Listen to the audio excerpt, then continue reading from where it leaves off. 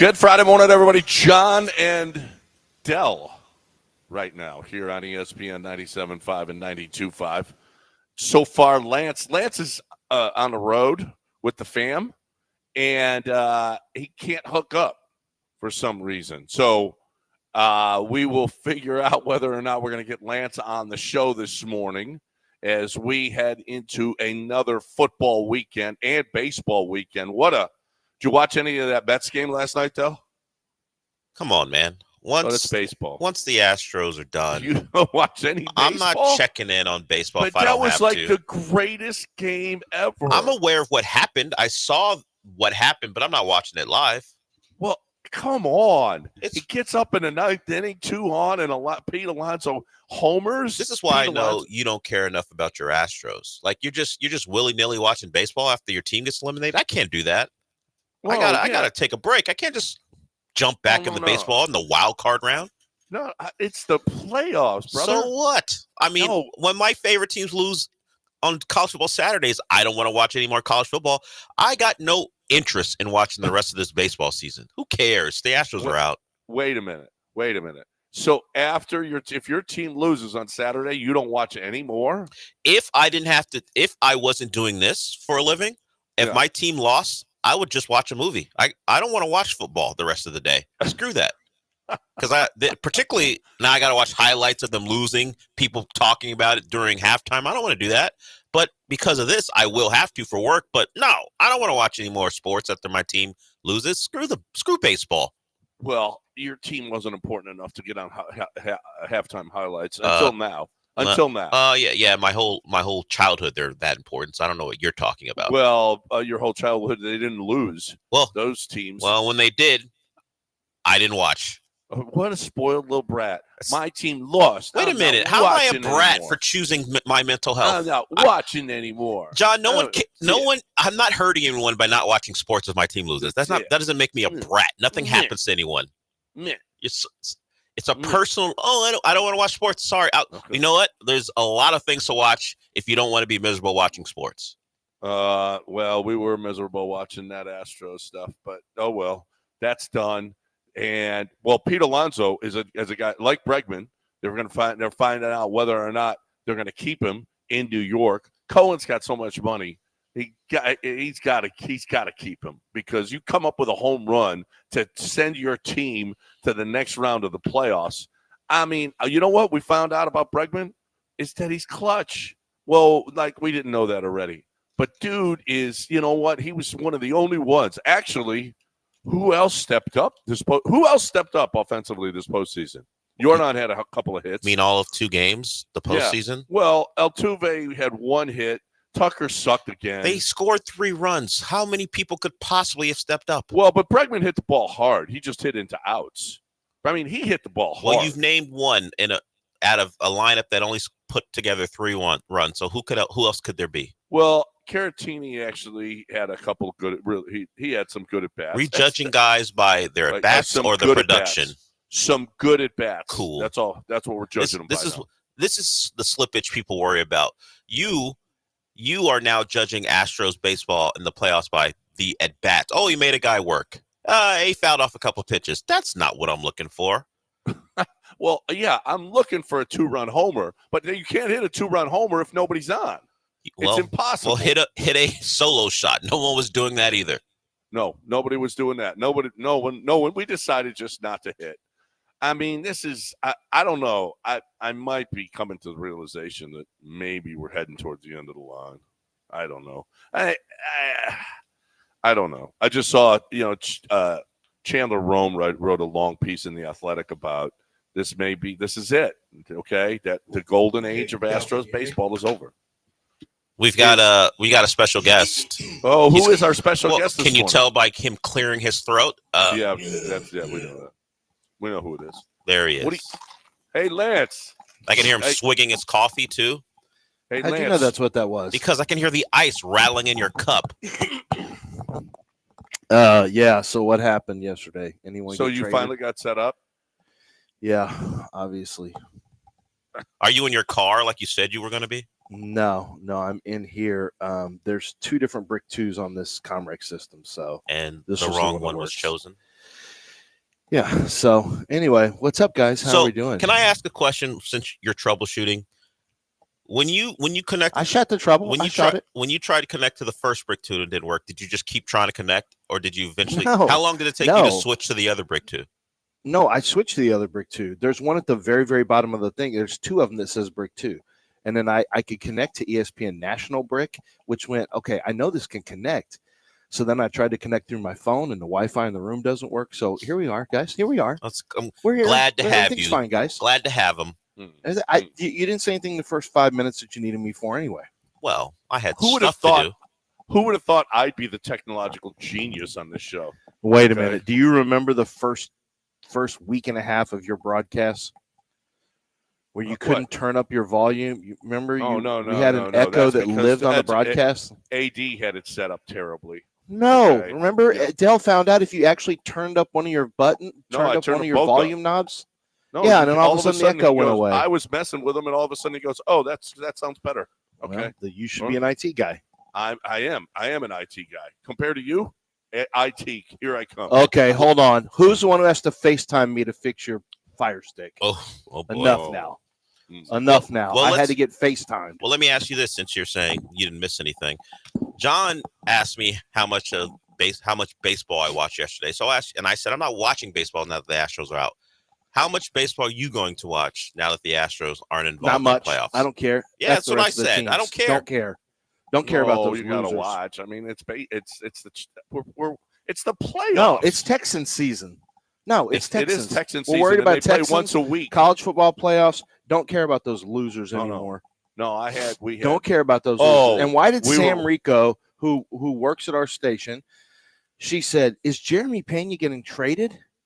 Why did she say that? Is there something out there about Pena? I have not seen No, that. he just sucked. That's all. He sucked this year. That's all. Okay, I I mean- didn't know if I missed something because I was No. driving 10 hours to No. Tuscaloosa. I'm now a truck driver, and I'm not allowed to, for whatever reason, look at my phone while I'm driving when I'm in the car with my wife and daughter. Seems Well, like no, when I'm by because you're myself, I can do driving. it just fine. Don't you have precious You got cargo precious in there? cargo. Why are you looking Yeah. at your Oh, phone? do I have a baby on board sign in the back? No, No, you you have got your a wife daughter and and wife and a kid. daughter.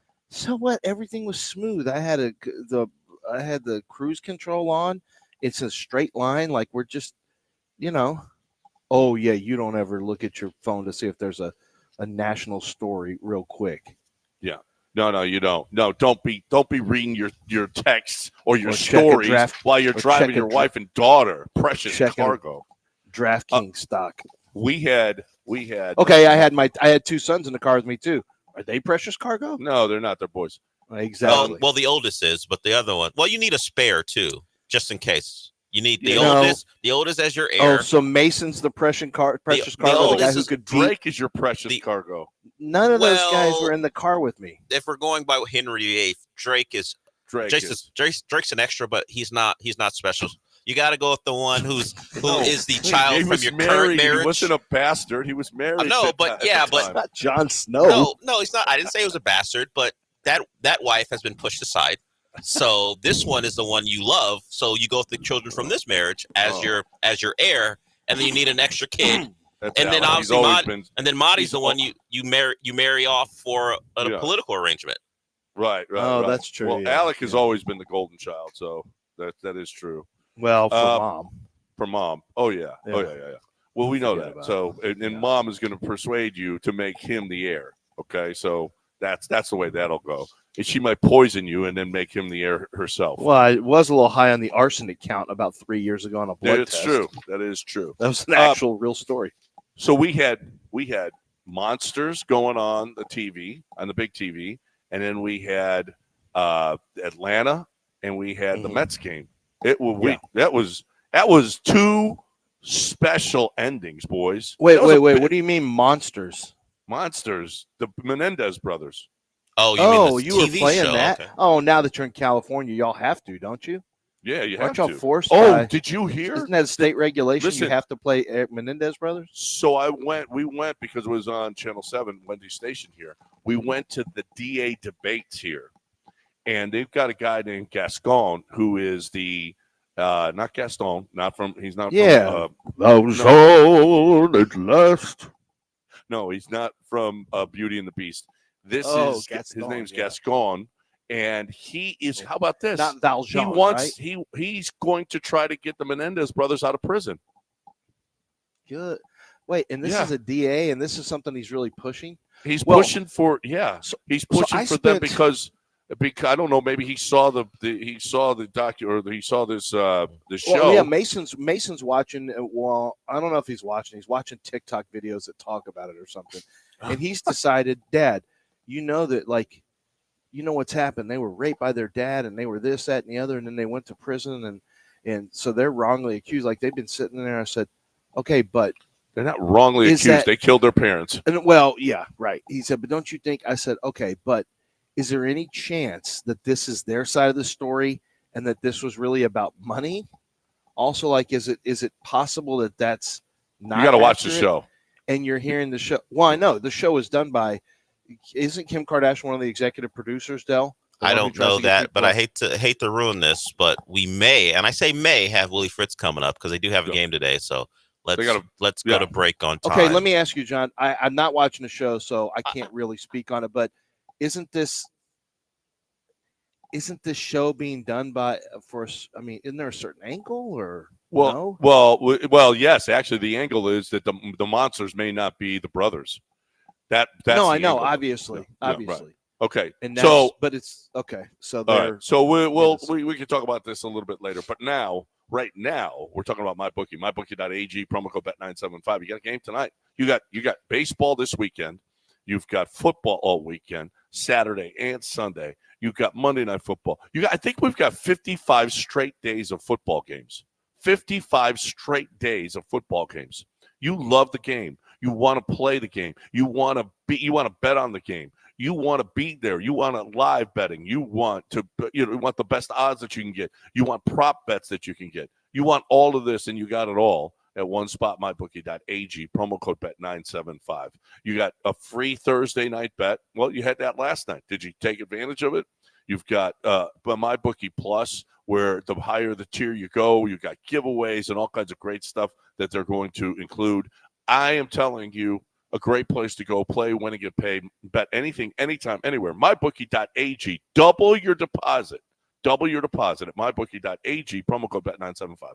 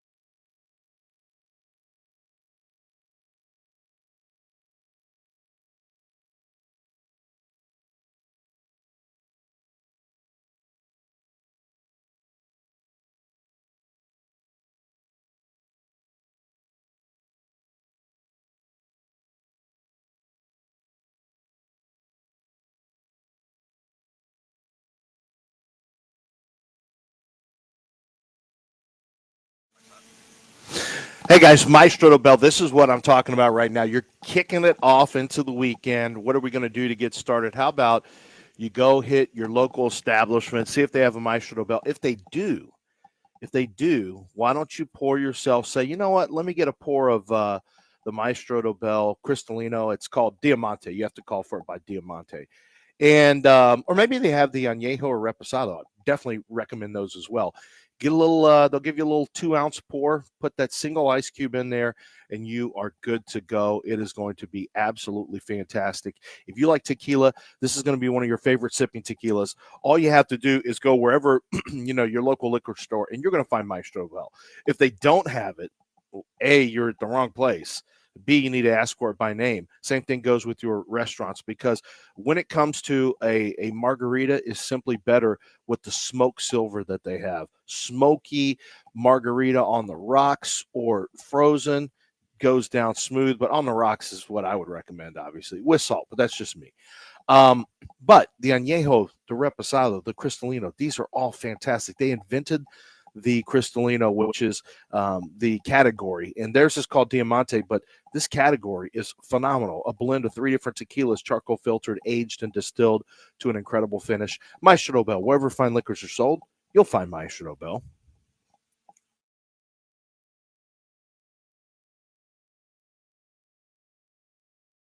You're back in the Veritex Community Bank Studios with John and Lance on ESPN 97.5 and 92.5. All right, Willie Fritz not here. Brought to you by Chastang Ford and HRNP. Willie has. That's fine. Although, yeah, I mean, what is he gonna? I mean, honestly, if you haven't scored, I hate for him to even have to come on today. I know I mean, Jimbo avoided us at the end of his tenure there at Texas A&M.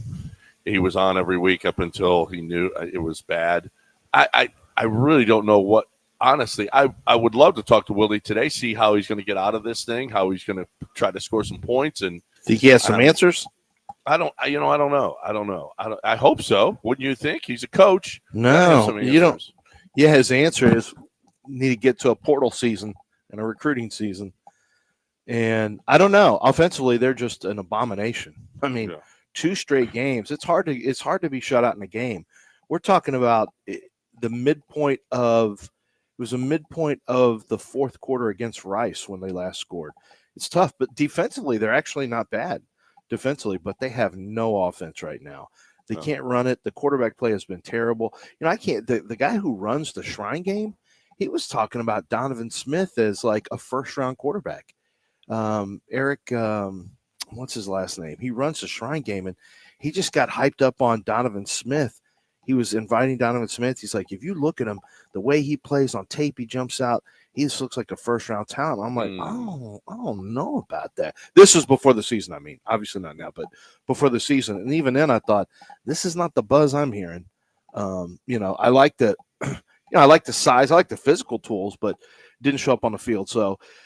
Not showing up right now. This is going to be, just quickly, I don't want to linger in it, but it's going to be interesting to start talking to teams about their thoughts on draft prospects, because the quarterback position is going to be a little weird, I think. Carson Beck has not been great. Shador is not a guy who they have at the top of the food chain. I don't know. I mean, is this going to be a year we see a non-quarterback go first? It could be. I don't think it's going to be Travis Hunter, but we'll see. Maybe it is. No, I don't think it is either. All right. The top 10 quarterback prospects of the 2025 draft are Shador Sanders, Carson Beck, Quinn Ewers, Cam Ward, Jalen Milroe, Drew Aller, Jackson Dart, Garrett Nussmeier, Miller Moss, and Will Howard. I still think Miller Moss is going to shoot way up. He's going to shoot higher. Yeah, I think. I mean, and maybe Nussmeier as well. I don't think Nussmeier will. I think Cam Ward will be up there. I think Ewers Jackson Dart will. Jackson Dart. No, I don't think Jackson Dart will. I think Quinn Ewers is not going to be a top 3 to 5 pick. What if I tell you Jalen Milroe? Jalen Milroe is the first quarterback. I can't see it. I just can't see it. The passing is just not good enough. He throws a good deep ball, but as a standard passer. But here's the thing: as long as he does, like, this is the key. If if Lamar Jackson were ever stop running, it'd be a massive issue. You'd be dealing with the subpar passer by NFL standards. What makes him so dynamic is his ability to extend plays with. Same thing goes with, not the exact same thing, but because Josh Allen is a much better passer. But man, the ability to get out of the pocket and get and scratch out first downs is such a major thing. And with Jaden Daniels, you're looking at a guy who does the same thing, who does the same thing that or who can do the same thing that Lamar Jackson does. It is a major factor. So Milroe, I have to keep that in mind. Now, I think one of my favorite scouting reports is the one I did on Lamar Jackson, because I think I really kind of projected what and who he was and how he needed to play. Milroe might fit into the same. He throws a good deep ball, no touch, throws rockets from 5 yards away. Not very good accuracy in the intermediate. But that's like, John, this is what I said with Lamar Jackson, because I was thinking of, this is in 2000. When did I write him up? 18. And this is after the Astros won the World Series in 17. And I started thinking, well, the 15 Astros struck out a lot, but they hit home runs. Yeah. And you can succeed if you hit, what difference a strikeout makes if you're hitting home runs. And that's what I looked at with Lamar. I said, you know what? From the inaccuracy passing standpoint, you can have strikeouts if you're hitting home runs. It's okay. And it's the same thing with Milroe. I have to be careful, because even if he's not a great passer, and it will come back to haunt you, and I think it puts a cap on how good you can be. But if you can hit home runs with your legs or with the deep ball, which he can, that covers up for a lot of other stuff for sure. All right. So Miller Moss is going to be a first rounder. See, I think Miller Moss is going to shoot up. I think he's got a lot of. And Nussmeier, I gotta watch these a lot closer. Jackson Dart, no way. No. Okay, I'm asking you. Miller Moss, first rounder. Shedeur Sanders. I think first rounder. Carson Beck. First rounder. I think he'll be first quarterback. Quinn Ewers. Second. Ooh. Cam Ward. But once again, I got to watch these guys, though. Cam Ward. First. I think we'll have 4. Jalen Milroe. Yeah, first probably, I guess. I think Quinn Ewers is going to be a first. That's 6. Could. Will Howard. Will Howard, no. Like third. Jackson Dart, no. Third or fourth, no. Drew Aller. Now, Aller's another one that people really like. He wasn't good last year. He's playing better this year. Aller's only is he a redshirt sophomore, or is he a junior? He could go back. The red shirt here, the wild card here is Moss could go back too. If I'm Moss, I'd probably go back, make a bunch of NIL money, and then get another year under my belt. Because Miller Moss has some of the kids, but Miller Moss also has a long windup. So I don't know. I have to study these guys closer. I don't know. But there's the Quinn Ewers talk always. I don't know. I think Quinn Ewers is going to be a first rounder, dude. No, I think he may be a first rounder, but top 3 pick, first pick of the draft. I don't know. I don't see it. Cam Ward first round. Other than last Friday, he's done a great job of not making mistakes, which kind of made his time at Washington State a bit up and down. Protection's been better, so he hadn't had to throw or try to make plays that aren't there. I think there's a shot. He's mobile enough. I think people are going to be surprised by how well he moves, because he just doesn't make that part of his game. I wouldn't be surprised. But see, you hear Dell, though, John. Dell's not like all people who just saw the first couple weeks and saw the stats would think, oh, it's automatically. Dell watches the games. He knows. I wouldn't be surprised. It's not as clean as people think. It really isn't. Even that first game he had where he looked so good, he was throwing behind guys. He does a lot of trick shot stuff that looks fun, but he doesn't always throw to the hands of the wide receiver. And that's, that accuracy is something you really love to see. And I don't think Dell could answer better than me because he's seen him more than I have. But that's been an issue with him, Dell, is that his accuracy is just a little spotty on ball placement and just standard accuracy. Yeah, he can make the spectacular play, and then some throws you watch him hit a guy in stride like he's hitting a keyhole. And the other times where there's an adjustment that the receiver needs to make. So the Cam Ward that you see on occasion can be, wow, that guy's a top 5 pick. Other times, like, okay, you see where there's work that needs to be done. It's mostly about his feet and how he throws the football. There are times where the casual stuff that people like, maybe he's a little bit too casual in the pocket and the feet aren't where they're supposed to be. So a ball will sail a little bit or be behind a guy, but it's wide receivers open in college. The windows are so wide that it doesn't really matter. I think soundness with his feet and just being consistent would help him quite a bit. 713-780-3776 if you want to get in here on ESPN 97.5. How about your boy Nussmeier, John? I'm not a fan. I'm not a big fan. He misses passes. I don't know. I just don't think. I mean, he's got. I wonder if he likes your radio show. I don't know if he likes. I don't care. I wonder if he's a big fan of you. I hope so. I hope he listens, but I Probably doubt not. it. He's busy in college and in Baton Rouge, so I doubt he listens to this show every day. But either way, I don't want him. If you ask me, do you want him or CJ? I'm going to go with CJ. Right? Yeah. That's not the question. Okay. But Dell, John, would you rather have him or CJ? I'd rather have CJ.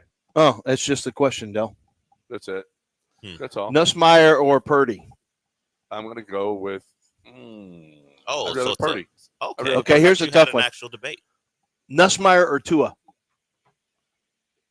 Which two are you getting? The one who plays or the There one who ain't doesn't no play? healthy one. Well, there's What no healthy There's no healthy quarterbacks. What are you talking What about? healthy one? What are you talking about? What healthy one?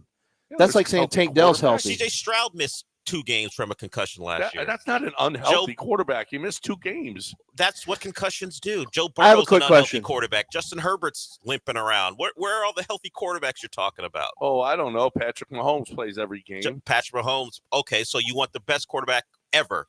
Yeah. Oh, That's right. Cool. Name all the I'm other going to take ones. him. I'm Who going are to take him. Cool. Who are the other quarterbacks who are just flitting around? Josh Allen, I'll give you that. But quarterbacks get hurt. It happens. I've got a question for you. Has Tank Not as Dell often played as more? Tua. Has Tank Ask Dell Joe played Burrow. more games or missed more games during his NFL career? We're in year 2, and the super sturdy Tank Dell, has he played more games or missed more games as an NFL player? Dell? Oh, I think he's talking to you. You're the Oh, he's talking to me? yeah. Yeah. Tank Dell, has he played more or missed more? Yeah. Tank Dell has played more. He has played more. One more. Yeah, thank you. Missed night. 10, played 11. Is that what we're looking for? Yeah. Well, I mean, that's a the one- Will a Fuller. one- That's oh, the he's Will gonna be- Fuller mark. A 1-to-1 ratio? And he's going to That's be the back Will for Fuller the rest mark. of this year, and he's going to dominate. He wasn't dominating when he was playing. Well, he will now.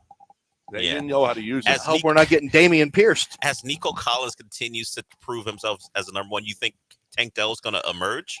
I'm starting to really realize, maybe there's not enough balls for him because Stephon Diggs is going to get his, and Nico's going to get his, and then Tank gets his chest hurt just walking around seemingly. Like he gives himself concussions. He acts like he's paper. I just missed 10, played 11. I don't know. Little guys get hurt. Little Bryce is having to wear a backpack and his skate he has to hold on to a skate on the sideline. Stop already. Tiny Tua. Well, he's not tiny. He's just got concussion issues. He's got mom hips. That's fine. He's but he's short. like 6 plus 220. That's not tiny. Where's mom jeans? He's not Bryce Young tiny. He's wee. No. Okay. He's not like my quarterback. Which one? CJ? Donovan CJ. Smith is 6. Donovan Smith's healthy. 6'4", 230 or 240. Okay. Some of that. You know what, Dell? Get you some Donovan Smith next year. That'll be good. No, I'm good. I don't know. Feels like quarterbacks get banged up and get hurt. So Donovan Smith, I wish he would just I play hope he well for plays Willie well. Fritz. Yeah. That's I all do I care too. about. I do too. That's what we need. We need that. That's what we need. Mom hips. What do you mean he's got mom hips? I don't know. You just kind of high hip, kind of looks like mom hips. Some like Isaiah Likely. You seen Isaiah Likely, the way he walks around? Mom hips. And Dell was talking about that with some other player too. What other about player? Patrick Mahomes? How does when he walks around? Oh, you mean there's something Oh, you mean CJ? off about him is that what walking you around. mean? The other player, CJ's got hips. We're not gonna listen to this. No, We're not gonna listen to this blasphemy. about CJ. Well, you Stop blasphemy. You said I was No, talking it's not about, fun. It's not fun. but you brought it up. It's gotten personal. You said I was. Nah, it's gotten personal, You Dell. said I was talking about another player off the air. Yeah, I was talking about CJ. CJ has the hips of Patrick Mahomes. Oh, you said that off the air? Yeah. Oh, okay. And I then thought it was on here. he's got Patrick Mahomes He hips. doesn't waddle like Mahomes. Mahomes has a weird, He's yeah. got a There's weird something. walk weird and run. It's not about stick up the butt kind of. It's not about how CJ walks. Yeah, that's what it is, John. It's a That's stick up the exactly what it is. Like he's holding something in. Like he's got to, that look where kids have to use the gotta go? bathroom and they're Yeah. and they're trying to get to the toilet and they're clenched up and they're walking with short little. That's what it is. That's how Pat Mahomes walks. Maybe that's the sign of a great You quarterback. just figured that out. If more quarterbacks Yeah, I don't. played I couldn't place it. I'm like, what? Yeah, you gotta go to Something's the off bathroom, about this. let's try it Yeah. out. More quarterbacks should walk around like they have a stick up their butt. Well, look Look how great that one is. Dylan Raiola. What's going on with him? Yep. Well, Look I at him. mean, if Pat does it, he's doing it. Dude, damn right he's going to do it. And you know what? If the Hogs do it, then it's going to be a job that's not well done. That's done greatly. Okay. When you go to the website and you see Hogue Landscape Services, HOGUELS.com, Hogue Landscape Services. When you go and you see what they do for people in their backyards, it is incredible. I mean, the beauty, the workmanship, the ingenuity. I mean, it's not like you're looking at backyards here that you've never seen before. Stuff you've never seen before. Decks with the lines and when you see these backyards from an airplane, you go, wow, is that a neat backyard? Okay. It's incredible work. And listen, technologically, they will design it on the computer for you, see it, and you can see it, and you'll go, wow, that is incredible. Let's do that. So if you have and it doesn't matter how big it is. I'm looking at one that's just that's all it is a patio, and yet it looks fantastic. I mean, it can't look better.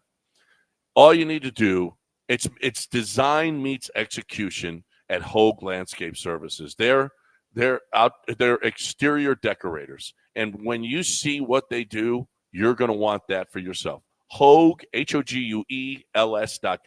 Tell them you heard it right here.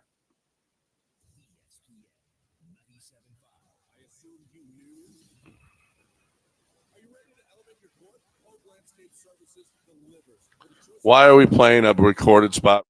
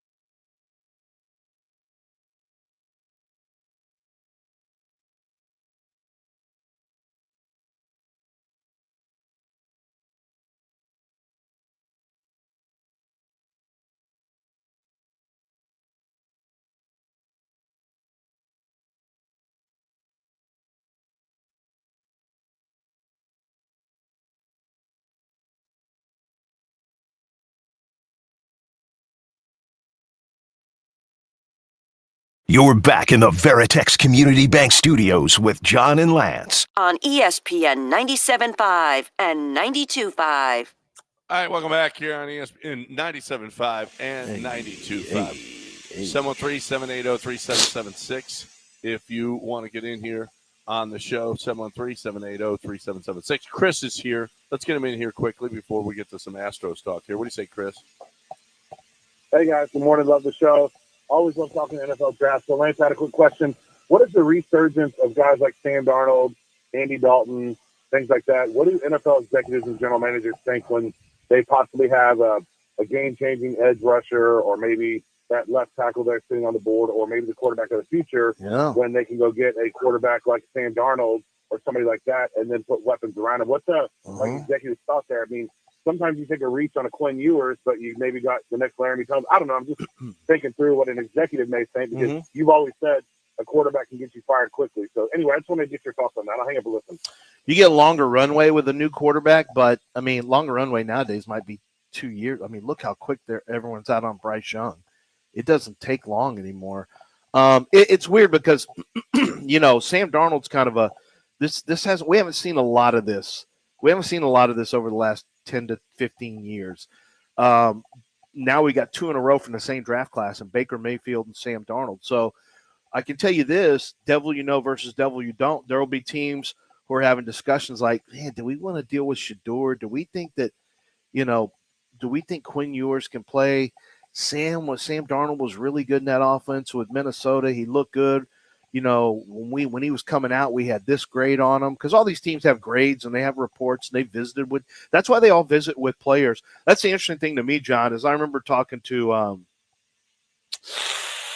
it wasn't Charlie Cashley. It was somebody else. It was a while back, and I remember asking a GM, "Do you guys meet with these? Why do you meet with players that you can't possibly like you wouldn't possibly draft? You already have that position." They said you meet with them because you want to know who they are, because there's always free agency. You never know when a player may wash out in some place and end up, and you may want to trade for a player. So you want to know who a guy is. And so all these teams, like, even if they didn't need a quarterback at the time in 2018, a lot of these teams would have already done work on Sam Darnold to find out who he is. And I think Sam's going to get this time in Minnesota is going to resurrect him. He's going to be a $20+ million quarterback. He may get that tweener contract. I don't think it's going to be with Minnesota, but we'll see. But he may get that tweener contract where it's like Baker, that contract where he's a low end, a lower middle starter, but an off the charts backup. So yeah, and if you could draft an offensive tackle, a left tackle, or a pass rusher, and you don't have to draft a maybe quarterback, man, that's a big advantage, because if you get average quarterback play. You can win at a high level in the NFL with average quarterback play. I'm not counting the Vikings out. Listen, if he has a big year and they go to the playoffs and they go deep into the playoffs, I don't know how you let him go. But listen, you got a rookie on a rookie contract and you give him $30 million. I don't have any problem with that. But John, basically, then your rookie can't. Your rookie's now on a second contract coming up, because what are you going to do? Sam is a free agent. Somebody's going to give him a 3-year deal. If you're the one who gives him a 3-year deal, you've basically eliminated, at least on a competitive market. If you're talking about getting as high as what you're talking about him going far. If that happens, then Sam Darnold could be into the $30 million range. And if that's the case, you might as well deal JJ. Well, quarterback in that case, because he'll have a lot of decisions also get you fired. If you decide that we're better off with our rookie as opposed to the guy that took us deep into the playoffs, then you're making a decision that for your job. But that's what you do. That's why you get paid that. I mean, you can't go in scared. Or you keep the guy that brought you there. But you're going to know who JJ is. If you like Sam that much, to me, you deal McCarthy. I wouldn't even blink twice. If you like Sam as much as you're talking about, then McCarthy gets moved for a first-round pick, because he would have tremendous value in next year's draft based on the quarterbacks that, as I see them right now, without doing deep dives, I would say turn right around and move McCarthy. Still got 4 years left on his or 3 years left on his deal. 3 years and an option left on his deal, you would get a high first rounder for J.J. McCarthy. Listen, it'd be only his second year of the contract. If Sam Darnold plays well again, then you get rid of him. But I wouldn't get rid of him right away. There's no guarantee. You don't. Yeah, you're right. Yeah, you probably don't have to. But you've already given Sam Darnold a big contract in your world. Well, you give him a 2 or 3 year deal. That's all. But what is someone else going to? That's my point. Is there's going to be people. I'll give you an example. What are the Eagles going to do if Jalen Hurts doesn't start playing better? What is, because right now Jalen concerns me a little bit. His play is okay. It isn't great. What are the Giants going to do? You don't think the Giants, like if you're the Giants, would you rather have Sam Darnold or Daniel Jones? You'd probably rather have a restart quarterback, so it doesn't matter. You'd probably rather have reset. Is Sam Darnold is he going to start getting the status of Kirk Cousins, where you say, man, Atlanta says, we'll take, interestingly enough, they drafted a first-round quarterback after they signed him to a big contract, and everyone thought they were completely idiotic. Exactly. Kirk Cousins had the most Kirk Cousins game ever. You like that? 509 yards passing and 4 touchdowns for KK. How's that? Any good? Yeah, Kyle Pitts even almost got to 90 yards. What did you call him? KK. Isn't it a KK? C? Oh, wait, KC, yeah. Well, we in the South, they call him Kirk Cousins. And then they try to find a middle name. C to the K? Because it's the South? It's the deep South. You never know what they do down there. There's plenty of teams that still need quarterback. Including, there are. Yeah, including Titans. the Raiders, Jaguars, the Titans, Panthers, the Jaguars, the Titans, the Colts. Yeah. The Colts. The Colts. Is their guy going to be healthy, Dell? The Steelers. I don't know. Let's see how Flacco does this week. The Steelers need a quarterback. The Patriots need a quarterback. The Dolphins need a quarterback. No. They just drafted Drake. They just drafted Yeah, good Drake, luck. man. They still need a quarterback. Stop putting quarterbacks on everybody. The Giants need a quarterback. Listen, Are you Sam Darnold's agent? Be careful backing Sam Darnold. He's going to burn you at some point. You know that, right, John? Oh no, I said that again. Dude came out of college as a great you had him the number 1 guy in the draft. No, not in that. Well, did I have him? I think you had Darnold number 1. I had number 1 quarterback. I might have had him number 1. I think you had him number 1 overall. And you know what? I might have. He might be in the right situation finally. He's I just nailed that. I nailed that draft grade on him. You did nail it. He might be, but John, then I would say, okay, so is he really that? I guess it doesn't matter if he's that good, because I'm saying, like, is he really that good? If he has to have Justin Jefferson, the perfect play, isn't that more the system then? But you know what? Who cares? No, honestly, you don't. Well, like. you mean at this point you're going to ding him for having good receivers? At this point, no. He's got to be in the perfect play calling situation with Kevin O'Connor and this. But that's what he has right now. But you know what? Once you get to this point, it's more about can the guy run the show. This is the good thing about being a veteran quarterback. Once people know your flaws, they also know what you do well, and we're no longer projecting. So with Sam Darnold and Baker Mayfield, you got to a point where you weren't really projecting anymore. You say, yeah, well, you know what? We got a pretty good situation here. We think we can plug them in. And you know what? Game managers get $30 million plus a year too. That's just the going rate. That's just the going rate. All right. So you're probably right. He'll get 30. Sam, he's got to continue to play like. You're right. It may all fall apart on him, but it may be a Rich Gannon situation. It may be, man, he's in the right situation and he's really good. Yeah. We'll see. I mean, it really could. I mean, I think it's a great story. I think that, for me, I had Saquon Barkley in 2018. Sam Darnold I had as my 5th rated prospect. I had Saquon 1, Bradley Chubb 2, Quentin Nelson. Actually, Saquon 1, Quentin Nelson 2, Bradley Chubb 3. Is how I had it. And I had Roquan 6. Yeah, I had Sam. I had him way ahead of the other quarterbacks. So I'm looking at it right now. But he was my number 1 rated quarterback for sure. But my number 1 player was Saquon, followed by Quentin Nelson in 2018. That was a really good draft, by the way. That's a good draft. Roquan Smith was in it. Vita Vea. like Derwin James, Calvin Ridley. Remember Leighton Vander Esch? Remember when he was really good and then he broke his neck into a million pieces? Yeah, right. Denzel Ward, Jair Alexander. Dude, this is a really good draft. Minka All right. Fitzpatrick.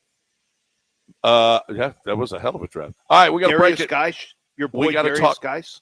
Remember when Chastang Ford came around? No, because we weren't alive when Chastang Ford started selling cars in the city of Houston. It was over 80 years ago that the Chastang started selling Fords. Well, they started selling cars here. And you don't continue to do that. Boy, whoever it was 80 years ago that started the Chastang tradition started it the best way you possibly could. Because I know this with Joe and Patrick, I know the integrity. I know that the effort that they're going to put into it to make it you part of their family, to make your car buying experience the best it can be. I've seen other dealerships. That's all they care about is the bottom line. That's all they care about is the numbers. We got to sell this. You got to upsell. You got to sell. Hard, push. That's not the way they do it at Chastang Ford. Okay. When you get online, you go on chastangford.com. Someone will pop up and say, how can we help you? Is there anything that we can do? What are you looking for? Let us help you through this. And they will. They won't lead you. They won't urge you. They won't push you. They won't do any of that. There's great deals going on right now. They're going to work their hardest to get you the best deal that they possibly can. $5,000 off Broncos, $10,000 off Bronco Raptor, $10,000 off the Heritage Bronco Limited Edition, up to $12,000 off on F-150s. It's going on right now at Chastang Ford. Here's the deal. You're always going to get the best. You're always going to get the rebates. You're always going to get people who care just about making sure that you get your payments where they have to be. At chastangford.com on 610 at Homestead, not Hempstead, just 5 minutes from downtown Chastang Ford.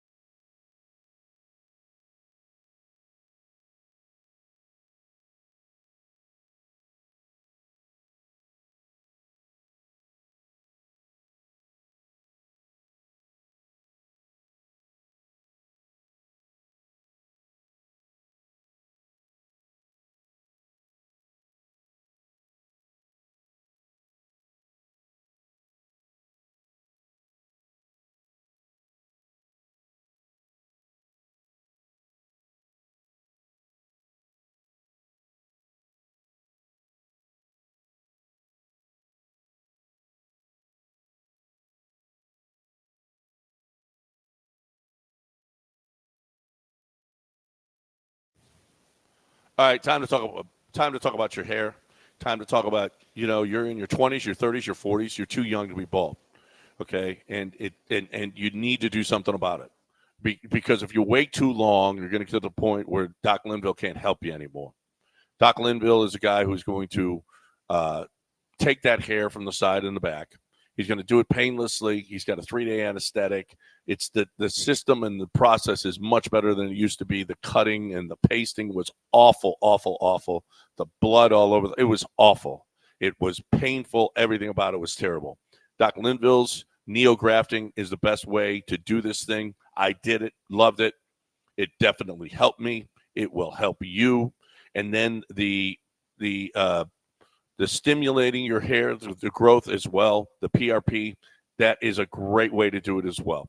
You're looking for a great way to save your hair. Save your hair. All you need to do is go to 975hair.com, 975hair.com.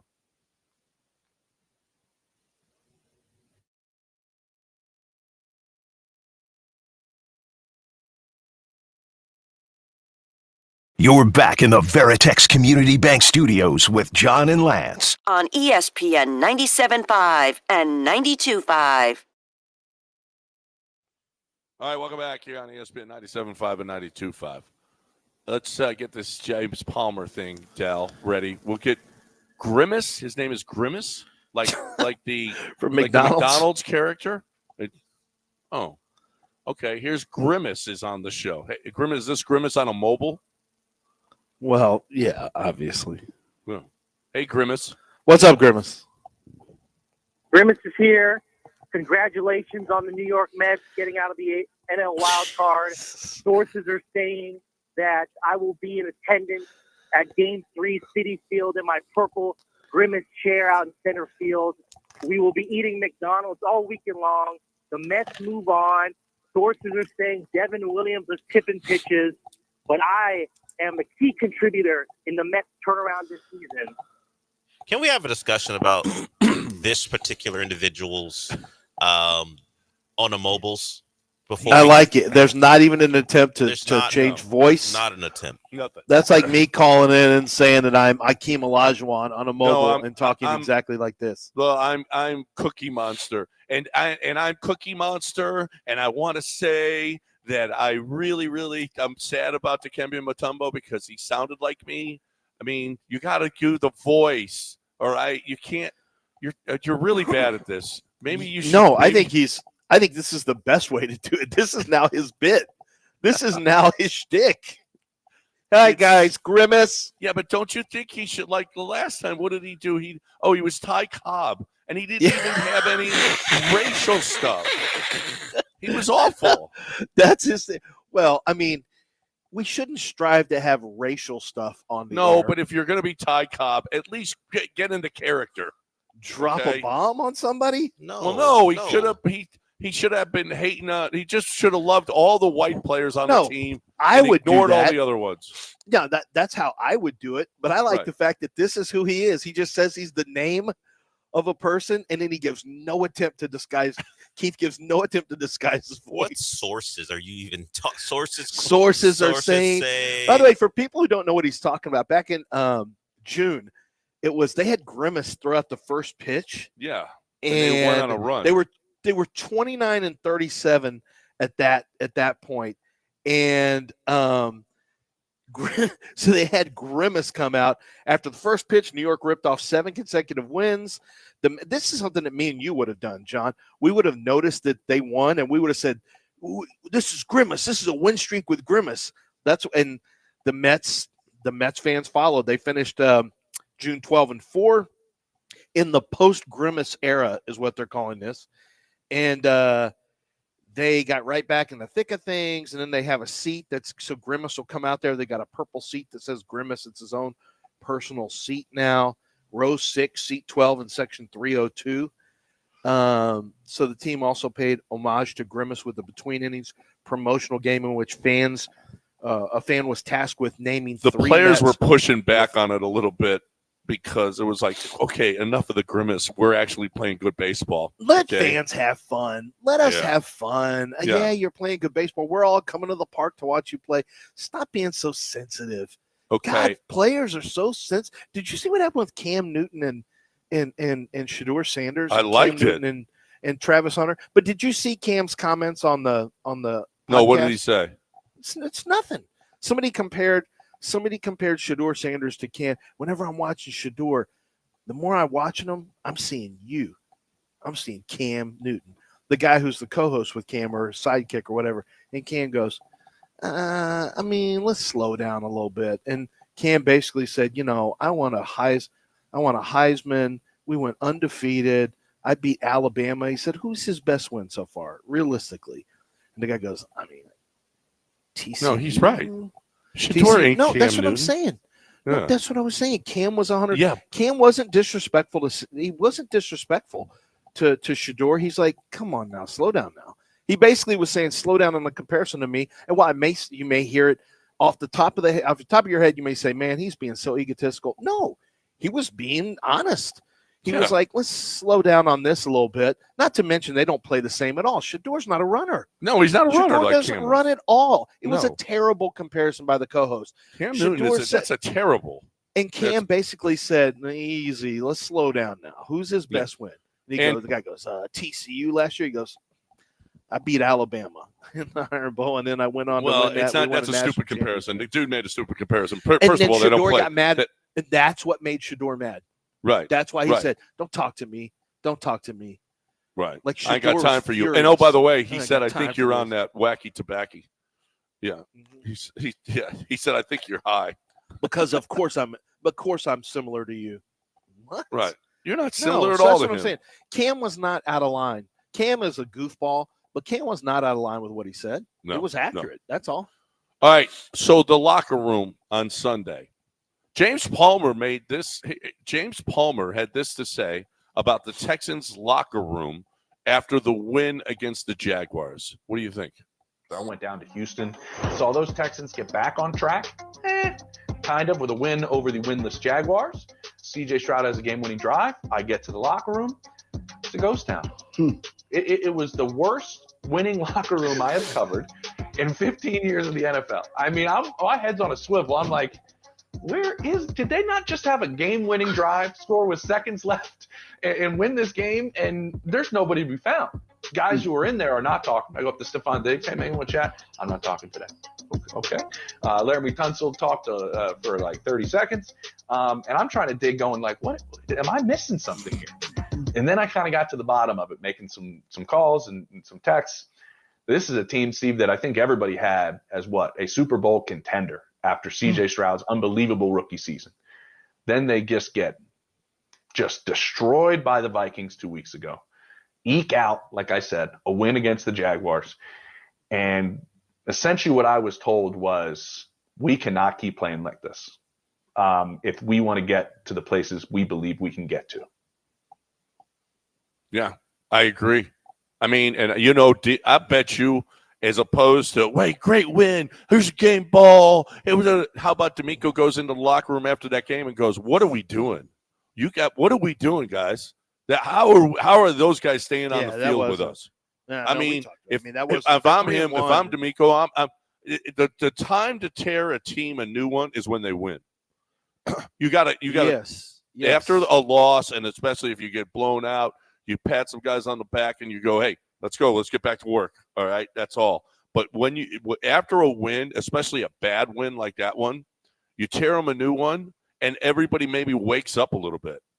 And this team needs to wake up.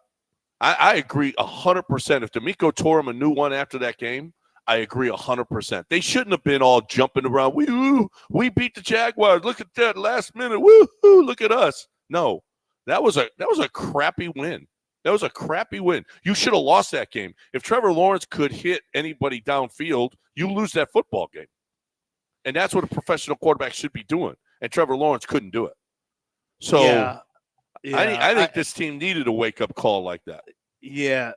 I don't know if it's a wake-up call or not. I mean, the ghost town thing is a little concerning. I've heard that there's a bunch of friendship bracelets going around right now with the media covering the Texans right now. I had somebody reach out and direct message because I was curious as to why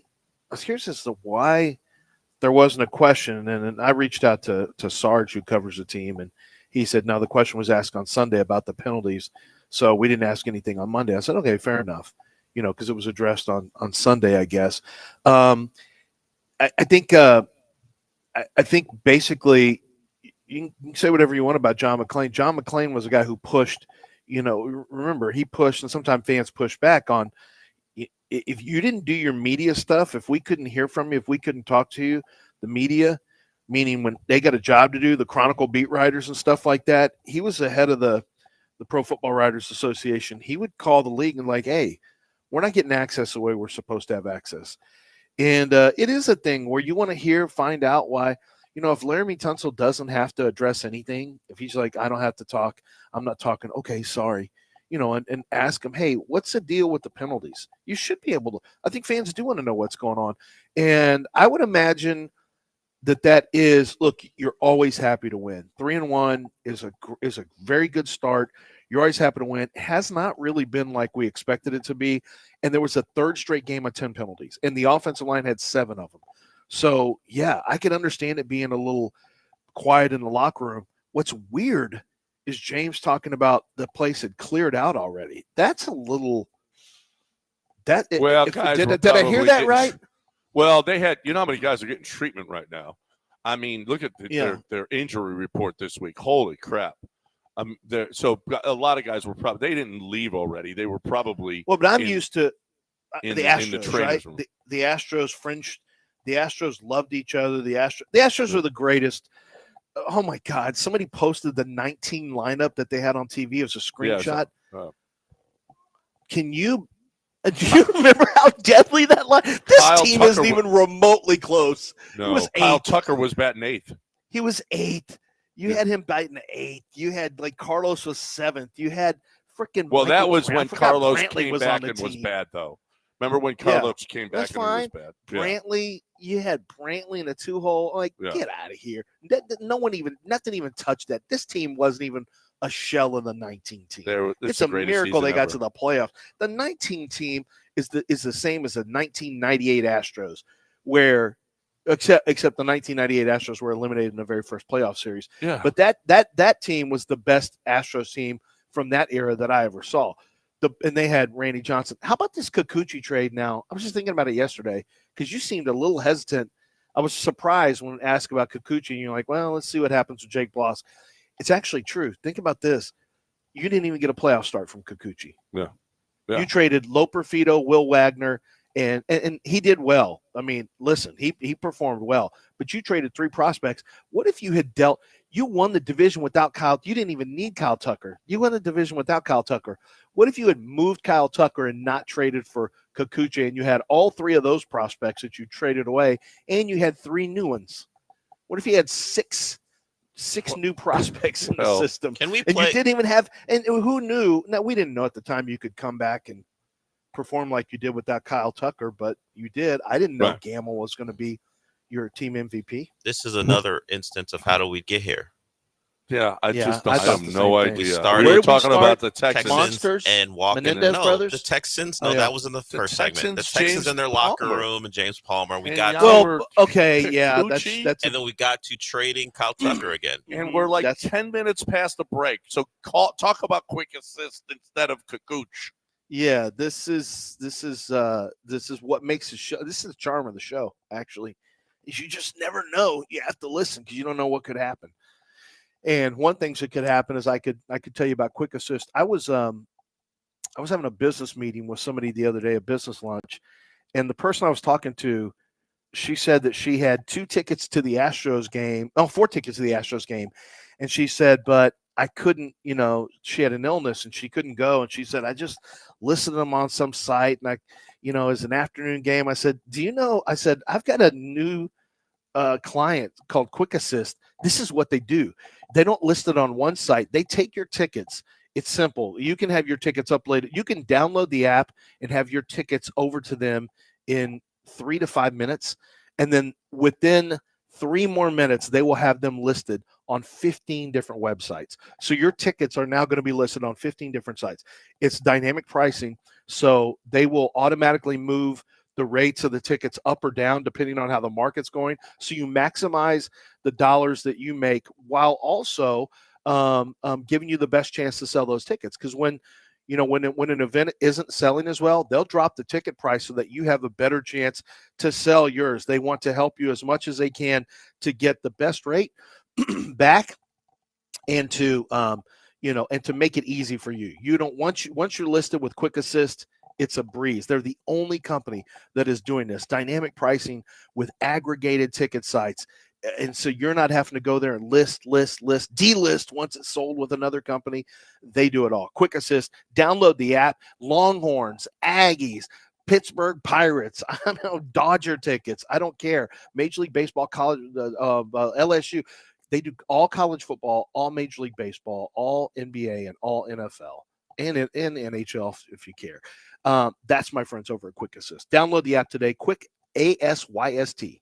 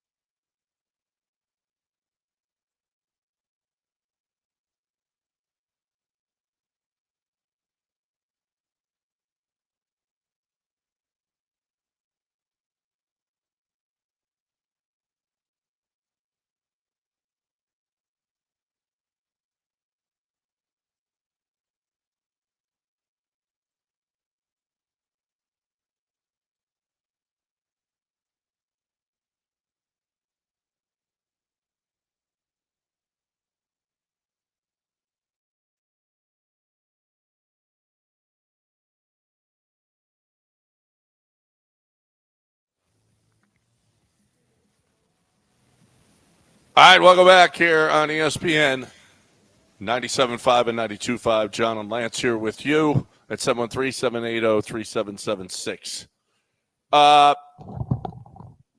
You got Brian McTaggart talking about this, though? You got audio of this? You started talking about Kukoc there at the end. I don't know how we got, Dell's right. I don't know how we got there, but we did get there. The Alex Bregman contract thing. I don't know what he's worth. If Matt Chapman got 6 years, 151, and he's a Boris guy, I mean, he was sitting out there for a while too, and finally got his deal. Is Alex Bregman worth that much more than Matt Chapman? Are the Yankees or the Red Sox? It's the Yankees, the Red Sox, I think. I think those are going to be probably the two that it comes down to. And both of them, I think, want to put him at second base. And then that's a decision that Alex Bregman's going to have to want to make, too. Is that I mean, he could play it, but, man, does he have value at third? Yeah, but they've got Devers, No, I understand. Yeah. Why are those the only teams, do you think? Why is that who you're looking at? Because they're going to be the highest bidders. Well, the Red Sox have highest bidder, you just need a bid higher than the Astros, don't you? Yeah, but he's also going to want to. He's also going to want to win. He's not going to want to go. Well, did Carlos? Well, who was wait. Who was Carlos's first choice? I'm trying to remember. Was it Giants first? No, it was the Mets first. Remember when they were spending all kinds of money? That makes sense. Yeah. Mets are trying to win. Giants are trying to win. Yeah, and then the Giants. Was George Springer's number one thing winning? Not really. Not in Toronto. I think George wanted to get paid, especially since they didn't bring him up till he was 40 years old. Are you sure that winning's gonna? I think winning honestly, it's going to be a high priority for Bregman. Here's a problem. You just made a really good point accidentally, John.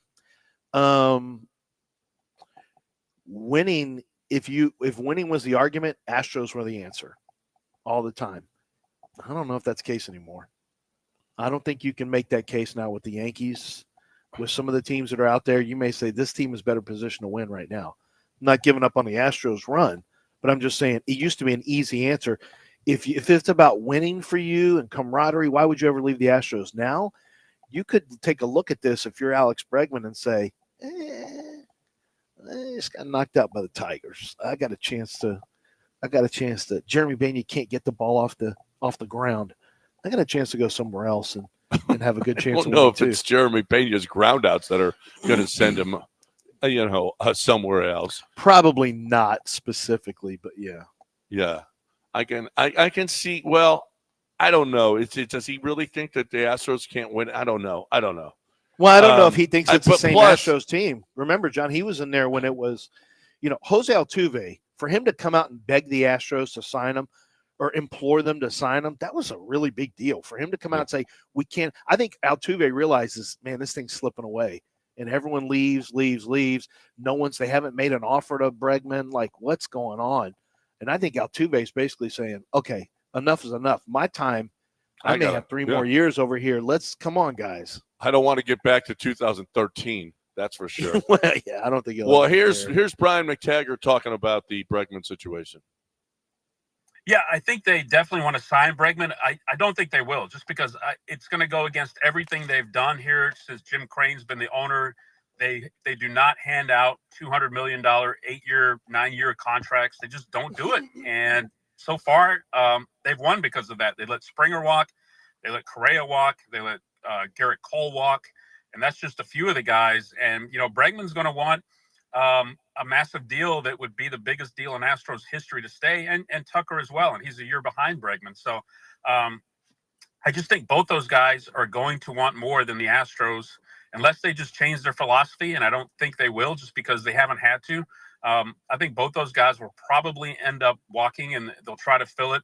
I don't know if they'll try to fill it internally like they did with Correa. Yeah. I mean, okay. Well, that's what we all think. That's not what they do. Jim Crane doesn't battle people for his own free agents. And he's definitely not giving you the market value. Yeah. I don't know. I don't know. Is Alex Bregman going to be the biggest contract in their history? I don't think so. Altuve's. Wait a minute. What's Altuve's total number? Altuve's total number is 175, John. Yeah. I don't think Bregman gets that. I don't think Bregman gets 175. You don't think he can get 6-year 180? No, he's not a $30 million player. I mean, if he says does, who? God bless. The Astros, You know what? But You know what? Honestly, so. I wouldn't. If he does, God bless. I don't want to give him that. Well, what did Matt Chapman get per year? 25. 25. Bregman, at least numbers wise, over his career is a better player than Matt Chapman is. I think he's going to shoot for 30. Now he may be waiting till February, like Boris clients do. Yeah. But well, and I think that'll be his target. It'll probably be his target. And Boris, he's going to play it up. He's going to have a gigantic encyclopedia of Alex Bregman stats that show that he's the greatest player since Ty Cobb. Well, I've got him all right here. I went to StatHead, and the WAR. Alex Bregman has a small lead, 39.6 to 38.4 on WAR. Actually, they've played comparable amount of baseball. So Alex Bregman has about 220 more hits. Their home runs, Bregman has 9 more home runs. RBIs, Bregman has more. Team career batting average 241 to 272. OPS 790 for Matt Chapman, 848 for Bregman. OPS plus is obviously bigger. Championships 2, All-Stars 2, Gold Gloves 4 for Chapman. So that's not an advantage for Bregman. Bregman has no Gold Gloves, and yet, he's had Matt Chapman. I think, and Matt Chapman has 4, but I think very highly of Bregman as a defensive player. So I don't think that's a net negative on him. But just looking at the numbers, Bregman has, it's not terrible. It's relatively. They're relatively close, but Bregman definitely has an advantage on him. And didn't you tell me Bregman was 1 year younger than Chapman? Bregman is 1 year younger. You said that yesterday, yeah. So Bregman at 1 year younger, he's March 30th, he's 30. So by the next baseball season, he'll be 31. Once he's in camp, once he gets to camp, he'll be 31. Matt Chapman is 31, and once he gets in camp and they get the season started, the first month of the season, he'll turn 32. I don't know, John. He's a better hitter. Defensively, Chapman's got a plus on him. I think you're right. Probably about 28 million is probably – now, Boris is shooting for the Magic 3-0. I guarantee you Boris is pretty good at getting guys. And Bregman's a winner, too. He's a pretty good agent. There's something to it. Bregman's a winner, and that'll play into, especially it'll play in Boston and New York. It really just depends, John, and who the horses are, who are the people who are bidding against each other. If it turns into Boston versus New York, Bregman's with Boris as the puppet master. Mm-hmm. You got a winner like Alex Bregman, a guy with a little bleep in his neck, as they say. Mm-hmm. I don't think it's crazy that he gets 30 if they get in a little bidding war. I don't think the Astros are going to be in it, and frankly, I don't think the Astros look, you take what we give you, and that's that. And how much value will a contender, if he goes to a contender, find in taking him away from the Astros? Mm-hmm. And maybe that might add to it's a double bubble his price, because you're not. If the Yankees could snatch Alex Bregman away from the Astros, and but we got Shea Whitcomb, of course. Now, but it's a coup to say you took their 2-time World Series champion third baseman away. Yeah, sure. But we got Shea Whitcomb, so there's that. Yeah, there's less concern now. When we saw Whitcomb defensively. We saw Whitcomb defensively when Alex Bregman was getting his bow during the regular season. How did that go for Whitcomb? It went pretty well. 4 errors, which that's about 2 months' work for Alex Bregman. He did it in 1 game. That's going to be a problem after that game. Listen, they were probably going, listen, this is our minor league player of the year, all right? He can hit. It's just like a Pena situation. We're going to plug him in at third base. And then they brought him up and they said, okay, go play third base and make 4 errors. And so, that plan didn't really work out the way they thought. They should have just kept him on the minor league roster, go win a championship at Sugarland, and don't let anybody see you. Okay. Don't let anyone see you does not inspire a lot of confidence for me for one of your minor leaguers. Well, that's what they did with Pena. Nobody saw him before he started at shortstop. Well, it wasn't because he was. You're saying don't let anyone see you because you think he's a bad defensive player. Well, that wasn't the case with Pena. They didn't want the girls to get all excited. Yeah, Jeremy no, Pena. Actually, Pena was in the Dominican League, or I think it was he played Dominican before the season started. They were raving about his defense. I don't know that we're going to be raving about Shea Whitcomb's defense anytime soon. I'm not sure. Hey, I know what I'm raving about. I'm raving about one of our new clients is Game Day Men's Health. I went over, I met all of the owners, and the owners said, listen, Game Day Men's Health is going to dominate this area. There's all kinds of testosterone places now. I've been doing testosterone replacement for a while now. I mean, it really, really, really helps. And especially, listen, you get into your 30s, your 40s, you're weaker, you don't have the same energy, the same sex drive, all of you're gaining weight. All of those things could be because of your testosterone levels. Well, go check it out. Well, how about this? Check it out for free. Check it out and find out in about 15 minutes, where your testosterone levels are. The other places, they can't do this because they don't have the labs on site. All of the Game Day Men's Health facilities have the lab on site, and they're going to be able to tell you right now, and they're going to do it absolutely free. It's just different. And then you will pay up front for a month, right? And then they can send it to you, so you don't have to go there all the time, especially if it's inconvenient to get there, or if you're traveling a lot and you need your testosterone shot, they will send it to you so you can do it. It's different. It's different with the way that you're going to be able to help you with your erectile dysfunction. They're going to go to the root of the problem as opposed to just throwing pills at you. It's different. Vitamin therapy as well. All of these things. I'm telling you, there's a 3-step process, and you're going to love it. If you're looking for a great way to lose weight, feel better, sex drive, all of these things, vitamin injections, peptides, all of these things, all you have to do is go to GameDayMen'sHealth.com, GameDayMen'sHealth.com.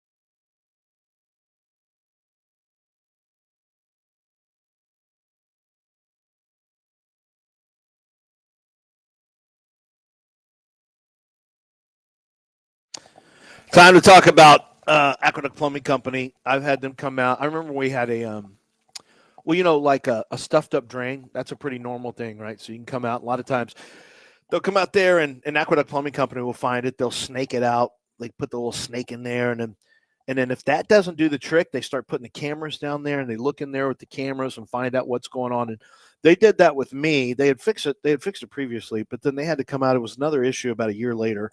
And it turns out that the line had started to belly, which means the the work that someone else previously had done with the grading and slanting the pipes that take the water to the sewer from the kitchen, it was flat. And so it was not traveling to where it was supposed to. And so it was backing up.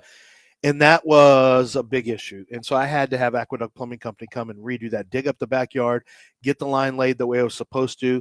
They showed me, they said, we're not going to have to do as much work if we cut this open and everything flows this way.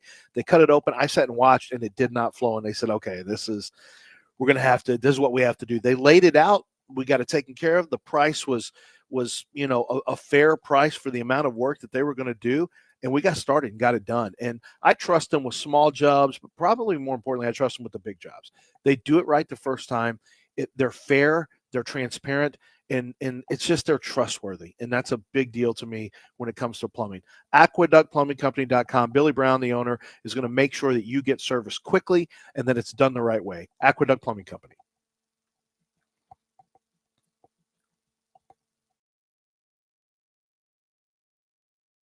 You're back in the Veritex Community Bank Studios with John and Lance. On ESPN 97.5 and 92.5. All right, welcome back here on ESPN 97.5 and 92.5, 713-780-3776. If you want to get in here with us, you're more than welcome to do that. Let's go. How about ESPN? ESPN says that their early rookie defensive player of the year is Kamari Lassiter. Lassiter. Yeah. I would go Jared Verse, but that's just me. That's what a lot of people have. But they have, you know what? He's played pretty well. I mean, we haven't talked about him a bunch, right? That dude was like 30-1 to win Defensive Rookie of the Year. You think what, Lance? He was 30-1. Was he really? To win Defensive Rookie of the Year, yeah. Has he been fortunate because of Trevor Lawrence and Anthony Richardson? The double moves have gotten him a couple times. What will we think of him if those balls were completed? Were they both him? I know that Richardson got – I knew that was a case. Oh, was that A.D. Mitchell? Ridley, was that on him? So Brian Thomas got him. Ridley. No. Brian, Kirk got behind people too, but I don't think it was. Brian Thomas did get. Brian Thomas had him. Yeah, you're right, Dale. Brian Thomas speed down the left sideline. I know exactly what you're talking about. That was on him because I'm keeping an eye out for him because I know the Colts think that he's not fast and that you can get behind him and that he has trouble keeping up with speed.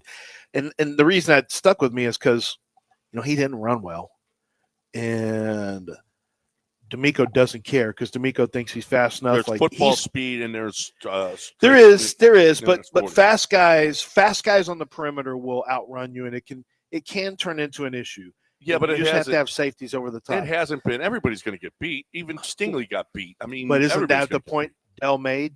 The only reason he's gotten beat in the past, didn't get completed. The only reason we think it's not an issue is because those guys missed him. This guys when they're open. Like was Christian Kirk? That wasn't Lassiter. We're not talking about Christian Kirk. Christian Kirk got on a safety. Thomas. We're talking about Brian Thomas down the left sideline, and then go back to the Colts game. If those balls were completed, which NFL quarterbacks should have completed them, we're talking about two big plays, and we would remember them because they're long, explosive plays. So and led to losses. Possibly, yeah. So I can't. Well, then you really remember. Then we're really maybe crushing them. So I'm glad that it didn't work that way because that means the Texans are winning games. But I don't know if he legitimately deserves that right now, considering what could have been. But hey, it didn't happen. Yeah, I don't love it. For him to, I mean, I don't necessarily believe the same way, but I think he's played pretty well though. I mean, I don't have. My concern is he long-term an outside cornerback? The Texans think so. I have some concerns. I just have some concerns against speed, but he's very, very quick with short area quickness. So, if you try to run a route underneath on the first two levels, that guy's going to be all over him. He's going to be all over him. The only concern I have is third level is when the play runs deep and he's got to just run with guys. That's my biggest concern. But he's feisty. He's tough. Kareem Jackson had some of the same issues. And Kareem struggled his first year. Lassiter's not struggling up to this point. Not really. But Kareem really struggled with some of that. And then, eventually they moved him into nickel, and he seemed to really take off and shine whenever he went there because he was physical against the run. But he was okay at outside. Kareem was okay as an outside corner. This is going to be a good week, I think. You look at Buffalo, and there's nobody that really makes you nervous from a wide receiver standpoint. I mean, your concern is James Cook and Josh Allen. That's your concern. The biggest concern on the field is Josh Allen. Second biggest is going to be James Cook. And it's just a matter of how good is your defense for front play. I cannot wait for them to get Christian Harris back, but I don't know how long that's going to take. And I think 2-0, why do I always screw that up, has played fairly well up to this point. I think he's played fairly well. I think he's maybe played a little better than Azeez Al-Shaair from when I've watched it. I think he's been more consistent getting around blocks and getting off of blocks. But the real key, Settle came from Buffalo. Buffalo knows Settle. I talked to somebody from Buffalo this week, and I mentioned Settle, and they said, he's good. Rotational defensive tackle. He's fine. He's not going to – he said, we expected more. What did you expect? He didn't. Yeah. No. I think he's doing fine. I think he's doing fine for the Texans right now. Remember, we didn't see him in the preseason. We wondered what he would do. Hey, we're getting closer to seeing actually a Danico Autry come. That'll be sweet. Hey, you know that you got two former Texans over there. You've got, I know somebody on the coaching staff, and you got two guys. Brian Gain, our former general manager, was over there, and Matt Bazergan, who was a player, who was one of the, I think he was either college director of scouting or pro personnel director when Bill O'Brien was here. Although he was actually a Brian Gain guy, and he was left over when Bill was here. He's over there as well. So they got a really good staff. Their general manager's good. Gain is good. Bazergan's good. They just lost Alonzo Highsmith's son to the Titans, AJ Highsmith, but that's a really they got a good head coach. It's a good organization. Buffalo's a good organization. And that's just kind of an aside. But from a football standpoint, I'm nervous about this game. I really am. The James Palmer thing kind of shook me a little bit. What's the confidence level of this team? Am I reading too much into his comments? Like, is everyone? I don't think it's the confidence level. I think it's the, what we shouldn't be celebrating here. We need to play better. I don't think it's a confidence level. Why is everyone getting out of the locker room at record speed? Because I don't think they got out of the locker room again. I think they were in the training room. He said it was a ghost town. How many they players? Were in the trainer's room. He said Stephon Diggs didn't want to talk. Laramie doesn't talk. Well, because they were. Yeah, I'm probably reading too much into this. I just wanted them to be like best friends like the Astros. That's why I got into the Astros before.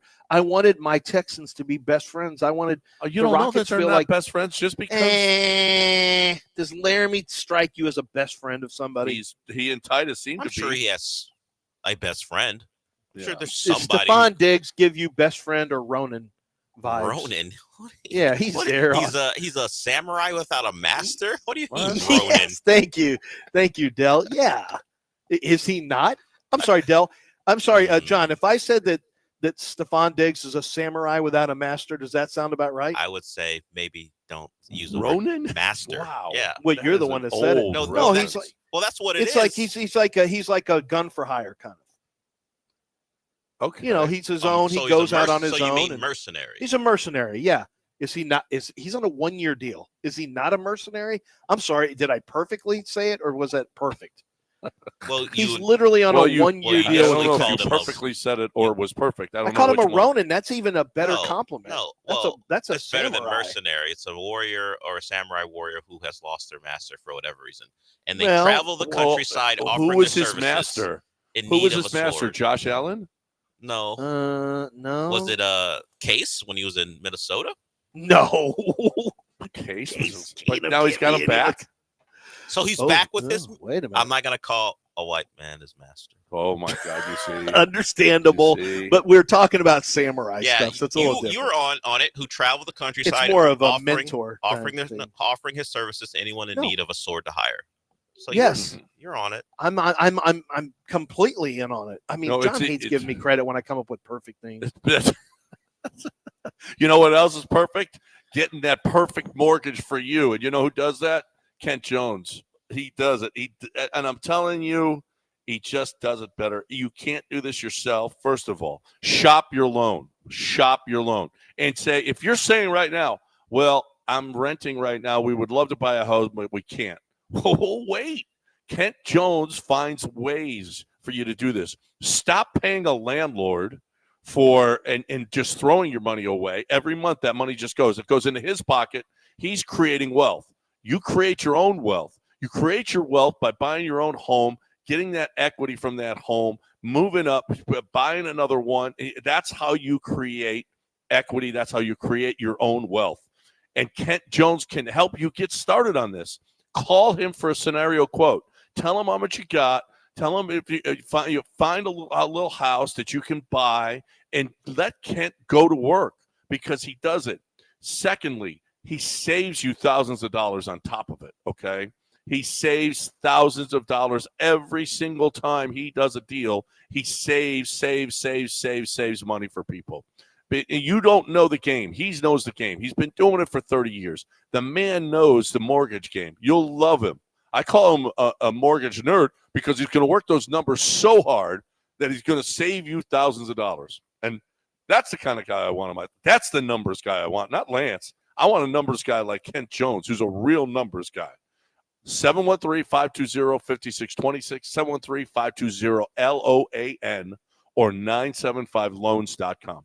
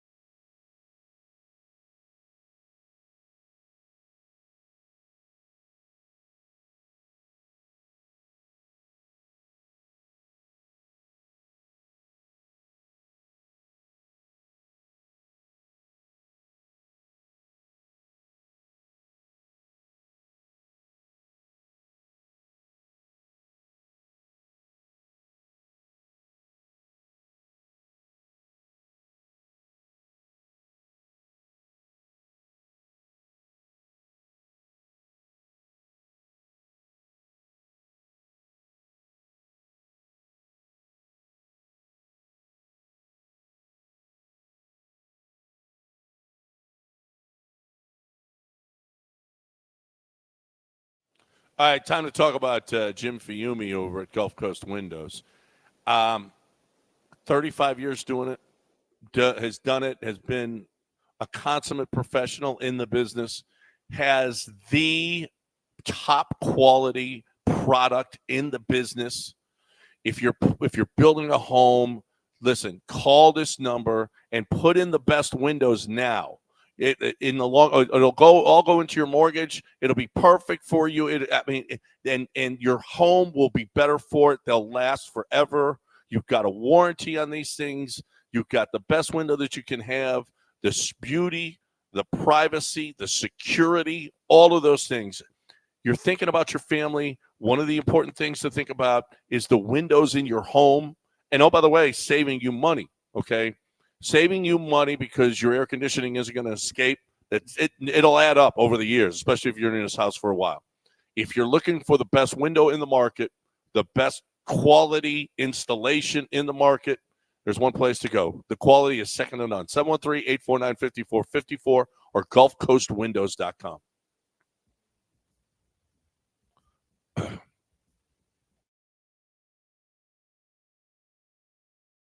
You're back in the Veritex Community Bank Studios with John and Lance. On ESPN 97.5 and 92.5.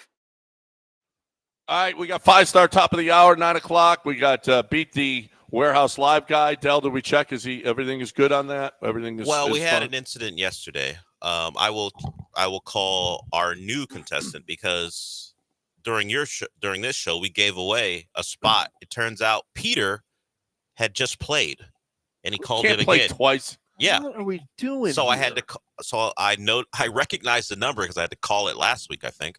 So I got a new contestant on my show. So we should be good. I'll make sure he's ready to go. Oh, that's fine. But yeah, I had to get Peter out of here because he had just played. No, Peter, stop being a hog. Okay, you can't play twice. You can't play twice in a year. You know twice that. in a year. It was twice in like 4 twice in 2 weeks. 2 weeks. I think he was last week's contestant. No, I mean, come on, Peter. People love playing this game. They do. Well, you get a chance to go to the game with 4 free tickets and a limo ride there and back. Are you kidding me? Of course they love it. And it used to be you had a really good chance, but now Justin, for some reason, he's good at this. 4-0. I hate it when he's good. He but won that last week too. Yes. Is there anything to remind you of Justin more than that Metallica ad that we've got on the air? No. Holy Death crap. Punch. Oh, the suicide. John, what? do you remember? Hold on, Marty's right here. Do you remember when you were talking about Marty's favorite little baby? Marty's favorite? I mean, I'm sorry. I'm saying my wife's favorite little baby. Yeah, it was Alec. Okay, ask her about it. All right. Who's your mom's favorite? I think your daughter's baby. No, who's mom's favorite? You can tell them. Oh, Alec. Alec, that's what I said. There's no shot. There's no chance. She's like, oh, because we didn't even want to bring splits. We weren't even going to bring our dog to Alabama. But my mom was like, oh, Alec's going to be so sad. We have to bring him. Oh, I mean, doesn't it make you feel bad that your mom, she favors that one so much? I mean, I'm her youngest and her only daughter. I should be the favorite. You should be the favorite. Yeah, but no. I mean, I'm clearly the best behaved. Always kid. the boy that's the golden child for the mom. It is. So you're going to have to live with it. But you'll regret her later. And you know what? You can pay her back when she's really, really old and needs diapers. You can pay her back by not changing her diapers. I can't do that. Okay? Yeah, you can. No, I can't. Yeah. Trust me, my kids are going to do it to me. They're not gonna. Yeah. They're not going to be in a position to change your diapers. They may hire some awful person to do it, but they were never going to change your diapers. Monty was never changing Nicole's diapers. She may fund the person who does it, but she was never going to do it. Yeah, but she's not going to check in on her to make sure. Yes, I would. No, it's going to be like something about Mary. What was it? Was it something about Mary? Yeah, where they went there and they were mistreating the old people. Yeah, that's what's going to happen. And Monty's not going to care. No clue what you're talking about. Yeah, she would know that movie. Monty's not going to care. Okay, so nope, I am going to care. I hope you know that. Well, don't sell John on it. You got to sell Nicole on it. Not if she keeps on loving on Alec all the time instead of you. Okay. No, I still am the best daughter, even if she doesn't love me the most. Well, you're the only daughter. That's not a real competition. Yeah, it's not a real competition. But I'm the best kid. Okay, I'm the best kid. I'm the best gift. I give the best gifts every single year to every single person. You're the hardest worker. Yeah. And the most modest too. Yeah. Yeah, I just do the best. That's it. I am That's the it. best. You're the best, no question. All right, I knew the answer to that question. She's loved Alec from the get go. All right, thank you, Marty. Appreciate you. You were right. Just to point out, John, you were right. It's not Mhm. Marty. It's not. It's Alec. Alec. It's Alec. Should we bring the dog on a 10-hour drive?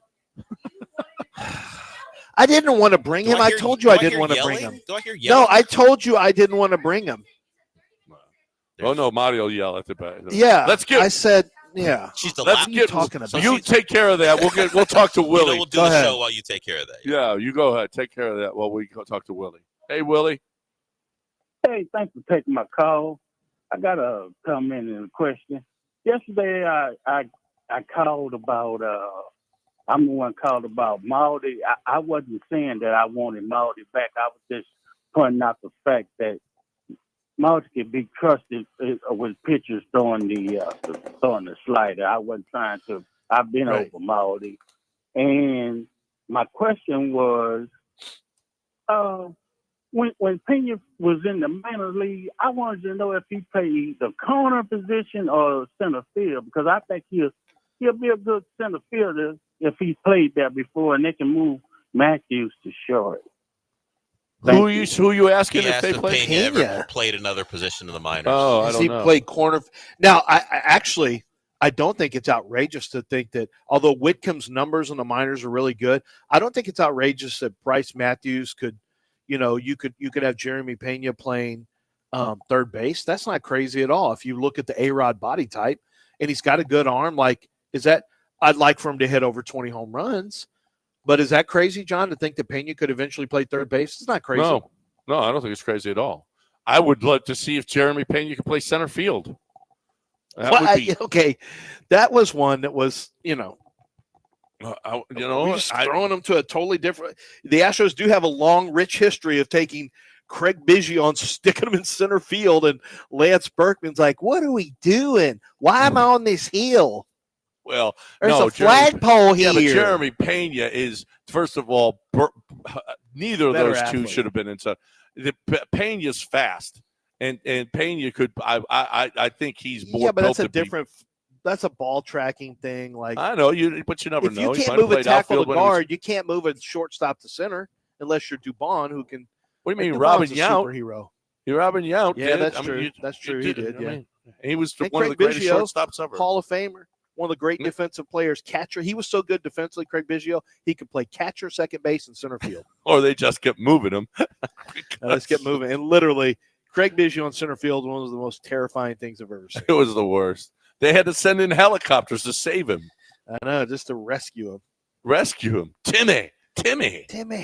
Get him out of there, Timmy. If you've never heard that one, you really need I've to got that, John. find That's one of I was listening to it the other day. You heard it was pretty good. Do you know that Timmy wasn't even the GM back then? He was an assistant in the minor leagues. Like, I don't know. They had already gotten rid of that old jumbo dork. Wow. Just because one time he asked you, have you ever seen a minor league game? You insulted him a little bit. My You got a little out of order yourself. That's just awful, Lance. You ever heard You're that a phrase, bad it's on for person. life? Let it You ever go. heard that You're phrase, like it's on for you're life? like a wife that never forgets. Oh my Like God. I said, It's on site on for for Lance. life. On site with him and Tim Perpour. No matter what. Yeah. He came after me on my show, so okay. All right. I'm glad that's how it's going to be. Oh my God. That is just crazy. I agree. Offer Bregman. I'm going to shout him out in my Hall of Fame speech on November 2nd. I'm going to go Michael Jordan on him. Oh my God. I say 6 years, 155 for Bregman. Let's do that. Let's go. 156, 26 a year. Let's go. Well, I can see that being the offer. Let's do it. Now cut it down to 4 years.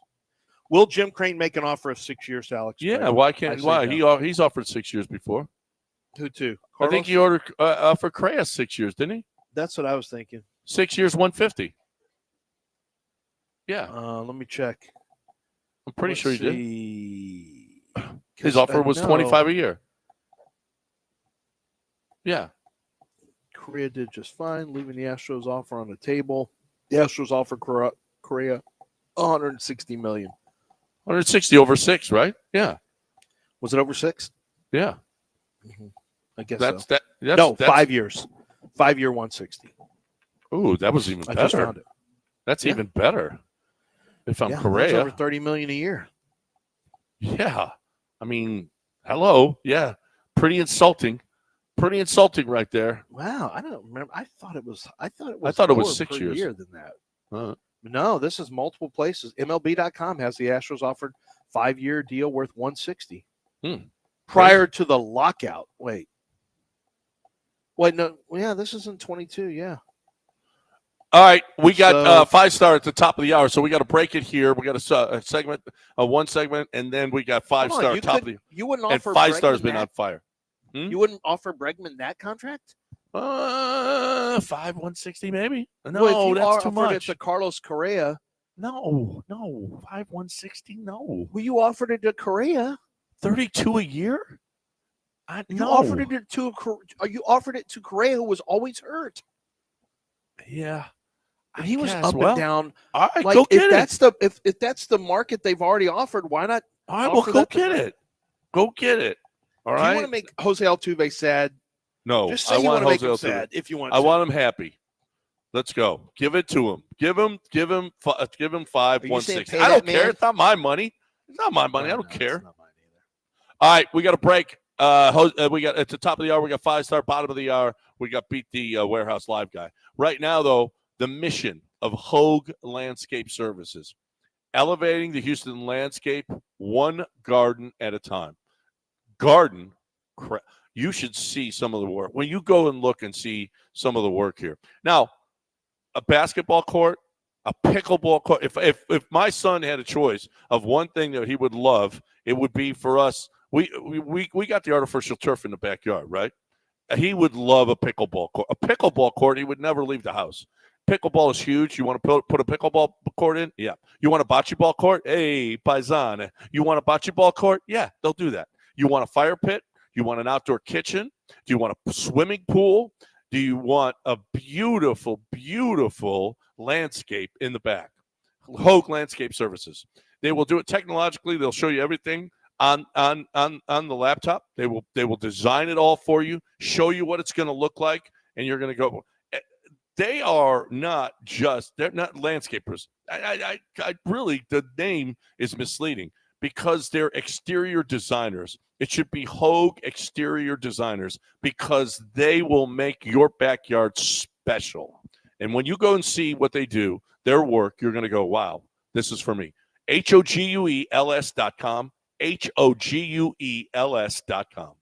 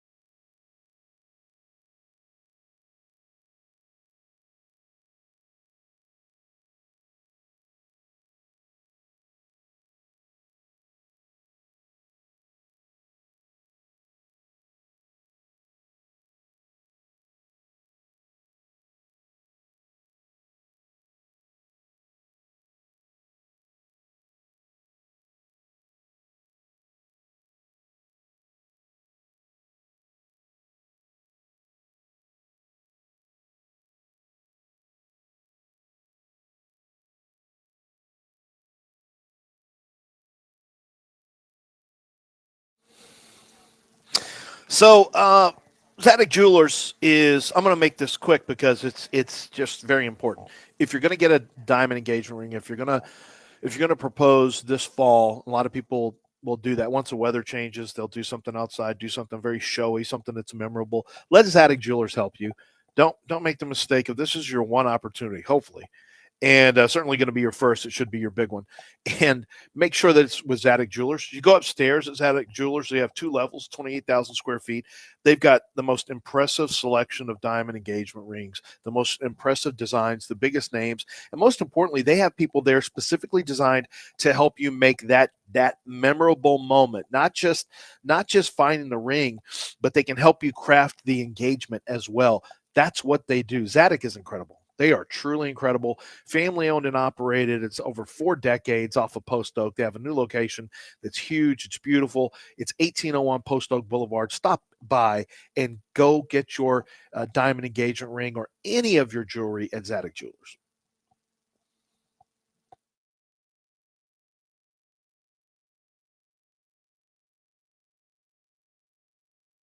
Broadcasting live from the Veritex Community Bank Studios, it's John and Lance. On ESPN 97.5 and 92.5. Now here's John Granato and Lance Zierlein. All right. Welcome back here on ESPN 97.5 and 92.5. 713-780-3776 is the number to get in with us here. Be able to do it in a hurry. We've got 5 stars going to be joining us. We've got Pete, the Warehouse Live guy at the bottom of the hour. So we got a busy morning here this morning on ESPN 97.5 and 92.5. Quickly, Lance, quick segment here because we got 5-star coming up. But apparently there's an issue now. Did something happen in Cincinnati where guys were naked and they got on television? You know, it happened in Houston. Cincinnati Bengals?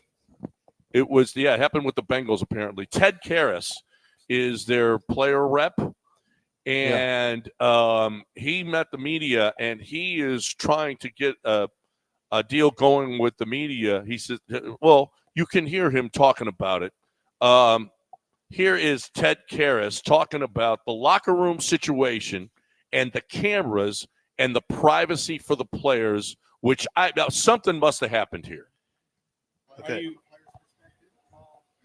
Yeah, so as you've heard from a couple teams now, and the NFLPA is going to come out with a statement in an effort to protect the sanctity of the locker room and the comfort of the players. Each team is going to figure out a program to where we conduct our interviews outside of the locker room. Now, this doesn't bar you from the locker room. We can't do that. But what we want to do is get cameras off guys in private moments in our locker rooms. So I've been working with Emily, I've been working with PJ, and I'm going to work with you guys to figure out the best solution so that you guys get the content you need, the sanctity of the locker room is protected, and this is what our membership wants, to feel more comfortable in a private space that is the locker room. So if you guys have any questions about it, please come to me and ask. We want to make this as smooth as possible. This is not an indictment against you. This is what our membership feels is best for the players. All right. So it says NFL players upset about nude shots, want media interviews at a locker room. I looked at when I typed in just Bengals nudity. That's all. I guess something happened with Pac-Man Jones back in 15-16 on NFL Network, but I don't see what. I don't know exactly what happened there. Well, what brought it to light really was a couple of guys naked on camera this year. Karras said it has happened a few times in the history of the league. Karras called this a solidarity issue for the NFLPA. I'm going to be honest. I'm not somebody who goes in the locker room and does all this stuff. I don't have any problem with what he said. I've always felt it kind of weird. I've always thought it's kind of weird. Guys are getting dressed and there's media members there. Like that's well, I always thought it was really weird when Bernard Pollard would stand in front of the locker room naked and go, "Okay, well, let's go. Who wants to go? Who's got a question?" Yeah, don't listen. It happened. Won't be none. It happened on Channel 13 a few years ago in the Astros locker room, and boy, was it was bad. I mean, it was where Channel 13 had to apologize, and there was a question whether No, it was in the locker Okay. room, Lance. The helicopter. No, didn't I get know. it. Was there a He's- helicopter in the locker room? What a terrible person you are. Your child. I'm asking if somebody that would stop cameras from. That would. I guarantee you. What you know what that would do? All of a sudden, they'd be like, "We can't go in." Your only daughter's in the room with you. What are you doing? That's a coded comment. Was there a helicopter in the locker room? That's a coded comment. Stop it. I'm safe. You're an awful individual. You're not. I never doubted person. that. You're not a serious person. That is true. Yeah, But isn't it weird though, John? Matt You are Thomas once not. told me he was Serious people. Matt Thomas once told me he was doing.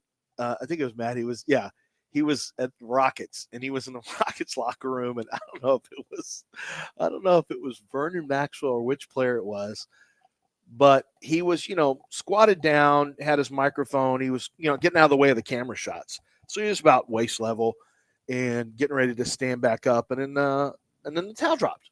And then he's like, "Oh boy, I'm way too close." He said it was one of the worst moments of his life. Anyway, I wouldn't. How do you feel about that? You've collected sound before. You've done countless. that. I would love to not What do be you in the think? locker room. I would. You know what? He's right. You can't stop the people from coming into the locker room. And if you want to do some stuff, but if you want to interview, especially with cameras in a locker room, I mean, go have a designated area where you bring it over there, and nobody can. Yeah. Everybody has their privacy. I did it for a couple years every day with covering Texans, and you just milling around waiting for guys to walk out of the shower in their shower shoes and towel. It's just an odd experience overall. Just let them get dressed. Nothing needs to be said while guys next to them are not clothed. It doesn't need it. Yeah. Yep, I agree. It's always been an awkward situation, especially with all the women in there. Now, yes, the women have to be in the locker room too, and all that. But my goodness, give the guys some privacy. Women, I don't care about them. I don't want to be in there. Hey, I don't want to be there either. I don't either. I tell want you to the talk truth. to him when he's No. in a Well, you towel. don't have, but do you have men? No. Do you have men going into? I don't know the answer. Do you? No, have men listen. going I'm to the watching. WNBA I'm locker watching room while they're getting dressed. You don't I'm have watching that. Monsters last night, and there's the prison scene where they're all showering, and I'm like, well, I don't want to see this. Well, you I knew don't they were even going know- to be in prison. Yeah, I know. John, but you've watched Game of Thrones. Quit acting like you haven't. Like that. Yeah, hasn't they been show a thing for lot. you. They Was show. there a helicopter situation and No, there was no Hey, helicopters. come on, Dell, clean it up. okay. We got to There's go. no helicopters. Now, Khaleesi getting out of the bathtub, that's That's all right. different. Oh, That's okay. fine. That's not a locker room. It's different. That's art. That's art. That is art. Mhm. That is art. That's You're right, man. artful. Thank you. Ted Karras, offensive linemen are not art. Bernard Pollard doing that kind of nonsense is not art. No. The Khaleesi is art. That's the difference. Okay. That's That is the cinematography, difference. Dell. Gotcha. That's right. We got a break. Yeah. 5-star on the other side. He's been winning, people. So, yeah, you better listen in. I got to talk about Coors right now because cold, clean, crisp, refreshing Coors Light is what I'm going to be throwing down this weekend while I'm watching my games. You know it, baby. I am going to be cold, clean, crisp, and refreshed. It's what I'm going to do. I need you, my friends, to be refreshed as well with cold, clean, crisp, refreshing Coors Light, the world's most refreshing beer. I love me some Coors Light. You'll love you. I'm telling you, if you haven't tried it yet, you need to try it. And if you have, I know you're going to love it. Plus, you always know when it's cold because the Blue Mountains are out there, baby. What beer is as smart as Coors Light can tell you when it's cold? None of the other ones can. Only Coors Light can. Cold, clean, crisp, refreshing Coors Light. This weekend, watching your games, climb on, brother.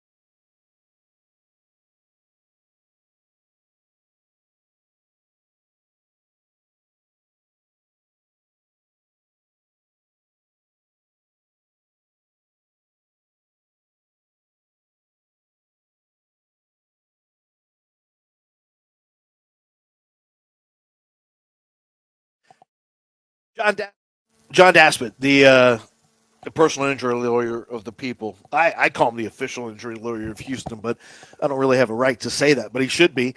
Driving east, I saw a ton of John Daspit billboards. And the reason is because it's along the coastline, and he has dealt with so many people who have been injured on offshore, who've been injured in refinery blasts, who've been injured, down the coast in Victoria all the way Port Arthur. Just it's what he does, and he takes care of people who have been badly injured.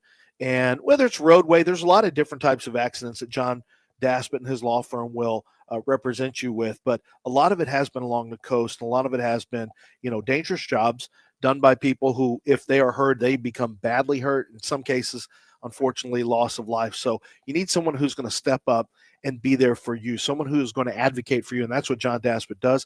He's the personal injury lawyer who leaves no stone unturned. His law firm is going to find every bill that you have to pay. They're going to make sure that nothing comes out of your pocket, that you have no inconveniences in that front, because you're already inconvenienced enough with your pain and suffering. And by the way, they'll make sure that you're compensated for that with a very, very tidy sum, because that was not on the docket for you to get injured, and yet someone else's negligence caused that, and so you need to be compensated for that as well. John Daspit, it's a name you can trust.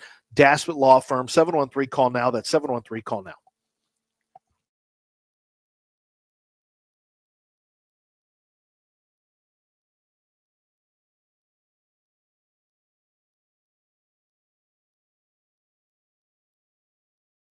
You're listening to Houston's longest-running sports radio morning show from the Veritex Community Bank Studios. Here's John and Lance. All right, welcome back here on ESPN 97.5 and 92.5, 713-780-3776. Well, I mean, you can't call in right now, but you can after the five-star segment, you can. 5 stars joining us here to give us winners. It's what he does every week right here on ESPN 97.5 and 92.5. 5-star, what up? Hey, good morning, guys. How you all doing? Doing great, Good. great. The season's been going pretty good for you, hasn't it? Yeah, we've been having a really good season, man, especially with the private group. I'm glad that we got 2-1 the last 2 weeks on there, and then we went 3-0 the week before. Let's try to get a clean slate this week and win all 3 of them. And on your service, how can people get your service? Man, I keep a real tight ship, man. It's always, quality over quantity. I'm not looking to have 1,000 people bothering me and, using my plays and putting their energy on my plays. I just like about 10 to 15 guys, man. That's it. Because I really bet, John, I'm really going down here laying down my money on these games. So that's my main thing. The book pays me. So whatever I do extra with, clients and stuff is just, helping them out and consulting them, man. I keep a small group, man. I'm expanding. I'm getting the wageringworld.com next year, but I don't think I'm going to still put picks on that. So if you want to reach out to me on X, just DM me. If you can't DM me, just let me know. I'll vet you, and then some of you guys I'll let you in. Some guys, unfortunately, it's not for you probably. Oh, there you have it. I mean, he's not trying to have your energy on his. And that's that's I'm the same way. I don't need a mush on my picks. What if you get a direct message from Ted Cruz said, "Hey, listen, I love what you're doing. I'd love to start tailing your picks." We're not messing with Ted Cruz, man. Ted Cruz cannot get into the free class. No. He needs to get banned from every Mush. He's the mush, man. 1-12 in his last 13. Oh by the way, and he's always at big games. I know if you money lined against him, you are making so much money. All right, let's I go. almost think that Hitch called him and paid someone to have him show up. Hitch knows that. He knows that AJ's familiar with him. That would be so funny if somebody called Ted and Ted would go to a game just to mush somebody. Yeah, man. All right, let's go. We need the winners this week. You got this. What do you like? You like Michigan State this week, huh? Yeah, man, that's a lot of points, guys. I'm gonna be square on this one. I got to take those points simply because I'm a real big fan of Jonathan Smith. He left Oregon State, extreme ties in the Oregon area. He, was the best quarterback that probably ever played at that school. One of the top players right up there with Chad Johnson. Well, he was Chad Johnson at the time. He's Chad Ochocinco now. at that school, Oregon State. Always won, always did a really good job there. Hates Oregon. And guess who's the only team that Oregon covered against this year? Oregon State. Beat the hell out of his defensive coordinator. So I think he'll have some motivation for that. The Bulls continue to overrate Dylan Gabriel in Oregon. Don't get me wrong, they have some good skilled players. They have a strong defense, but Dylan Gabriel is just a guy that I'm not laying points with like that. He's, like I said, small. He can do a lot of things, but not anything just, really special. So I don't know why the books are laying, this many touchdowns, 4 touchdowns with this team. You got Dan Lannon over there. As you guys know, I'm not a big Dan Lannon guy either. I don't think that schematically he's a really good coach. Oregon struggled last week offensively in their first Big Ten game, which is not really a Big Ten game because they played UCLA, who were both Pac-10 teams that came to the Big Ten. So this is their first real experience with a Big Ten team. So I think the physicality of Michigan State on the line is going to surprise them. Aiden Childs is the quarterback for Michigan State. He came over there with Jonathan Smith from Oregon State. He has to protect the ball. He's young, a dual threat guy, really talented, but he just hasn't had enough snaps, man. He's making too many errors. Sparty has lost 2 straight games. They need a victory if they're going to think about any type of bowls. I think they're going to be really, really focused on this game. And another thing to keep in mind is this is a look-ahead spot for Oregon. The biggest game of their season is next week. Ohio State will be coming up to Eugene. I think that the second half they're going to throttle down a little bit and try to prepare, for Ohio State. So give me Michigan State plus. I had 24 when I took it, but 23.5 is out there right now. All right, 24, 23.5. You still like the number 23.5. Nice. Okay. I take that. I take that. Oregon has not been. I don't know. No, they have been overrated up to this point.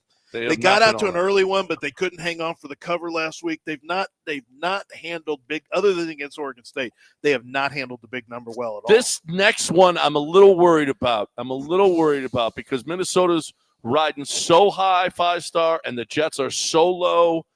This is a scary situation for me because I feel like especially when you're down, a pro athlete is going to step up. And I don't know about Minnesota in this spot. Yeah, a lot of people don't. A lot of people are afraid because of the number, but that's what the books do.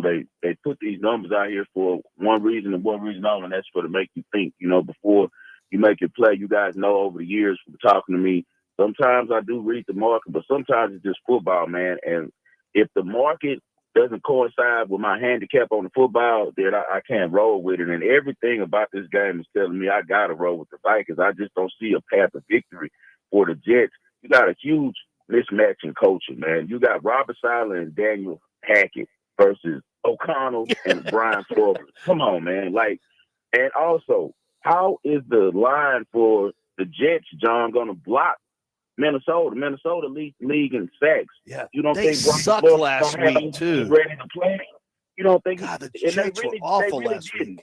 It's the NFL. If you suck last week, you're going to be good this week. They don't have the personnel, man. Sometimes it's just a bad number, and that's what it is right here. The Vikings are. They might be the best team in the league this year. I know it's early in the year, but we've got a good glance at them, being guys that follow Houston, Texas. And you tell me if it's anything about that team that you see a weakness at. You might not know a name on the defense outside of maybe Bernard because we, like I said, are from Houston. But that team is balling, man. And I really like the way that their coaches have them ready. I have certain coaches that I call company men, or quarterbacks that I call company men. Lance, I always say that. That's like this. What I mean by that are these are guys who are coming to work and they're on a specific task. They're not too much worried about the team and winning. These guys aren't company men. These guys coming to play, they're coming to coach, and they're going to have those guys ready to play. They're 3-0 going overseas as an organization. The Vikings, I think that the Vikings are going to handle the Jets. I think that Aaron Rodgers has lost the step. And I think that they can't block up the Vikings at all. And then also, I like what Kevin O'Connell does offensively. I think Justin Jefferson will be ready to put on the show since he's going overseas. They got the kid back now that was out with an injury from USC, who's a baller himself, as he showed you last week. I just like everything about the Vikings. Man. I'm not going to let trap me with this and have me overthinking it, man.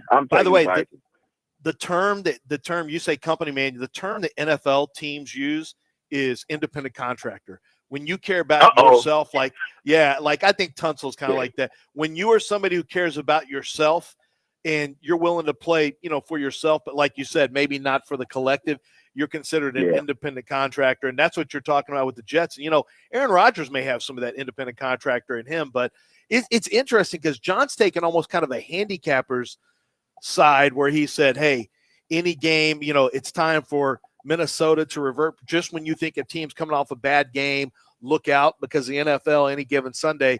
But you're also going, hey, I'm just analyzing. This is not just me riding a hot team. I'm analyzing coach versus coach, offense, defense. I'm analyzing personnel. So it is an interesting matchup because I keep waiting for Sam Darnold to turn back into Sam Darnold. But if you just look at the product on the field, the Jets last week, I was alarmed at how they played against it was bad. The Denver Broncos front. Like, it was alarming how bad their O-line I was. had the Broncos. You know why I took the Broncos, guys? Is because I knew the Jets weren't going to be able to block them. Because you love I Bo didn't know Nix. how the Broncos were going to score, but I knew they weren't going to be able to block them on the defense, on the offensive line. And they're going to have hell dealing with Brian Flores. Brian Flores isn't coming there caring about what that line is, man. He's coming in to get a win. So I just think that Minnesota is just their power ranking is much higher than the Jets. The thing that the Bulls can always count on some of these teams, and the Jets is one of them especially, they're a really popular team with a lot of rich guys. So no matter what number you throw out there with the Jets, somebody's going to bet it. Mm-hmm. All right, let's move on. What's the final game? Packers. This might be another one you like the other side too, John. I'm going to be square on this one too. I'm betting football this week, man. Every week the Sharps don't win. Sometimes the Squares win too. I think this is one of those weeks. Packers, they already have 2 losses, man. We saw second half how Jordan Love and that offense woke up. We know Matt LaFleur is a really good play caller. The Rams are booty when it comes to playing defense, man. They're not good on defense. They're last ranked in yards allowed, yards given up. I just think that the Packers have a field day. As you guys know, that L.A. Stadium becomes cheesehead land on Sunday because all the Green Bay fans are going to take it over. They're going to be rocking and rolling. The floor needs this one. They have to stay in the hunt. You guys know I have a ticket on the Packers plus 700 to win the national conference, man. I think they get to the Super Bowl to win the NFC. But the thing is, I never thought they was going to win the division. I always thought it would be the wild card path, and that starts with this week. They can't lose to the Rams. They can't give up any games right now. So give me the Packers money line. They're just a better team. The same way with the Vikings, man. I'm betting football this week. No, that one I agree with, especially since the Packers are coming off a loss. The Rams are not a good, and the Rams are so banged up. They don't have any players. I agree with you on that one. Listen, you're probably right. I still haven't caught on to the Vikings yet. I don't think I've taken them yet, and you're probably right. The scary situation when a team is embarrassed like the Jets were last week. That's true, but when you got a guy like Daniel Hackett calling the play calls, and you got a guy like Robert Saleh running the locker room, and a star player like Aaron Rodgers, that's a bad formula, man, because Aaron's not happy. When he's not happy, he's going to make sure that the whole team feels it, and he doesn't believe in his play callers, and he's kind of taking over the offense a little bit like he did at Green Bay at the end when, the downfall happened. I don't think he's running much of what Hackett is calling. It's some inner turmoil on that team. Philadelphia and the Packers, watch for coaching changes coming up next year, I believe. Well, Garrett Wilson called him out this week. And so that, you know what, I have a feeling Garrett Wilson just might have a big game because he was talking about how Hackett how uninnovative Hackett is. So I don't know. That's the only one that worries me. We got Michigan State. You don't think they're going to give a game ball to Sam Darnold? They want to give Sam Darnold. Oh, yeah, that's true, too. That is true, too. Sam Darnold got something to prove in that game. You got Michigan State, you got the Vikings, and you got the Packers. That's 5-Star in Vegas. At 5-Star, you can follow them on X at 5-Star in Vegas. You print out the number 5 at 5-Star in Vegas. As always, buddy, we appreciate you. And go 3-0. Let's go. Let's go 3-0. I'll talk to you guys next week. Bye. All right. Let's go 3-0. That's 5 stars. That's his rule. We're gonna go 5. We're gonna go 3-0. Time to talk about hoops. Time to talk about ProDunk.com. Time to talk about your kids sitting around, not doing anything, sitting around playing games instead of being outside. Basketball season is here. As a matter of fact, we need to talk a little basketball on the other side because here's the deal: is the kids are going to be seeing the Rockets and how good they are. They're going to want to go outside. They're going to want to play, and you're going to have the best basket in the history of baskets. The tempered glass backboard, the stanchion, the installation. When they came and they put one up at my house, I was like, holy cow. You want to talk about sturdy? It ain't never going nowhere. Well, unless they came and moved it for me, which they did. Here's the deal, though. Your kids want the best goal. They don't want one that shakes. They don't want the paint chipping on the white backboard. They don't want the bent rim. They don't want all of that, Dad. They want the best, and they want to lower the goal so that they can dunk. When you go to the website, that's all the kids are doing is dunking because they love to dunk, Dad. So, Dad, get them the best goal. Get them the one that you just push a button and it raises and lowers the goal. It's the best goal in the history of goals. ProDunk.com, ProDunk.com.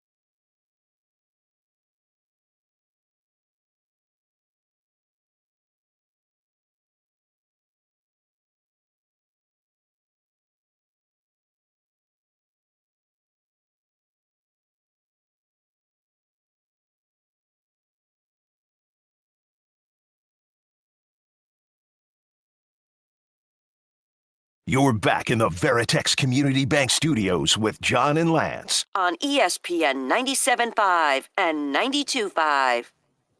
All right. Welcome back here on ESPN 97.5 and 92.5. We got a caller. We got La Raza. He wants to talk on radio before we beat the Warehouse Live guy at the bottom of the hour. La Raza, ¿qué pasó, mi hijo? Hey, what up, Hollywood Johnny? What up, Lance? What up, Del? What's up, gentlemen? Hey, I'll make this real quick. Hey, I wanted to talk, if I could talk to Marty really quick about my accent and how the way I talk. Marty, can you come here for a second? Somebody wants to talk to you directly. La Raza. La Raza, ¿qué pasó, Hurry up. mijo? He wants to talk directly to you. Go ahead. Say hello. Go ahead. Put the Hello. headset on, Marty. I have it on. Okay, go ahead. Hello, La Raza. Marty, ¿cómo estás? Mija, ¿cómo Bien, estás? ¿y tú? Olaleye. Bien, ¿y tú? Bien, bien. ¿Y por qué piensas que yo no hablo así? ¿Ah? Yo hablo español un poquito. Sí, pero You think no se oye bien or I'm doing it too much? Like, órale, ¿qué pasa, Marty? but that's how he talks, Marty. So why are you saying we shouldn't talk like that? Because you talk it, ¿Qué pasó? You say it very obnoxiously. Say it like that. La Raza, tell her. ¿Qué pasa, Marty? Órale, ¿qué pasa, Marty? ¿Qué He's estás Mexican. Are you haciendo, going to tell him? mija? Are you going to I'm tell him not to Mexican talk too. like that? I'm Mexican too. Well, can he talk like that? Because he's Mexican. Yes, he can talk like that. Okay, Sure. but I am in the Hispanic community, Marty. Yeah. Okay. Yeah. Mhm. Yeah. So I can talk like Well, I that. don't think. Well, you sometimes do it to make fun of. Oye, Marty, ¿por qué dices eso? How do you Marty, answer? ¿por qué eres así, Marty? How do you answer the Marty. claim, John? She says you do it to make fun. No, I don't make fun. That's how I talk. Okay. Marty, Okay. Marty. Oh, okay. You talk like that, right? So am. if you're making a deal with someone and say you have to speak Spanish, you're going to speak like that?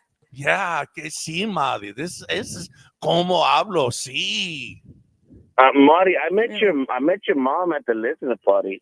Y le dice, órale, ¿cómo estás, Mrs. Marty's mom? And she's like, hola, ¿cómo estás? Yeah, I'm See? sure she would have greeted you. I'm sure. Yes. Yeah. Yes, she greeted him and it's fine. Well, Marty, that's how not people so talk. strange. Yeah, Yeah. that's fine. I Stop. didn't say You it can't wasn't. tell people how to talk, okay? How to converse. I didn't say that. I'm just saying that you, Right. because I know you, shouldn't say that. Okay. All right. I'm in the community, Marty. I don't know if you heard, but okay. Mhm. All right. Thank you. Thank you for setting her straight, La Raza.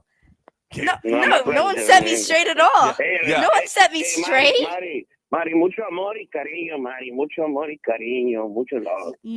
Mucho. Gracias, No. La Raza. Háblanos Háblanos el lunes. Let me just say nothing was set straight. You still can't speak like that. And if Oh, I hear sí you, puedo. I will stop you. Oh, sí puedo. Dell, you're my favorite right now. Well, I mean, I By will not be far. speaking like that at any point. Don't worry about it. Yes. Thank you. You're my favorite. Okay. I win again.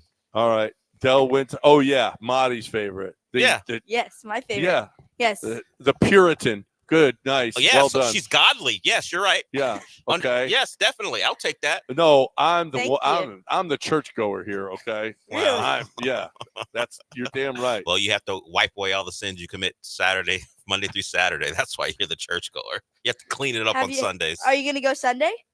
Yes, of course I'm gonna go. Okay, can you take a picture for me? She wants evidence. Yeah, She doesn't Marty, I go believe you. every Sunday. Oh, actually, I'm on a plane Sunday. Look I'm at going that. tomorrow. Oh, yeah. I'm gonna- Excuses. Oh no, I'm gonna go tomorrow. I Excuses. went last Saturday. I'm gonna go tomorrow. Tomorrow at what time? It has to be above 4 to be countable. Counted Sunday. Okay. I went to 5:15 last weekend. Little Miss Puritan. Okay. So I just know. Sorry. Little Miss Bible study. Don't worry. I do take go care to of my Bible I study. take care of my church business, Marty. Don't you worry about it. Okay. Marty, ¿qué pasó, mija? All right. There's a real chance that if Marty was born in like the 1750s, she would definitely be looking at someone being burned and be like, Oh, yeah, no. yeah. No, I wouldn't. Yes, you would have been a witch burner. Yes, you would have. Oh, yes, you would. Yes, you would have burned witches. No, I Absolutely. wouldn't. She would have burned witches. I would not have been a witch burner. Yes. Marty and You Salem. definitely would have been. Marty I would and be Salem? defending the women that were being burned. You would be laughing at them. No way, Marty. No, if you were Marty. in Salem at the time, forget about it. Why would I be burning them? You would have accused Yeah, them of you doing would have things. definitely been a Salem witch hunter. No, I wouldn't. Well, also the woman wouldn't even get any say back then. So That's true though, but yeah, you would have had. But I know you would have I been wouldn't behind even your. be able to say anything. You'd have been talking to your husband. Yeah, burner. Yeah. Why would I have said that? Because you hate witches. That because you're a purist. you don't like That's sinners, why. I think is what we're Sinners. saying. That's right. And if you But found most of the so-called witches weren't sinners. That's true, most actually. of them were wrongfully accused. But this version of Marty is educated. The version of Marty back then who didn't know all that, burner. She'd be telling people to get burned through. Dale, you're not the Dale, favorite you're not anymore. my favorite. I See, understand. I told you. You're not the favorite. Marty, I'm talking about you. This version wouldn't do it. I understand you're very well read, but the version back then, I don't think my version would kill Salem not witches. the 2024 version. The And not the old version. The 1751, definitely. Yeah, definitely that Marty. All right, You we got a break. no claim to say that. All right. We got a break. We got Beat the Warehouse Live guy next right here on ESPN 97.5 and 92.5. But right now I'm talking about HRP. I'm talking about my people over there. I'm talking about Mike Holly. I'm talking about Chris and Robler and Plotkin and all of the great people over there. You're going to you will absolutely talk to one of those guys if you go with HRP. And I'm telling you, they're really, really, really good at this payroll thing. Okay. We love what they do for us. I talk about this with Kent Jones is that you got to shop it. We shop stuff now. We shop the electricity and we found the best electricity company for us, Champion Energy. We shopped. We were with another payroll company and they wouldn't grow with us. And we were like, no. We got to find the best payroll company. And we shopped it and we found the best one. And it's Mike Holly and it's the great guys over at HRP. And it cannot have been better for us. And it will not be better for your business. There are so many people that we have come on and give testimony to what they do at HRP. That tells you if people are standing behind this business and willing to testify for them, then what kind of job that they're doing for them. Try it. Let them come and build a plan for you and see if your business isn't going to be better because of it. HRP.net, 281-880-6525 or HRP.net.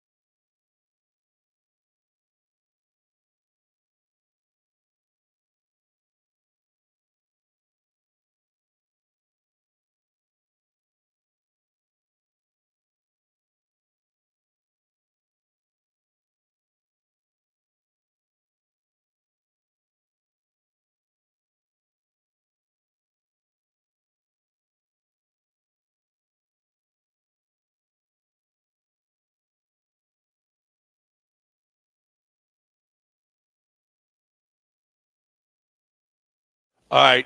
Jim Fiume and Gulf Coast Windows have been doing this for 35 years or whatever it has been. Better Business Bureau. They got the award for excellence and the prestigious Pinnacle Award. It means that you are at the top of your industry in execution, in quality, in customer service. The Gulf Coast window is the best window that you could possibly buy, period. The Gulf Coast windows, home improvement projects should focus on more than just fixing a problem.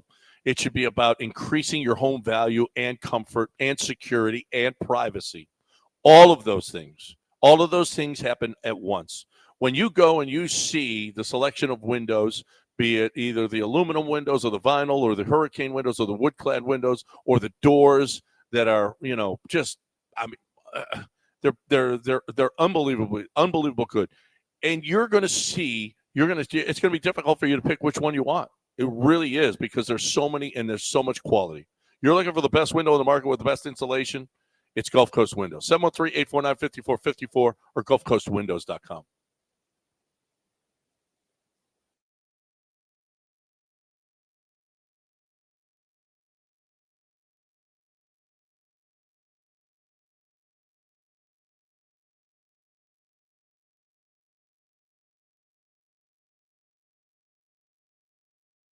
You're back in the Veritex Community Bank Studios with John and Lance. On ESPN 97.5 and 92.5.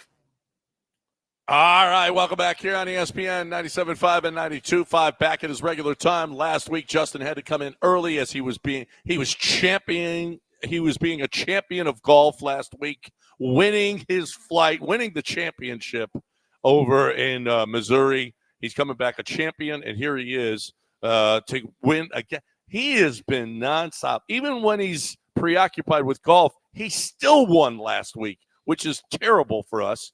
But we're gonna hope that he can screw it up this week. Justin, welcome back to the show. Congratulations on your championship last week in golf. Thank you, guys. Can't go undefeated if you don't win the first 4 weeks. So let's try to keep it rolling. No, we want the people to win. I'm a man of the people. I'm about the people, not about highfalutin club owners. Okay, that's not what I'm about. Well, I absolutely hate this week, so might be that time. It looks like it's going to be a tough week, right? I mean, it really does look like a tough week this week. What is going on at Warehouse Live this week? We got a super busy week, and we have as much variety as you could possibly imagine. Tonight we got Breathe Carolina, which is an EDM act. Saturday night we got Gable Price and Friends, which is Christian rock. Sunday we have a great Sunday Fun Day with headlined by a Kiss tribute out of Las Vegas. They're really good. Poison tribute will be opening up, and it's always free if you get your tickets before Sunday. Tuesday we got the Moss, which is a storytelling event. Let me see. Wednesday we got Sertab Erener, singer-songwriter from Turkey. No idea. And then Thursday we got KK's Priest, which is KK Downing. He was the original guitarist of Judas Priest. And they're coming in Thursday. Oh, nice. Whatever Del, you should go to that Turkey thing, Del, to make amends for your insults to the country. Well, you think you were someone who didn't say anything? I didn't say anything. Make amends. Make amends for what? Yeah. Support the turkeys. I don't think they would support the turkeys. The Turkish people. The Turkish people. That's what I meant. I didn't take a shot at the country of Turkey. You kind of did a little bit. That was what you guys did.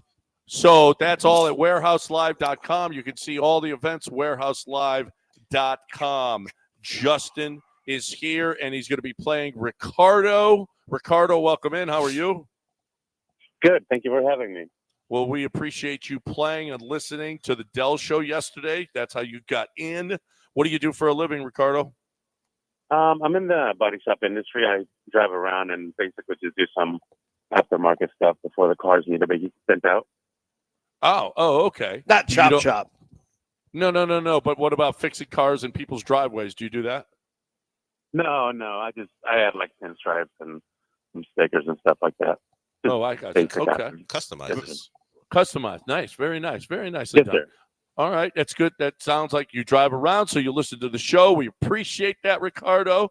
And you're playing Justin for a chance to go where? Justin, what are we going to do? Well, let's go ahead and try to give the same tickets we tried last week. Rockets versus Pelicans, first preseason game, front row, October 15th. Front row. Front row, October 15th. All right. Not on the floor, but on the front row. And they're great seats. Those are Justin's seats, and he's giving them away along with the limo ride there and back. So, Ricardo, let's go. It's going to be a great Rocket season. So you're going to be there, hopefully, for the first game because you're going to beat the Warehouse Live guy. All right, let's play Beat the Warehouse Live guy. And, Justin, as always, you get the choice. Go first or defer? Can't change it up. So I'm going to go ahead and take the Chiefs on Monday night, -5.5. You're going to take the Chiefs -5.5 on Sunday Undefeated night. Chiefs. The New Orleans Saints, the Chiefs on Monday Night Football. Ricardo? All right, I'm going to start with the home team. I'll take the Texans, please. The Texans are +1 at home against the Buffalo Football Bills. The Texans +1. Justin? All right. I really prefer the money line here, but that's not an option. So let's go ahead and take Pittsburgh -2.5. Pittsburgh is -2. And I'm sorry. Who did you say? Pittsburgh Steelers. Pittsburgh -2.5 against the Dallas Cowboys at home. Cowboys traveling to Pittsburgh, and Pittsburgh -2.5 on Sunday Night Football. Ricardo?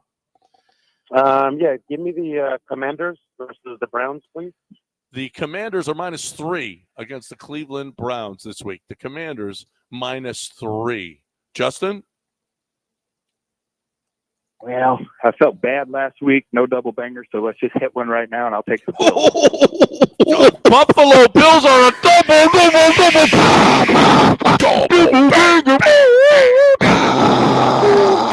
that. Oh, yeah. Ich bitte von Klon und Double banger. The Buffalo Bills going to come in here and take care of our Texans. Boy, I hope you kick his ass. I hope you kick his ass, Ricardo. What's next? Ricardo, you're next up. Vikings, please. The Minnesota Vikings are -2.5 against the New York Jets. He's listening to 5-Star, who was on just a little while ago, telling him to take the Minnesota Vikings. Justin?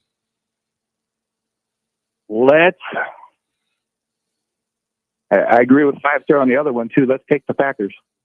You got the Packers. The Packers are -2.5 as well, I believe. The Packers are -3 right now. -3 right now against the Rams in L.A. Packers -3. Ricardo? Let me have the Bengals, please. The Cincinnati Football Bengals at this time in our lives are +2.5 at home against the Baltimore Ravens. +2.5. Justin?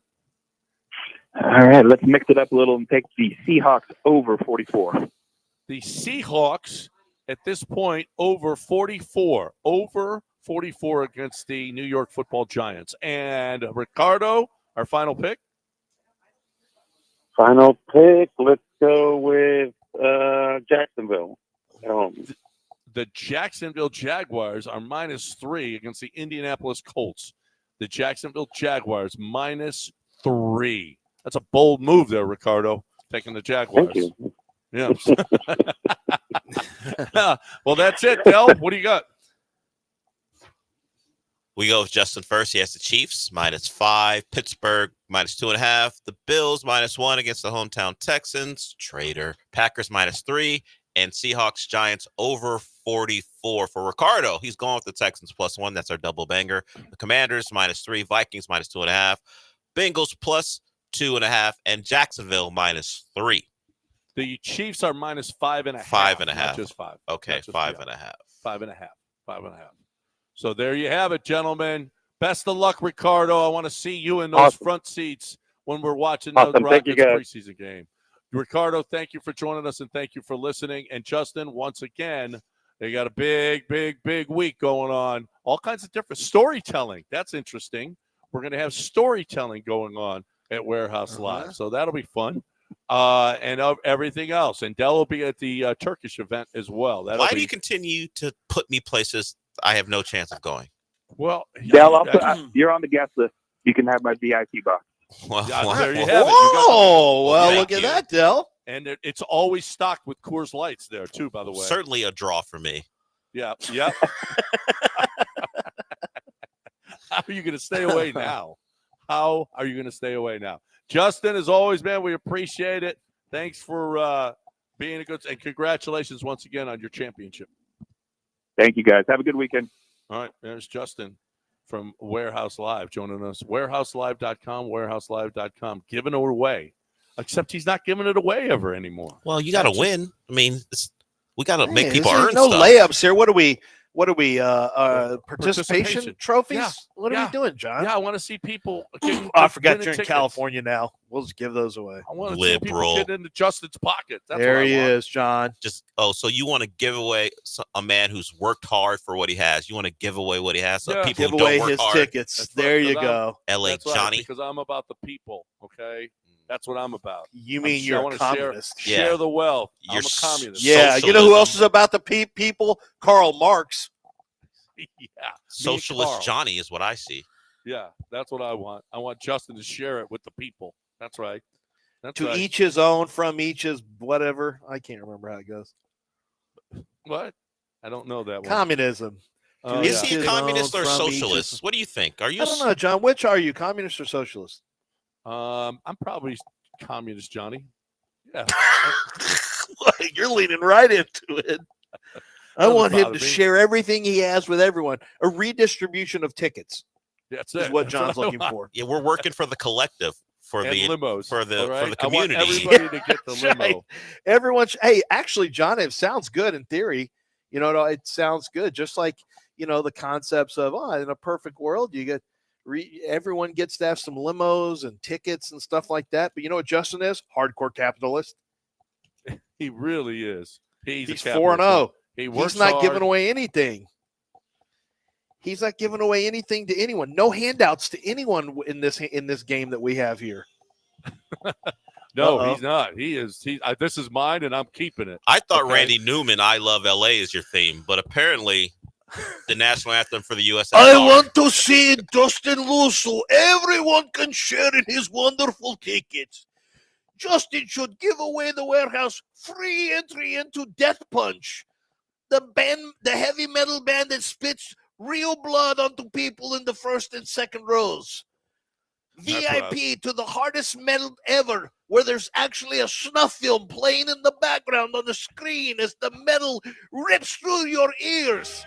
Free for all of the people. Beer for free. Tickets to Rockets for free. John stood up for a national anthem during Rocky IV, but not the one you thought. He's like, Drago? Sweet. Oh, no. That's my guy. I know, by the way, that was a movie. So If Justin there's dies, no way. he dies. Oh, you mean there's the no way giant Dolph Sylvester Lundgren? Stallone was beating Drago. Yeah, There's No, Drago would have literally. He'd murdered one guy earlier in the movie. He would have he had killed already Sylvester murdered Stallone Carl too. Weathers. Well, and so he would have been dead already from Carl Weathers. So that, you know what? Well, yeah, Carl Weathers put Carl a Weathers, beating he on got Rocky. beat Yeah. him into CTE. What are we talking about? Carl Weathers is way out. In real life, Rocky wouldn't have scored. Carl Weathers, it would have been Peter McNeely, and Rocky would have gotten beat. Back then, it was 15 rounds. It would have been a 15-round decision.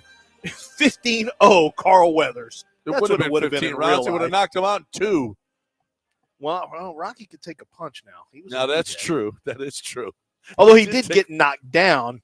No. But, yeah, he would have had like 5, 10, 8 rounds. Yeah. Knocked down 5 pounds. Yeah, he would have gone 15 And then- rounds, but his and then face would have Mr. looked like a And then Mr. T, come on. There's no Mr. way. T would have. I mean, this is why Rocky was just. I mean, I know he had heart and all that stuff.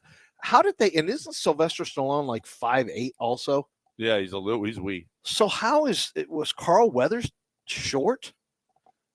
I think they might have had moved. I don't know. Carl Weathers was a big. By the way, dude, but when they why were don't you jumping Google- around in the ocean, though, I think they were about the same size. Google the video of what you're talking about is when they run on the sand and Yeah. Carl's trying to help him get ready, and then Rocky finally beats him in a And then race they frolic on the beach. sand, and then they frolic in the water. Carl yeah. Weathers But was go watch 6'2". Yeah, something's off there. He must have 6'2", worn some 220. incredible lifts. At He must his have worn some incredible lifts. So if you go watch the video of them racing, Wait, Carl and Weathers Rocky played. What are we talking about? Carl Weathers played in the NFL. played football. Yeah. Yeah, Carl He Weathers would've- played football. He would have Hold on, murdered what is Sylvester this- Stallone. Yeah. Dell, delete this whole segment. He would have murdered him. Murdered him. No, John, we're do you right about remember if you go look at that video, watch how Carl Weathers, who's got this perfect gait and stride, and Rocky and Stallone is, I mean, it is like every muscle is clenched in his body as he's trying to run as fast as he can. You can see Carl Weathers has to try so hard to lay off the gas to let him pass. It's an ex-NFL player against an actor. Well, I mean, this just in. Well, and who wrote it? Sylvester did. Guess who wins? Oh, yeah. Sylvester. Yeah. They're calling you Kim Il Granado, Johnny Stalin, and Mao Granado. I like Johnny Stalin's name. I like Mao. Wow. Yeah. Time to talk about Underdog Fantasy. Underdog Fantasy is, man. I mean, how did you like that? What if you had higher than 0.5 home runs for Pete Alonso? I think you would have been pretty excited because that was one of those multipliers that were in there. Underdog Fantasy has playoff baseball. They have Thursday Night Football. Did you have higher than Kirk Cousins passing yards? I think it was I believe it was 269.5. Did you go higher on Kirk Cousins? Then you were a winner. Higher or lower? We're talking about the great game that is the Pick'em Challenge. You were in there with an opportunity to watch the games and play along with them with Underdog Fantasy. It's so much fun that way. It's so much fun because you can actually win real money. You take the stats for all these different players, go find ones that you like the most. You say, oh, no. This guy's going to have a huge game. I'm going to go higher in that stat. Or you say, this guy's getting locked up by that cornerback. I'm going to go lower in that stat. All you have to do is pick between 2 and 7. You can go up to 7 now. You've got a chance to win 1,000 times your money. Like, they have really made the game even better and even broader. They have profit boosters in there now. It's amazing how they're trying to give you money. It's all there for the taking. Just make your picks at Underdog. Head over to Underdog. Simply use mobile app. Download it or go to UnderdogFantasy.com. Sign up with promo code Lance, and Underdog's going to give you a free pick to use on your first cash pick'em entry, plus up to $1,000 in bonus cash when you deposit. That's Underdog Fantasy, promo code Lance, to claim your new customer special of a free pick and your deposit offer. Must be 18 or older and present in state where Underdog Fantasy operates. Terms apply. Concerned with your play, call 800-GAMBLER or visit ncpgambling.org.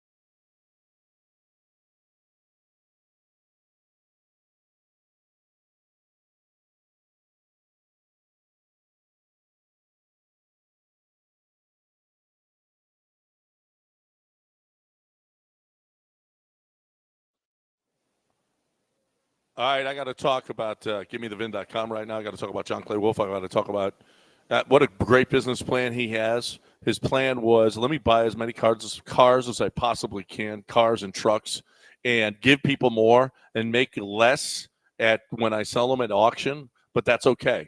I mean, I'll work on pennies on the dollar when I'm working on the volume, because you have to go to GiveMeTheVin.com, because even if John Clay Wolf doesn't buy the vehicle, he sets the price. Okay. So then you take that into your dealership or you take that into CarMax and you say, hey, CarMax, this is what John Clay Wolf said. Give me the VIN is going to give me this. And they say, well, we can't match that. Or, no, we'll match that. We'll give you more than that. And then you bring it back to John Clay Wolf. And if John Clay Wolf says, no, we can't match that, he'll send you $100 if he can't beat CarMax's offer. And that's a fact, Jack.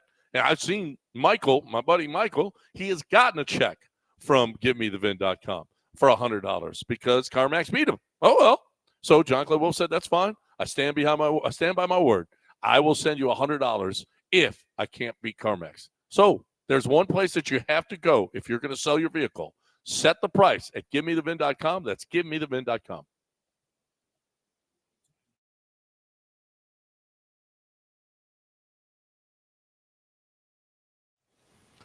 All right. Men in Black director, he says that Will Smith is a farter. One fart was so bad we evacuated the stage for about 3 hours. And that's incredible. Do you feel like you could out-fart Will Smith at any time?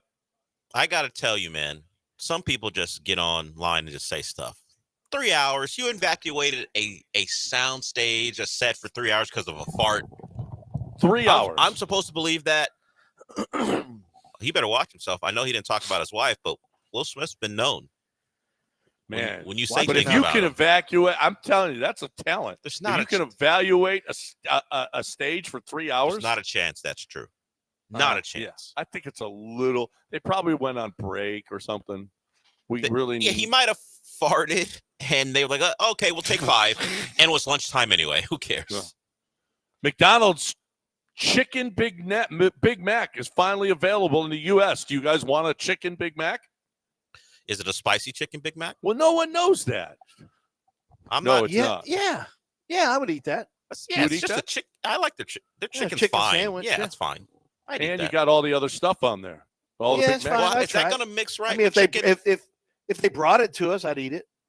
Oh, so you're angling for a free chicken Big Mac? Well, I mean, I'm not going to go buy it. No. Okay, but if they bring it, we'll eat it. Yeah. Yeah. A new study says sleeping in on the weekends lowers your heart disease risk by 20%. Lance, you need to sleep in on the weekends. I do sleep in on the weekends. That's you tell your wife. Relatively 8 o'clock, stuff like maybe 7. When Splits wakes me up, I have to get up. Do you wake up? Do you sleep in on the weekends? I do. You I don't. do. You're the one who doesn't, do you? I try to. Dell sleeps in every day. How so? How's that a thing that you can say? When we do the same job. What are you talking about? But you're always who shows up first every day? Me. Who's 2 minutes away from the station? Yeah. You. Well, guess what?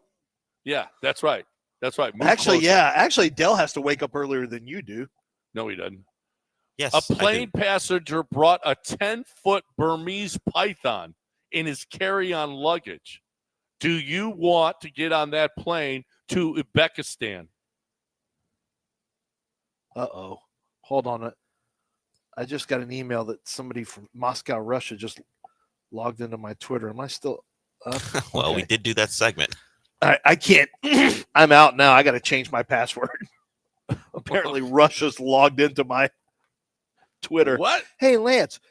Oh, security at X. Hey, we just noticed there was a login to your IP address.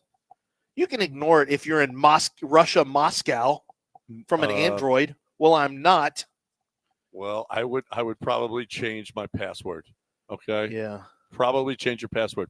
A new study says real art in museums stimulates brain much more than reprints. Do you guys now want to go to museums and get stimulated? By who? By real art. Oh, I thought someone there would stimulate me. Well, have you ever seen the attendance at museums? Well, not sure. Yes, I'm going to stay home. Yeah. This is a phishing account. Don't worry, it's not really. No one really got to my stuff from Moscow. They're trying to trap. We They're trying weren't to trick worried. me. It was a trap. Don't worry, guys. Pit bulls in British Columbia. There was apparently a pit bull pet mauling. Apparently, the pit bulls tested positive for meth and cocaine. Do you feel like you should not give How many animals do we have? John, you've true. had sharks. You had sharks on coke, right? Bears. We've done that. We've done bears. now we're doing pit bulls. We've done. We had one time we did squirrels on meth on a story. This is always about meth and cocaine. So pit on bulls these don't animals. maul people. Pit bulls on meth and coke maul people. Maul people. Well, pit bulls maul people too. Well, I'm just going by what Instagram now- tells me. Pit bulls are the greatest until they're on coke and meth. Well, they take it to another level when they're on coke and meth. Okay, but I'm still not sure that they're all that tutti frutti when they're straight. You need to get on the gram. The algorithm will tell you. Despite all the stories about pit bulls, they're the best dogs. Are they? That's what the gram tells me. Okay. All right. Thanks, Graham. That's We are not a done. person. All right. Who you got on Sunday? Bills, Texans. Bill. Say it with your chest. What? Are you saying Bills? You hate the team. You hate the Texans. Who do you have? I got the Bills. Oh, okay. Just trying to make sure who hates who. Yeah. Who you got, Dell? I got the Bills, and I'll say it with my chest. Unlike you two. Wow. Well. I know. You know what? I Say the like our Texans if you like the Texans. I like the Texans. I'm going to go with our Texans. I think like we them as step up. people. I like do them like as a team. Is this our best game? Do we finally get the really good game? Is this line correct? A 1 point line? That's a pick 'em. Yeah. Pretty much. Yeah. The way that the Bills have looked and the way that the Texans have looked, I don't know. I think maybe there's too much taken into account from last week's Bills game. Because the Bills have looked fantastic other than that. Yeah. And the Texans That's have. kind of my thought. That's kind of my thought is they're coming off a bad one. They may be. I don't know. If the Texans, here's another litmus test. Are you for real? Are you a real team? If you're a real team, you handle this. If this goes sideways and you don't win this game, then we may have badly overvalued this team. I kind of like James Palmer's report that nobody wanted to talk and it was a ghost town in there because they were pissed off about the way that they played. As opposed to, look at us, we're 3-1. Look at we won. Did you think he meant it that way though? I didn't get the feeling he meant it that way. I do. Nobody was talking. Just making a. Everybody was like, "Nah, I ain't talking, man. I ain't talking." One thing that might make you feel better: the Bills have not played a good team so far. Yeah, that's true. That's when they look good. The one team they did play that was good kicked their ass. Yep. So I'm not sure that I don't know Bills if it matters team with was the that Bills, good. but Right. 3-0 against teams who either were bad or lost their quarterback in the middle of the game, and then they saw Baltimore, and Baltimore put it on them. Well, we know that they have that ability to kick people's ass, so we'll see what happens. All right, we're done. We will talk to you again on Monday live from Wildcat Golf Club. We will be there for the CCA golf tournament. So we will see you out there. Put it on him was John's nickname in high school. Mr. Put It On Him? Is that what? Mr. Was that Put your It On nickname? Him. Yeah, that was his nickname in high school. We'll see if they put it on them it's Sunday, and we'll talk about it Monday. Have a great weekend, buddy. But first, talk about MyBookie.ag, promo code BET975. MyBookie is the place to go to get your gamble on. Okay, it's +1. Which side do you like? You guys are listening in the car right now, and you say, okay, I like the Bills. Well, I like the Texans. Well, put your money where your mouth is, and you can do that at MyBookie. And you can double your ability to play immediately. So if you put in $100, they're going to give you $200 to play with. If you put in $200, they're going to put $400 to play with. That's what they do. And there's a limit to how much you can put in and how much they'll double. But at the very least, put it in, get your bet in, get your bet on. You know who you like. You could have won all of these weeks, but you just haven't signed up yet. Well, sign up at mybookie.ag, promo code BET975. Get your free bets on Thursdays. Get your bets on all weekend. You are going to love it. mybookie.ag, promo code BET975.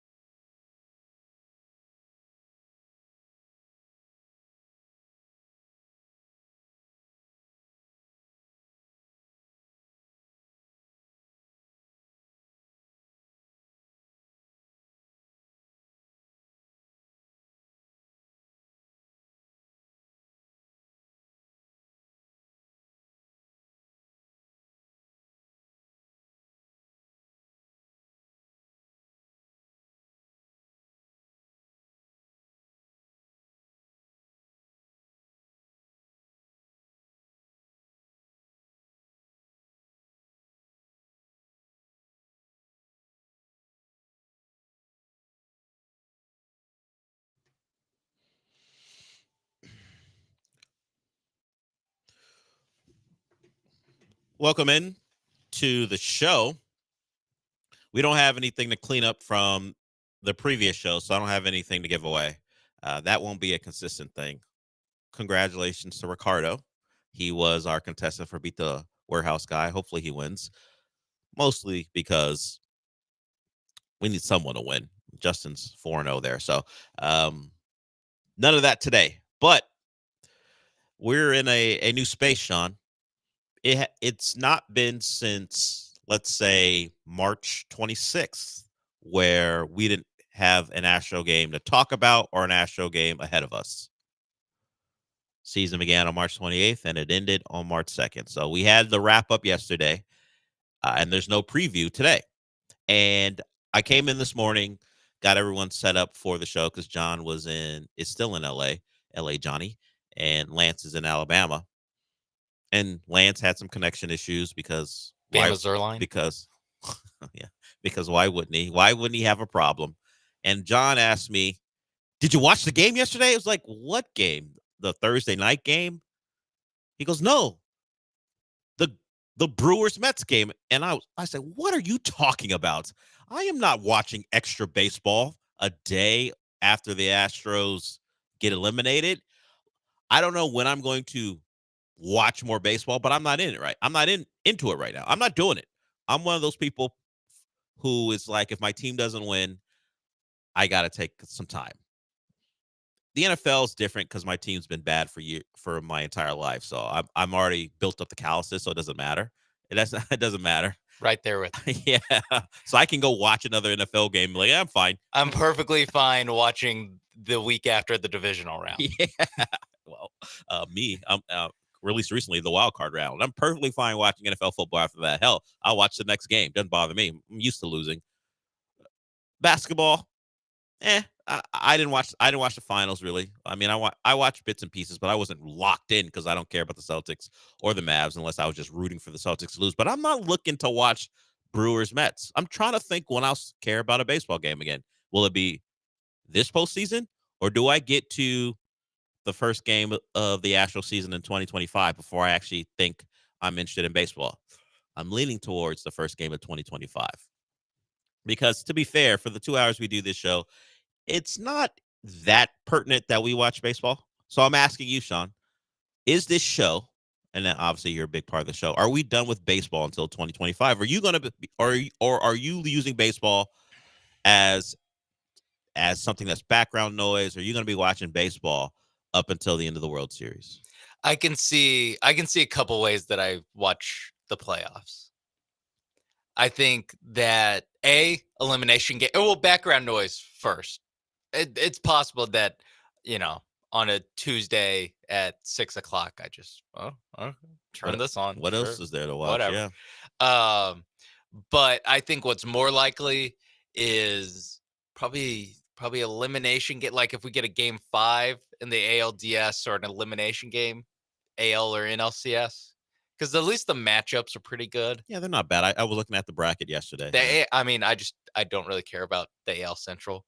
So the AL, I'm like, okay, fine, whatever. But the NL, I'm like, it's all division match. It's 2 division matchups in the NL, so that's interesting. So probably, I would say probably elimination games, or if I'm out at like a sports bar on a Saturday, because don't all the games start on Saturday? The series? Yeah, I think all the series start sure. on Saturday. And so there'll probably be, normally there's like 1 or 2 TVs that are on baseball while the rest are on whatever football game, the college football slate. So maybe there's a situation like that. I remember last year I watched Clayton Kershaw give up like 17 runs in the first inning to the Arizona Diamondbacks. And then also watched, I'm not bringing this up to be mean, but it was literally the game on. The TV next to it was Mario Cristobal not taking a knee against Georgia Tech. It's literally the TV next to it. You know how many flashbacks I had to that particular sequence of events last Friday as that game was being reviewed, and literally the game was being reviewed. Either the Miami was going to win. Yeah, the ACC had to decide who they wanted to win. Yeah, of course. That was a lot of the conversation from people. So I did say, oh, they're going to steal this away from us again because, well, I'm not going to get into it, but he didn't fumble last year, but whatever. Mario Neal, we don't have this problem. So I think I'm there with you. Like I'm at a public place where a baseball game is on, I may take a look at it, but I'm not searching it out. Not now. I don't know when it'll be that time for me to be like, oh, I do know. Hate watching the Yankees. That is an avenue for me to start watching.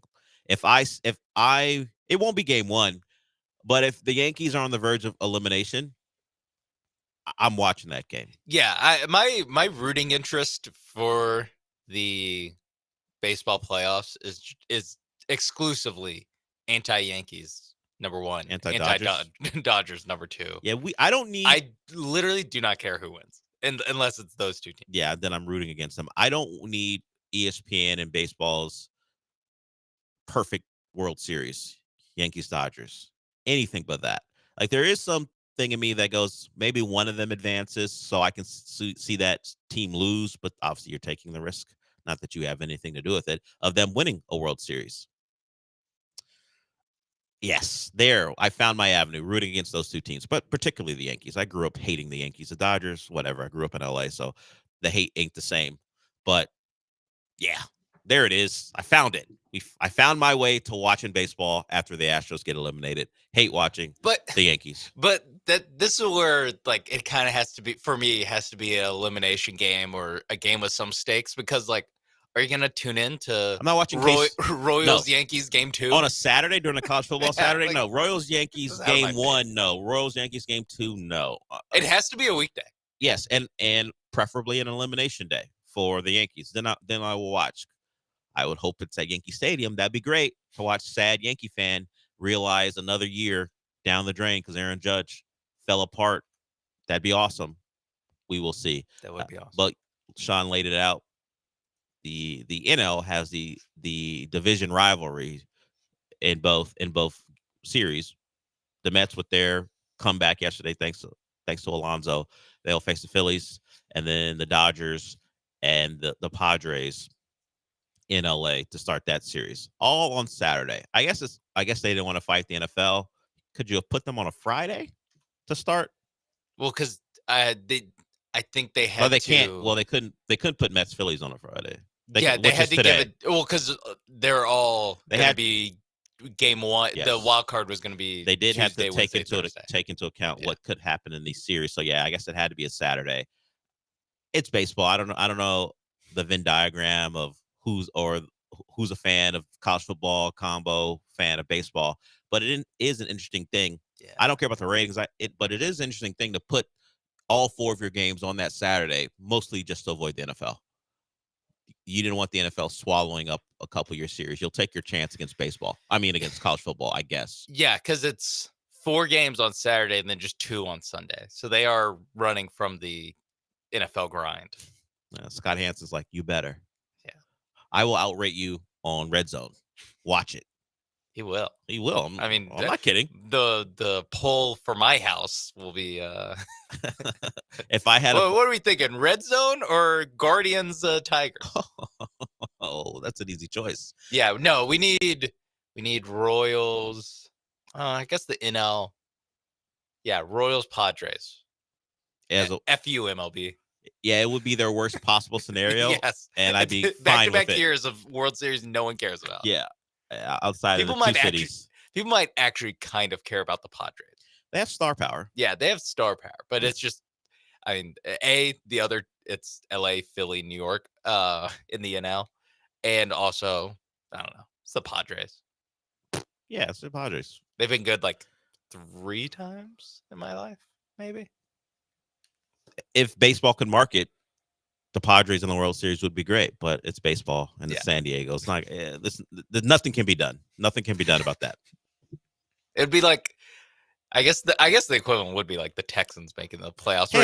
Where they're star power, but I don't know. People outside of Houston do not care about the Texans. Like NFL media is hyped on the Texans. I'm not sure anyone who's just a fan of football cares that much that the Texans have a lot of talent on their roster. Exactly. That's what I'm saying. Is that in that way, it's like the people that, and I mean, just the fact that the NFL like NFL media talks up the Texans and people actually listen, for MLB media hypes up the Padres. And unless you're a Padres fan, no one listens. No one cares. Maybe an NL fan. Yeah, baseball's become very it's super regional. And if in your team and only your team matters, I'm not sure when that happened. Like there's times where like I don't even know what's going on with like the Rangers. Like it's not even regional. It's just like your city, the team in your city, the team I follow. It's true. It used to be a very national sport. We know Sunday Night Baseball was a big deal, but I guess maybe with more access to watching games, it became less and less of a deal. So that's where we are. Hate watching, and we're even making it more specific. Elimination games for teams we hate.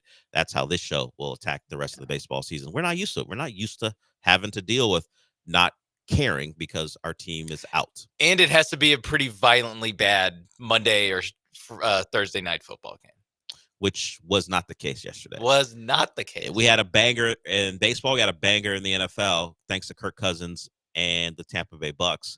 Come back. We'll get into that. I don't know if simply touching a ball when the center puts it down counts as a spot, because the referee has to spot the ball before you can get a snap off. He did touch it, and I guess that might be enough.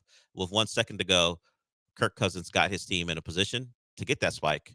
And then that game went into overtime. And, of course, the Falcons went on to win. So we'll get into that. A really good Thursday night game. We got the Texans on Sunday, the Bills in town. The Bills, who have not beat a good team yet. So if you have some questions about the Texans, and it's pretty much a pick 'em.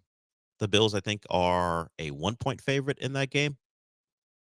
The first time the Bills saw a good team, they got dominated.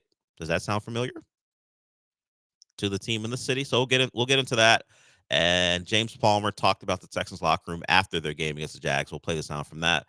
Ryan McTaggart has some thoughts I think a lot of us have on the possibility of Alex Bregman coming back. So a lot to get to as we're just getting started here. If you want to get in, 713-780-3776. And, of course, the college football weekend is upon us. We got some games Friday tonight. We have a couple ranked teams playing. Oregon playing. UNLV, yes, they are ranked. Maybe one of the contenders for the Group of 5 playoff spot. They're in action tonight, too. So a lot to get to. We're just getting started. We will be back.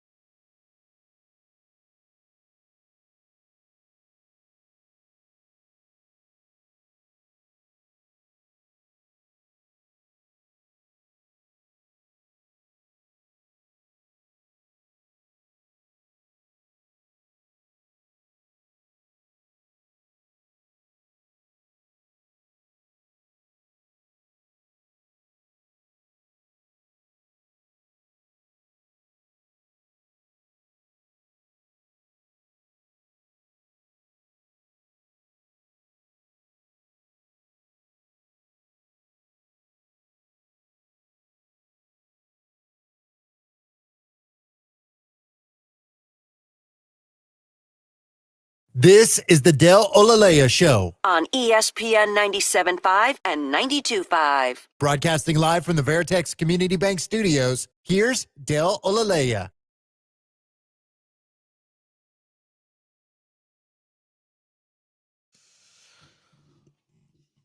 Ian Rappaport is reporting Joe Mixon is not expected to play on Sunday against the Bills. Makes some sense. Plenty of sense, actually. He has not practiced at all this week. We should suspect he won't be on the field today either. So Joe Mixon, because of a hip drop tackle in week 1, is now going to miss his 4th straight game. That's where we are. That's why the hip drop is an issue. People are very like NFL people like, how can a linebacker make a tackle? Is he supposed to get dragged for 3 yards instead of dropping his weight on the back of a guy's leg? Yes, get dragged 3 yards. If not, a guy like Joe Mixon will miss a substantial part of the year. Of course, the flag wasn't even thrown. I think the player eventually got fined, but this is what we're talking about. It's not even a Mark Andrews thing where we knew that he was going to be out for almost the entire year. He did come back for the playoffs, I believe, for the Ravens. It's not even something that's broken. It's just a dangerous play where even when you avoid a ligament tear or a broken bone, you're starting running back.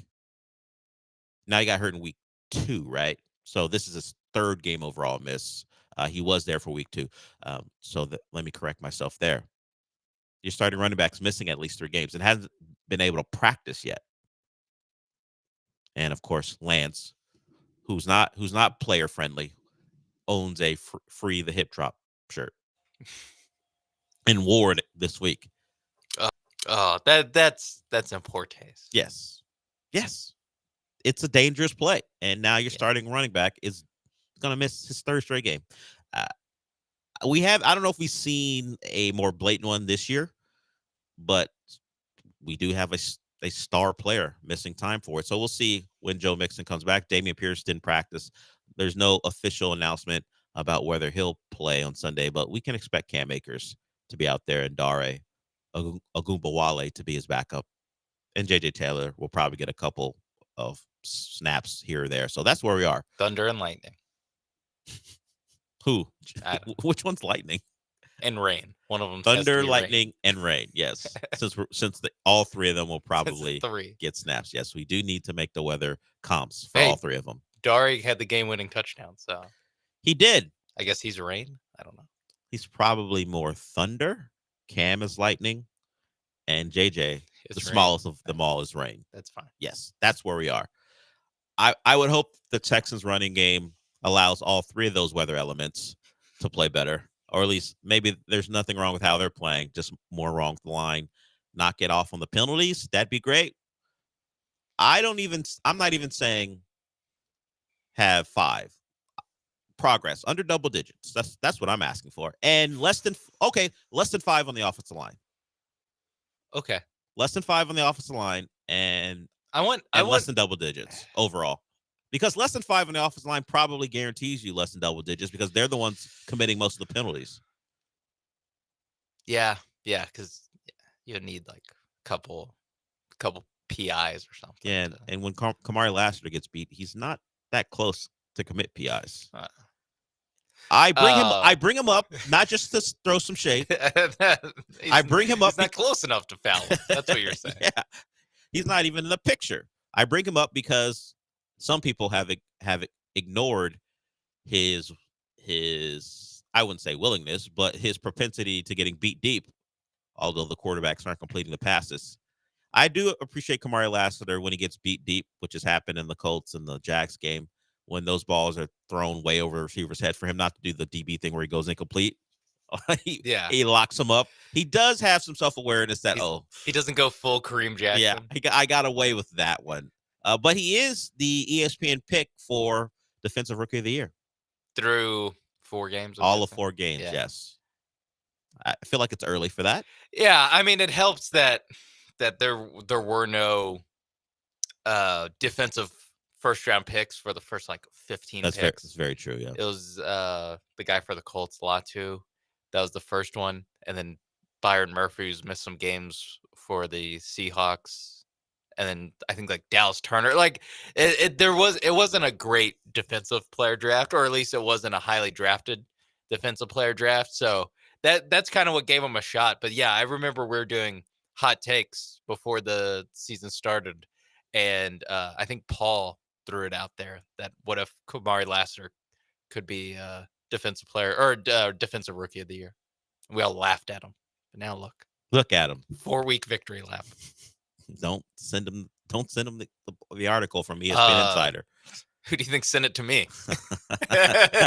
See, I told you. Yeah, I don't think he captioned it with see. Yeah, but I know what's coming in about an hour and a half. Okay, so some of the numbers behind it, he's allowed opposing quarterbacks to go 4 of 12 with 123 yards and an interception. They do mention that he was beat by Brian Thomas on a double move that Trevor Lawrence just missed. There were some in the Colts game too. So I'm glad he's getting his recognition. He has been put in a tough position. You're a rookie. Go start in the NFL. Start on a team go that start wants at corner. to be good. Yeah, and not just that. Start on a team where they have a legit, when healthy, star cornerback on the other side. So you are going to be targeted or at least looked at initially for quarterbacks. And they're going to go after you because going after Stingley isn't a great move. That's even a worse idea than going against Lassiter, who, like you said, he's gotten beaten deep, and they haven't been made to pay for it. But I think overall he's been about what you, I guess more than what you expected when he got drafted, but probably about what you expected once training camp and preseason started, and it was pretty like locked in that he was going to be the starter. I think he's been just like good enough. Like he's been good enough. He has stood up to challenges, and that's what you're looking for, particularly from a rookie. Complaints. You don't want him to be a disaster. Now, some of it is just context. As I said, if some of those passes were completed, maybe we're having a different conversation about him, but they weren't. So we can have this one where got a pick.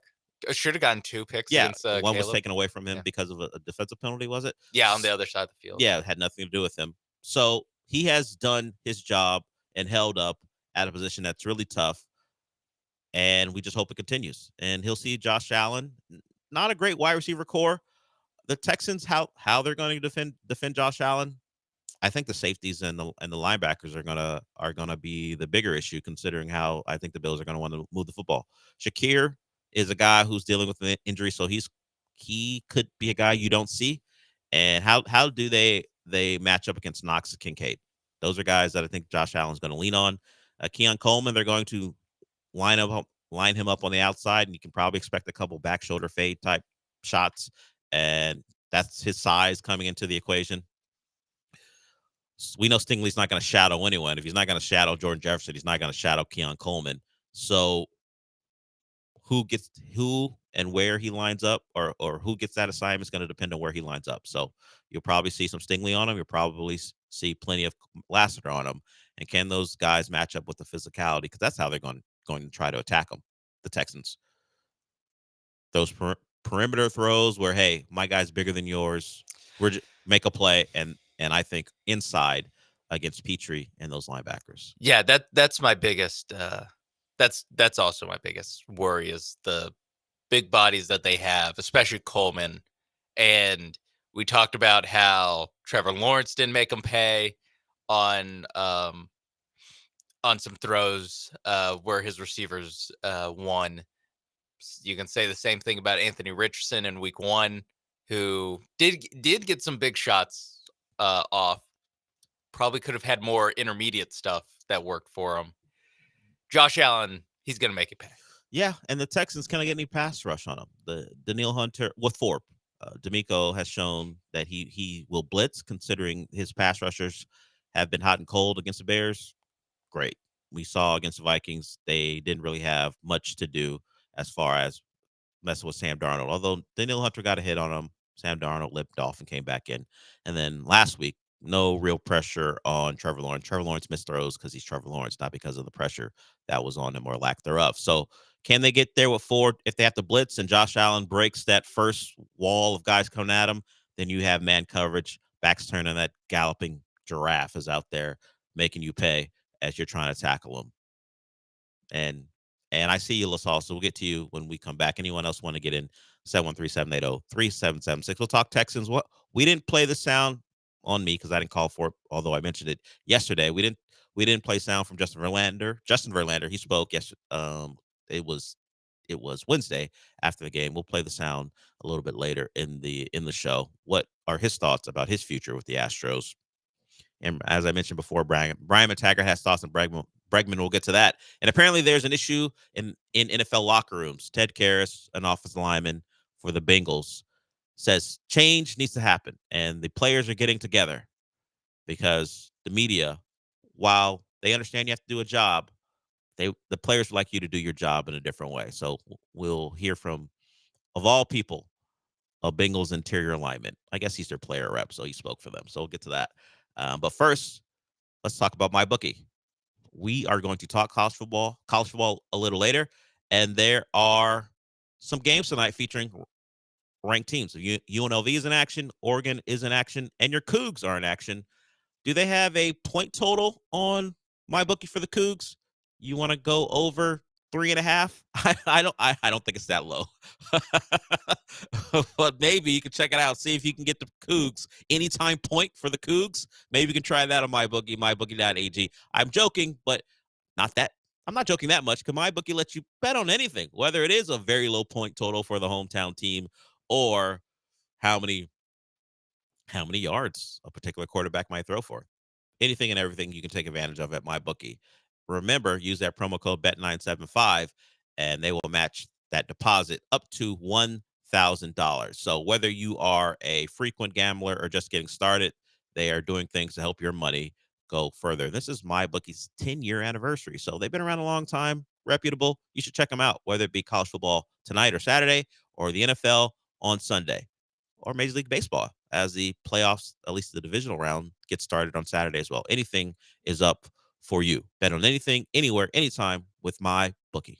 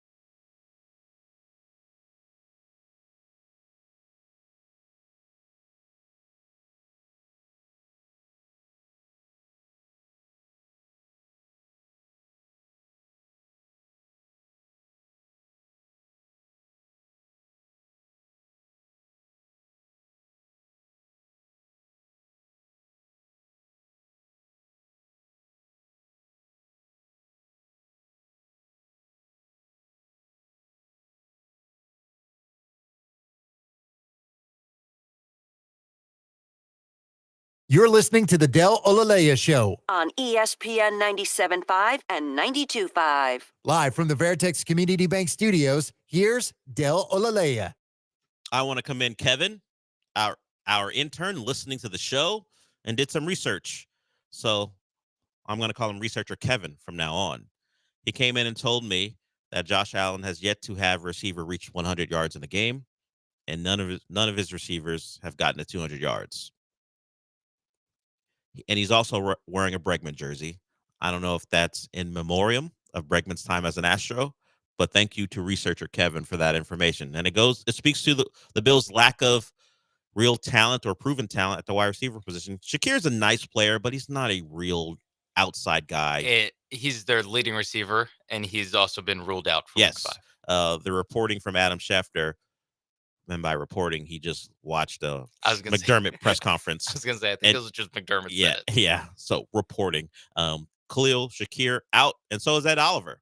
So the interior of that Texans offensive line won't have to deal with Ed Oliver. Oh, the homecoming ruined. Ed Oliver would have been back in town, and I'm assuming he'll make the trip. He just won't be playing, so that's good news for the Texans. And you hear, thanks to Researcher Kevin, that the wide receiver position ain't exactly a strength. So how do they get things done? The guy we have not mentioned yet, James Cook. James Cook is a guy who's gained more and more snaps, and that's really started last year. He's very important to what they want to do, particularly out of the passing game, particularly in the passing game and out of the backfield. So that's a guy to look for. The two tight ends and James Cook are the guys to look out for, particularly with no Shakir in the lineup for the Bills. So it's interesting to say this, at least for me. I'm not really afraid of the Bills' weapons. It just so happens to be number 17 that changes the math on everything for them. And his willingness at this point to dump the ball off, take the 6-yard gain, I think it's going to be a very frustrating watch unless the Texans are getting quick pressure. Because Josh Allen has become a guy who doesn't mind. I'm just going to dump it off to James Cook or one of my tight ends, and now it's 2nd and 4. And now anything you were planning to do defensively to get tricky, kind of out the window. We can run the ball here. We can convert on another short pass. He's fine doing that right now. He does have the turnover. He tried to get out of the pocket against Baltimore, and he got smacked a couple times. One after the ball was already out of his hand because it was a strip sack. So that's the one. Oh, that's the Josh Allen play. But for the most part, he has not been that guy. I was gonna say, I think that was his first turnover this season. I believe so. He's a different quarterback at least this year. He's been playing awesome. He's been insane. He's been, like you said, been spreading it around too. That kind of goes into the stat from Kevin.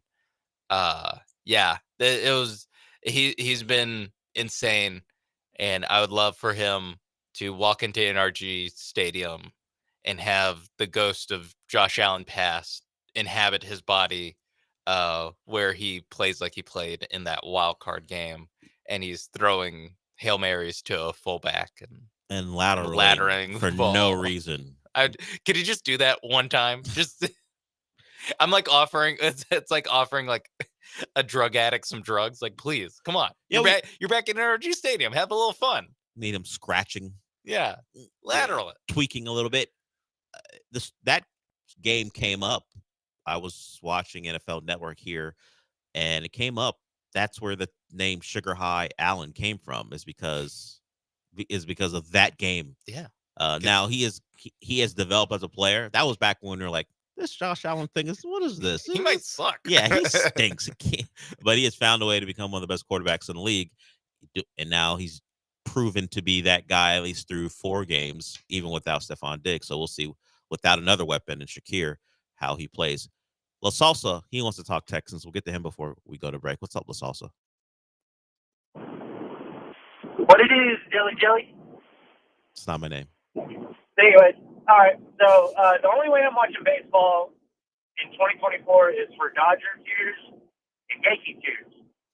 And I got a question for you, Jelly. Not my name. What is the over and under on Houston Texans cheerleader Chloe doing stuff on the internet?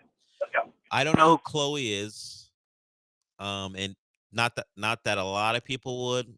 but that's too close to home for me to put that on Houston Texans cheerleader. The buffer of Hollywood actress or model, I will do the OnlyFans thing, but not with the Texans cheerleader.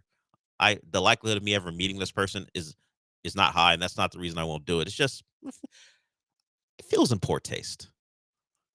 Because usually what we know about cheerleaders in general, they're not well paid. They generally have other jobs that are pretty normal. I don't want to do it if she's like a second-rate teacher. Not that precludes us, because we found those stories. Are you doing research on Houston Texans cheerleader Chloe? Yes, Sean? rookie to the squad from Louisiana, marketing director, signature dance style jazz. Went to LSU. The Tigers. So her real life job, or her big person, her adult job, I guess you might call it, is a marketing director. That's just what the Instagram says. Occupation. No, this is from on the website, HoustonTexans.com. Oh, they have a roster and everything. One thing you should know about me is I'm a certified personal trainer and nutritionist. Oh, very nice. Love to travel, work out, spend time with friends and family, eat sushi and Mexican food. Nothing about her plans to join OF, though. Not that I can see. No. What if they did put that on the website? Considering, depending on how the season goes, 247 Crystal Ball has me at 78% to have a. Yeah, I don't know how you know of her. Did you go to the game, LaSalsa, or do you always check out the new arrivals on the Texans cheerleader website? Yeah, I was gonna say you can just go to the website. Yeah, I mean, I can. There's Alyssa, there's Bailey, Brianna, Brooklyn, whoever. Yes, she was a LSU cheerleader. Those pictures are on there too. So I'm not doing that. I'm not putting a percentage on. There's Kindle C and Kindle Z. Well, you got to differentiate. Yes, there are a lot of them. I didn't know how they had this deep of a roster. I had to keep scrolling. Yeah, there's so many. God. There's so many cheerleaders. If you want to get in their comments, whether they're tweeting, saying they don't have they don't have their social media on there, do they? No. They've learned the lesson. Very smart. Because they used to do where the ladies would have their Texans account, cheerleader account, and it would be like whatever Emma HTC, Emma _HTC, Houston Texans cheerleader, and they take a picture. What a beautiful day in H-Town, whatever the generic thing that they would type, and the guys in the comments, not as beautiful as you. Only thing brighter than your smile is the sun. Yeah, no, I'm clicking. I'm just clicking through different ones. Are you putting percentages on all of them in your head? No, I'm not. I'm just getting to know them. Yeah, okay. Yeah, that's nice. Maybe hey, LaSalsa, maybe get to know Chloe before you ask questions like that. I mean, you have Bailey, who went to Kilgore College in Texas A&M. Very nice. She was an international flight attendant this past year. She was able to travel the world and learn more about a variety of different cultures. Oh, I love that for Bailey.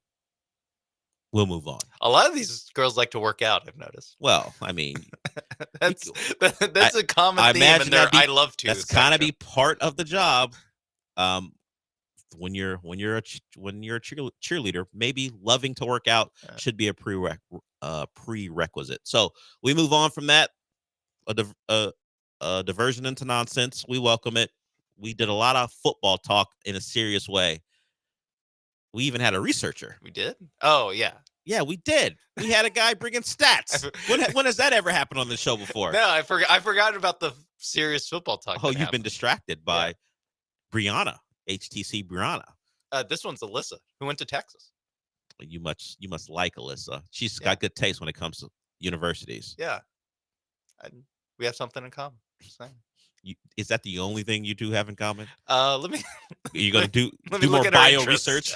Okay. What else is she interested in? Longhorn football. The Arch Manning. Is she the president of the Arch Manning fan club? Maybe you two have deeper interest than I thought. Run? No. Play tennis? No. Okay. Not a lot in common for you two. I have done both those things, but you don't like them like she does. No. Yes. Yeah. So there it is. Sean is getting to know the Houston Texans cheerleaders. They should add their Instagram. would say no, they shouldn't. Maybe wouldn't they have their own Instagram of the Houston? Yeah, they have an HTC Instagram. So maybe the Instagram. This is too many steps. All you got to do is go under who they follow, who HTC follows, and then you'll. Oh, it's not. It's too many. It's not. It's not too many steps to go on the website and start reading things. But to go on Instagram, all I had to do was type in Houston Texas Cheerleader 2024 is the first thing that pops up. Sean, they also don't take the step of tagging them. I just went to the Instagram. They don't want to make it easy on anybody who has nefarious thoughts. Of course not. They have to play a shell game. they have to. Yeah, if you're going to try to make them uncomfortable by following them and then typing out your sweet weird comments to them, you're going to have to dive deep and follow the Instagram accounts of the, I guess, Houston Texans cheerleaders, and then go into their following. Oh, they don't even follow the cheerleaders. Credit to them for not exposing them to the advances of some of our least desirable people in town. I applaud Texans cheerleaders for doing that. Maybe you have to, and only Texans cheerleaders can see all their followers. So you can't even go to their followers list and see if the cheerleaders are following the official account. Well done. Defense. Swarm. You guys. They're playing tremendous defense on the creeps. Did D'Amico get into have a conversation with the social media camp manager about defense when it comes to protecting the identities of their cheerleaders? Credit to the Texans cheerleaders account. Well done. All the creeps that can't get to them in their normal ways. All right, Alex, I see you. You want to talk about this because that's not a surprise at all. We'll get into college football in the second hour because we have a short segment coming up here. Anybody want to get in on anything? 713-780-3776. But first, Sean wants to talk about Prize Picks. Yes, I do want to talk about Prize Picks. I don't know if you can. Actually, I do know. You can't put any more or lesses on DMs slid into by Texans cheerleaders, or not by into Texans cheerleaders DMs. You can't put a number on that. I imagine it'd be very high. They do have some projections on some of the football action here tonight. We already mentioned the Cougs. Not that high of projections on the Cougs, I will say. Maybe want to go more with some of the TCU receivers to score. Maybe you like their quarterback to Josh Hoover to be thrown around. Whatever you want to get in on the action with, whatever interests you. Maybe you want to put in some Texans more or lesses. Maybe Josh Allen more or lesses. WNBA, college football, esports, MMA. There's a UFC fight this weekend. Anything you want, it's on Prize Picks. Just go to the App Store, download Prize Picks, use promo code MAPES to get $50 instantly when you play at least $5. That's promo code MAPES to get $50 instantly when you play $5. You don't even need to win to get that money. It's guaranteed. Prize Picks, run your game.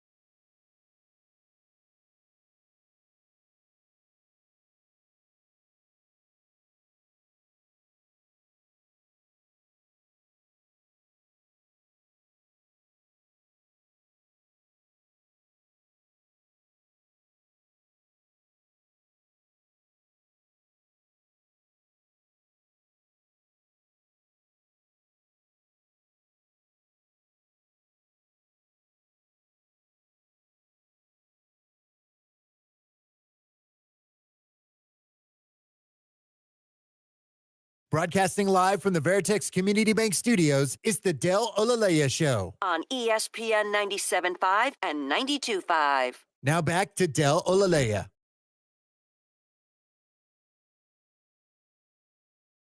Okay, we'll try to do this quick, and maybe it's a bookend and a closing chapter to our conversation.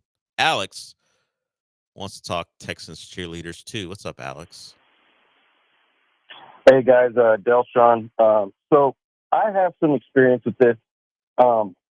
Houston Texans cheerleader is not going to be more 9 times out of 10. She's not going to be OnlyFans, extracurricular activities. What she's looking for is a high value man who owns nightclubs, properties. They look for guys with money. They send these girls into the suite on game day. Who do you think that they're mixing with? They're not trying to talk to like Joe Blow and get his $3 a month for OnlyFans. They're looking for guys that they can secure with a leg lock, if you know what I'm saying. Like they're looking for long-term viability. So they're not messing with regular guys. These girls are hungry. Alex, so yeah. Can you explain? Trust me on that. Can you explain to me how you have experience? You started off the call with, I have some experience with that. Don't have to incriminate yourself, but how do you know so much about this? Okay, so I dated a girl, beautiful girl, comes from a family of beautiful sisters. One of the sisters lived this exact life. Like it's hilarious, honestly. Looking back on it, it's really funny watching her path and seeing how far she got. It's like, wow, you can really do anything if you believe in yourself. So, yeah, these girls are not. They're not trying to get your $20. They're not trying to get you to buy them a drink at the club. They're trying to ride in a G-Wagon to the chartered jet somewhere so they can go to Vegas. Like that. These girls live on a different planet, my boy. They're not even great, honestly. They're not like special or spectacular. They just happen to be in a great position to capitalize on these high value men that are just like, oh, pretty girl. Like basically, if John Granada wasn't married to Wendy, they'd be fishing for him.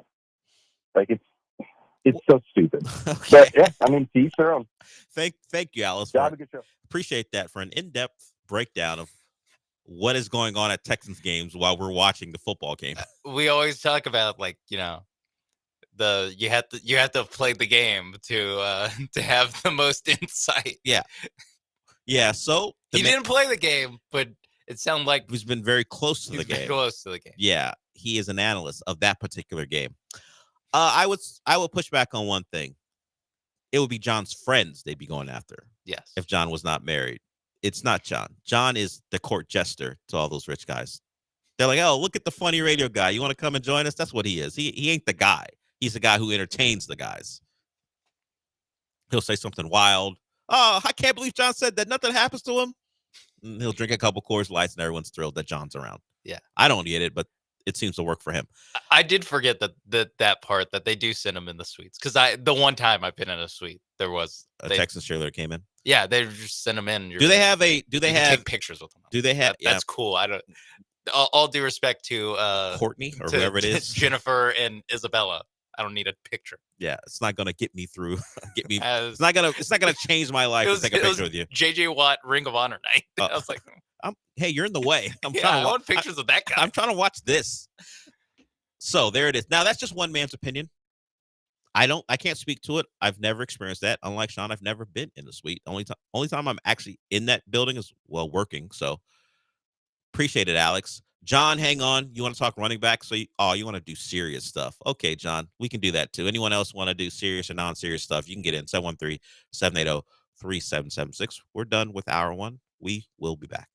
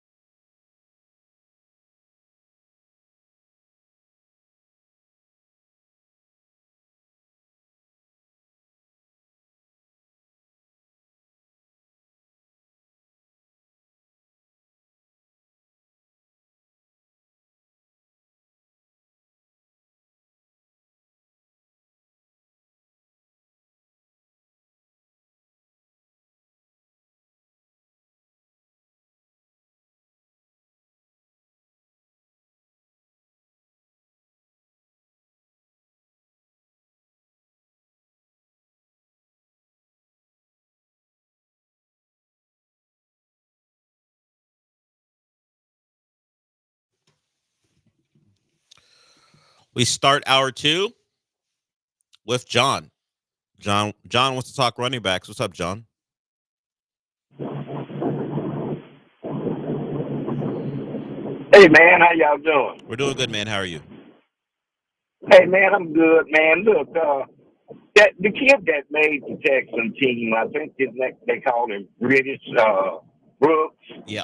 Well, we watched him in preseason. He was getting some tough yards. He looked physical. I mean, he made the team just like that little kid Taylor and just like Cam Akers. I mean, Cam Akers, I watched him with the Rams. He'll wow you and get a run every now and then, but most of the time he's going to get tackled in the backfield because he has no power. I just would wish that the Texans would bring that British Brooks up here just so we can see if he has anything, man. I mean, you brought up Lil Taylor, and Lil Taylor did okay, but, hey, did you guys see British Brooks in preseason? I know it was preseason, but did you see him, man? How did you like the way he was running? I remember him more from North Carolina.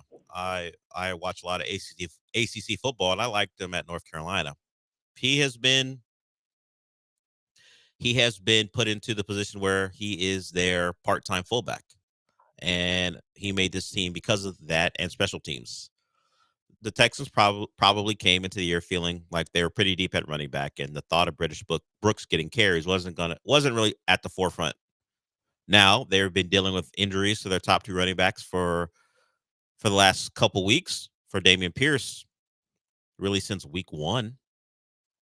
So I still think British Brooks is going to be a guy who's going to, at the very most, be an emergency guy taking snaps from that position for now.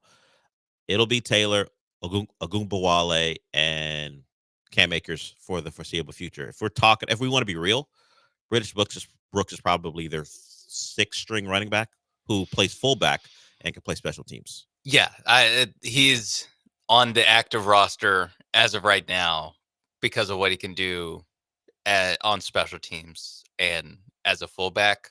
I do kind of see where John's coming from, where there is a little bit of like, hey, if none of these guys are working out, just keep trying different guys that have different skill sets, and maybe you just kind of catch the hot hand with British Brooks being able to run with a little bit more power than these other guys. If the offensive line isn't going to get a good push and you're going to have to run through some guys at the line of scrimmage, maybe you want to go with more of a bigger guy. But ultimately, for the Texans running offense, Joe Mixon needs to come back. That's what I've learned. Yeah, I'm not even saying, I didn't want to make it sound like I said, John, you're nuts to think it. I just think where he's situated on the depth chart, it's very unlikely that they're going to give him any carries of any real significance. I mean, maybe there's a short yardage package where he gets thrown in there because they don't have a big back they can count on right now. But I think even now that would be handed off to Dare. If they subscribe to, we need a bigger back for this situation. I mean, British Brooks might be in the game, but to block in a heavy tight formation. So that's where we are. I think the story in itself is a good one. The fact that this undrafted player found his way onto the 53-man roster and is now active week to week. Some of that has to do with injury, but his play on special teams got him on this team. And I think that's probably where it tops out for British Brooks, at least in year 1. Although last year they did get the fullback pretty involved. Andrew Beck did get his hands on the football a little bit more than you would think, especially like in red zone. They'd hand it to him a lot. Maybe you can do some of that with British Brooks, but I don't know. Yeah. We're still talking about a couple touches a game at most. In very specified special situations as far as the package or formation and personnel that's in the game. So good story. He's got 1 carry for 2 yards, and maybe that's what it'll be for now. And I think the Texans are just waiting for their 2 top guys to come back, and we still seem to be at least a week out for both. We'll see who practices today, but the report earlier today was that don't expect Joe Mixon on Sunday. And a lot of the talk this week is about Stephon Diggs and the Buffalo Bills coming to town and revenge and all that stuff. And there was conversation on ESPN about this game. You got 2 3-1 teams and a hyped Texans team and a Bills team that people think a lot of. It's going to spark conversation, but some of it had to do with Stephon Diggs.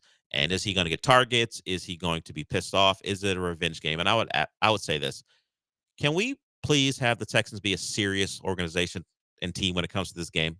Right? We think they're serious. We think the goal is to win. If the matchup dictates Stephon Diggs gets a lot of targets, cool. But I'm not moving away from Nico. If we're just doing things normally, Nico's your number one. Feed your number one. And Tank's going to be back, so maybe that even lessens Stephon Diggs' targets. I'm not looking to force feed Stephon Diggs because the Bills are in town. It sounds dumb. I know it's been said a lot, and you don't think position as you don't think they're going to do that. Well, I think they shouldn't do it. I don't think it should be a focus. It shouldn't even be a conversation. Stephon Diggs, by the way, 1-year guy. You don't need to placate him just because the Bills are in town. Just go out win the football game, because if Diggs goes for 12 and 110 and a touchdown and they lose. Now, if he does that, they're probably going to win. But if they lost, are we he doesn't have bragging rights. He still lost to the Bills. Go out and win the game. That's really all that's needed, at least logically in my head. But maybe in a receiver's head, nah, give me my 8 for 120, because that's how I win. Yeah, I think it's if Josh Allen, or if not Josh Allen, if Stephon Diggs has a big game, it is as a result of the Bills going all out to try to stop Nico Collins. Yes, I think that's his way to having a big game. I would have a hard time seeing that if Nico Collins is still getting covered, single coverage, or even on those like kind of broken plays where him and Stroud just seem to have a connection there. And the connection seems to be CJ's like, I'm running around. Where's Nico Collins? Let me just throw it at him and he'll catch it. But I doubt that inside the facility, they're like, no, we need to get Diggs the ball because, it's his old team. I think that's something that, NFL Live will talk about, First Take will talk about, radio shows will talk about. But I don't think it's anything that the Texans should actually be trying to do. Ryan Clark is currently dressed like Two-Face on ESPN programming. I'm not taking anything he says seriously about this game. Now, this could be an ode to Breast Cancer Awareness Month. He is wearing pink, but maybe just wear an all-pink suit. I don't know if the pants are like that, but the suit jacket, he is dressed like he's going to make an appearance on the Penguin on Sunday. Is he on First Take? He's on Get Up. Okay. Obviously, it's long since aired. So yeah. It's in No, I was asking just so I could get a look at it. Yeah, it's on ESPN. Yeah. He is dressed like Two-Face. I wasn't kidding. I mean, he's dressed like a Tommy Lee Jones Two-Face. Wow. Everyone else is wearing very generic suits, and then he's wearing half of two different suits. Yes. And it can be got away with considering the color of the pink suit. And he's a former athlete, and that's not that Bart Scott is subscribing to this particular way of dressing right now. Bart Scott's like, what? But athletes, you can kind of do whatever you want on that on the set. Yeah, Greenberg, I don't think wears Greenberg and Graziano can't, but Ryan Clark can. Can Tannenbaum do it? Well, do you think he's doing it in that suit he's wearing? No, you think that's but just... he could. He could. Maybe, but he's he like, wouldn't. Hey, I ran the Jets. I wouldn't brag on that too much. Did he also... He ran the Dolphins. I ran the Dolphins. I really wouldn't brag on that. That's not something he wants to mention. Remember Cleo Lemon? I did that. Don't. He did not, thankfully. I believe. BioBlast for Mike Tannenbaum. He's like, hey, guys, don't put the Dolphins thing in there. We give me the Jets thing. We made a couple of AFC title games. Defense, run the football. We got there. Yeah. It's New York. Yeah. Don't the Dolphin thing. Well, let's forget about it. Didn't happen. Remember. So when Bill Parcells is on, do they probably also don't mention if he ever comes on, I bet you he doesn't want it. Don't put that in my BioBlast. Okay. Super Bowl champion, Giants, maybe even throw that Cowboy stint in there, but not running the Dolphins. Keep that out of the bio. It didn't go well for me. Mike, I see you. We'll get to you when we come back. You want to talk NFL and Texans? We will probably the last segment of the show, depending on how you guys drive it. We'll get to some college football stuff as there are some important games today. And I think the Aggies and the Tigers, the Missouri Tigers, are the only. Now, I have problems with this. Like last time, I was like, "There's two of them." Then it turned out to be four. But I think the Aggies Tigers are the only ranked matchup this week. I'll rerun the numbers. Yeah, well, that's me just looking at ESPN top 25 schedule. But I believe they're the only game with two ranked teams, and it's at 11 a.m. in Aggie land as the Aggies host Missouri. With I believe Marcel Reed will be the starter in that one, but Connor Wegman could play. We'll see what Mike Elko decides. Mike, once again, I see you. We'll get to you when we come back.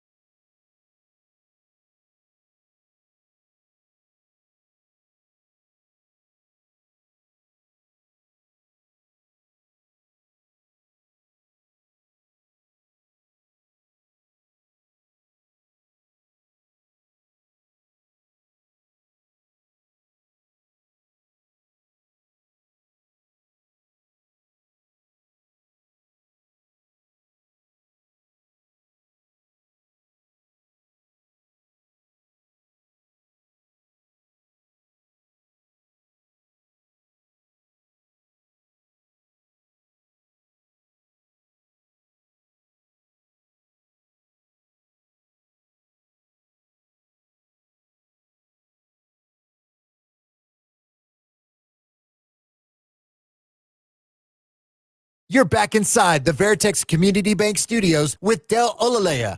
I mean, you're not actually in the studio, but if you watch ESPN Houston's YouTube channel, it's kind of like you are. No, not really. Okay. That's Michael Carroll. He'll join us in the next segment. We had a big week of trailers to discuss last week. Not so much this week, but Rings of Power, the season finale, was yesterday. I watched that. And we know the Penguin has another episode coming up on Sunday. If you like Disney Plus Marvel shows, you wouldn't be alone, but there are not a lot of you out there. Not been a good run, but Agatha all along had another episode. So we'll get to Michael Carroll and his thoughts on pop culture and the TV and shows that are the TV shows and the movies that make up pop culture in the next segment. But let's get to Mike. He wants to talk about the NFL and some Texans too. What's up, Mike? Hey, Dale. I'm actually going to switch. I was going to talk about the NFL and what happened last night about the Texans, but we talked about that enough, I think.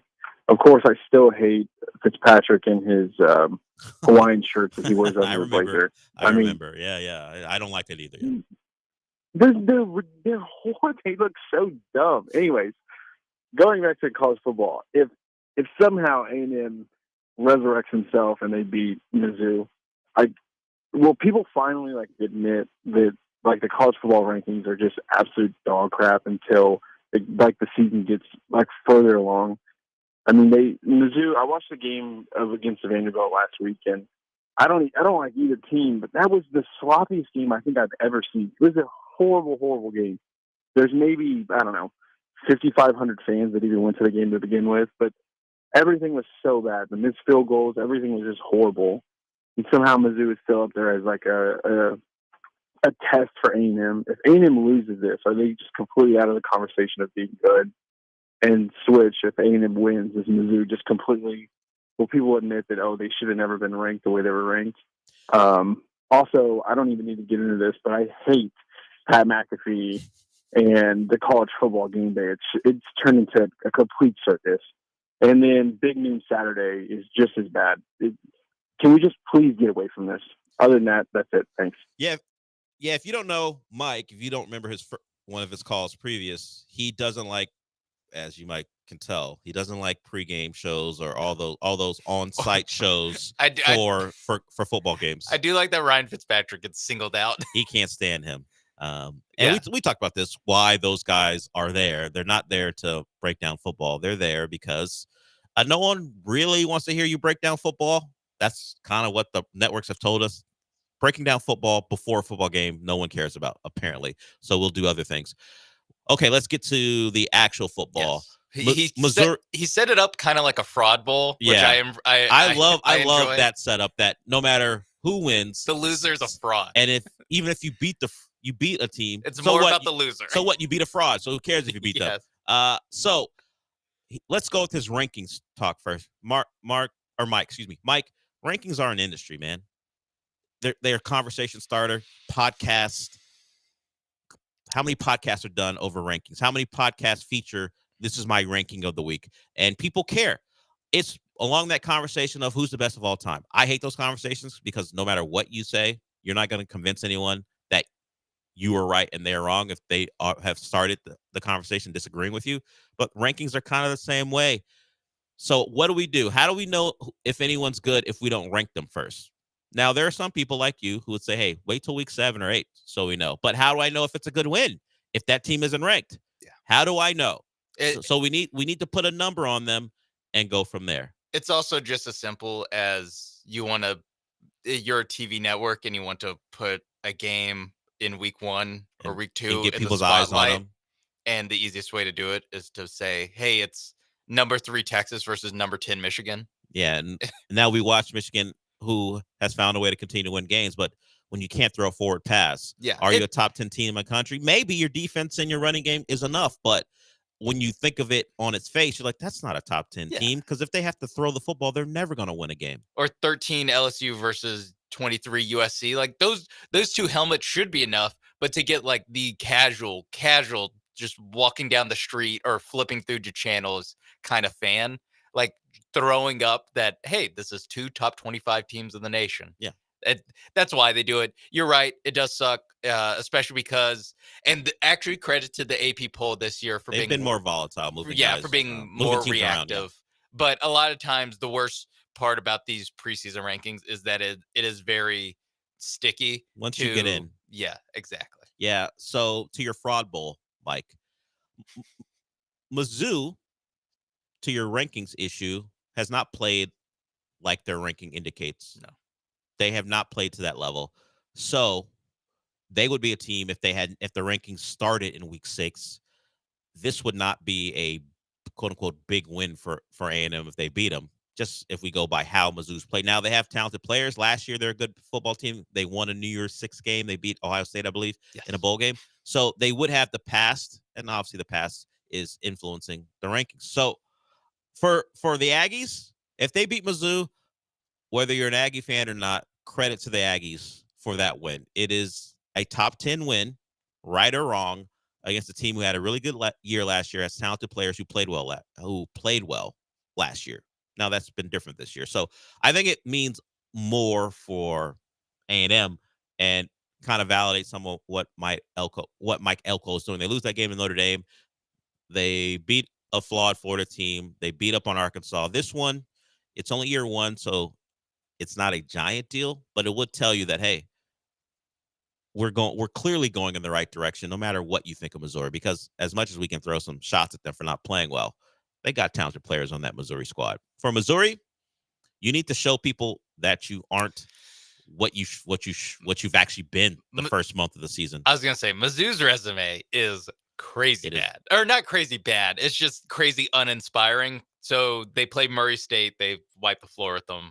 They play Buffalo, also wipe the floor with them. They win those 2 games, but combined 89 to nothing.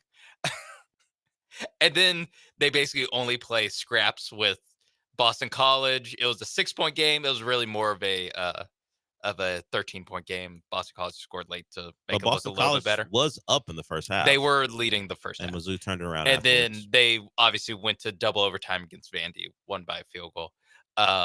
Yeah, that's not good.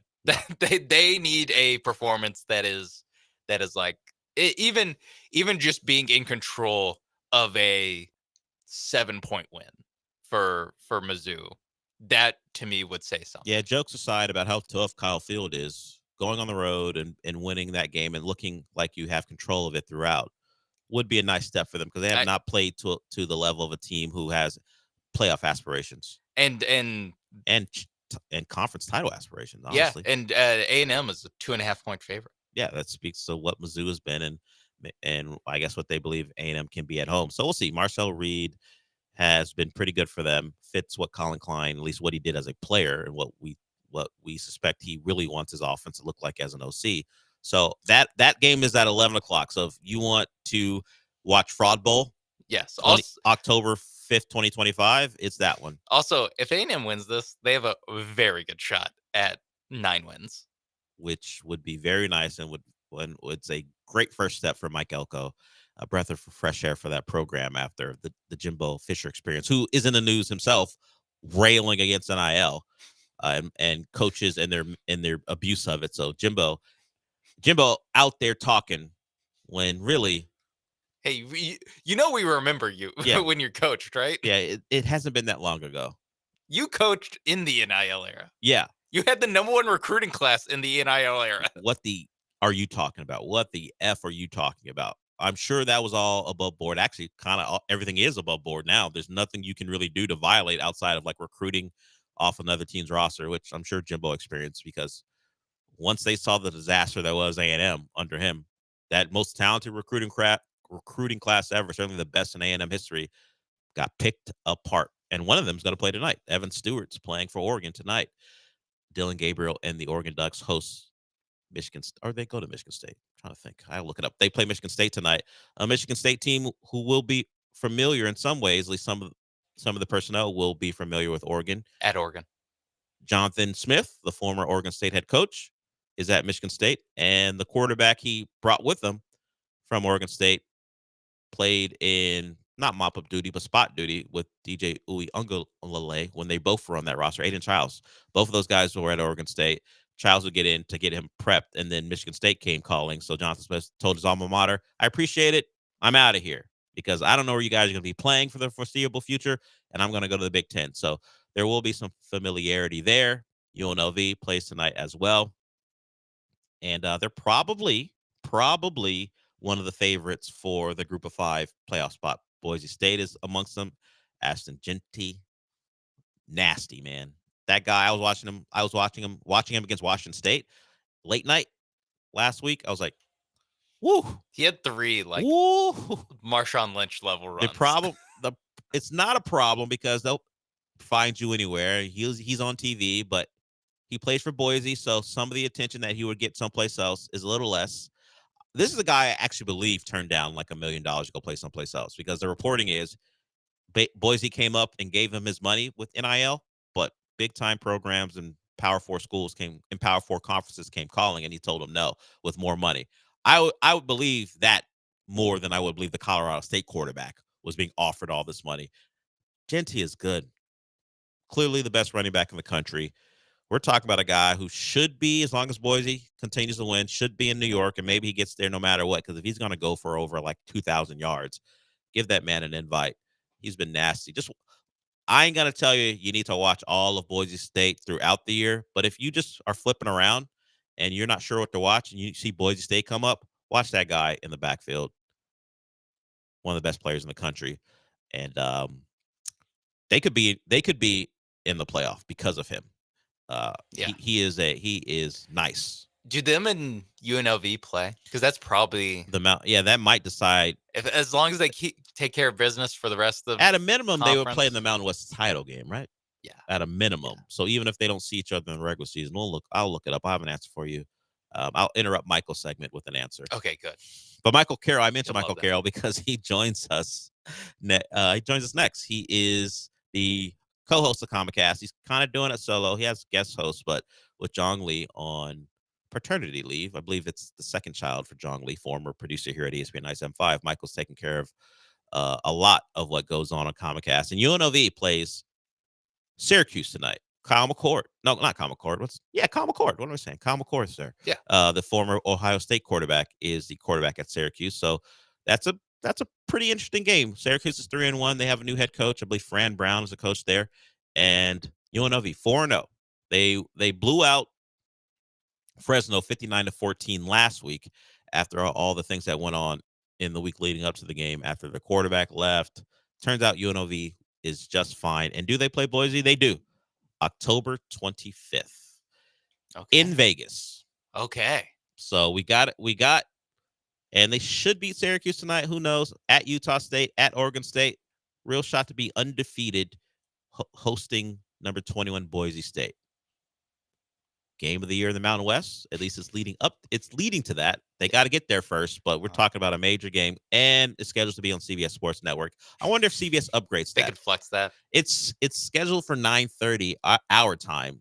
I wonder if they move that game to a different time. But then that's local news, so they probably can't put it on CBS. It's true. I mean, maybe they even move the time. Oh yeah, that's probably at this point. If they feel like we're getting two undefeated teams in the top 25. No, Boise State has a loss. They lost to Oregon, but we're getting a one-loss team and a undefeated UNLV. I wonder if CBS say, "Hey, let's move Indiana and whoever they're playing at." Actually, Indiana's pretty good. I used the wrong example. Yeah, Let's move Wisconsin out of here, and out of our one of our major slots on CBS, and get a Boise State UNLV. Yeah. We'll see. Michael Carroll's going to be upset he missed all this Mountain West football talk. I could do it in his segment to see how upset he would be. But no. See if he has any thoughts on Saluka. and hey, Michael, break down Ashton Genty's game like Lance Zierlein would. That's not what he's here for. Michael Carroll will join us coming up next to break down what you should and shouldn't be watching in TV and in movies and maybe some other things as well. Michael Carroll when we come back.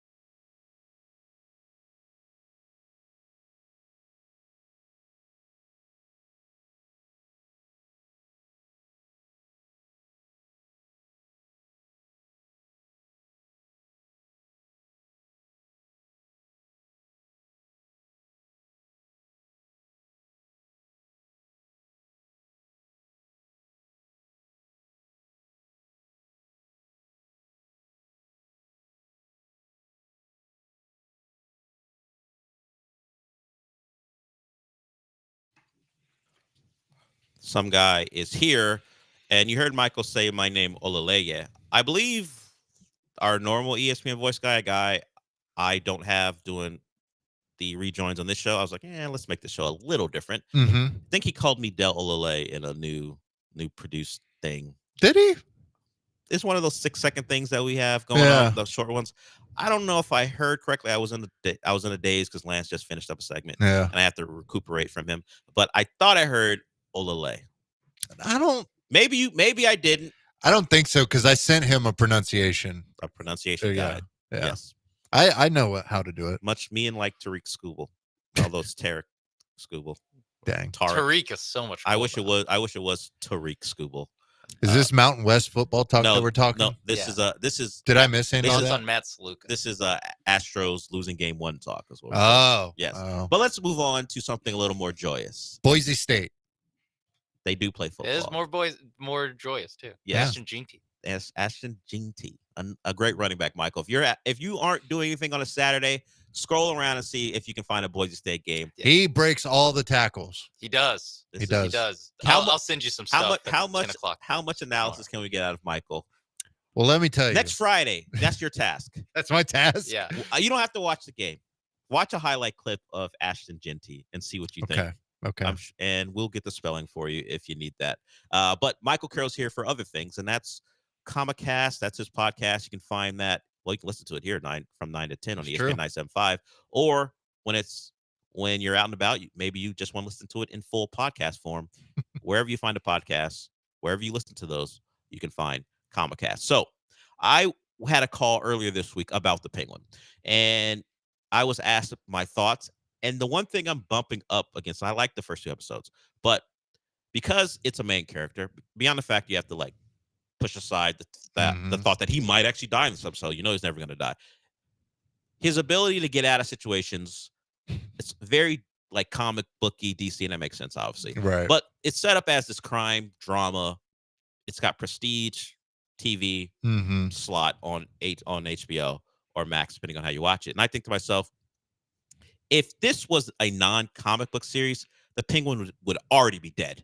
Oh, probably, yeah. Oz would already be dead. Kristen Miliotti's Sophia Falcone would have already killed him. She would have murdered him already. Yeah. Because she had him made from the jump. Yeah, she knows what he is. But you got it. And now they're going to be working together.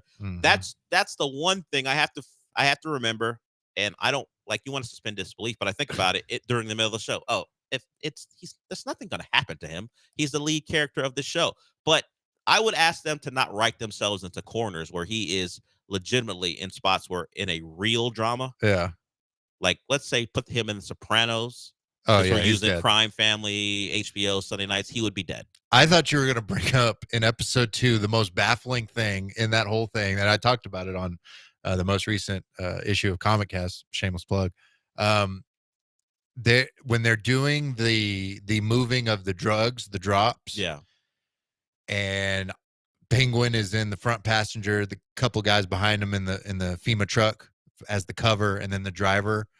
Out of nowhere, the driver just delivers the dad joke. And I was just like, what show am I watching? Because there is no build up. They aren't just talking. Literally, that's the first thing this man says. And I was just, who's writing this? What is happening? This doesn't have the Batman tone. No. Yeah, what are we doing? I'm fine with the show. There are just things where I'm like, It keeps it from being up there for me. It's good. Yeah. I like it, but it was just that was just baffling to me. As I said, I know at times I'm watching something that came from a comic book. Yeah. Which, and that's why I'm watching it. I mean, would I care so much about Colin Farrell dressed up as something unrecognizable if it wasn't Penguin based? Probably not, but I'm here. I'm watching it. I'll watch it on Sunday as well. So you talked about your review of that on Comicast. What were some of the other things that you touched on that people can look forward to? On this issue that you will also hear on ESPN 97.5 and 92.5 tonight, we talked about obviously the Penguin, as you just mentioned.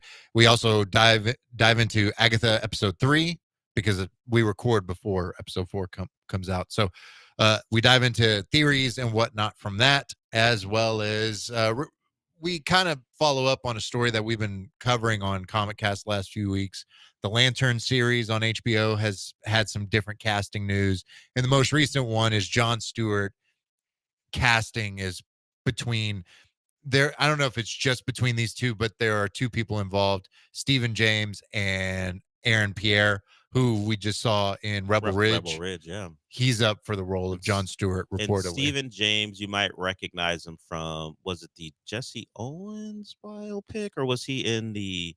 He was in a biopic. It wasn't the Jackie Robinson. That's Chadwick Boseman. I think he was in a Jesse Owens biopic. Okay. I'm trying to think of other things you might recognize him from. He's in a show with Cersei or Lena Headey. That's on one of the streaming services. It's in space. I forgot what it's called. But yeah, if you've seen the Jesse Owens biopic that came out recently, that's the actor there. Yeah. So Aaron Pierre, I don't know who's best for Jon Stewart, the Green Lantern, but I liked him in Rebel Ridge. We'll see how his career is going to. I would like him as Jon Stewart. I think he could fit that role very, very well. He would. I don't know how old he is, but would he come off as the young up and comer? Maybe he could probably pull it off. He is a giant man as well, so I don't know. We'll see. But I like Aaron Pierre, so I'm biased though. It's allowed. Yeah, thank you. We will allow it. Thank Okay, so we talked. That's Comicast, as you heard, Michael. I gave him a plug, and 2 minutes later, he gave himself a shameless plug. That's what I do. We don't mind it. We don't mind it here. So Comicast, download it now. 9 to 10, ESPN 975. Check it out on Fridays, or Spotify, or Apple. Okay, all the places. If we are trying to give people something that didn't appear on the great Comicast 9 to 10, ESPN 975. What would you point them to this week? Movies, TV, what would you point them to? Well, if you're on your way to the theaters this weekend, and while you're on your way, if you want to download Comicast on your favorite podcast how long app, is this drive? This is ridiculous. How long is this drive from home to the theater? I don't know. Maybe you want to go to a far theater. I don't know, but you could download it. There's only really one movie, and at that, I'm not going to recommend that you go watch it or you don't go watch it, and that is Joker Folly Ado. That's it's getting not great reviews.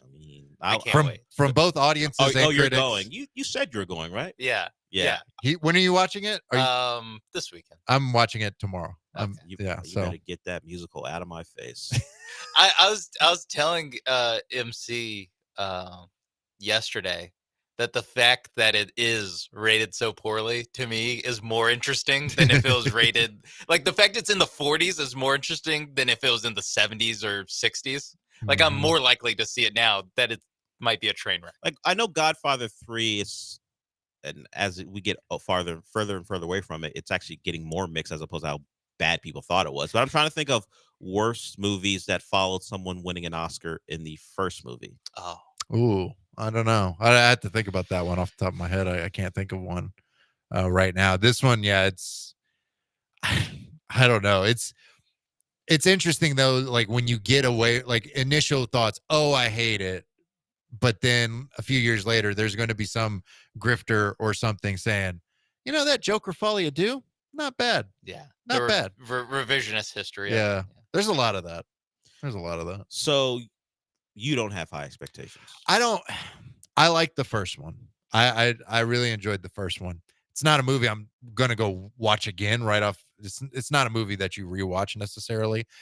I like the ambiguity of the first one. I like did it really happen? Did it not? And when they announced the sequel, I was always, that undermines what the first one set out to do in terms of playing with what was real and what was not. Now you're saying there is a canon ending. He did do some of these things.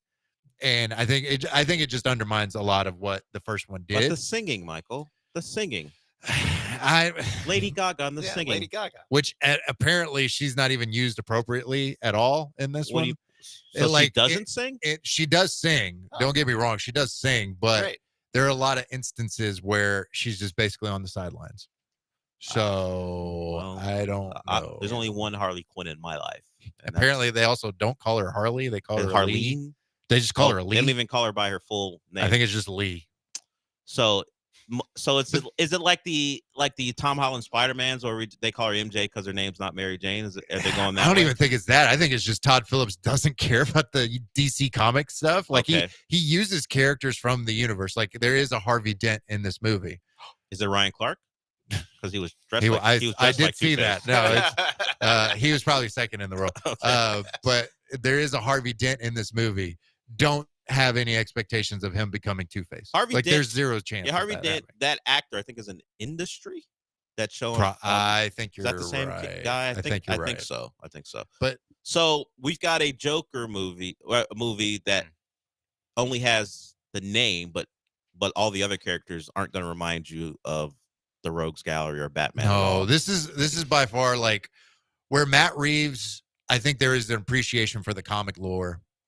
This one is a vehicle to tell a different story. Okay. To tell like the first one was too. I don't expect Batman to pop up in the second Joker movie Except or third the first Joker movie. The first one, it seems like they did it well. The second one doesn't seem like, at least based on reviews, it doesn't look like they abandoned the lore for any super good reason. Yeah, it feels like it's more of a disdain this time around than not. And so no one falls into a vat of chemicals? Sadly, no. But I never expected this Joker to do that, though, right? Like, because this is more of a Taxi Driver. This is more of a, I forget the other Martin Scorsese movie that this is kind of based off. Like, those are those types of movies. It was the IP was just a vehicle to tell the story. And I was like, okay, that's fine. I'm rolling with that. We see a young Bruce Wayne. We see this. We see that. It's like, oh, okay, cool, whatever. When you go into the next one and you further go like, who cares? I'm like, I don't love that, but I'm still curious about it because of what they did with the first movie. Todd Phillips is like, did the first one tell you this is not really a Batman DC story? How more? I guess you don't get it. So let me make it even more clear. Let me pound that nail with the hammer even more. Listen, I'm not going to sit here and do all this franchise IP BS. I'm Todd Phillips. I made Hangover 3. I don't have to do that. I can't play. I'm not going to play your game. Well, there's the comment of him like saying, "Oh, I'm done with the DC universe after these two movies." Bro, you were done with it when you made the first one. Yeah, like, you didn't even care about. You never got involved. Really. You never really got involved. You know, like even like it. Matt Reeves is building his own little thing, and that one it is more grounded, but there is like.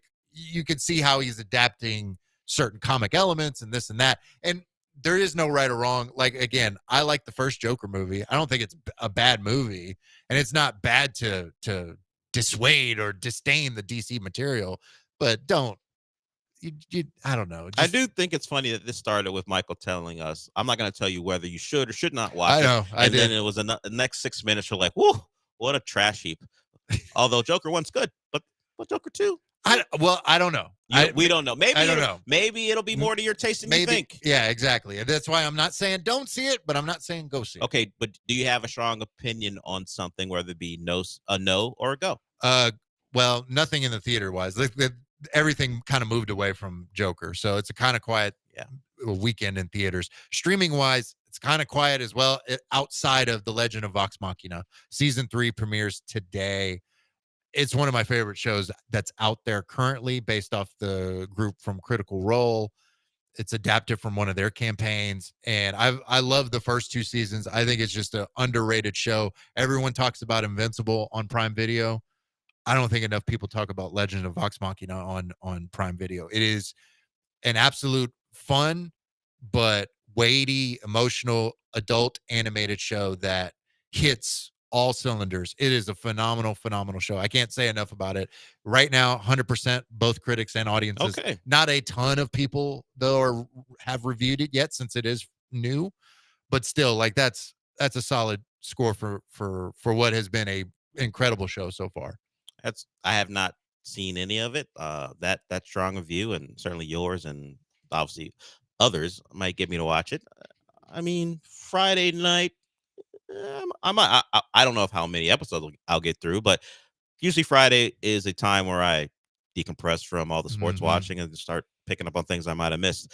So I don't know if it's a recommendation that I'm going to back, mostly because I don't know how good this thing is, but I love a Stephen King adaptation, and we know they can be hit or miss. Oh, Salem's Lot is premiering, or it premiered yesterday. We got a call about it. I like a vampire story. I like a Stephen King story. The reviews aren't great. No. We're only at 50% of Rotten Tomatoes. Well, maybe you guys hate Rotten Tomatoes reviewers, so it does not matter. See, Michael, look, it's Two-Face. Oh, yeah, The guy I who see. lost out on the role. He's dressed like that on Get Up right now if you are watching ESPN. So I'm going to take a look because it was brought up to me. I'll take a look. I imagine I will be not putting it on mute, but it probably will become background noise pretty quickly from what I have seen. But if you throw vampires in my face, you're all about I'm going to give it a shot. That's just who I am. That's just who I am. I know my weaknesses. I blame Kate Beckinsale from Underworld. Well, I mean, I'll watch that one. This one, I don't know. It's been mixed on it, as well as there's another horror movie that's out this weekend on Hulu called Hold Your Breath. That one's not getting the best reviews. If you want to give it a try, because we are in the spooky season, It if is you will. October, yeah. So, I mean, if you want to, but I can't really recommend it. The two that I would recommend that are less spooky, but just actually two good coming-of-age films, Dee Dee on Peacock and We Grown Now on Netflix. Sean, a Peacock thing that's been recommended. There you go. You heard him. Yeah. Okay. Is it Big Ten football? Or No. No, sadly. Dee Dee does not play for Big Ten football. Okay. Well, not Diddy, Dee Dee. I just want you to be clear. Well, he doesn't play for a Big Ten team either. No. Thankfully. So, Plays for what's a it called again? Watch it, Sean. I heard that. Dee Dee, which Didi on Peacock, and We Grown Now on Netflix. Both well regarded, like in terms of Sundance and other film festivals, and currently both of them 96% and 93%. Very good films coming of age. Of course, that is more of a emotional, make you hit you in the feels kind of thing. So yeah, we're looking for that on a Friday night. You have to be in the right mood for that kind of thing. So are we looking for that when I'm watching, after I get done watching Dylan Gabriel? Do I need to get hit in the feels? I'm not sure. Yeah, I don't know. Maybe I need to feel something after watching Oregon versus Michigan State. We'll see about that. So we did plenty of, at least in the summer, what to look forward to. Michael, what is your favorite thing you're looking forward to? Whether it could be a month from now, it could be next week. What is something that you can't wait to see that people should be looking out for? Probably the Dune show on HBO and Max, and coming up in November. That's the first thing that comes to mind. That's out. I forget if it's the beginning of November or late November. And Dune Prophecy. Dune Prophecy. Yeah. I'm curious to see what they do with that and how they build out the world, because building out the world can be hit or miss, but the trailers have sold me so far. So I'm excited for that. So where do you sit with, obviously the books have been out, but even with the movies, where this thing is going. For like, some people don't read the books, and that's cool, but we know where this is going. We have a set world in the cinematic world. Where do you sit with knowing all these things are leading to something? So no matter what variation happens in an episode, you're gonna know this is all going one place. I don't know. Like, it doesn't. I don't know if I don't think about it in the moment. I just kind of put my expectations to the side. Yet, like Rings of Power, I haven't caught up on it fully yet, but I know where that's building to. But I don't mind. Like, I can set aside the outside knowledge to just let me experience the story. Yeah, I was talking about how I know the Penguin's not going to die no matter what happens. Right. Well, Galadriel, who obviously is in the Peter Jackson films, in both sets, she was in The Hobbit and the Kate Blanchett played that role in the Fellowship movies, Lord of the Ring movies, and The Hobbit. Well, there's a different actor playing it, but she's in some death-defying scenes where what's going to happen to her, and I don't think about it when it's going on. Yeah. And frankly, Lord of the Rings isn't a movie or a franchise, whether it be the TV show Rings of Power or the movies where I'm watching. Oh, I need a main character to die. That's more about Game of Thrones and House of the Dragon, stuff like that. If a story is good enough, that's all that matters. If it takes you out of it, that's all that matters. I agree. And the fact that Sauron's a little F-boy is interesting too. So I'm saying Sauron in Rings of Power, kind of an F-boy. He's not the disembodied eye like you see in Rings of Power. I mean, in Lord of the Rings, he's a fully grown man who's kind of a punk from time to time. All right. Yeah, I said it, Sauron. What now? I'm done for the week. Thank you, Michael Carroll, host of Comicast. We're wrapping the week up with him. Appreciate you for coming in. And we need that review of Ashton Genty. and his skills. Got it. Coming back when you join us next Friday. Coming up next is Gallant George, followed by the Killer Bees. So we're done, Sean. So what does that mean? We did it! We did. I'll talk to you on Monday.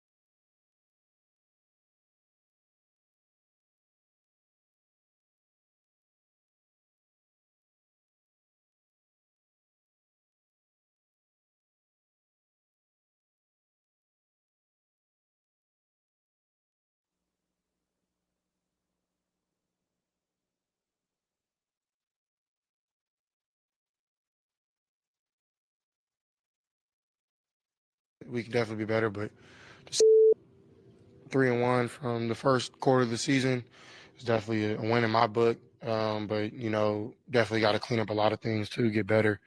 But I think it's very adamant, very noticeable. We can get better. Yeah, you can't. I get it.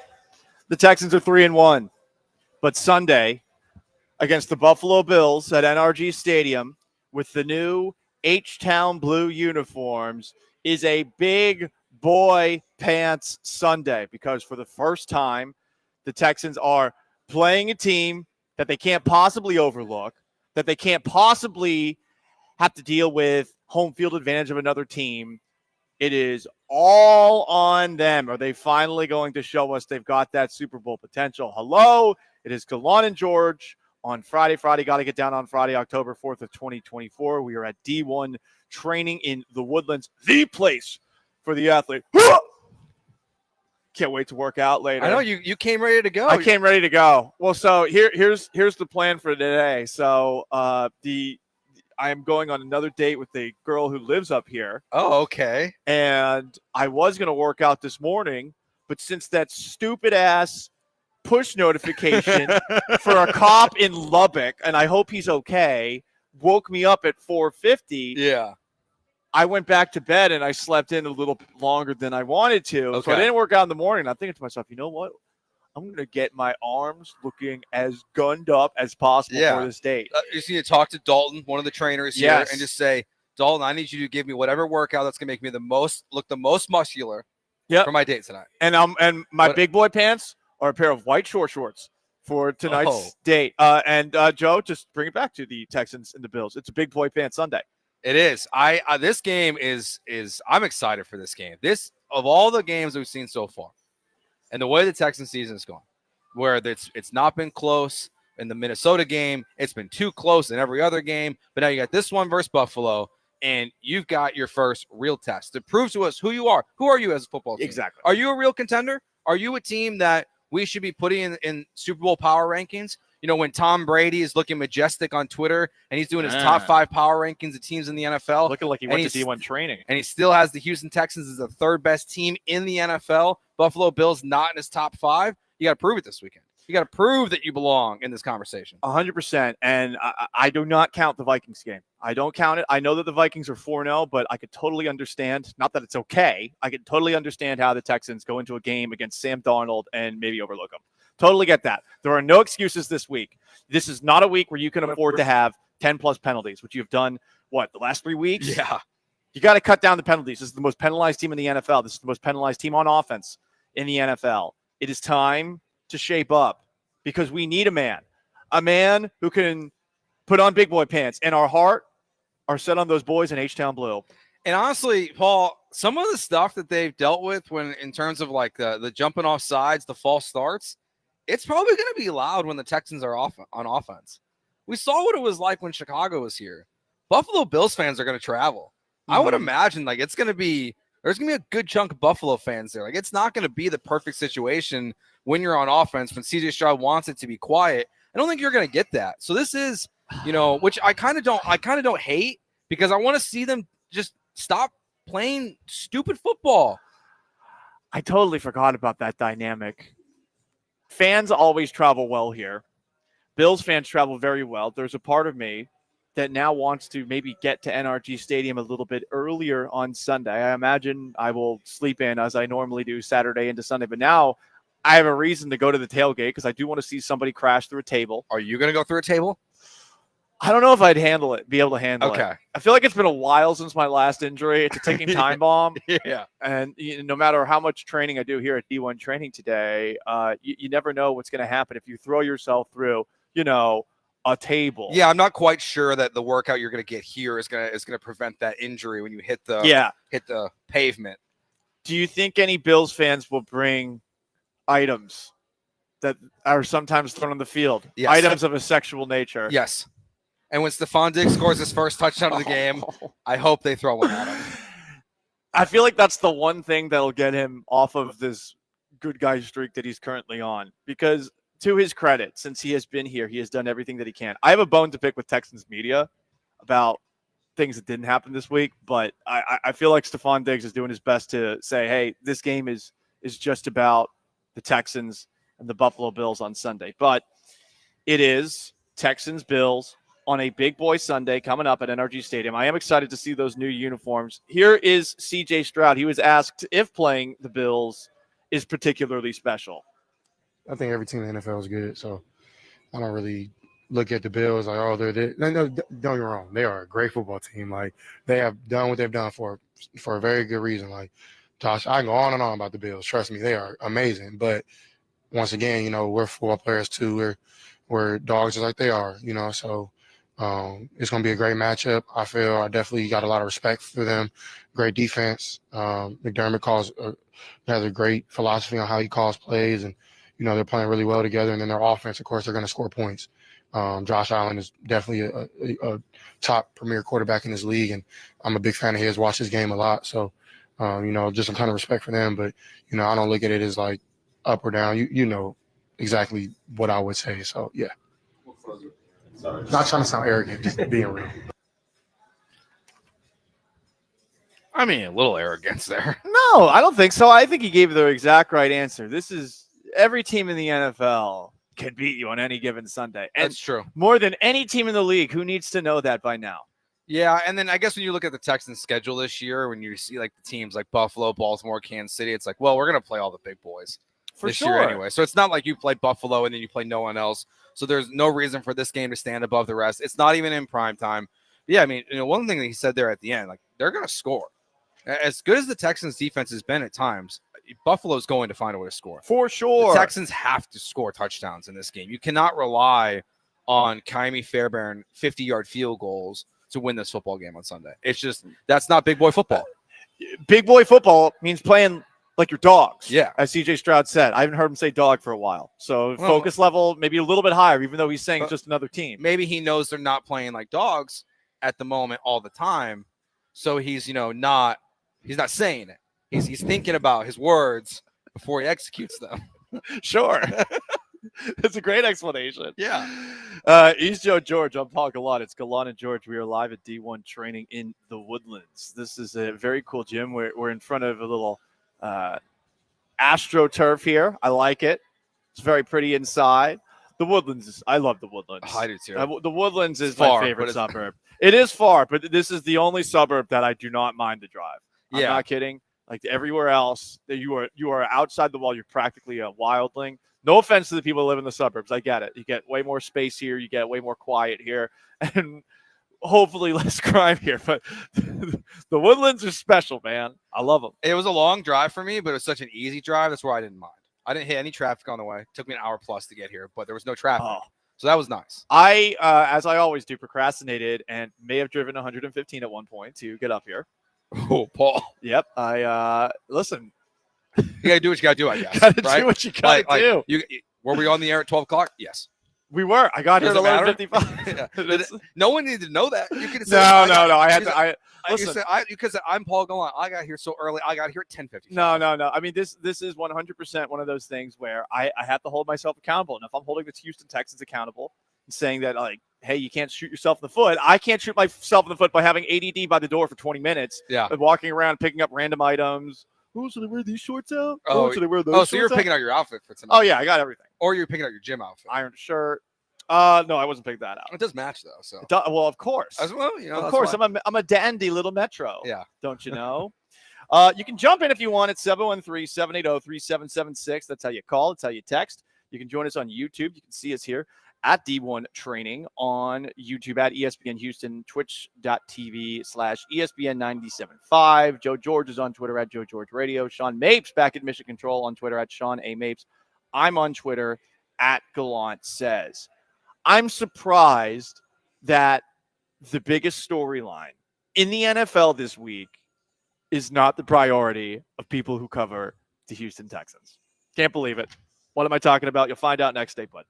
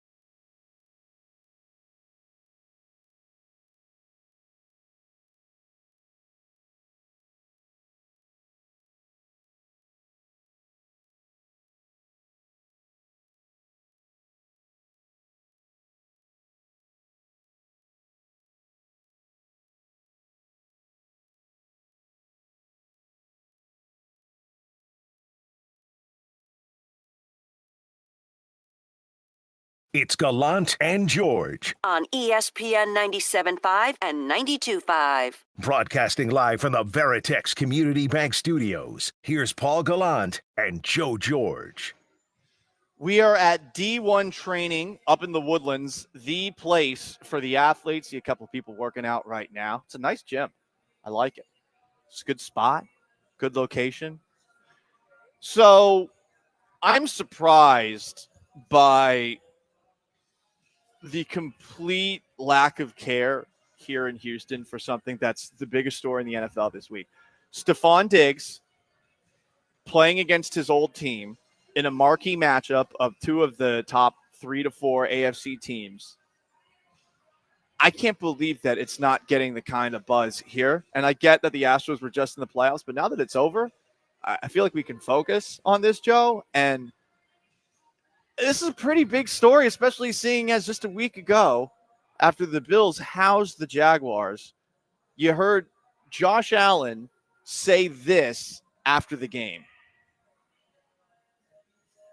Paying dividends of what we've worked on throughout the entire offseason and through training camp of the everybody eats mentality. And again, it could be your play, this play. You never know when it's going to happen, and that's the beauty of it.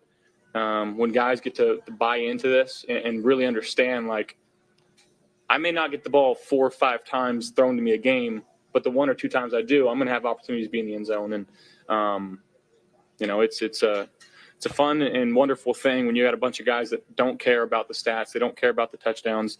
And again, I think throughout practice, we've just had this mindset of like, hey, let's just do things the right way and find ways to win football games. That's what we're doing right now. Joe, I don't care what kind of clarification Josh Allen does afterwards. When you're saying guys who don't care whether or not they get the ball 4 to 5 times just makes for a better atmosphere, like you just heard from Allen there, he's clearly talking about Stephon Diggs. Is he trying to be mean? I don't know. But are there sour feelings? I don't know. But who could that be about other than Stephon Diggs? Yeah, I mean, I guess you could technically make the arguments about Gabe Davis. But like, that would be funny if it was Gabe Davis.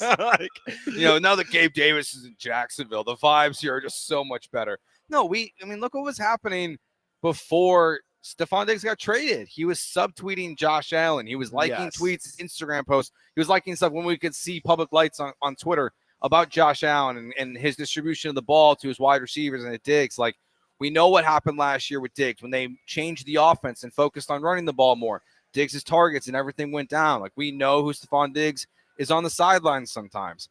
It's so obvious it's about Diggs. I also don't understand why it's not a bigger story, especially because when you do think about the Astros and what we've seen, we still have media that feels it's important to talk about a stupid hat for Garrett Cole that still has an obsession about people, like Carlos Correa every time they come to town, or AJ Hinch just coming back to town, or George Springer coming back to town. Like, all we talk about is rivalry games. There was more talk about the first time James Harden played at Toyota Center as a member of whatever team he was on, the Brooklyn Nets, than it was for this week. And a tribute video? Yeah, like there should be some juice to this because revenge games matter. We heard Jonathan Bernard talk about it before and after the game with the Vikings. I hope one of the reasons why the Texans win this weekend is because I want to hear what Diggs is going to say.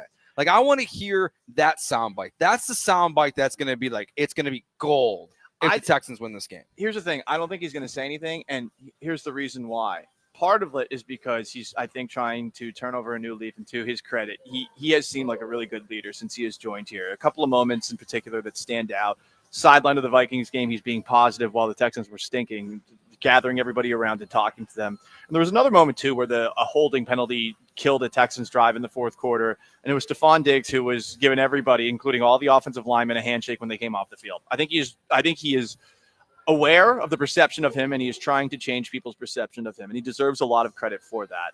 But at the same time, I am surprised by how he is being treated by Houston media here, who seem to be a bit deferential in that they don't want to step on his toes and ask him about something that literally everybody that follows the NFL wants to know more about this week. I get it. It's about the guys who play the game on Sunday. I understand that some people are just about the game, but given what you were just talking about, Joe, all the subtweeting and all that stuff, and given that clip that was 2 weeks ago from Josh Allen, how could you not ask about it? Now, Allen clarified later in the week and tried to walk it back a bit. And this week when he was asked about Stephon Diggs, he said this.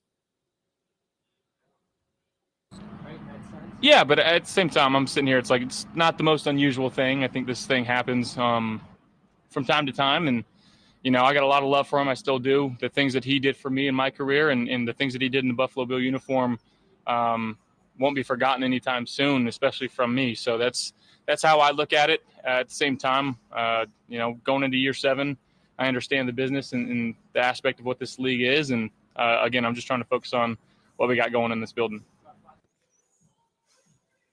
All of that is fine and good. But 2 things here. First off, Stephon Diggs definitely was made aware of those comments by Josh Allen. Definitely. Of course he knew. And I'm sure he has some thoughts that he's going to keep to himself on that front, to the point where he would not make himself available to the media after the Texans win over the Jaguars on Sunday, which, by the way, not allowed. But hey, I'm not the big J journo here. I'm just pointing out what has been happening. The Texans have really not made Stephon Diggs available that much. But leading up to this game, I thought for sure that they were going to put him on the podium and they were going to live stream the press conference on YouTube. They did not do that. And I can't believe is on top of that the people that are covering the Houston Texans here in town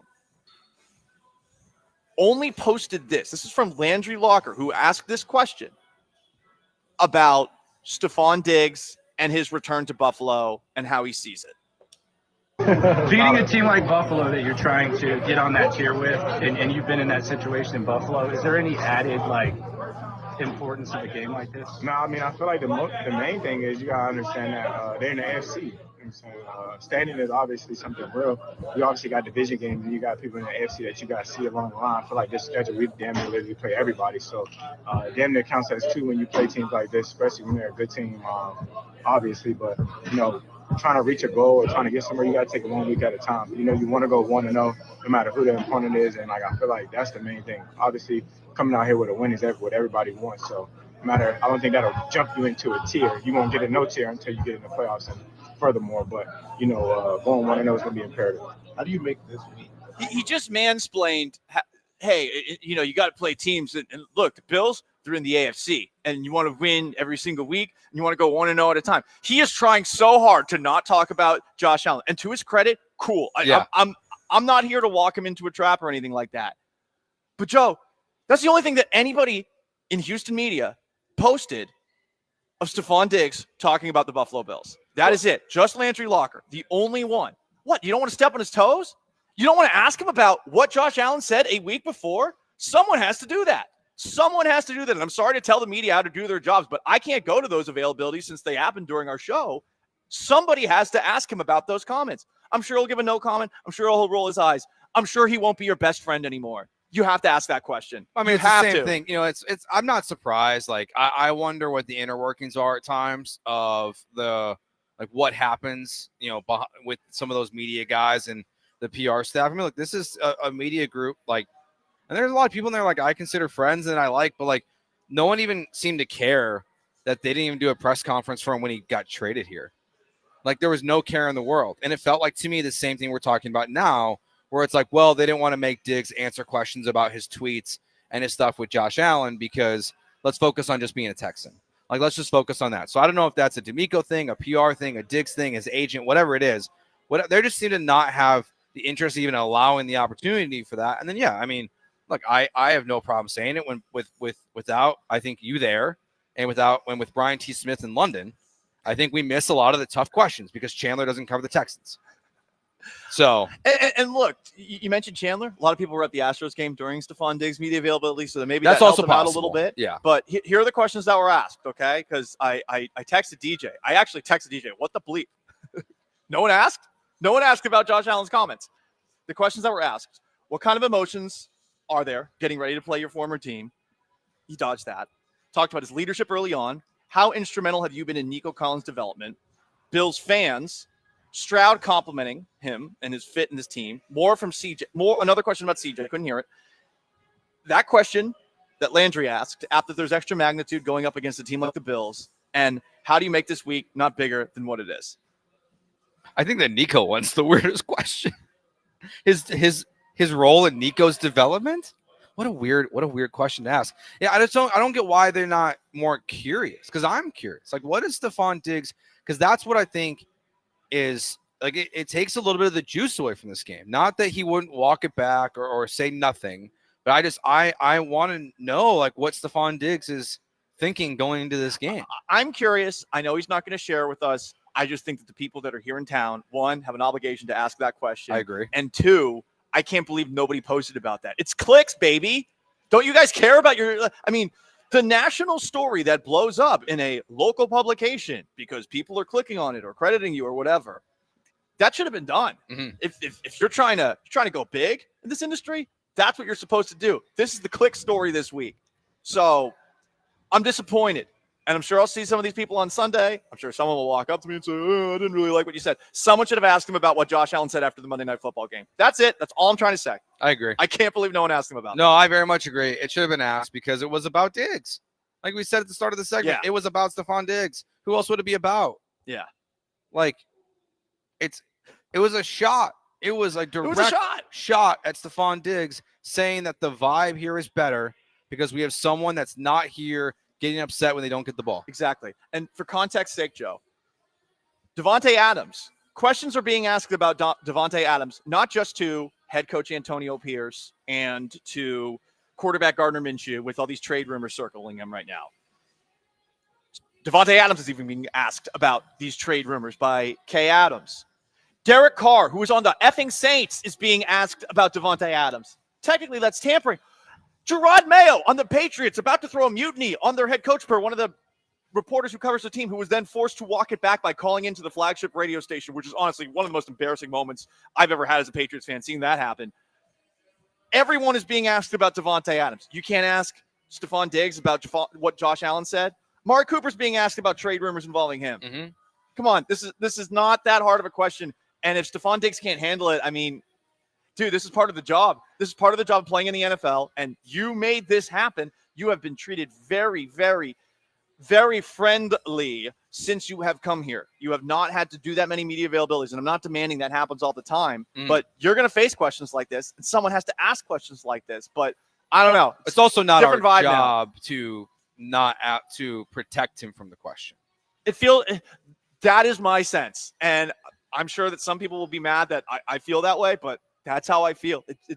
You have to ask that question. He's not your friend. He's someone you cover. Yeah, I mean, like there are people. And if he can't handle that does that ruin your relationship with him? I mean, come on, that's pretty soft on his part. No, like I'm going as a fan this weekend, so like if they yank me before I even go, like, but the person who like was getting people fired and was yanking credentials all the time, she's not even with the Texans anymore. So I don't know what they're scared of at this point from like the PR staff. Like the PR staff's great. Like you ask a tough question, they're not gonna be wrong. So they just didn't want to ask it. They didn't want to ask it. I don't know why. And I want to know his answer. So now I'm just hoping the Texans win on Sunday so we can get an authentic Diggs answer, because that's the time to ask, because AKA Paul's going to be there, assuming he's available to the media. We'll see. We'll see after the game. I mean, he better be. And he better go to the podium too. From the 832, how about the media ask grown man questions and not instigating bitch questions? What's a grown man question? Is it flexing towards the guy and saying, look, hey, like when you guys are in 11 personnel, like what do you think that really does for the offense? Is it asking something stupid like that? It gives a non-answer that no one cares about? No, because if we ask that question, then someone would just call in and say, you guys only play Pee-wee football. Oh, yeah, that's true. By the way, no, I played high school football. Same. But I was at the 1A level of Florida, which is a very low level. But it's still Florida. And I was all district. Yeah. Just saying. All district Paul. That's right. Safety. Glory days. Well, they'll pass you by. They passed me by, all right. They passed me by. You never know. We'll see what the workout looks like afterwards. I woke up aching, Joe, in the middle of the night because of that cop that got attacked or whatever. I was just surprised they pushed the blue alert that early in the morning, and it was so far I didn't know away. a blue alert existed. Yeah, I thought it. I thought a tornado was hitting, and I was like running around, freaking out, hearts palpitating, looking for my cat so I can go hide it in the bathtub in case things fall apart. And I was like, "Oh, this is in Lubbock." Well, Mapes texted us saying that he turned off the Amber Alerts. I didn't even know you could do that.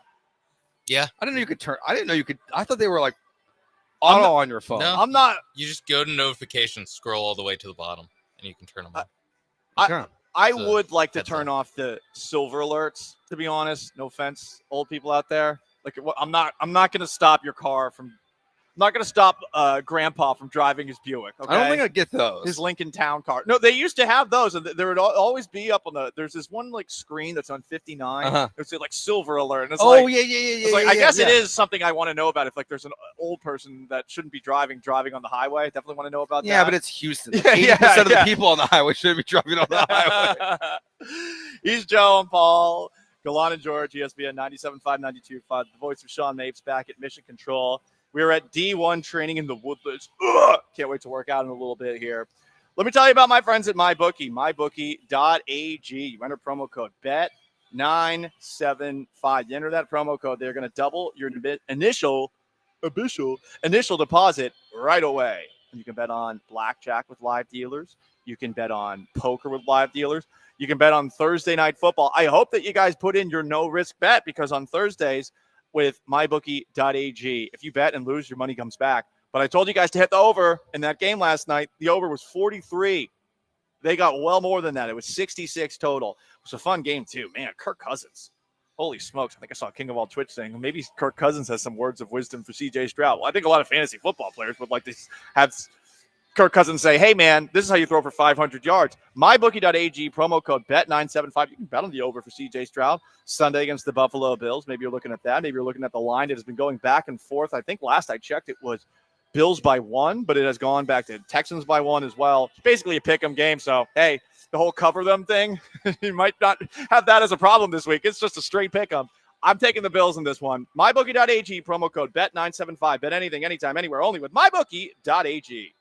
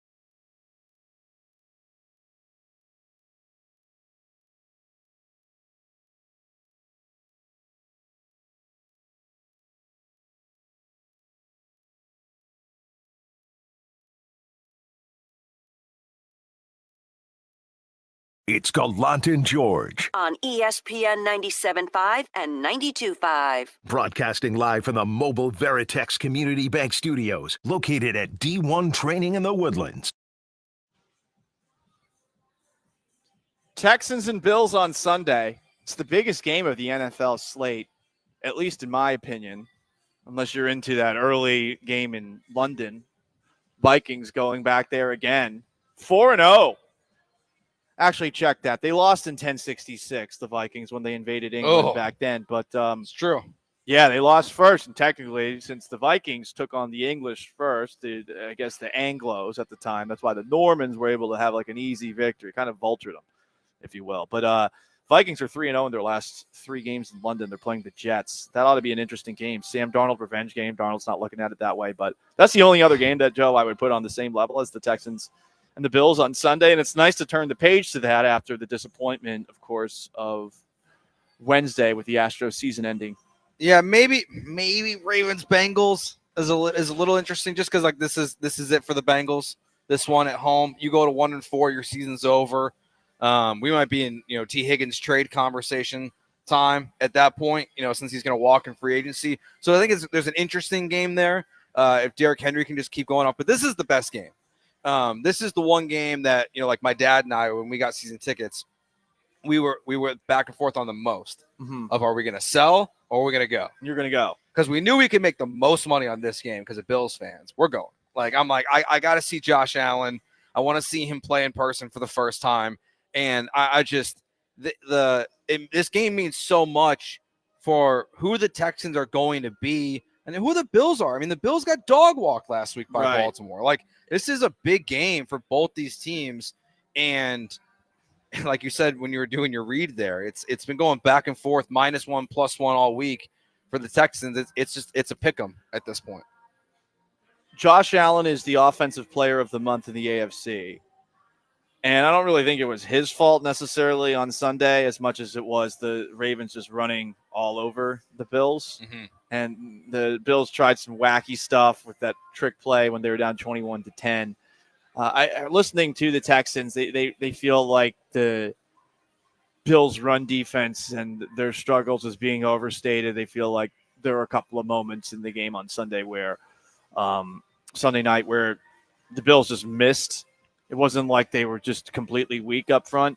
And they're pretty good at creating pressure. So this is going to be a tough one, I think, for the Texans offensively. Everything's been tough for the Texans offensively to this point. And defensively, it's going to be tough to stop the offensive player of the month. Someone texted in, CJ hasn't backed up his bleep talking yet this year. I wouldn't go so far as to say it's bleep talking, but they have been this offseason walking around with a bit of a strut. I think that strut is now back to walking, not with their head down, but they're back to walking. Yeah, I think that they've reined it in a little bit. Like the offseason talk that was there is gone. Now, part of that's because, well, he doesn't have the opportunity to. He's not doing podcasts with Wallow and Gilly from Barstool and all these different things that we saw him do this offseason. He just only speaks to the media. And CJ's never been who he was this offseason with us. Like, he's never had that demeanor, that calmness, or not even calmness, the freeness to speak. So I'm not surprised. I mean, I wouldn't necessarily agree with that. I mean, he's been excellent this year. Has he been the best quarterback in the NFL? No. But has he been pretty damn good? Yes, he has been, for sure. I mean, when you look at what Nico Collins is doing, what you're seeing, the lack of the run game, and the fact that you see games like last week where CJ is just in control for most of the game, and then it goes away. But when it matters most, he gets the ball, he takes his team down the field, and he scores. Like, I don't know what else you can ask for CJ Stroud right now. They're 3-1. It's not his fault. No, it's not. You're ugly right. winning. You're right. They have been winning very ugly, but it's not Stroud's fault. Listen, people are definitely walking back the hype that they gave to the Houston Texans, and we do this thing where, much like in the Matrix, if you get the red pill, you wake up in the post-apocalyptic world that is run by machines with a scorched sky. So we're going to give you a battle red pill today. A couple of national talking heads. Interesting thoughts about the Texans.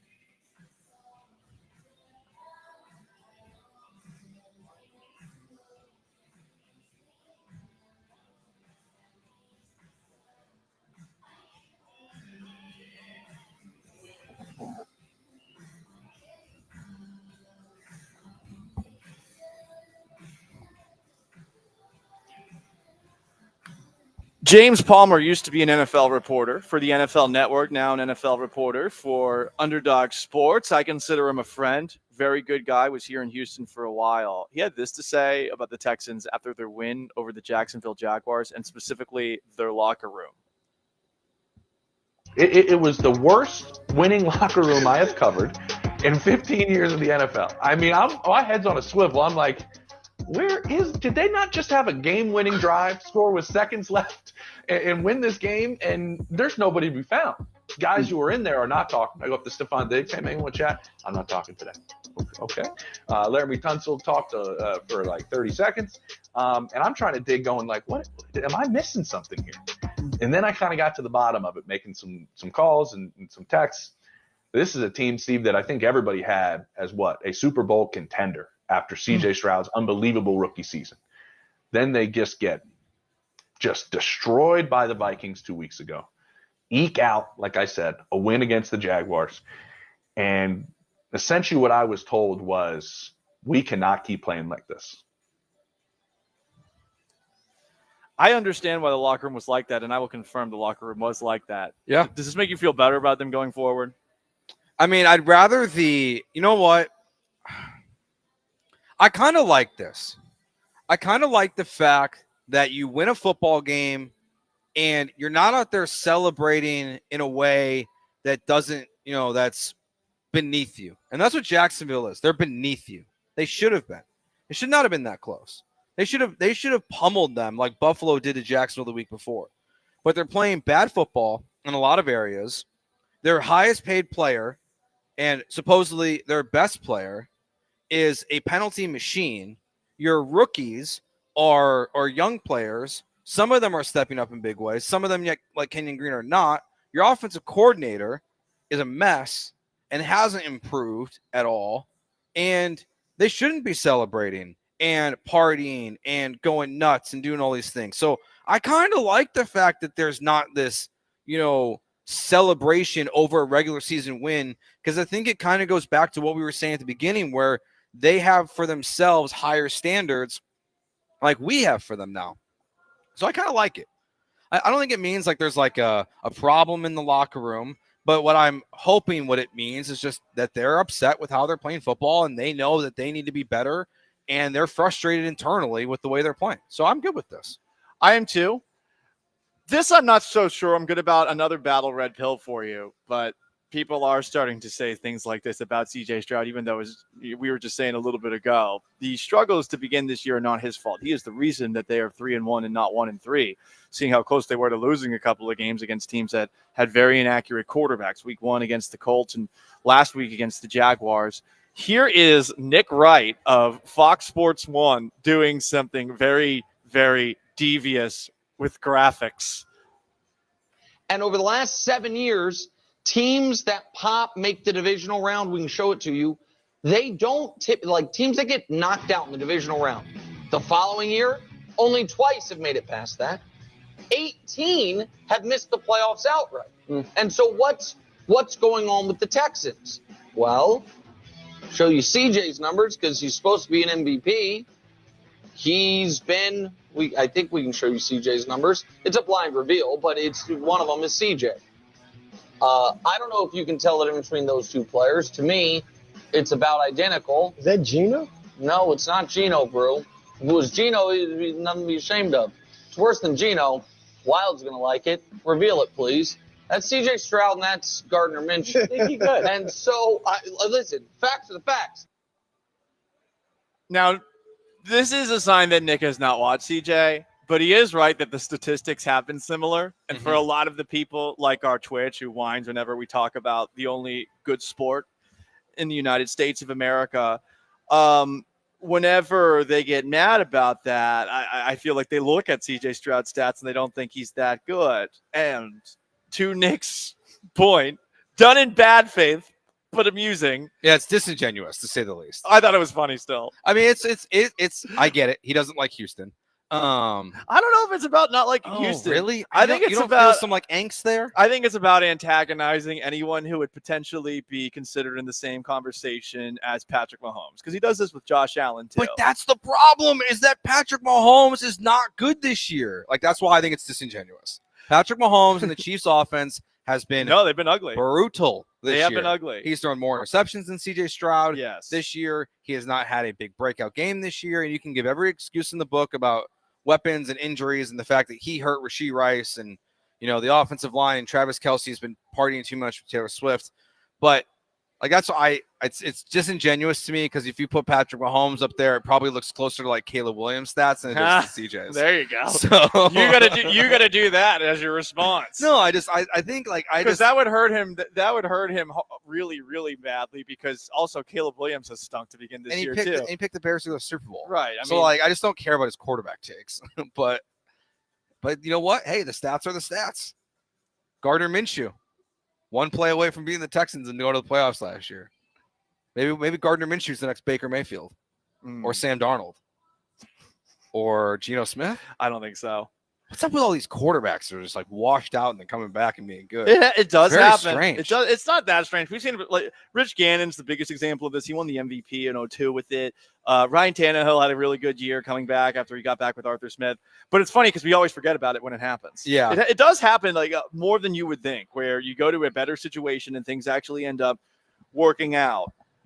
It's more so surprising that it's happening in the era of social media, where some of these guys have been crushed so much. You would think that everyone's wondering how they're still in the league, when in reality they were never that bad. They're just in awful situations. Clearly. CJ Stroud, Gardner Minshew, same tier. For sure. Mesa brings up a good point on the Twitch. I think the loss of the Vikings really pumped the brakes on the Texans. They look mid at best. And that's why Sunday is a big boy pants Sunday. All right, let's just go straight through here. This is perhaps my favorite interaction with sports fans in Houston that I've ever had. So, Sean, I don't know if you can play this clip, but for those who didn't see our show on Tuesday, at the very end of the show, I pulled out a dustbuster and I said, I don't know who anyone on the Tigers is, and that the Astros are about to dust bust Detroit. This is me being a cocky idiot, because I feel like it's fun as an Astros fan to be a cocky idiot. I don't know how many games they need to win. A 3-game series? So if they sweep, what is it, a dust busting? I brought a dustbuster. I can't even bring in a broom because we're playing in this fake playoff round. I don't know anyone on the Tigers other than Tark Scooball. Tarak? I don't know his name. Tyrak. Scooball? Who is he? I don't know. Don't care. I do not take the Detroit Tigers seriously. 2-game sweep. A dustbuster is in order. Fear us. Gritty Giddy, get out of my city. I don't. So clearly that aged poorly. Not denying it. I will eat the L on that. And if you want to be mad at me, I can be the hero that Houston deserves, but not the one it needs right now. Mm-hmm. I can be that guy. If you want to get mad at me for that and you think that's the reason the Astros lost, a radio host getting cocky about a team that's been to 7 straight ALCS, have at it. Mm-hmm. It's all your fault. But when I posted this, you know what I did? Because I wanted to get more clicks. I've been doing this thing now, and Sam, the social media savant, who is out here with us, she would tell you want to have a good thumbnail. So the thumbnail I had for this post I went on Google. I Google image search Astros fan. I saw an Astros fan with a crown on it. I used this one frame as the thumbnail, and then I write as a caption, Astros fans, too arrogant? Question mark? That's it. I think nothing of it. I checked my Facebook to change the thumbnail because it wasn't showing up right, not to look at my mentions, and I noticed one of my posts had blown up. And I'm thinking, why has it blown up? Because nothing ever pops on my Facebook, which I pay no attention to. It's a terrible app, much like Twitter is. And I saw that apparently this random Google image that I searched for, it was a random Houston Astros fan. And a bunch of people on this Astros fan page called Houston Astros Nation saw that I had posted this and thought that I was calling him arrogant. So they tagged me in this post, and they show him with like a picture with somebody's grandma and stuff, and like he's anything but arrogant. Now, I'd argue against this because he is an Astros fan that has his own fan page for being a fan. Yes. I think that sort of works against this whether or not he is arrogant deal. But this person and this random Facebook group just started going after me because of the thumbnail, saying I don't respect Astros fans, which isn't true. Just saying all sorts of things about me. This La Raza Astros fan, I guess we have our own La Raza. Yeah, we have our own. Yeah, we have our own. I like Yeah. ours better, even though great. even though he's sometimes a little too handsy. I like ours better. But this person proceeds to call me a Momo, which I thought was a homophobic slur, to be honest. And I was like, wow, this always happens to me, huh? So I defend myself in the Facebook comments. I apologized to him for a second, but then he just kept on insulting me. And I was like, well, F this guy. F this Baytown trash. So I thought to myself, here's what I'm going to do. I'm going to rescind my apology and offer him an open invite to ever call into my show whenever he wants to. You know, if he wants to forget the misery of driving back Baytown's Bay, where they dump all where the water pours out into the Gulf of Mexico, he can. He's got an open invite. But the craziest thing had nothing to do with this guy. The craziest thing about this interaction over an effing thumbnail on Facebook is a man challenged me to a fight. His name is John T. Hill. Here is what he wrote. Paul Gallant, you're a bleeping idiot.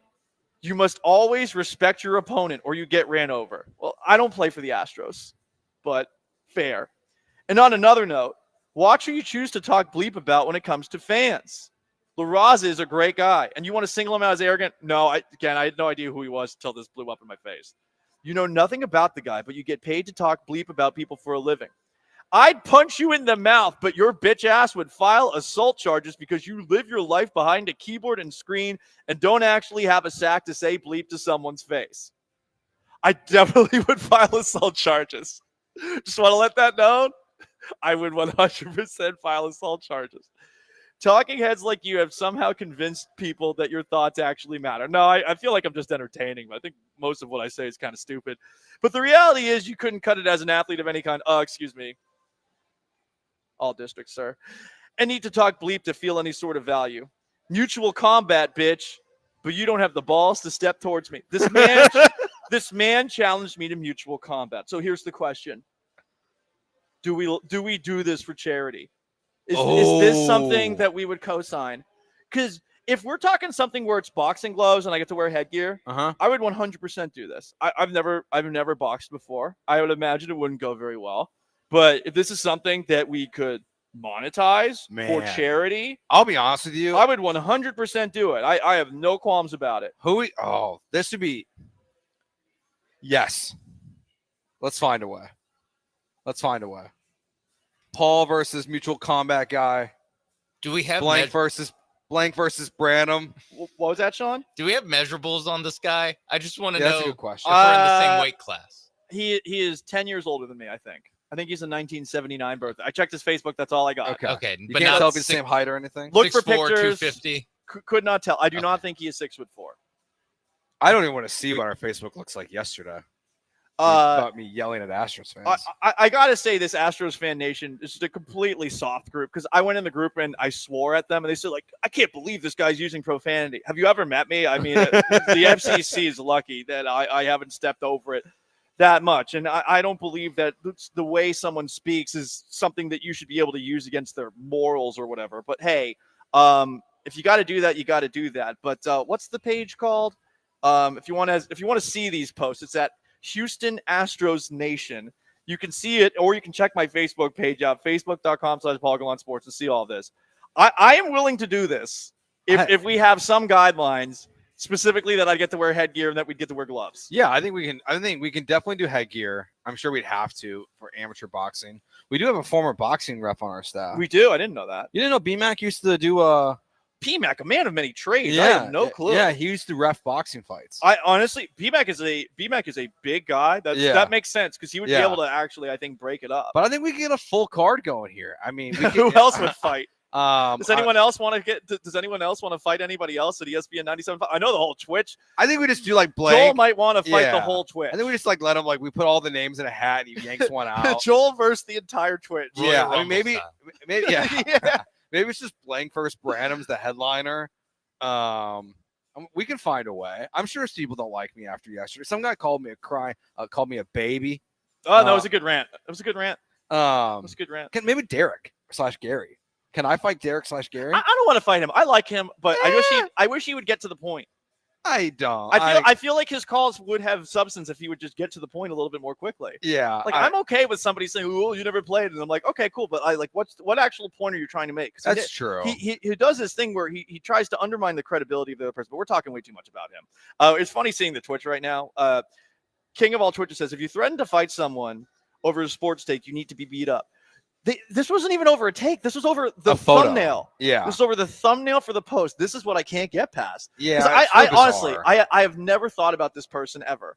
Now I have thought about this person far too much, who apparently isn't arrogant, even though he has a fan page for himself. I mean, honestly, because like the fact that you went in there and like apologized, like I give you credit for that. I because- apologized at first, and then I walked it back. Yeah. Well, then And I also said, I'm sorry, comma, I guess. that was not an apology. No, it wasn't. No, it wasn't.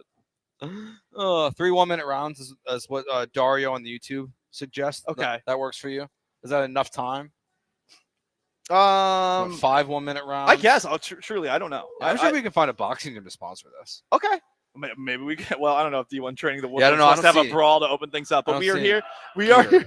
We are here at D1 training in the Woodlands. I can't believe that happened. It's one of my most. This is going to be one of the most entertaining interactions I think I've ever had with a fan, because I just can't believe how it escalated, and I can't believe how many people are angry about this. Anyway, I'm just a man without a plan. He is Joe George. I am Paul Gallant. It is Gallant and George, ESPN 97.5 and 92.5. Can the Texans make you confident again by what they do on Sunday? Stick around, Gallant and George.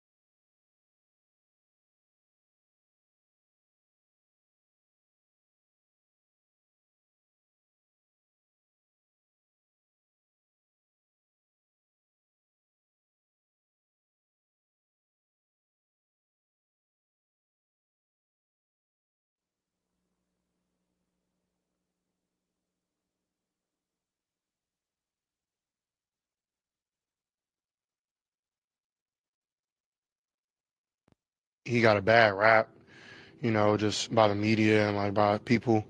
But man, he's not been nothing but just amazing to this team and to his teammates.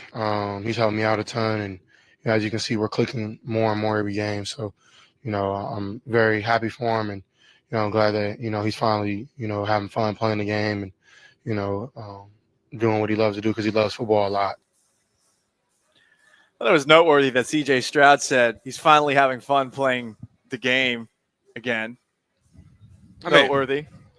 That also feels like that was passed along to CJ of how much more, like I would say, hey, Paul, this is my most fun I've ever had doing radio. Yeah. Yeah. And then you would tell other people that. Oh, for sure. I'd flex. Flex all the time. And that seems like what's happened here a little bit. It's Diggs is saying, CJ, I'm having so much fun doing this. This is so much fun. How, getting an accurate quarterback to throw me the ball. It's great.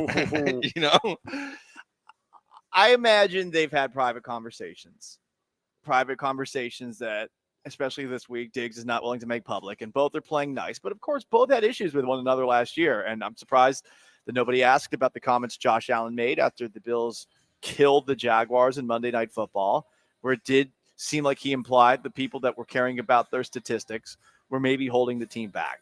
Anyway, Joe, does a win automatically give you confidence back in the Houston Texans if they beat the Buffalo Bills on Sunday wearing those spanking new H-Town blue uniforms? Yes, absolutely. I don't care how ugly it is. I don't care if it's by a point. I don't care if it's by 20 points. You beat the Buffalo Bills, it matters. It doesn't matter to me that Von Miller is suspended, that Ed Oliver is out, that Khalil Shakir is out for the Buffalo Bills. I mean, you might be without Titus Howard, it looks like. I just saw Stutzy tweet about that Titus Howard didn't practice today. So he might not be your right tackle this weekend. So don't love that. Blake so Fisher. There's injuries on both sides. Like that to me doesn't matter. So that washes it out. So look, Buffalo is one of the best teams in the NFL right now, and beating them has to matter. So yeah, full confidence. I don't care how ugly it is. The only thing I guess I'm just because I feel like we're making an assumption here. I'm assuming, Paul, if they win, they don't have 10 penalties again. 10 plus penalties. I don't think they can win with 10 penalties. So, that's why it's like I feel like that goes hand in hand here. I guess if there's a world in which somehow the Texans win and they have 12 penalties and they're all on the offense, they find a way to win, maybe I'll feel differently on Monday, but I just am assuming that they will not win this football game if they have more than 8 penalties. So that's why, no matter what they do. So you'll be confident if they win. Yeah. But you don't sound confident that they'll win. I don't think they're going to win. I don't either. No, I think Buffalo's the better football team right now. And you know what? It was kind of like the Astros, right? Like we assumed the Astros were going to go to the ALCS. There's a reason why we were cocky. There's a reason why there's an arrogance amongst the fans because they kept doing it. Well, the Texans haven't done it yet. They beat Cincinnati last year, who Joe Burrow was playing poor. And that's a good win. But that's one win. You lost to Baltimore twice last year. You got killed by them. You got smoked by the Jets. This year, the only team you've played that's of consequence, that's now 4-0, beat you 34-7. Yep. So I can't have utter confidence that you're going to win against a team like this until you prove it to me. I would love to say that, even by the time, and you shouldn't anyways, probably. The NFL's too good. Mm-hmm. Even if they win this game and they're on a roll and they get to that Saturday game versus Kansas City, you shouldn't have confidence. The NFL's too competitive. Last year was house money, but this year you beat 2 quarterbacks who missed so many throws. You ended up beating them. And a guy in Caleb Williams who was running for his life. Mm-hmm.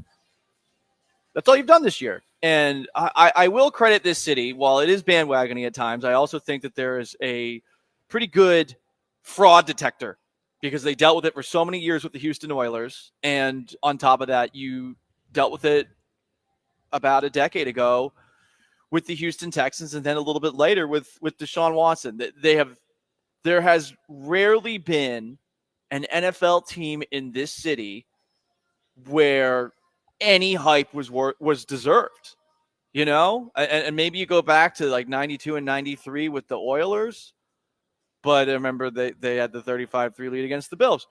Go back to the late 70s, the Love You Blue days, and they kept on running into the Steelers. Those teams actually probably did beat the hype. They just ran into the Steel Curtain dynasty and weren't able to get over the top, or as Bum Phillips said, kick the door down, knock the door down. So I get why there's some skepticism here. I hope that a win will have people feeling confident, but I totally get why there isn't a whole lot of confidence in them right now. I don't think there should be. This is going to be a tough one, and they have shot themselves in the foot so many times this year. Forget about the injuries to Joe Mixon. He's out. Forget about Titus Howard. Forget about Tank Dell's status. They just seem like a team that will beat themselves more often than not when they're playing the best teams until they prove otherwise. Mhm. If they do prove otherwise, awesome. And I hope that we're not like we were back in 2018 when the Texans won, 9 in a row and no one cared? That's me being selfish because I like football is my favorite sport, and more than anything, I mean, what I'm excited about this year is that I was thinking I'd have a chance to talk about the Texans again, and I wouldn't piss off half the audience. No, that's all you have to care about now, though, is because the Astros season's over, unless you want to talk about the baby Rockets all the time. So I think people will care about this team no matter what.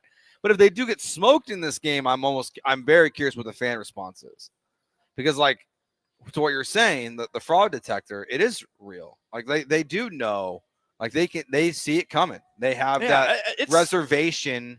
Like you guys give me grief about like my Bears syndrome, but there's a lot of Texans fans who have very similar, like they know. That's why I think that's why they don't buy in, because like they've just seen time again, whether it's the Oilers or the Texans or anything else. Even some of the college teams like that people love here, it's like there's always a lot of fraudulence that happens. And if you lose this weekend and you lose significantly, yeah, it's that going would to be suck. hard to take this team seriously. That would suck. That Yeah. because then I think Hugh Dab put it on the Twitch at ESPN 975. We're also on YouTube at ESPN Houston. The schedule, they play the Patriots next week, and the Patriots are a tire fire, but it's a couple of weeks before they'd have a chance to, I think, win everybody back again. And look, they have to make the most of these weeks right now, because the schedule does get very tough, especially at the end of the year. So they have to get their gimmies where they can. And I mean, the Vikings look like a gimme going into the year. They are the surprise of the NFL this season, and they might be 5-0 if they beat Aaron Rodgers and the Jets in London early on Sunday morning. But and honestly, even like their schedule, like I know we said it gets harder at the end of the year. I mean, you play the Pats next week, but then you play the Packers, who Jordan Love will be on his third start back at that point. yeah, and he looked, I mean, he threw a couple of interceptions the last game, but he looked like the Jordan Love everyone was hyping in a similar way to hyping CJ Stroud this offseason. And then you play the Colts, who knows? It might be Joe Flacco, it might be Anthony Richardson, but then you're right in the thick of it. I mean, it's Lions, it's Cowboys, and then you get an easy 3-game stretch, it looks like, Titans, Jags, Dolphins. But like the good teams are mixed in. I mean, the one thing that will, if they lose this game, the way to get back on like the good graces will be what they do on Halloween. It'll kind of start there against the Jets on Thursday Night Football. Like if you lose on Thursday Night Football in front of the whole country on Halloween, like that will be even worse. But this game, like if you lose by 2+ touchdowns, it's everything that people that disagree with the Texans hype will be validated if you get embarrassed this weekend. And I think a 2-touchdown loss when you are supposed to be a Super Bowl favorite, when according to Vegas you're still top 6 in Super Bowl odds, I believe it is, then it's embarrassing. Like you can't have that. I'm glad you mentioned Thursday Night Football for a moment, and we'll talk about it more in the 10-minute drill. I was happy for Al Michaels last night. I was happy for Al. He deserved it. I had a bunch of people from Seattle who were texting me, "Hey, you watching this baseball game? The Mets and the Brewers game?" And I said, no. No. Every single time they kept on saying, "Oh, there's a great game on right now." I was like, "Yeah, Thursday Night Football." And then they were like, "You're not watching baseball? You're a boomer. You're not going to watch it on another TV." I was like, "No, I refuse to watch baseball until next year." Do you watch basketball when the Rockets are done these days? Because I don't. Well, yeah, because the Celtics. Oh, well, yeah, duh. Because they play after they did the win the Rockets. championship. Yeah. Sure. I mean, like, football and basketball are my two favorite sports. Yeah. Baseball, I like that the Astros are good. I say this all the time. You're definitely not coming to me for hot baseball takes. Like I'm kind of vibes guy. Yeah, I was like kind of checking in on it last night, the baseball game. More just Pete Alonso's not going to be an Astro. That's the one thing I will say. Yeah, for the most part, the only thing I really did was I did like in the 9th inning, like before everything popped off with Alonso, I did navigate my way over to Barstool to see the Mets fans because most of them are get hysterically upset when things happen. There's one, if you've never heard of him, there's this one guy named Frank the Tank. He's morbidly obese, and Yeah. he's constantly angry. And I'm sure he's a nice fellow. I honestly am revolted by his looks. Revolted. Yeah, it's pretty bad. Oh, Again, hey, like you are who you are, but I would like the man to try, and I feel like the folks at Barstool have a lot of people that are on the air that don't try. No, that aren't going to a place like D1 training where we're at here in the Woodlands. Yeah, he could use it for sure. But yeah, I saw that. Man, I know we're gonna talk about it, like you said, at 1:30, but that was a fun game last night. It was a fun game. Finally, Thursday Night Football. It just sets a good vibe for the weekend. Like all the college football games that are coming up, all the NFL games that are coming up. Like it just sets a better feeling about what is ahead for the weekend when you get a Thursday night game. For sure. He is Joe George. I am Paul Gallant. It is Gallant and George on ESPN 97.5 and 92.5. You want to come in, 713-780-3776 is how you call. It's how you text. You can also join us on our Twitch at ESPN 975 or on YouTube at ESPN Houston. Coming up next, we did give you a battle red pill, but we've got a deep steel blue pill for you. If you listened to something that we as a show told you to do earlier this offseason, there's a chance, thanks to this one Houston Texan, that you could win a whole lot of money. What are we talking about? Stick around, find out. Gallant and George.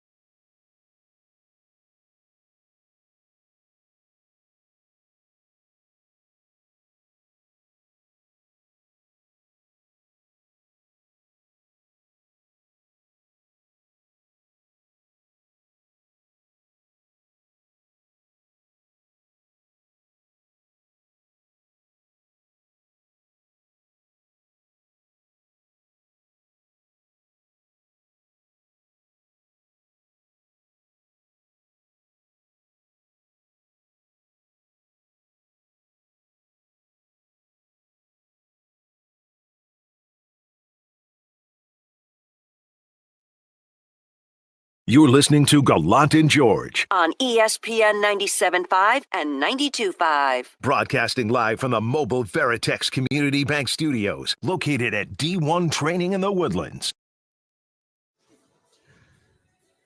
All right, so we did a battle red pill, gave you a couple earlier. A reality check with the Houston Texans. James Palmer of Underdog Sports was talking about how that was the worst winning team locker room he's ever seen on Sunday. I'll co-sign that. It was weird inside the locker room. They did win that game last second in a way that was not that dissimilar to the way that they beat the Buccaneers the year before with C.J. Stroud doing C.J. Stroud things. You also had Nick Wright comparing C.J. Stroud to Gardner Minshew. I do think it was done in bad faith. I also thought it was kind of funny. Two things can be true at the same time. We live in a world of gray. For sure. But we got a couple of deep steel blue pills for you, too, to get you pumped up about the Texans as they get ready for the Bills on Sunday. And what's the game of the week in the NFL? Hit it.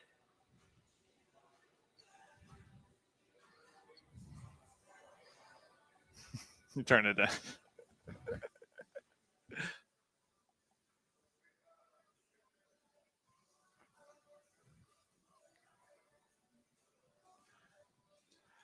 Texans swarm. I want to give Joe a lot of credit because Joe's working our machine here. We don't want to scare anybody off here at D1 Training in the Woodlands, the place for the athlete. Fantastic gym. I was like, if we don't turn these down right now, we're about to blow out the radio in people's cars. We're going to get sued. Gallant George ruined my stereo. It do be like that from time to time. So we said on this show, we talked ourselves into it. We were doing our like spiciest Houston Texans take going into the year. We talked ourselves into the idea of Kamari Lassiter as Texans Rookie of the Year. And I think the odds were plus 8,000. Yeah. It was something ridiculous. Per ESPN, Kamari Lassiter would be the Defensive Rookie of the Year in the NFL. The season ended today. So I hope that some people listen to us. We told you it was very spicy. We told you it was some long odds. I hope at least one person put down a little bit of money on Kamari Lassiter at plus 8,000 to win Defensive Rookie of the Year. I will say, I don't think he looked good last week, but ESPN's saying he's the Rookie of the Year right now. Yeah, well, I think right now I would imagine it's probably him, Jared Verse, Latu are towards the top. But the other cornerbacks, like you haven't heard much from. I was watching this video from last week, I think it was, whenever the Eagles and the Buccaneers play. But Mike Evans was just talking so much trash to their rookie, Quinyon Mitchell, just telling him how easy he was to get open against. I was like, that's an embarrassing look, but I kind of like this. I mean, Lassiter it was one of the biggest questions we had, and even though I agree with you, he was not great last week, that does look like a home run of a draft pick right now. Him and Bullock both look like they'll be very impactful players. Maybe they're not superstars. I'm going to say single because a superstar is a home run, right? I feel like it's a second round pick. It's a single. He's an immediate contributor. Single. Double. No, he's not a double. You need. I feel like a double is someone that's going to be an impact player for you for a while. If you get a second round pick who can play for you right away, that's great. But I feel like it's a single. Single at best for now. We can't overdo it. I know it's a battle. It's a deep steel blue pill, but home run. It's more an expression. I get what you're saying. I understand that there's an expression, but if we're talking about it from a hits perspective, yes. Yeah, this wasn't Pete Alonso going yard and making sure he won't be a Houston Astro next year. Yeah, I'll say double. And then Kalen Bullock, bunt single. I honestly give Kalen Bullock a little bit more than that. I think Kalen Bullock is a line drive single. Okay. And I think that for now, Kamari Lassiter is a rolled out of the infield kind of single like Yainer Diaz. Yeah. No, if he's a single, he's an Alex Bregman smashed it off the Crawford boxes. But it left the ballpark so fast he couldn't get to second base. That's entirely based on ESPN's rankings. You just said he didn't even play. He looked not great against Brian Thomas. No, I know, but I think it might even just be our own expectations. I mean, I remember when they drafted him, we were doing the show that night. We were unimpressed. Yeah, the write up, and I'll blame Lance Erline for this. The write up made it sound like he's a slot corner. Yeah. For what it's worth. It's true. He's on the outside and he's looking good, and he's been the top dog as that number 2 corner since the start of camp. Also, Another deep steel blue pill for you. Nico Collins is third on the Offensive Player of the Year award through 4 weeks. Usually, Offensive Player of the Year award goes to the best offensive player who's not a quarterback, because MVP almost always goes to the quarterbacks. I think this one makes sense. They had, I think it's Saquon at 2, and then Derrick Henry at 1. And there's honestly no quarterback right now that, even if this was the quarterback award, there's no quarterback that's, other than Sam Darnold of all people, that's really put themselves in this conversation. But that's how impressive Nico's been. I mean, he has 103 more receiving yards than anyone in the league. And the person who he's in front of, Malik Neighbor, is out this weekend with a concussion. So, yeah, he's going to probably make it even bigger. He's going to be – I mean, and what you've had this year with, like, A.J. Brown missing time and all these top wide receivers, Tyreek doesn't have it. It wouldn't shock me if Nico wins this award. Unless Derrick Henry and Saquon keep it up. Like, I would feel pretty comfortable. I'm curious what the odds are right now on Nico to win Offensive Player of the Year. I might have to look into that. He is statistically the best receiver in the NFL right now. Yeah, by a wide margin. And then you look at all he brings to the table, and I was telling you guys this last year, he can run by an entire defense. He actually has impressive ability to shake and make people miss. He runs through people, and he's a good route runner. And the crossing routes that they run about 15 yards down the field over the middle are unstoppable. And you've been seeing a lot of that to this point this year. Stroud to Collins is a really impressive combination right now.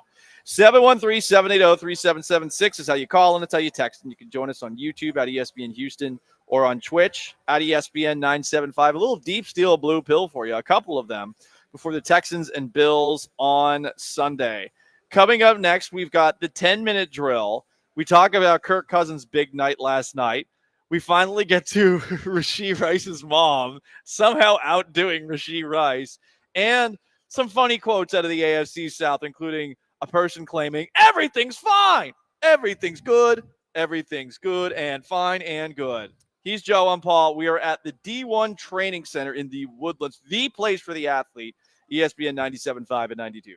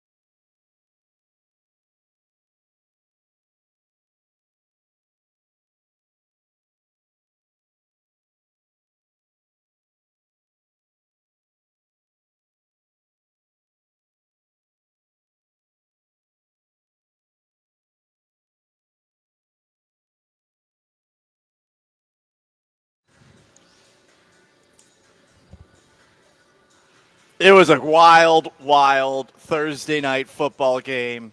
I'm happy for Al Michaels. And Sean, if we could toss to this highlight, this is how Thursday night football between the Atlanta Falcons, led by Kirk Cousins, and the Tampa Bay Buccaneers ended. Mooney moving. That's fired. That's caught.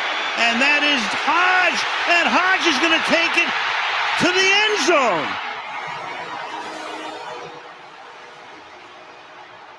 A most improbable win for the Atlanta Falcons. It really was. You know what the ballsiest thing was, Joe? As the Falcons were marching towards the game-tying field goal, with less than 10 seconds left, they threw a ball over the middle of the field. And unlike Dak Prescott and the Dallas Cowboys, who would never have been able to pull this off, somehow, some way, they were able to get on the ball, spike it with 1 second left, and kick the 52-yard field goal. Young-Hoo Koo. I mean, it was just executed perfectly. The fact that they were able to get everyone in line, not have everyone offside, so you can get the 10-second runoff.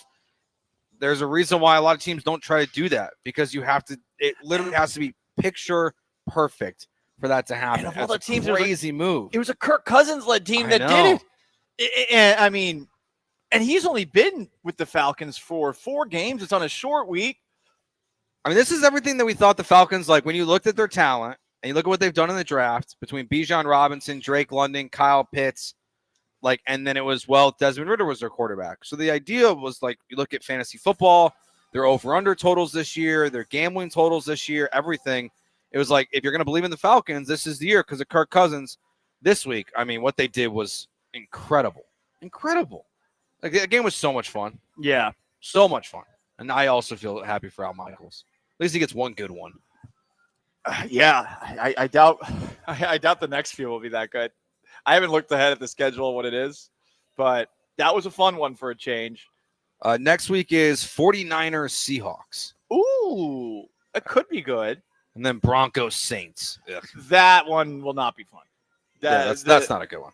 It's the Sean Payton revenge game, even though he retired. It's a lot of Bo Nix in our life. None of us want that. Anyway, continuing the 10-minute drill. Rashee Rice's mother. Man, it's one thing to get caught stealing. It's another thing entirely to get caught stealing wearing a Chiefs jersey that says Mama Rice on the back on a door cam. She saw and I believe it's Chaperone, right? Oh, yeah. The musician. We're trying to figure that out yesterday. There are a couple of records on a neighbor's porch. Mm-hmm. She took them, looked at the camera, tried to kick them on the floor so that no one would see her take the box. She then picked up the box. And, I mean, lady, if this is just I've the only thing I've ever stolen, Joe, were the little sour watermelon gummies at the grocery store until my mom caught me. And I got in a lot of trouble, and I had to, apologize to everyone. I was 5, but lesson learned, don't steal. As a one-time thief, Mama Rashee Rice, don't wear a jersey that says Mama Rice on the back of it. I mean, look, it's clear it runs in the family. Stealing stuff off porches in a Mama Rice jersey, crashing your car and leaving the scene, Not the best judgment. No. Judgment, not a genetic trait, I guess. Yeah, this one's a rough one. But it's kind of funny. Yeah, it's very funny. It is. I hope she gets her records back. It's one of those things where you see the headline, and you're like, "Is this an Onion story, or is this a real story? Or is this a real story?" I don't know, what's actually. And then you watch the video. It's so funny. Yeah, it's just so obvious. It's the way she looked at the camera too. Yeah, know she was up to no good. Oh boy. Anyway, continuing to go around the NFL, it is fun to see the Jacksonville Jaguars at 0-4. I think there was a report courtesy of Jordan Schultz about how everyone in the Jaguars locker room is checked out. I take everything Jordan Schultz says with a grain of salt. His father is the reason he has that job. His billionaire father who stole the Supersonics from Seattle. He should never let that go. Never drink at Starbucks if you can help it. until they endorse us. Mm. If they endorse us, I'll look the other way. But Starbucks can kiss my ass for a variety of different reasons. Anyway, the report is, sorry, got off topic because I have petty grudges. I'm a small man. Here's Doug Peterson being asked if he's lost the Jaguars locker room. Yeah, I would know. I talk to these guys every day. I see them every day. And no, I have not lost the locker room. I think these guys have done everything I've asked. They continue to play and practice hard and battle, and it's a good group. It's a good group. The right leaders in there, and that they know what we need to do, and they're not making excuses for it, and I'm not going to make excuses, and we just got to go do it. And then on Sunday, you called a question about your job security a strange question. Why did you find that strange? I mean, 0-4, 9 of 10, quarterbacks regressed. I mean, there's a lot of issues going on. I mean, that's a good question, but I think obviously you're gonna go through some setbacks, in this league, and there's gonna be some times where, you're gonna come on some hard times. I mean, that's just part of this game. You're not going to get good answers out of a coach right after a loss. You're going to get them salty. You're going to get them mad. Yeah. But for what it's worth, that was a pretty calm answer by Doug. It was definitely better than his answer on Sunday when he called out the players for not executing. I definitely believe the Jordan Schultz report, even though I don't really like him either. But mainly just because of what Doug Peterson said. So the logical is, yeah, of course his players are out on him. Like, I don't even know if you need to be an inside man to Doug Peterson's lost the locker room. He just publicly said the play callers are great. The players suck. Like, of course the players don't believe in him. Right. And I mean, that's not going to help you out. And to a degree, I agree with him. I mean, Lawrence missed a lot of throws in that game. 100%. I don't know what you can do about it. Just don't say it. There are better ways to say it. It gets back. It does create division, even if the division is more of the guy just trying to get the most out of his players. So we'll see what happens, but I do think the Jaguars are toast at this point in time. I'm also very curious, Joe, in the AFC South about how many games we're going to see from Anthony Richardson this year. He's dealing with a hip injury. We'll see if he plays in this week's Colts game. He was asked this week if he's injury prone. Here is Anthony Richardson. I mean, it's football. I'm pretty sure if they got out the house and came out here and got hit by somebody that's running 20 plus miles per hour, every week, I'm pretty sure they'll be sore dealing with injuries as well. So, people are going to talk, that's what people do. So, and I'm not necessarily worried about it. I'm just trying to focus on getting better day by day. It's not fun getting hit by somebody big. I mean, dude, but yes, fact. Josh Allen doesn't miss games like this. I wish so bad, Joe, that because I would show this all the time, and I would let everybody use it against me. My sophomore year of high school, I was on punt return unit, and I was small. I was like 5'4", 100. They liked me because I was scrappy, but then they would get me on the field because they just wanted me to get on the field. But they put me in situations that were honestly not that important. So this team fakes a punt, and I don't know how this guy gets downfield. This kid, I swear, is 6'3", 250 to 255 pounds, and I never see him coming, and he just lights me up. And I just fall straight on my back. I couldn't breathe. I was like, trying to breathe. Wind knocked out of me. And I think that they featured it on the high school top hits of the week. Oh, that's what someone told me. I didn't see it. Things online. Yeah. So supposedly I was number 2. You weren't number 1? Or would you rather be number 1? If you get hit like that, you almost want to be number 1.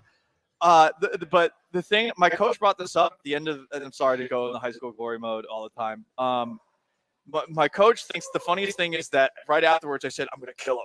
I'm going to kill him. It's like me, this 5'2", 100-pound guy. I'm going to kill him afterwards.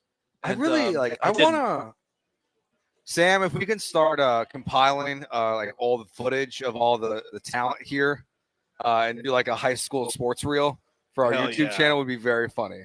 Now we'll have to see if there's video of leather helmet football for Granado, but it'll be fun. I just want to see some leather helmets. That's not nice. He's gonna hear that. That was Joe. He's in LA. I don't think there's any footage of Jerry playing high school sports, though. Maybe. I mean, he doesn't talk about himself ever, so I don't know if he played high school sports. Why doesn't he talk about himself? I don't know. Is he just a boring person? He did put on Twitter yesterday, like after he got called out by some listeners for bullying Joel.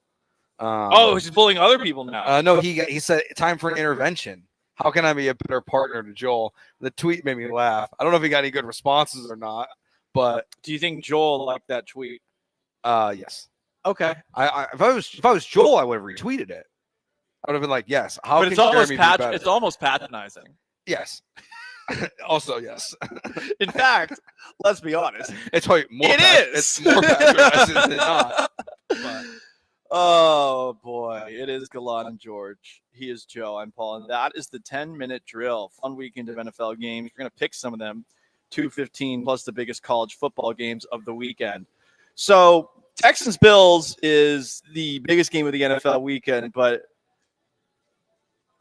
the city of Houston is directing two middle fingers towards Bud Adams and his cold dead body, the same way he did to those, I think, Bills fans back in the day. How are they doing it? You will hear it on the other side. It's Gallant George. Stay put.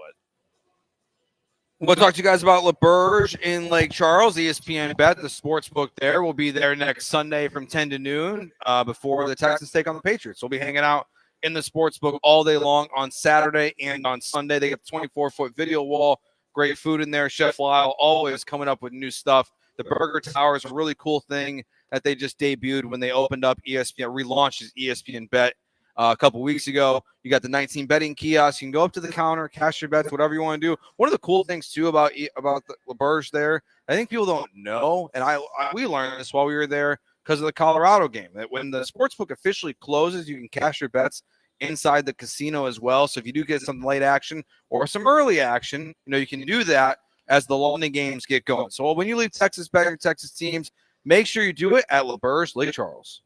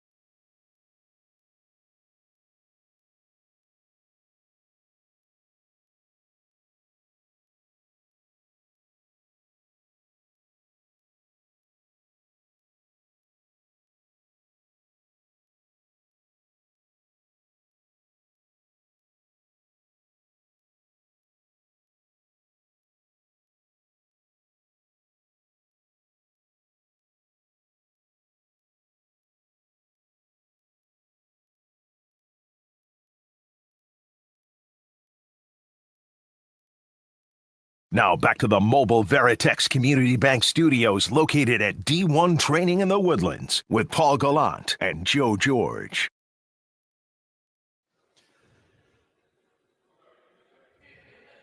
So the Texans play the Bills on Sunday, and for the first time ever, they will be wearing a different helmet. It's going to be deep steel blue, which is technically New York Yankees blue. Hannah, why did you say it was New York Yankees blue? You never should have said it, but whatever. It's deep steel blue helmet. But on the side is going to be, for the first time ever, something else. It is an H.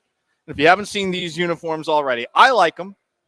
The Texans did all they could to fight Bud Adams, dead ass, Amy Adams, and get a little bit of that Houston blue into the uniforms on Sunday. They released a video on Twitter this morning. This is narrated by Oilers and Titans great Bruce Matthews, the only Oiler who has not taken the bag from Tennessee to say, yeah, the Titans belong to Nashville. The Oilers belong to Nashville. Warren Moon, problematic Warren Moon. What was up with that person that was working for you? He said in quotation marks. Here is that video narrated by Bruce. Everybody has a story. My story began when I played at the Dome, but I'm not here to talk about that. Let me tell you about our color, H-Town's color. H-Town blue has been a part of our DNA since this city was born over a century ago. It means so much that our founders put the color on our city's seal. Our pioneers, first responders, and countless icons who call H-Town home don this color with pride. Now it's our turn. Houston, we heard you. H-Town blue isn't just a color. It's a part of our story. And the next chapter starts now. I wanted more shots fired back. Maybe they should have just had Hannah McNair come in and chirp a little bit. She does seem to be, of all of the Houston Texans, I can't say chestiest, can I? I'm going to say chirpiest? The chirpiest. Yes, that's better. She chirps a lot.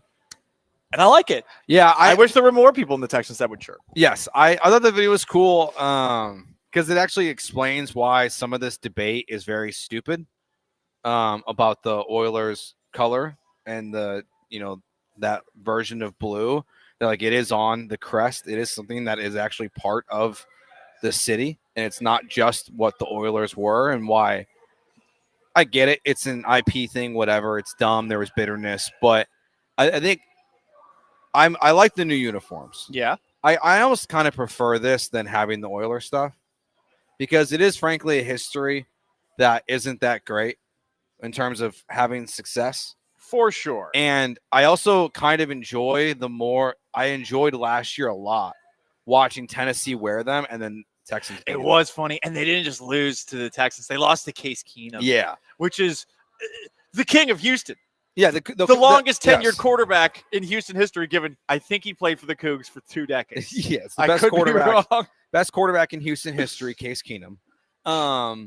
So I like it. I will say though, yeah, I like the red version of this logo better.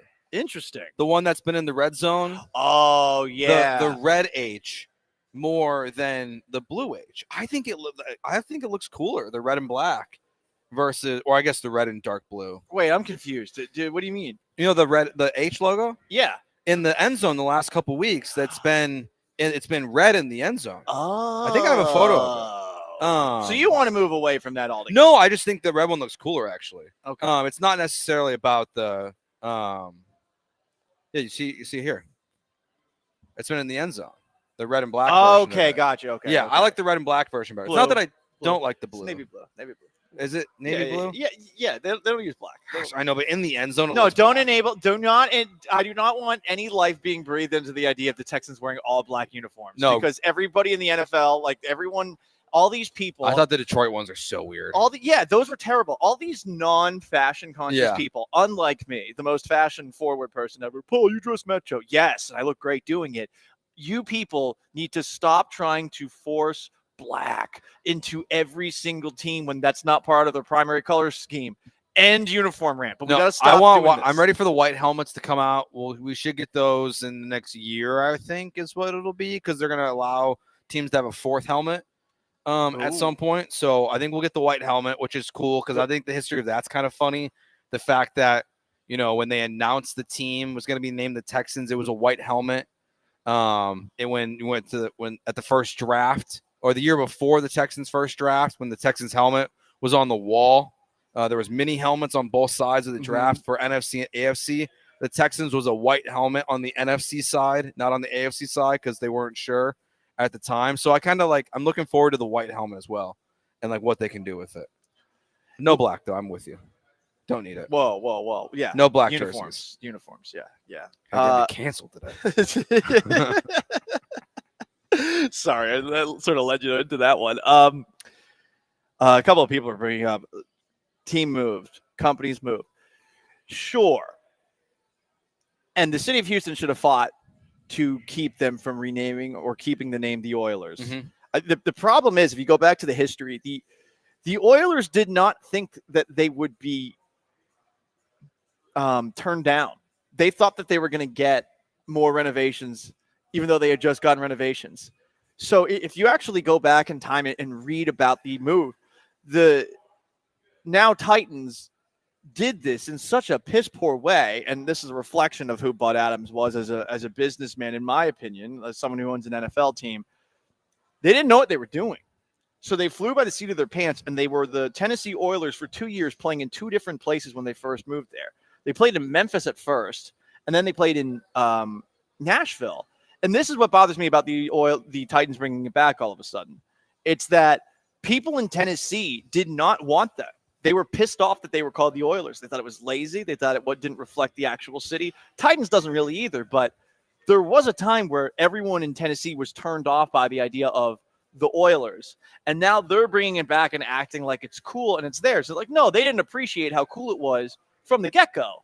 And the fact that it looks cool and F them is my logic here entirely. This isn't a thinking man's conversation. This is, hey, they have something I want and I hate them.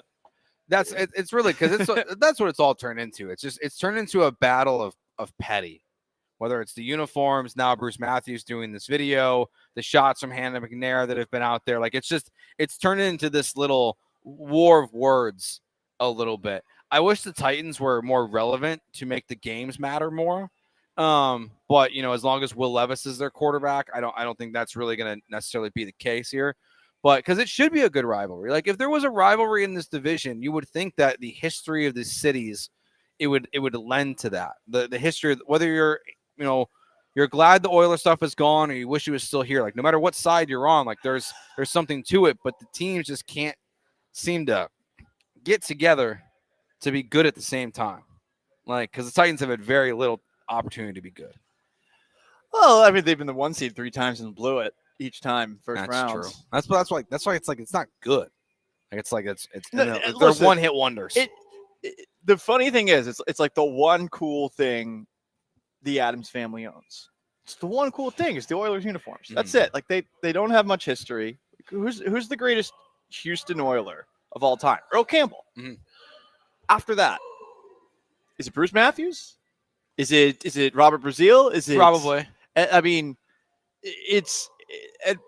that's a shame for them as an organization. But what's more a shame is, and this is really the thing I actually do care about. I feel bad for the players who played here that they don't get to be received in the way that they should be by people who actually watch them play. Because the people in Nashville have no attachment to them. And it's got to be weird to go out in Nashville. And sure, it's cool that Amy Adams, to her credit, is recognizing all these players who play for the Houston Oilers, not the Tennessee Titans, and giving them their special days. But no one in Nashville has any emotional connection to them, where here in Houston, even if the Oilers were a million years ago, everyone loves Earl Campbell.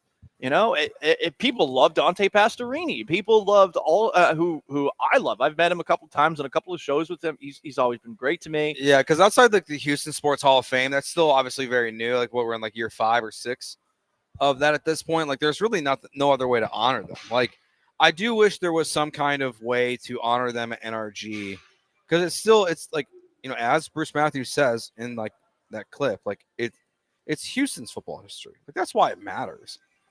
It is what matters the most. Like, and I know like there will be people who say you guys are outsiders, you know, they get it. No, I've been here for 10 years. I've talked to enough people that like it bothers them. It matters. And like I've met these guys too. Like they don't want to be shills of the Tennessee Titans organization, but they basically have two choices. Some are definitely getting paid. Yes. And I don't blame them. Take that money. But I don't like, believe them. Bruce Matthews is the one I believe here. Yeah. Bruce Matthews, who has always said that it belongs to Houston, he is the guy that I believe here, because I don't think he has been paid by anybody. Yeah, but it's like your choices are either you have to kind of get paid, which is, yeah, you get money, and you have to basically be a Tennessee Titan, or you just don't matter to the NFL world anymore. Like that's the position that these guys are in, to where they're just totally out of society of the NFL world if they don't want to be Tennessee Titans. Yeah. I feel bad. I feel bad for everybody that's in that spot. Now, you know, you've been here a while. I've been here a while too. It's partly that. It's also partly having lived in Seattle for a little bit, and like they're still pissed about the Sonics too. And that's still it's a fresher wound than the Oilers leaving. I think for a lot of people that were NFL fans here, I think a lot of people don't like the NFL here in Houston specifically because the Oilers left. It was a terrible way to leave, and the team that's come back never wins in big spots like the one that they're in on Sunday, which is what we will get back into talking about next. Can the Texans put on their big boy pants on Sunday? He is Joe George. I am Paul Gallant. We are at D1 Training in the Woodlands, the place for the athlete, ESPN 97.5 and 92.5.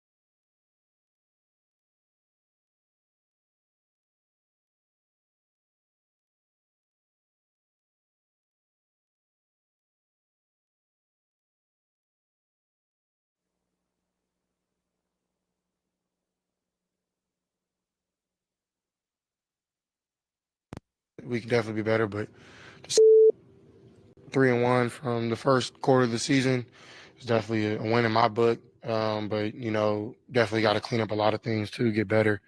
But I think it's very adamant, very noticeable. We can get better. In college, D's get degrees. I found that out with my communications law class. But C's also get degrees and aren't as frowned upon. You don't seem as lucky. And to this point, the Texans are probably a C grade despite their 3-1 record. And I know what CJ Stroud's saying there. Hey, they're winning games. And that is ultimately the most important thing. And they're largely due to what CJ Stroud's been doing at the end of these games and the plays that he's been making. But Sunday against the Buffalo Bills, they're going to have to finally stop shooting themselves in the foot in the way that they had the last 3 weeks. Most penalized team in the NFL those last 3 weeks, especially on offense, where due to the lack of a running game and an offensive line that I don't know really what to make of it, you have found yourself in a spot where the Texans are regularly getting CJ Stroud into 3rd and 20 situations. And he's even converting some of them. But if you're playing the Buffalo Bills on Sunday, good luck winning doing that to yourself all game long. Yeah, you can't just do what you've been. And it's just, D'Amico said it. They've all talked about it. The Texans are beating the Texans. Well, you're not going to beat the Texans and the Buffalo Bills this weekend. It is not going to happen. Josh Allen is way too good of a quarterback. We talked about this for 4 weeks. For 3 weeks, the 3 weeks that they've won. If they just played a better quarterback, they might have lost. Like maybe not Caleb and the Bears, but they would have lost week 1. They would have lost week 4 if they played Josh Allen. Well, now you're playing Josh Allen. So who are you as a football team? Like, are you a legit Super Bowl contender, or are you a team that Texans fans are rightfully going to bail on after this game? Now, there's a way to where I think you can also feel satisfied with a loss in this game. Not that if they lose 34-32 and Buffalo kicked the last second field goal to win the game, like I'll feel better about this game. But you just can't have what happened in Minnesota. Like that's the one thing you really against Minnesota. That cannot happen. No, can't get dog walked. No, you're not going to win this game with style points. I think it's far-fetched that you're going to win at all. Buffalo has been here and done that, and they've been one of the best, if not the best teams in the NFL since we found out that Sean McDermott, head coach, made a locker room speech back in the day using Al-Qaeda to motivate the troops. And yes. I'm not kidding. That really happened. And ever since that story came out, the Bills finished the season winning 6 games in a row. Incredible. They won a playoff game. They almost beat the Chiefs. Stephon Diggs had a drop. They started off the year 3-1. They've been one of the best teams in football. 10-2? Mm-hmm. Since we found out that Sean McDermott, again, used Al-Qaeda to motivate his players. I mean, Joe Brady has just done like a masterful job as the offensive coordinator of that team. Like they have totally changed their identity of, whether it's with Diggs or without Diggs, but just the way that they approach a game. Like what last week was standing. They have been arguably the best team in the regular season since that moment. Since we found that out, since there was an offensive coordinator change, like they've just been a very good football team. And, if the Texans are the team that we've put in this category, like you gotta play better than what you've been. And it's just so funny because it's just stuff that like, it's hard to even break down because they're shooting themselves in the foot. Like, I don't think you're asking a lot for Laremy Tunsil to not have a bunch of false starts. Well, he didn't have any false starts last week. That's true. But he did have 2 holds. Kenyon Green, not asking a lot to not have those illegal formations and false starts that he was having. Illegal man downfield. And we'll see what happens this week. They just put out the injury report just now.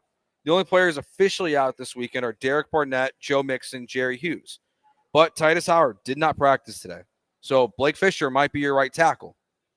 What's interesting about that is when the Texans offensive line turned a corner last year, Paul Gallant, when Titus Howard left the starting offensive line.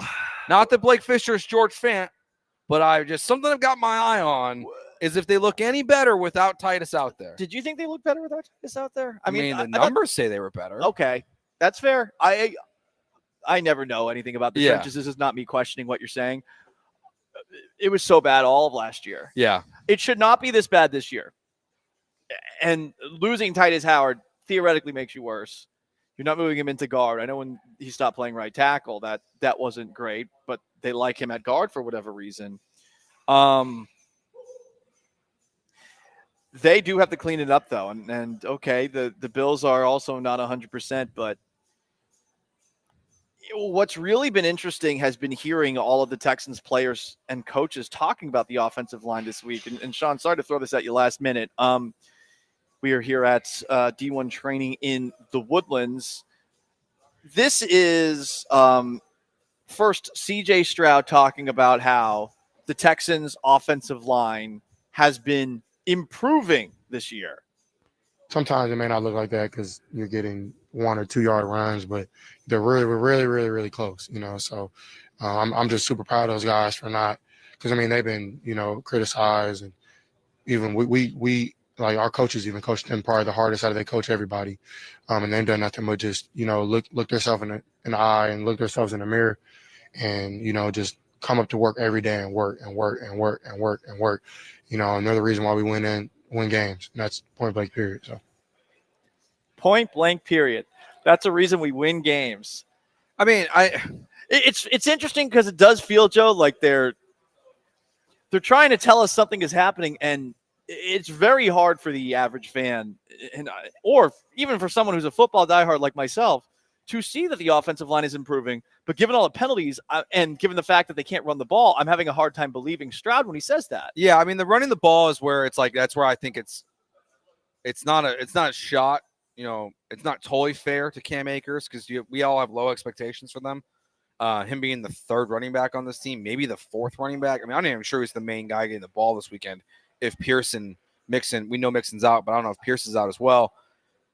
So it's like hard to say. Like, you can say they're getting better, but Cam Akers is the guy running the ball. So you're not going to see that come into fruition most likely because he's just not good enough. Like he's just not going to find the gaps. We've seen that when he's had moments when it's clear that Cam Akers has a moment to break out, he's not doing so. He's not capable of doing that. So I guess we take their word for it at this point, but the penalties. You can be better, yes, but when you're constantly hurting your team, it doesn't matter if for 80% of the game you're a better offensive line. If you've got a 3rd and 2 and then you get a false start and then you get sacked on the next play, like that has happened in week 1, week 3, week 4, where you are putting yourselves in negative positions, that's the problem with the offensive line. The problems are compounding. They're not happening randomly. They're being followed up one after another, and putting the Texans and CJ Stroud in these impossible or very challenging positions. So they can say that all they want, but they did say it all they wanted, because here's D'Amico Ryans talking about how the offensive line is also better. It's been, up and down. It hasn't been, all good, and that's part of the season, right? It's part of that first month of the season. You're finding your way, and you're not playing your best ball when you first start, but it's a matter of getting better throughout the season. And that game last week versus the Jags, I saw our O-line take a tremendous step toward getting better. Great job with the protections, giving CJ time to make those plays down the field to Nico. So I see progression. I see our offensive line getting better. So D'Amico said it. You want to hear who else thinks it's getting better?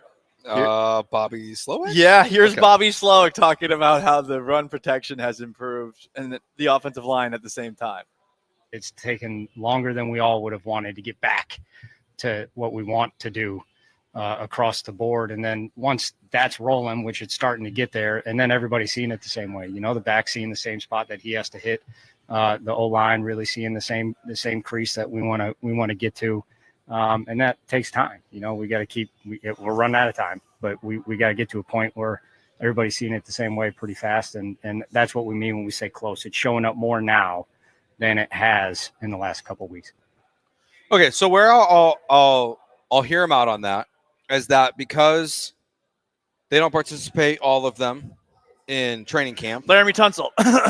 Because none of them play besides Kenyon Green and Drew Scruggs and Jarrett Patterson. You're right, Shaq. Preseason games. Shaq Mason and Titus Howard didn't either. So they don't play a lot in training camp. They don't do anything in OTAs. They don't do preseason football. And now you come in and you're at full speed And even though it's the same offense and it's the exact same offensive line, except for at left guard Kenyon Green, instead of Titus Howard there, he's back to his traditional right tackle position. That's where in the NFL right now, the offense is mostly poor. Like last night, you have to say is the exception to the rule. Touchdowns are down across the league. Penalties are up. Defensive efficiency, DVOA is up across the league right now through 4 weeks. So that's where like I'll give them a little bit of a pass, but I think I'm done with it. We're going to week 5. Like you break it, like everyone breaks the NFL season into quarters. We're a quarter of the way through the season. So if those improvements at some point, you have to either just admit who you are, or the improvements have to actually show up on the field. And I kind of feel like we're now at the point where you're going to be playing the Buffalo Bills without Ed Oliver and without Von Miller.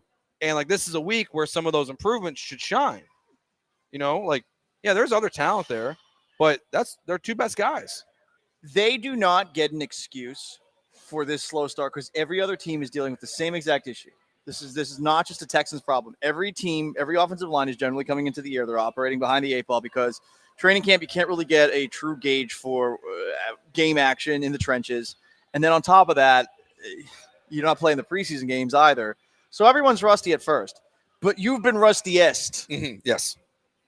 And cool, it's getting better. I'm glad at the very least Bobby Slowick said, well, we're running out of time. Yeah, you are. We're a month into the year.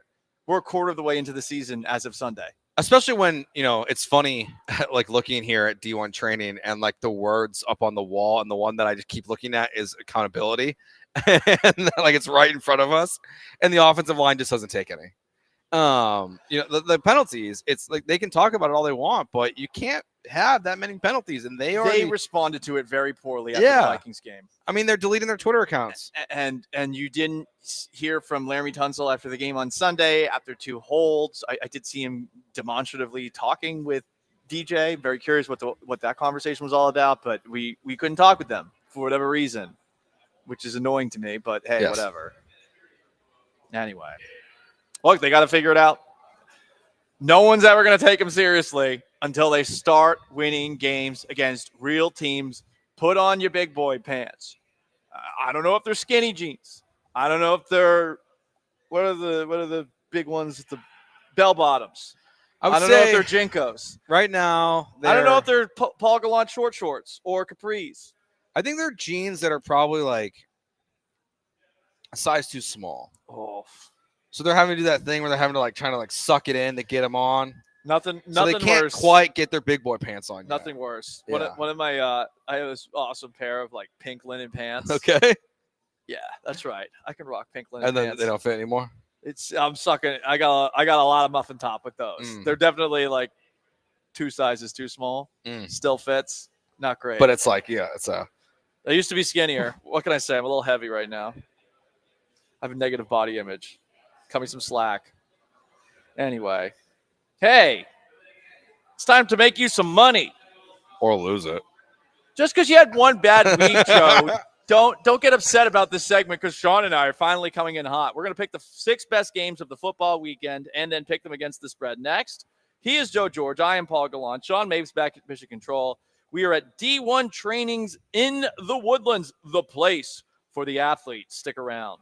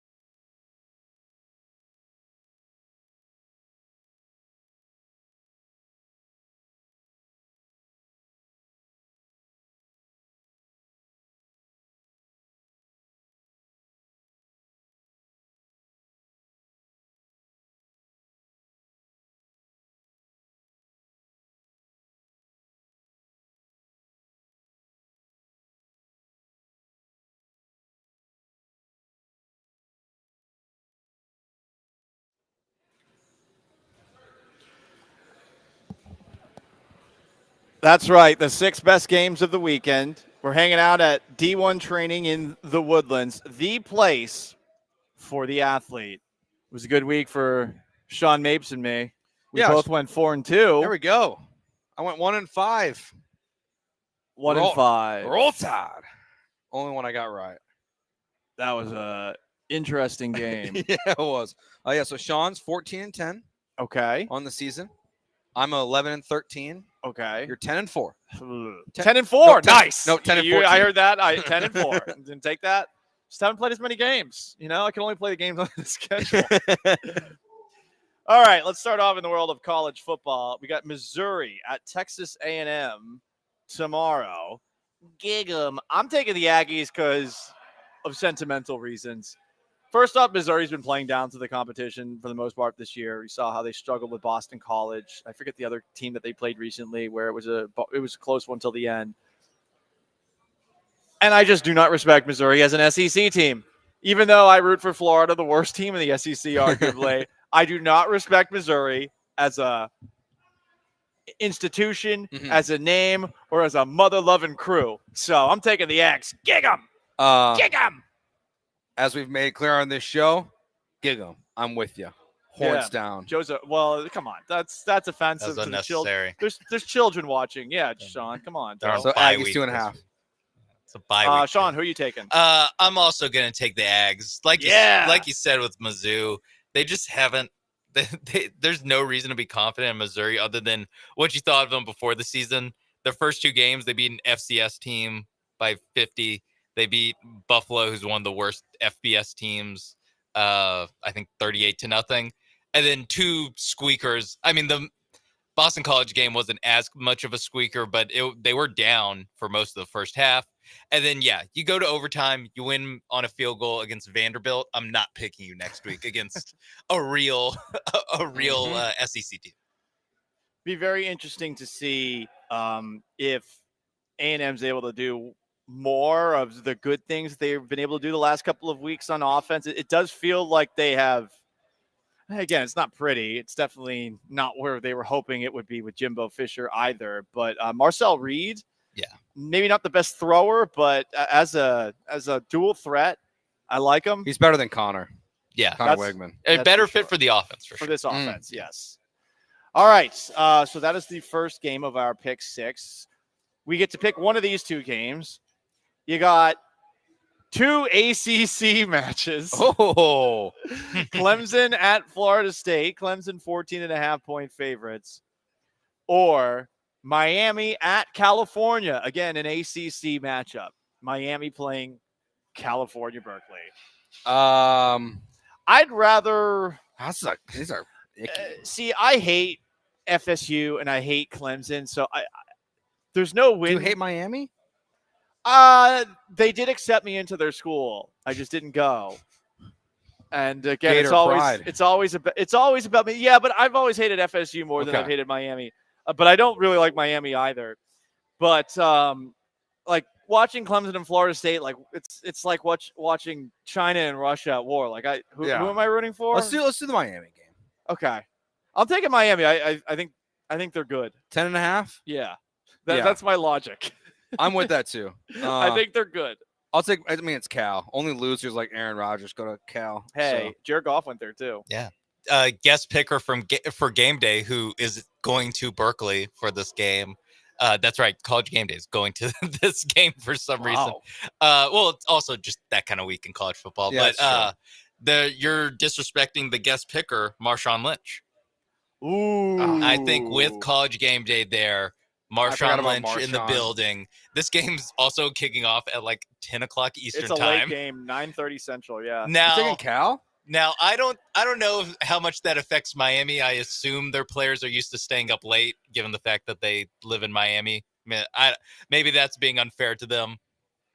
10.5 points. Too many dang points for the Cal Bears. Give me the Bears. You got the Bears covering. Yeah. ACC. Berkeley definitely ACC. Berkeley definitely not a fun place like Miami, so don't think they'll be getting in any trouble. Those Hurricanes. I mean, this is probably the one time, probably in these kids' life that their fan base is the student section should be rowdy for this one. That's true. All right, we got NFL games, and up first, we once again are picking between a couple of games. We can either pick 8:30 a.m. on the NFL Network, the Jets and Vikings, or we can pick the Colts and Jaguars. I think this is a no-brainer. Jets-Vikings is a better game. You got Aaron Rodgers, and you got Sam Darnold with the Vikings having an MVP season to this point, going up against the team that drafted him. This is the much better game. The London stuff's always weird, but the I don't want to get up early, but yeah. This is the most watchable game. I mean, Garrett Wilson's kind of chirping at Rodgers a little bit. You got the Rodgers stuff going on. I'm going Vikings. Okay. Vikings minus 2.5 in this one. Sean, how about you? I think that if this was actually going to be played here stateside, I would go Vikings. But the fact it's in London, give me the Jets. Just because weird stuff happens at 9 a.m. during NFL football. I feel like Darnold is due to come back to earth. And while I don't like myself for picking it, I think the Jets are going to cover, if not win, in this one. All right, 3 more games that you got to watch this weekend. It's not the best weekend in the NFL, but you do have the Ravens and Bengals, a battle of AFC North teams. The Ravens 2.5-point favorites against Cincinnati. Cincinnati has to win this game to stay in the thick of things. It's been a rough start for them. They did, at the very least, beat the Carolina Panthers, but does that have you feeling confident in them? Their losses this year, close ones, less than a score to the Patriots. That one, oof. The Chiefs and the Commanders. So it's not like they have gone up against bums. Other than the Patriots. I mean, the Commanders and Chiefs, those are 2 tough teams this year. This is a tough one. Because I still want to believe in the Bengals, but I just don't know if I should. I'm gonna go. I bet against the Ravens last week. I'm not gonna do it again. I'll take the Ravens 2.5. I picked the Bills last week. That was one of the games I lost. So Baltimore. This is a back-and-forth series since Joe Burrow has entered the equation. The Ravens have won the last 2 for what it's worth. So I think I'm going to take Baltimore here because Baltimore seems to have their number. But this one is a toss-up, and I imagine it'll be just a violent, sloppy game. The Ravens 2.5-point favorite, Sean. Yeah, give me the Ravens. I think this is a very rare situation for a division opponent to be able to effectively kind of not end the Bengals season, not end your rival's season in the first weekend of October, but come pretty close to it. I don't think a 1-4 team's ever made the playoffs. Yeah. So give me the Ravens. I think they come out, and it's not like they're, they still need to dig themselves out of the 0-2 hole that they put themselves in. So yeah, give me the Ravens. Since 1978, only 7 playoff teams started 1-4. Wow. Yeah, that's going to be tough. All right, let's keep on going through our pick 6. Well, this is a ratings bonanza. I don't know if it's a good game. The Dallas Cowboys at the Pittsburgh Steelers. The Steelers are 2.5-point favorites. Joe, you going to take Justin Fields in a better situation? Gosh. Finally figuring out how to play quarterback now that he's away from the losing ways of the Chicago Bears. He's looked good too. Sunday Night Football. Prime time. Yeah, why not? Justin Fields. Once a Bear, always a Bear. Justin Fields and Steelers take down the Cowboys. I'll take it. Steelers have a very good defense. The Cowboys are pretty one-dimensional. They can't run the football. But I'm taking the boys. I am taking the Dallas Cowboys because just like with Sam Darnold, I do not believe what is happening with Justin Fields. I don't. Big problem for the Cowboys, though. No DeMarcus Lawrence. Probably no Micah Parsons. Yeah, that's tough. No run game. No money to spend. But they're not that out of it. I saw Chris Canty on ESPN saying something along the lines of the Cowboys should tank. They're 2-2 and the NFC East stinks. What are you talking about? No, you don't tank if you're the Cowboys. That's wild to throw out there. Yeah. Yeah, because Parsons is hurt, because Lawrence is hurt, because I saw Jerry Jones land a helicopter on the practice field while they were practicing. So weird. I cannot pick the Cowboys. That's a rule of mine. If your owner interrupts practice to land a helicopter in the middle of the field, I'm going to pick against you in your next game. So give me the Steelers -2.5. All right, I already know where this next one's going, so You can we need just we need to have a conversation here. Let's have the conversation, Joe. Am I supposed to be a man of honor when I do this, or am I supposed to try to win? Because last week I said I was going to pick the Texans to cover every week until they actually did it. But I do not want to pick the Texans right now. Then don't. Okay, so I don't have to be You a can man of honor? No, I mean, I'm not going to call you up for that because I've been telling you, like, just do not pick the Texans to cover ever. Don't pick them to cover. I'm taking the Bills. Yeah. I hate to say it, but nobody circles the wagons. Like the Buffalo Bills. Those Buffalo Bills. Sean, what you got? Unlike Joe, I am a man of honor, a man of my word. And I said I will not pick the Texans to cover until they actually cover. They still have not covered. Give me the 1 point Bills. favorites. I mean, if you look at our records right now. If you just take out the Texans games. Let's see. Paul, if we stop picking the Texans. I mean, I got the last two against right. the Texans. If we got the Texans games correct, you would be 12-14 on the season. Sean would be 16-10. Nice. And I would be like 15-9 because I've gotten every Texans game wrong right now. I'm 0 for 4 because I've picked the Texans to cover every week. Do you even know ball? I don't know Texans ball.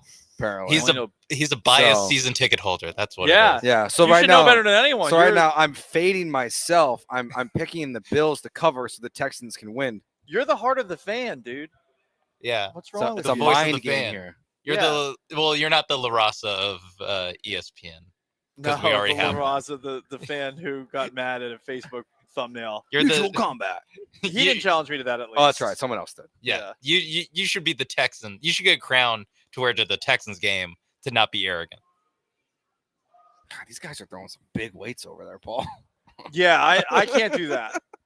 I can't do that. I mean, I actually do not know what my max squat is because I've never done much more than like 255. Yeah. Because I'm nervous that my knees will just spontaneously combust.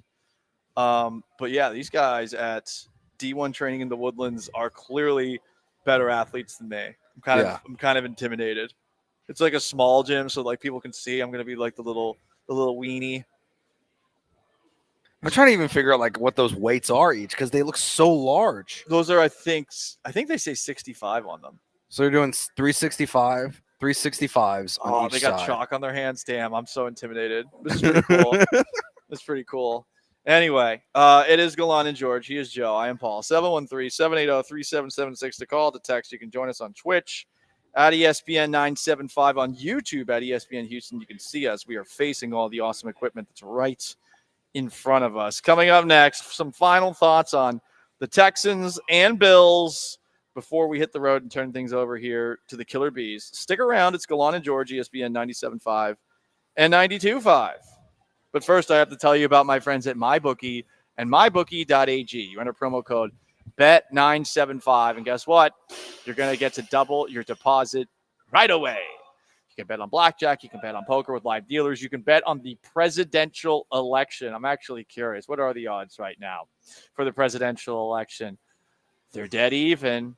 Donald Trump, Kamala Harris, -110. You can also bet on the popular vote if you want. Kamala's the favorite to win that, -500. Trump at +300. You can bet on NFL games this weekend. And we were talking about some of those games. The Vikings, 2.5-point favorites against the Jets. I do think the Jets are going to pull that one off. You got the Texans are 1-point favorites against the Bills at home wearing those new uniforms. Maybe the new uniforms provide a little new juice, but I think that the Bills are going to end up winning this game. You can bet on all sorts of things at mybookie.ag. You enter that promo code BET975. Bet anything, anytime, anywhere, only with mybookie.ag.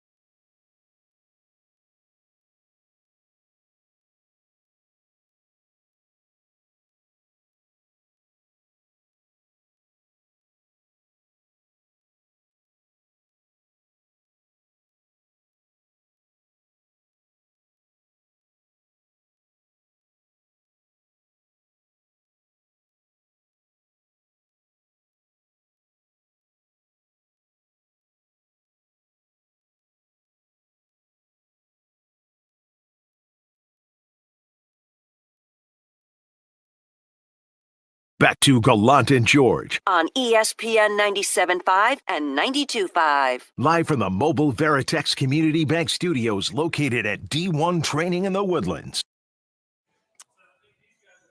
I'm about to go work out. I'm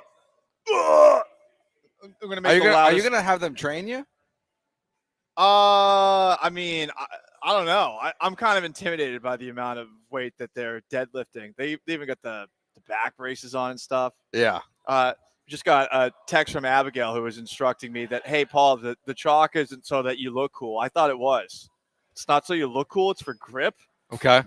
Okay. I was just gonna grab some and throw it up in the air like LeBron James. So okay, good to know. I don't want to dirty up D1 training. It's a beautiful place.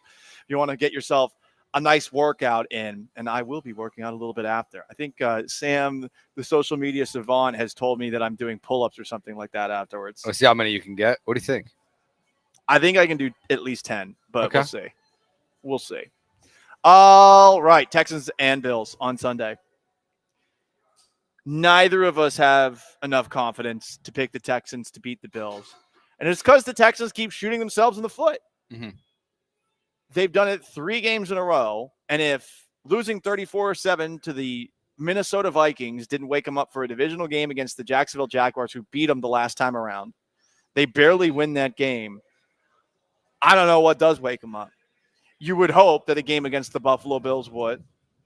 The Texans are saying, for what it's worth, all the right things this week. Oh, it's just another game, blah, blah, blah, blah, blah, blah. But it's not. This is a measuring stick game for fans. And I understand it's not about the fans, but I want the buzz that we had in this city before the season for this team, Joe, to return. And as brought up, I think fairly so, on the Twitch and on YouTube as well. Look, this city really has never had any confidence in the football here, and it makes total sense. No, I mean there's a reason for why that I think you did a good job going through them earlier, like all the highs and lows of moments we've seen this city face. This is one of those where everything that we've led to this season, all the hype that the media has given the Texans, I think still deservedly so, based on what they did last year, the hype that they gave themselves this offseason from CJ Stroud when he was talking and doing podcasts and all that stuff. Like, it all kind of comes to head this weekend a little bit. And it's not the end of the story, even if you win this game. It's not the end of the story if you lose this game. But if you lose this game, I don't know how you get like that excited about this team going forward until they win a playoff game. Like, there's intrigue, but like the hype, the ultimate excitement, if you lose by 10 plus points this weekend, all that kind of just vanishes a little bit. What do you think's the best way for them to win? Shootout, grind out defense. Like, they need to score 30 points to win this game. How do the Texans win? I think they're going to need takeaways. I think you're going to need Josh Allen to have an inaccurate day. He has those games from time to time. Allen at his best is awesome. Allen, though, is inconsistent. And I think that's one of the reasons why it's hard to pick, I think, the Bills to win a Super Bowl right now. Not just because of the Chiefs. Because look at the Chiefs right now. The Chiefs look like wounded ducks. Would I pick against the Chiefs? No, I don't have the cojones to do that. But you don't pick the Bills because over the course of the playoffs, you're expecting him to do 3 games in a row of what he can do at his absolute best. And he's going to have one game where he's just not like that. Yeah, he's going to have a Brett Favre moment, basically. Exactly. But usually it feels like those are self-inflicted. I don't know that the Texans defense is going to force that. And I mean, take a look at how difficult a time that they had trying to stop Anthony Richardson when he runs. And think about all the big plays that they have allowed this year. And think about all the big plays they could have allowed against more accurate quarterbacks. He does miss throws from time to time, but you're going to have to capitalize, take the football away when you get those opportunities. And against the Vikings, Sam Darnold did give you a couple of opportunities to steal the ball, and you didn't take advantage of it. Trevor Lawrence did last week. Yeah, exactly. You're going to need some takeaways here. You were very fortunate in the takeaway department last year, and that is sometimes due to luck, but it's also due to skill. The pass rush has to be better than it's been. We need more from Will Anderson and Daniil Hunter, I think, to see the Texans actually pull this thing off. And you're going to need a couple of Josh Allen mistakes. I don't know that he makes them because he's really, really good when he's at his best. He's the AFC Player of the Month. Yeah, I mean, if he gives Stingley specifically a ball that he can do some damage with, like Stingley's got to take advantage in this game. I think for them to win, like I think you're going to need to score 20-plus points on offense, like not just your special teams. You need 3 touchdowns in this game if you're going to win this game. Like you might not get it from your running game, whether it's just Cam Akers or it's Dario Gumbawale or maybe Dameon Pierce is a little bit alive this game.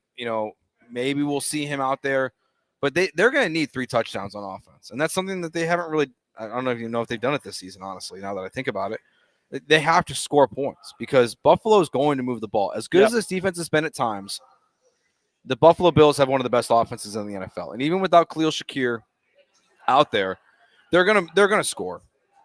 So you got to take advantage when he gets there, and you got to score 3 touchdowns in this game if you got a prayer in this one, or it might be a very, very, very long day for the Texans. I'm with you, and man, that would suck, especially in the new uniforms. I'm curious as to if they wear these and they look good in them and they play well in them. If this is something that they do a little bit more of. A little look good, feel good, play good. Yeah. I saw some people in the we have talked a lot of uniforms today. Sorry, I am a fashionista. YouTubers and Twitters. I'd like to see these more. I already like them a lot. I noticed that a lot of members of the local media got their own jerseys, and I'm kind of mad that they didn't get me a 42 Gallant, but it's fine. Oh, people got jerseys? Oh, I did. I saw Randy McIlroy got one. I saw Sarge got one. Oh, come on. Interesting. Who's been saying Texans swarm more than me this year? Definitely no one. No one. Not even at NRG Stadium because Yeah. they haven't said it that much. And I've definitely said Texans swarm a good 73 times. Oh, I mean, this don't offseason. worry. Every time there's a third down, they tell the fans to yell it because they don't get it yet. So, but we'll get there. We're slowly getting there, but they're gonna have to win. They're gonna have to win, and I want to pick them so badly. I refuse to pick them until they prove that they can handle situations like this. At least it's not hard to cover this week. Mm-hmm. That's true. They only have to win by 2. Watch them tie. Oh wait, yeah, that would still. Well, no, they lose if they tie. They'd lose if they. Tie would. Watch the tie. Tie's happening. They're gonna tie. Oh, They're they gonna tie. The Bills. I don't even know how we have a conversation about this team on Monday if they tied this week. I don't either, but they're gonna tie. I'm calling it right here. Texans and Bills tie. All right, we're gonna forget I said that if it doesn't happen. I want to see what the odds are on a tie. Yeah. Yeah, I do too. I bet you it's like plus 25,000. That would be a really funny way to not cover, just given the way that things have gone. Because it would still be a good result. I mean, you would take a tie. You wouldn't be happy about it because it's European and gross. But you'd still be like, okay, they played a good team, and they didn't lose. Plus 5,500. So you bet $100, you win $5,500. So those are the odds on a tie right now. Okay. Well, now we know.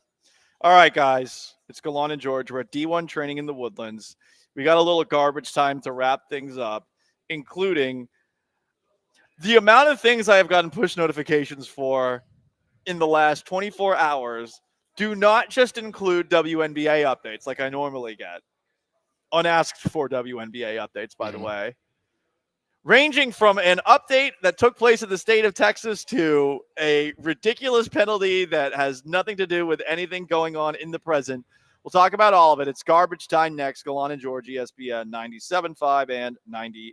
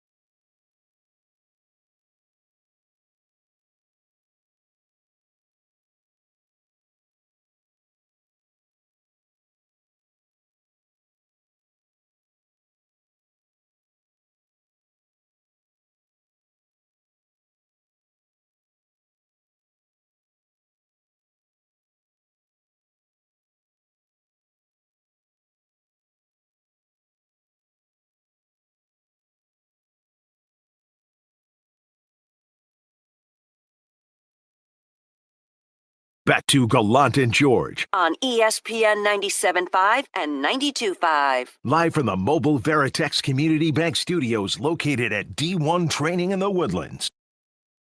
Last chance to dance, Gallant and George.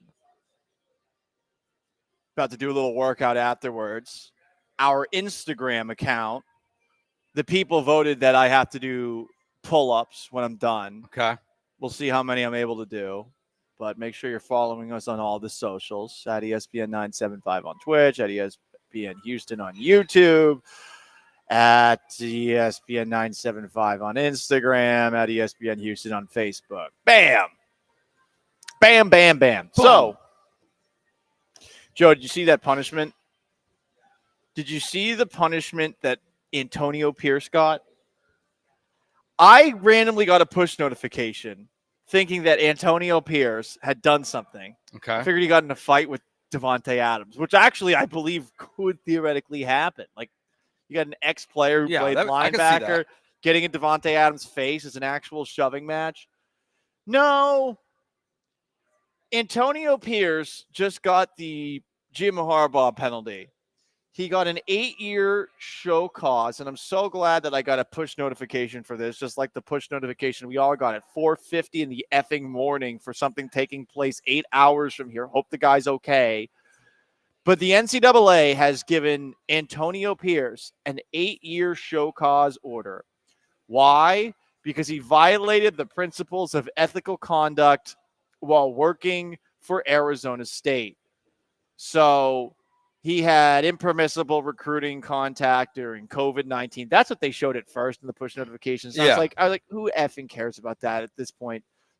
Who cares about the COVID stuff? It's over. It was to a degree overblown, in my opinion. But I guess he took some kids to the strip club. Oh, can't do that. You can't do that. I mean, are they of age? You can't do that? Are they of age?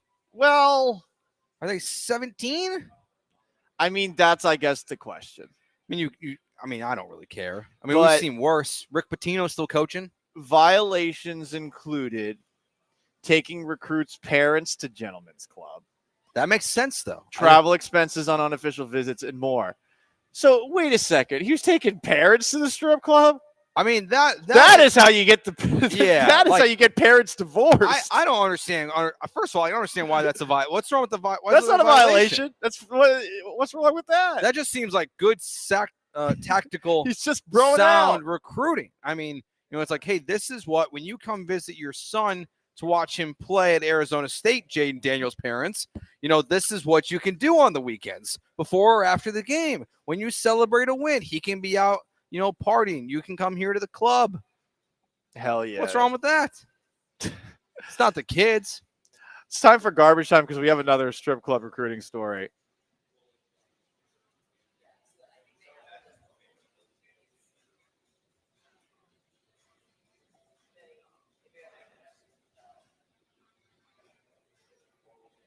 Well, speaking of the University of just strip clubs in general and recruiting trips, the University of Miami's Clinton Portis was on the Raw Room podcast.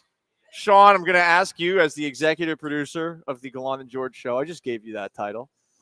Executive producer. That is a title I don't have. So yeah, thank you for calling me an executive. You have that title now. Middle management Joe's going to have to figure that out. Yeah. Okay. Can we play this clip of Clinton Portis?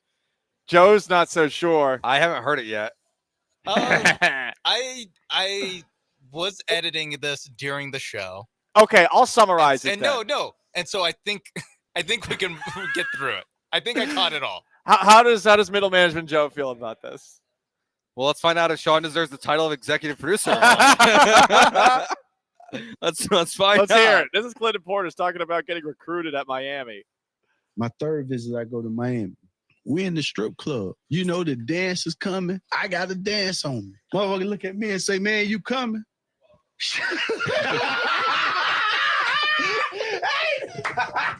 Hey, I said, well, hell yeah.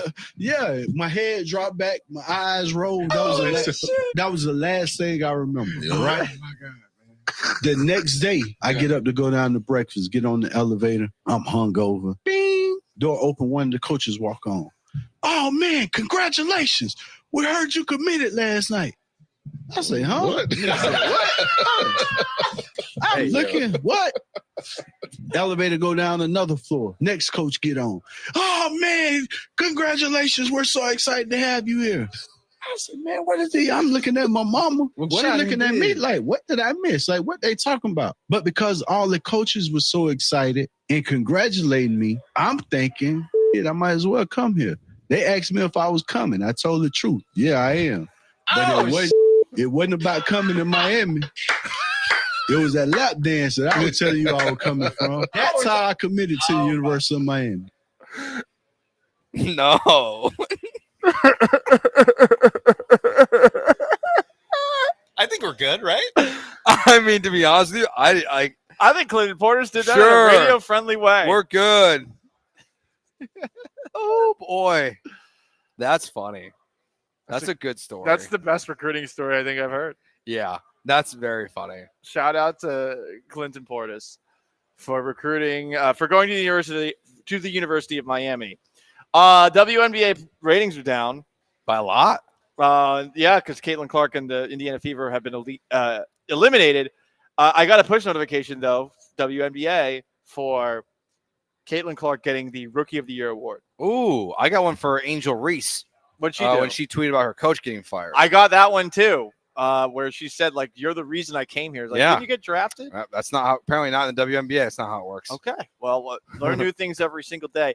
And speaking of push notifications, shout out to that push notification at 4:50 in the morning.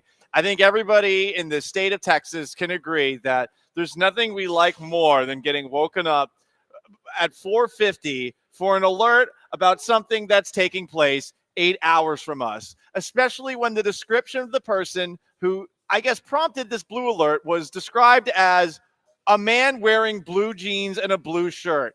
Thank you. Might be Blank or Barry. In fact, it was Barry. And guess what? He's going to talk to you all about why we all got a push notification at 4:50 in the morning next, because he does fit the description. Yeah, he woke me up. It woke me up. I got up. I actually did a couple of things. Sat down on the couch, passed out. Somehow I slept through it. Good for you. My mom said Must she be did, nice.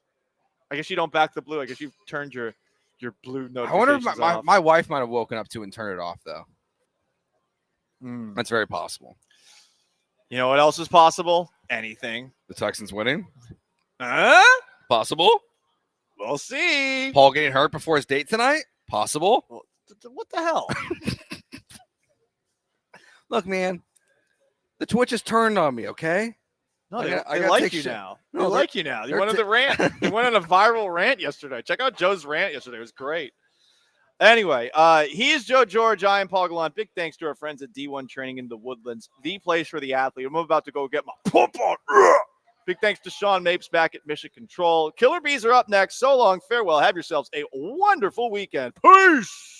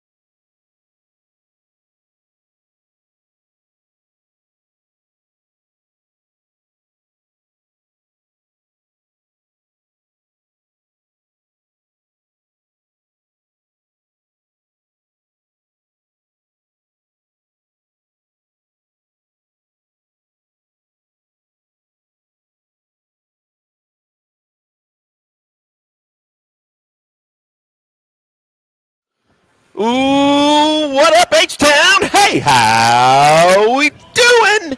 It's a Friday edition of the Usual Suspects version of the Killer Bees. Is my man Barry Laminack joining me, Joel Blank, for the next 3 hours from D1 training here in the Woodlands in an unbelievable new facility that they are popping the top off of with a grand opening tomorrow. We are going to keep you jam-packed for the next 3 hours talking about everything coming up this weekend, including Texans football. We have that to talk about. We will do a little, the day after of Houston Astros baseball in the first hour to kind of cover and let you get off your chest what you want them to do now that we've heard from another Killer Bee and Dana Brown. But always good to have my man Barry Laminack next to me as we roll through a Friday edition. What up, man? What's up, dude? How are you, man? It is so good to be here. This place is nice. Yeah. Man, if I wasn't fat and lazy, this would be the spot. This is fantastic.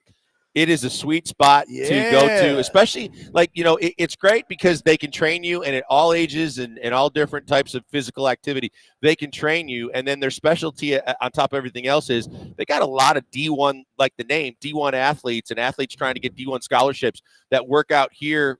And, the parents get involved so that they can take the next step before they take the next step. Do they have like a buffet or anything? I think Paul passed on his. So if you need the pass to Paul, you going to work out right now? Paul, did you find the calf machine? You gotta. Oh, am I number one? Thanks, Paul. Paul just said I'm number one. That's fantastic. Paul's still looking for the calf machine. Or was that D1? Good job, buddy. Always promoting. Good for you. But so Paulie's going to work out just because after the show. Was there some sort of challenge issued? We're about to see that. Because that's what we used to do. Yeah. Where everything on air was a challenge, including who could beat whose ass and who could eat this more than that. And I would never do that. I would never participate in anything like that. That is childish and immature, Joel. Exactly. Who forced interns to eat hot chips? Never would I do anything like that. Mm-hmm. Ever. Oh, boy. The times they are changing all of a sudden here. I'm a grown-up adult. I turned 50 in May. Stay off of Twitch. Yeah. I've turned 50 in May, Joe. I don't participate in such childish activities. 50. So let me tell you how much 50 sucks, dude. Tell me. I hate it. Why? So you know what? I don't know if this happens to you, but my knee, I feel like which one of the three? Okay. No, that's legs. No, it's left knee, right knee, weenie. Sometimes you got those problems too at that age. I don't know. Nice. My left knee feels like I heard it in a sporting activity. Like it's swollen. So we know that didn't happen. So how did you do it? But I feel like I sprained it. Just out of the blue? Yeah, like I did nothing, bro. I don't do anything. Oh, I don't know this. Okay. I gotta ask you. I literally. You ever pulled a muscle while you're sleeping? Like that's the kind of. You know where I was gonna go, right? To me. Yeah. Well, didn't you hurt you pulled the muscle? Yes, with getting my drink off the car. Top of the car before a show one day. Yes, this is literally though, dude. I'm telling you, I have no idea what happened, but it feels like I was trying to I don't know, like I was running a go route and it just gave out on me. It's swollen. I had to put a wrap on it and put some what is that? BioFreeze. And dude, it's crazy. And I did nothing. I'm like, welcome to 50. I was gonna say, what do you got? CSI 50 right now, trying to figure out how you hurt yourself? This is what happens when you get old. It's the craziest thing. It's just random inflammation. I'll let you know when I get there. RI. That's the thing. RI. That should be a thing. There's AI and RI. Yeah, there's gonna be stuff that comes out. It's gonna be because they come out with a pill for everything. I've heard. We have commercials on this station. That's gonna be a new thing. Do you suffer from random inflammation? I'll be like, that's me. That's me. I have that. Sign me up for those pills. Sucks, dude. So as we transition from that to the fact that none of those are me. None of them. Accountability, confidence, fearless. What does that one say? Irrational. Dictation. That one might be. Oh, discipline. Oh, dedication. Yeah, dedication, discipline, integrity, determination, honor, and perseverance. All of those are on the wall, and none of them describe me.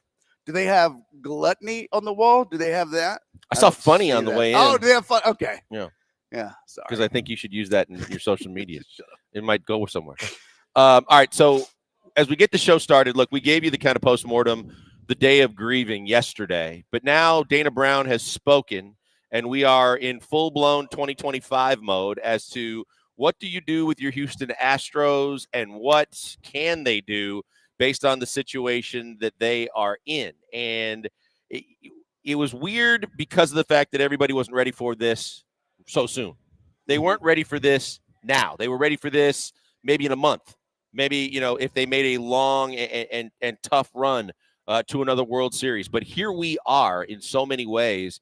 And as part of getting here, Barry, I'm interested in your thoughts of just your levels of disappointment and the feelings that came out of that 2-game sweep from the Tigers. You had bigger expectations going into the season. Obviously, it was ALCS or bust because that's how it had been for the last 7 seasons. And when you looked at the roster and the rotation and the lineup, this was one of the best teams in the American League. This was one of the best teams in baseball. But things happen. You know what I mean? You didn't have a lineup that had Yordan Alvarez and Kyle Tucker in the lineup for what felt like a lot of the season. It just felt that way, right? You didn't have a rotation. When you looked at the rotation that was on the IL, that was on the injured list, or that was out, that didn't pitch the entire year, there was one point when you had a World Series class rotation that was injured and not pitching. And when you look at that still, I mean, with McCullers and Urquidy and Christian Javier and Garcia, and there's a lot of good arms that never got to pitch, right? So a lot of things happened that were really bad that affected this team early that they fought through. So it looked like doom and gloom early. It looked like it was going to be a lost season. So I felt like this team even making the playoffs after all the expectations and then the early disappointment, kind of getting there and winning the division was found money.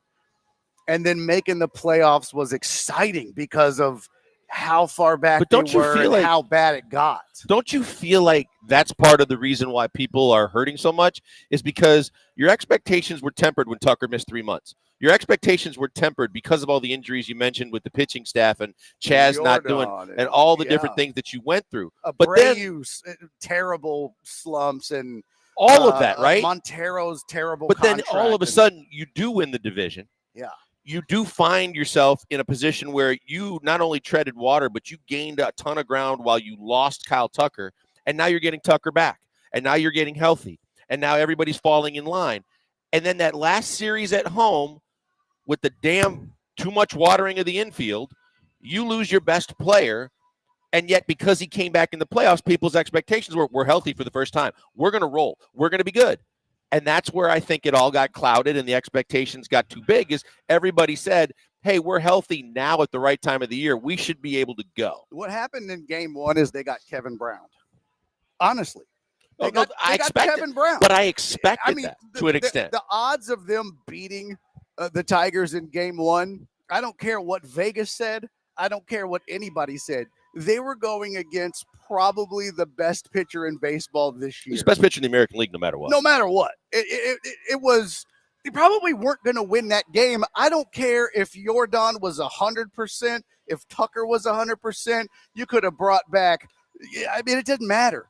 That dude was in a groove. He's been in a groove. It wasn't in the cards for them to win game 1. So then you were like, well – you got to go out and have that magic of game 2. And let's be honest, I said this on my show, and it's the difference between the previous 7 years and this year. And that's when Hayward's at the plate. It's the 9th inning, bases are loaded.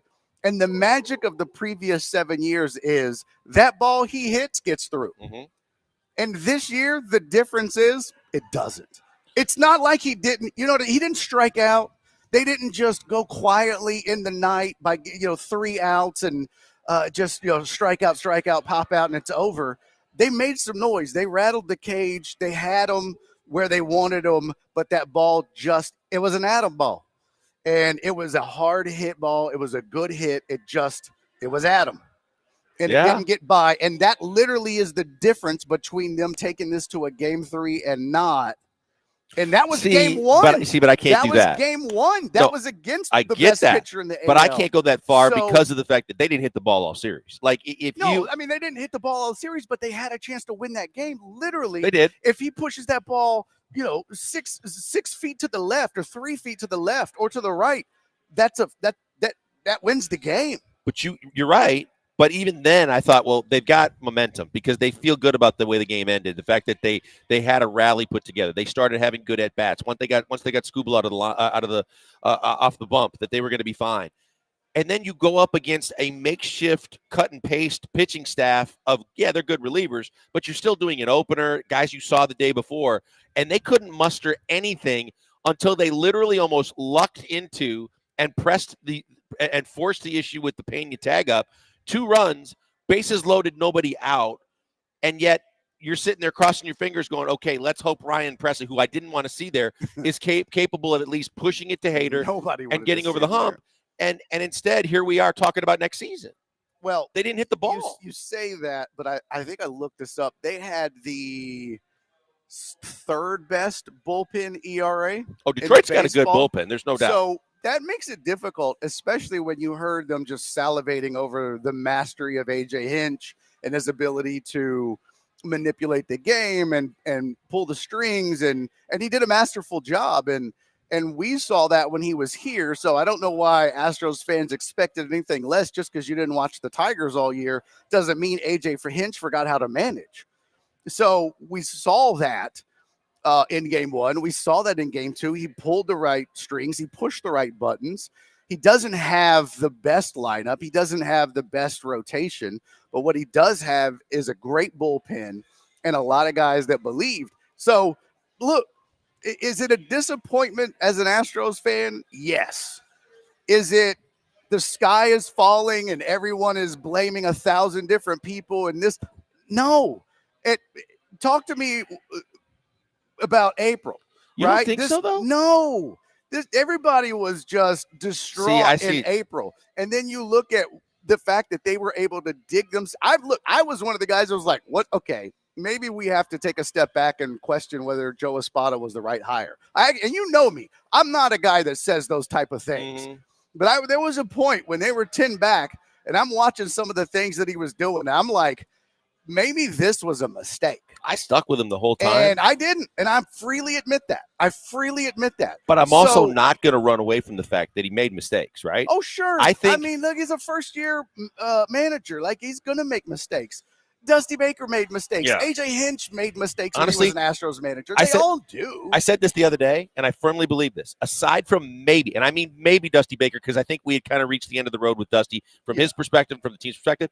I don't know that there's another manager in baseball that was out there, free agent and available, that would have done a better job than Joe Espada did because they knew him. He was in the locker room. Yeah. They trusted him. Yeah. And the fact that when they were going through this, they knew he wasn't going to be a guy we have to get to know and understand. Absolutely. To where it's a tale of 2 different cities, right? The first city, you did what no one thought you could do. You earned all the stripes. You won the division. You got there, but you got outmanaged in the playoffs. Yeah, you got outmanaged, you got outplayed. And you know what? Sometimes, and this is so hard, and it's a great problem to have because it means you have had a sustained level of excellence for so many years. But sometimes you just don't win. Sometimes you just get bested by another team. Well, hot team, right? Ask the Yankees. Yeah, a hot team. Ask the Yankees. Ask the Red Sox. Ask the Dodgers. These are all teams that have had way better lineups and way better stars and spent way more money year over year over year. And what do they have to show for it? They have not been the best team in baseball. I mean, the Dodgers are the Utah Jazz of Major League Baseball. Right, unless there's a 60-game schedule. I do that team, because we have a listener that's a Dodger fan that won't let us. Who has been the best team in the last 7 years in baseball? The Astros. Oh, I thought you were saying outside of the Astros. No, the Astros have been the best team in baseball the last 7 years. I think there's no question about that. Let's right? carry it over. Let's keep this going because we're going to get some of the comments of Dana Brown yesterday at the end of the season press conference, some of the things that we're going to kind of dissect a little bit. But if you want to get in here, 713-780-3776. You can text us here. You can Twitch us here. Barry is the king of Twitch.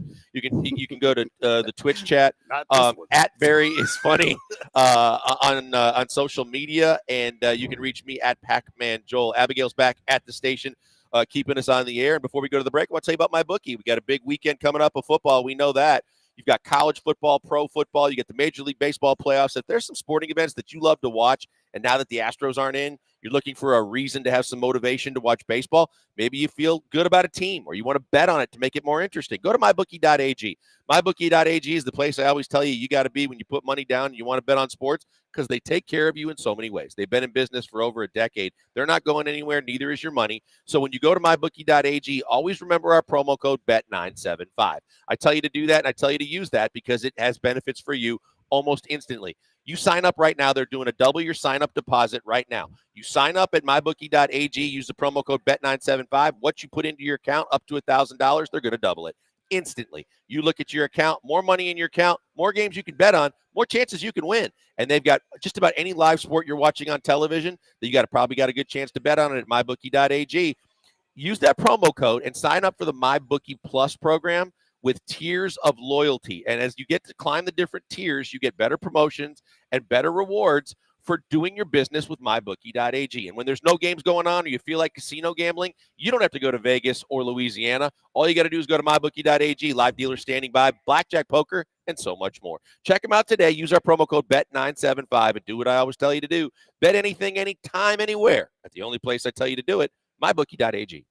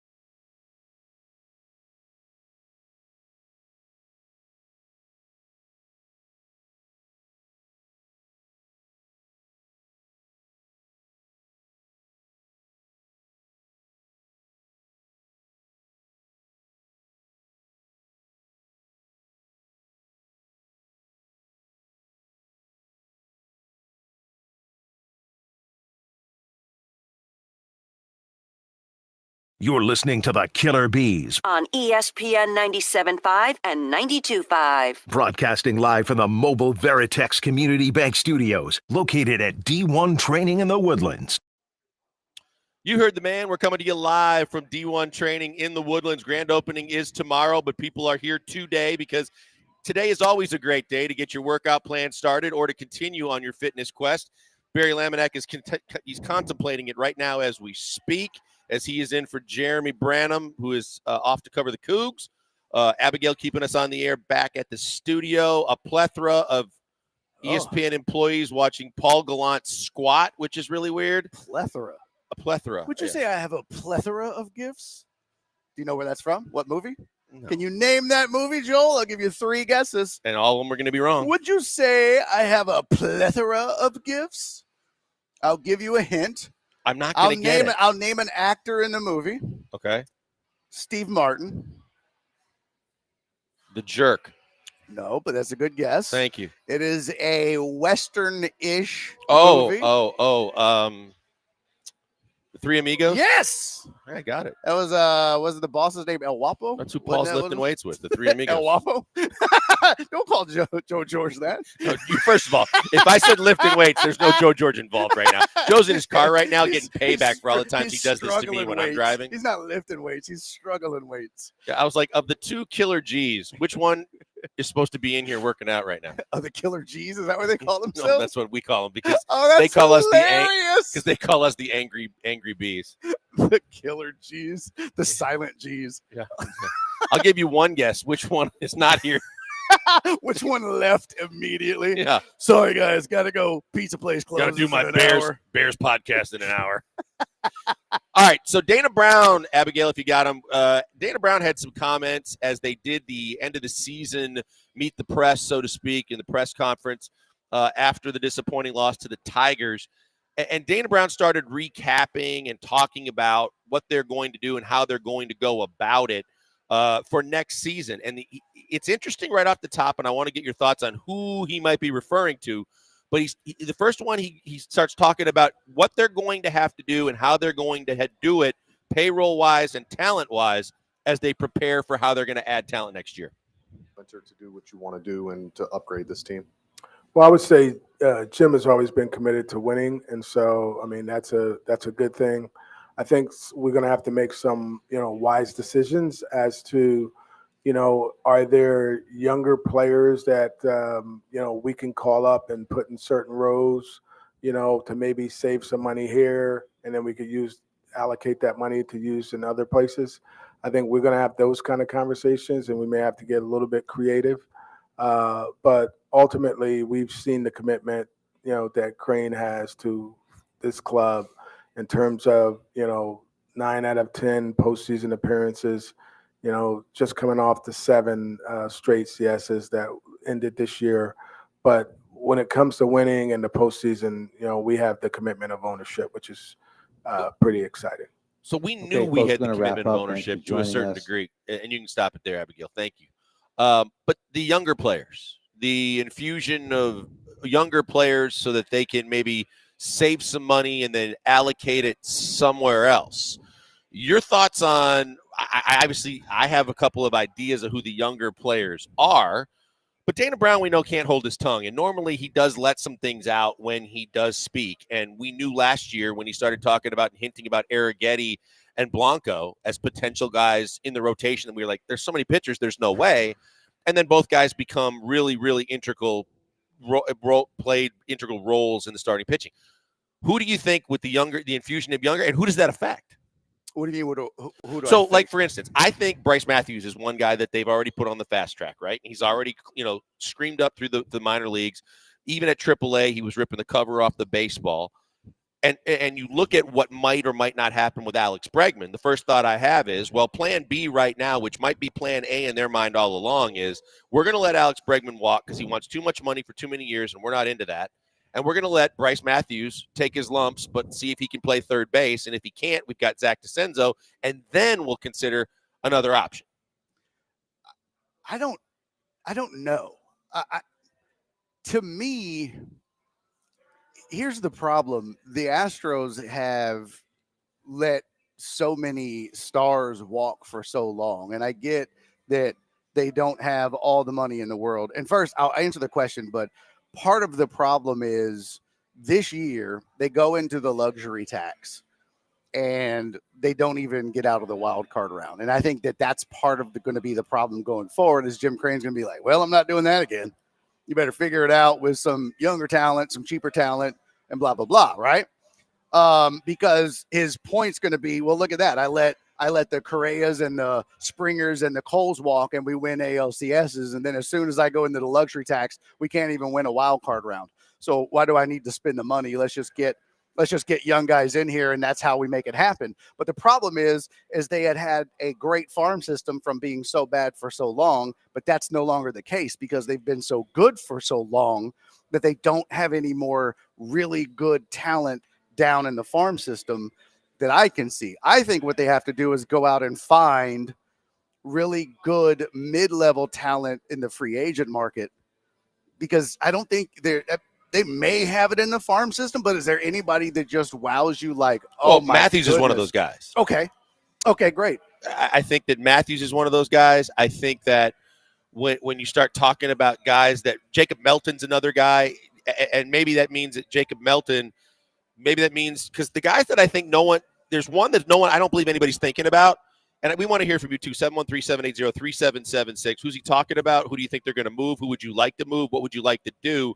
As Barry and I kind of get through this and give you a chance to not only vent about what happened the other day when the season was over, but talk about where we go from here. But to me, it's like Jake Myers should be on the hot seat. I mean, he talked about him yesterday, and I hear Jeremy talk because Jeremy's the numbers guy, and Jeremy knows defensive-wise, Jake Myers is an above-average center fielder. He can't throw, and he can't hit. Yeah. And so no matter who earmarked him and penciled him in and said he's the center fielder of the future and how they thought about him previous to this and then with the injuries, I don't know that Jake Myers is going to be your center fielder for the long haul.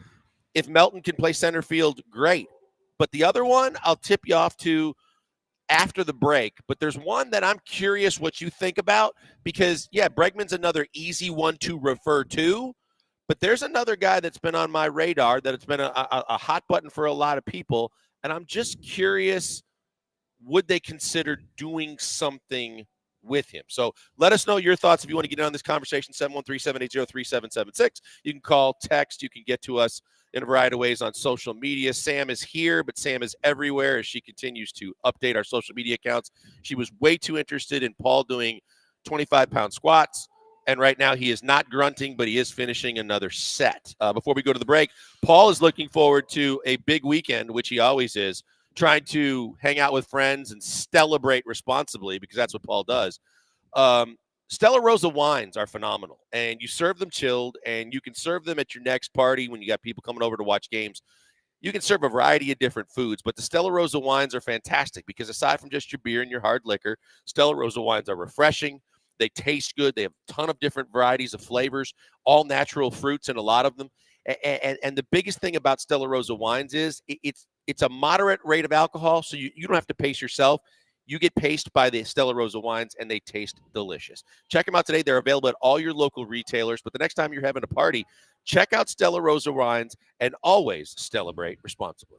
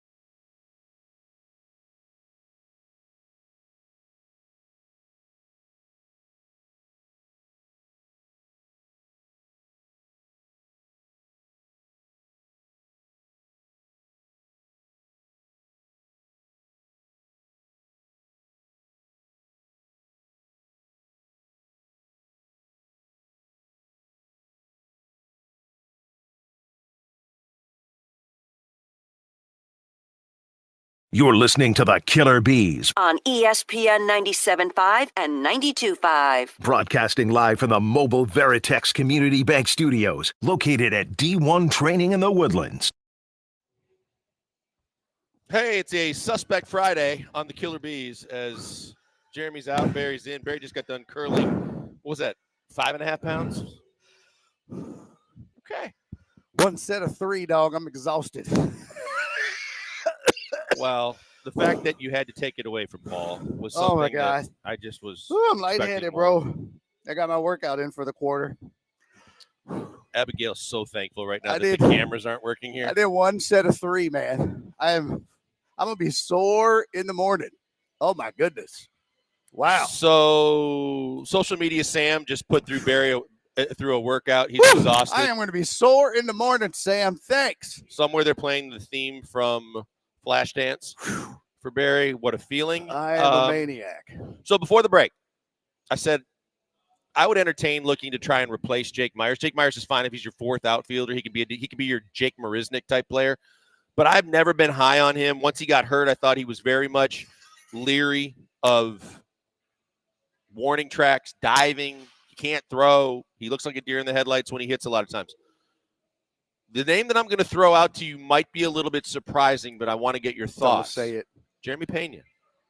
At 3rd? No. Would you consider moving him, trading him, doing something with him? Because Matthews is can play shortstop. He's a natural shortstop. If you are looking to elevate him, and I'm not sure what you're going to do with Alex Bregman, but one of the names, because a lot of people were highly critical of, and again, the problem that you have with a Jeremy Pena type is the ALCS MVP, the World Series MVP. The expectation was he could do that for full seasons now, and he is going to be not just the heir apparent to Carlos Correa, he's going to be Carlos Correa for the next however many years. Offensively, we know he hasn't been that. Defensively, he had a rough year after winning a Gold Glove, but now, do you consider him untouchable, or do you consider him a guy that you don't see as untouchable and someone you could move if the right deal came about? I think there's very few players right now on this team that are untouchable. You know what I mean? Like Pena is certainly not one of them. He could certainly be traded for the right piece or pieces, or I would consider any and all offers for Jeremy Pena. So to answer that question, yes, I would absolutely do that. Now, do I think he's just a guy? No, I think he played well this year. He didn't have a great postseason. He struggled a little bit in those 2 games, but I think you could do worse at shortstop. You know, he didn't have a great year, but he didn't have a terrible year. He's a plus defender. So the thing to me is, and Jeremy had all the numbers. Yeah, I'm looking up the Astros team numbers yesterday right now. in terms of you're really going to be struggling if you take all the guys that are arbitration eligible, the Tuckers, the Frombers, and all that included. You're going to, if you do sign Bregman and it gets anywhere near 30 a year, you're going to have very minimal amount of money to use to go get better and improve the team somehow. So Dana Brown started to address what maybe we're talking about, not necessarily with Pena, but how he might have to get creative in terms of finding the cap room and the ability to go get other players. Well, you say cap room. There's no cap. You know what I'm talking Luxury about. tax. Yeah, tax. Space. Right. So, yeah, it's a self-imposed cap. But, I mean, they're freeing up $52 million if Bregman walks and Verlander's gone. Sure, but then you also have to include that you have to include, whether you sign them or not until they sign elsewhere, the arbitration money for Tucker, for Fromber, other guys that are arbitration eligible. Abigail, do you have that second Dana Brown comment? Yeah, I do. Okay, here you go. This is Dana Brown on how he might have to get a little creative. Well, I mean, first of all, one of the things we want to make sure we do is get back deep into the postseason. I mean, that's going to be our vision. That's going to be our focus. And we're not taking anything off the table in terms of what we would do, whether it's making trades or, trying to free agent. We're not taking anything off the table. So, but the main focus would be to get back to the postseason again and to go as deep as we can go and get back to the World Series. So you hear that. It wasn't plural, by the way, in free agents, the way it sounded. It was free agent or trades. And that's what started me thinking, well, who's got value from a trade perspective? We know you talked about. You've got just an unbelievable amount, a glutton of starting pitching. But at the same time, a lot of them are coming back off of injury. And you're not going to move a Blanco, nor should you. You're not going to move an Arrighetti, I don't think. But you've got all these other guys that you would think have value if they were healthy, but they're not. So therefore, who do you consider position players or guys? Man, let me might tell you, move? this is not going to be popular. Two names. One, I think you try to re-sign Bregman. I mean, I don't know if you saw Altuve's comments, but he said that, this team absolutely has to re-sign Bregman no matter what. And I agree. And Chandler Rome added to that Altuve has never gotten involved in a contract negotiation, even with Correa. That means something. Yeah. And I think you absolutely have to do that. Well, Altuve has now, he's the guy, right? Because he's a lifetime Astro. He's signed through till he retires. So he's kind of got that cachet now where he can say that and do that. And he's got that clout. And because he said we. And if you notice that in his statement, it was we and not the Astros need to. It was we. So there's some ownership in that. And I like that. But bro, I'm gonna be honest with you.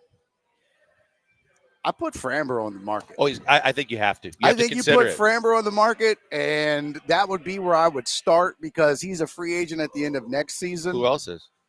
Kyle Tucker. Now, I personally, Kyle Tucker is a perennial MVP candidate. He's a 30-30 guy waiting to happen every single season. I think you do what you can to sign Bregman, and you do what you can to sign Tucker, and here's why. Because if you're looking to start or create or continue a dynasty, you could do a lot worse than having Yordan Alvarez and Kyle Tucker as your cornerstones for a dynasty, with Altuve kind of fading and being the old head in the locker room, and Bregman being kind of the middle-aged dude. Right? Because that's where he is essentially. He's going to be on his, maybe not his last contract, but his second to last contract for sure. Because Altuve is on his last deal. So he's not. You don't think so? He's chasing 3,000 hits. That's true. So he's got one more probably small deal in him. Yeah. Let's table Tucker for the next segment. So I think you start looking at, because you've got a ton of arms to trade. Right? You've got a gluttony of starting pitching. Some of those are going to start to come due, but your bona fide ace now in this team is Hunter Brown. Going forward, it's no question. And you look at the pitching staff, and you've got more than you can use. So you can look at this and go, well, who's got the most trade value? It's Framber. Well, and the fact that you've seen more than most. You know how electric his stuff can be, but you also know between the ears, there's a lot going on, and it goes all the way from emotionally losing it to not being able to field his position to the fact that he's 30-some years old. He's in his early 30s, and he's looking for that kind of, again, that taboo contract that he and Bregman are chasing is exactly what the Astros don't do. They don't do more than 4-year deals. And they're not going to go to the massive amount of money that a lot of these guys are chasing. Yeah. Tucker turned down Yordan money when you know Yordan was a steal. Yeah. So Tucker's chasing a bag, and so is Framber. Yeah. And Framber, as a pitcher in the big leagues right now, when 37% of pitchers go through Tommy John these days because of everything that's involved in the pitch clock and pitching and the seams on the baseballs and all the different elements that go into it, to where Jeremy and I have had this conversation multiple times. We're both on the same page. I'm just not going long-term big money for Framber Valdez. So the fact that he had the third best ERA in the American League, big deal. Think about I'm saying from trade value. Yeah. No, but think of it this way, Joel. Think of it like this too. What is the strength of the Astros? It is taking a guy like Yusei Kikuchi, right? He was, I won't say he was ass in Toronto, but he wasn't great. No, he wasn't. But then he comes to Houston and he looks like an ace, 9-0 when he starts until the last one, but damn near unhittable because they use their analytics and their scouting department sees something. The pitching coach, they use the internal genius of this ball club and change the philosophy of what he does on the mound. And he even said, I see why this organization is so successful because of the things they do. I would love to be an Astro. I don't know if you saw that, but that's what he said. So to me, if you have a gluttony of starting pitching anyways, and really good arms, right? You've got Urquidy and Garcia and Javier, and I don't even think about if he's even in the mix, but yeah, but I don't even think about LMJ. Like, we can just forget Lance McCullers Jr. because it's never going to happen. But you've got all that. You've got Arrighetti. You've got Blanco. You've got so Frommer's expendable. And if you think about it, what's the easiest thing for this team to do? Is go out and find a project and bring them in and make them great. They have proven it over I and just mentioned over and over. Dana Brown. Yeah. One thing we do know is he knows He can talent. scout. And what did he say at the start of last season? Arrighetti and Blanco have a chance to be starters on this team. If they're so good at that and their track record is so proven, then to me, you focus on signing guys that you know at the plate, right? You focus on signing guys that you know are proven commodities that can hit, and that's Alex Bregman and Kyle Tucker. And you devote all your money to that because then you know, well, if we got to go find, So what about Pena? Well, if you got to go find next year's Kikuchi to fill out the fifth starting role because everybody else is faltering, we're confident that we could do that at the deadline down the stretch, right? So that's what I would do if I'm the Astros and Dana Brown. And I think it's kind of gone under the radar, but he's not getting enough credit for how great of a job he did this year. Really, one, fixing the mistakes that Crane and Bagwell made. And then two, just, doing Well, look, the pulling Band-Aids, together the Band-Aids that he put together late in the season, Kikuchi and Jason Hayward. Yeah. And he did a hell of a job. I mean, that's what I would do. This team needs this team needs to sign the guys that can hit and they know can hit. And that is Tucker and Bregman. Focus on them. And then the pitching will take care of itself, or they can take care of it because they've proven that. That's what I would do if I was the Astros and Dana Brown. That's where I'd spend my money. What do you guys want to do? Because I've got something else too. Because Barry's joining us as an honorary member of the Killer Bees. I'm about to induct someone else into the honorary membership of the Killer Bees, and I need to know what you guys think about it. 713-780-3776. You want to get in here and tell me, and Barry, what you'd like to do with the Astros and how do you get better for next season as we continue to roll on a Killer Suspect edition of the Killer Bees on a Friday on ESPN 97.5 and 92.5 FM.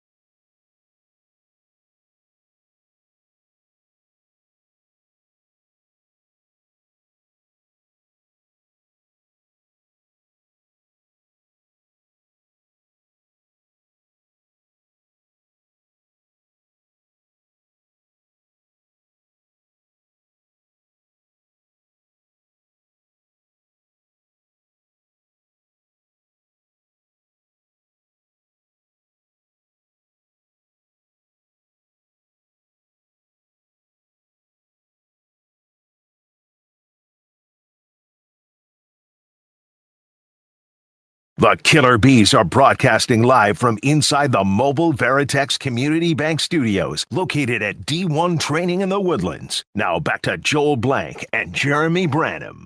All right, back on the killer suspects, the usual bees.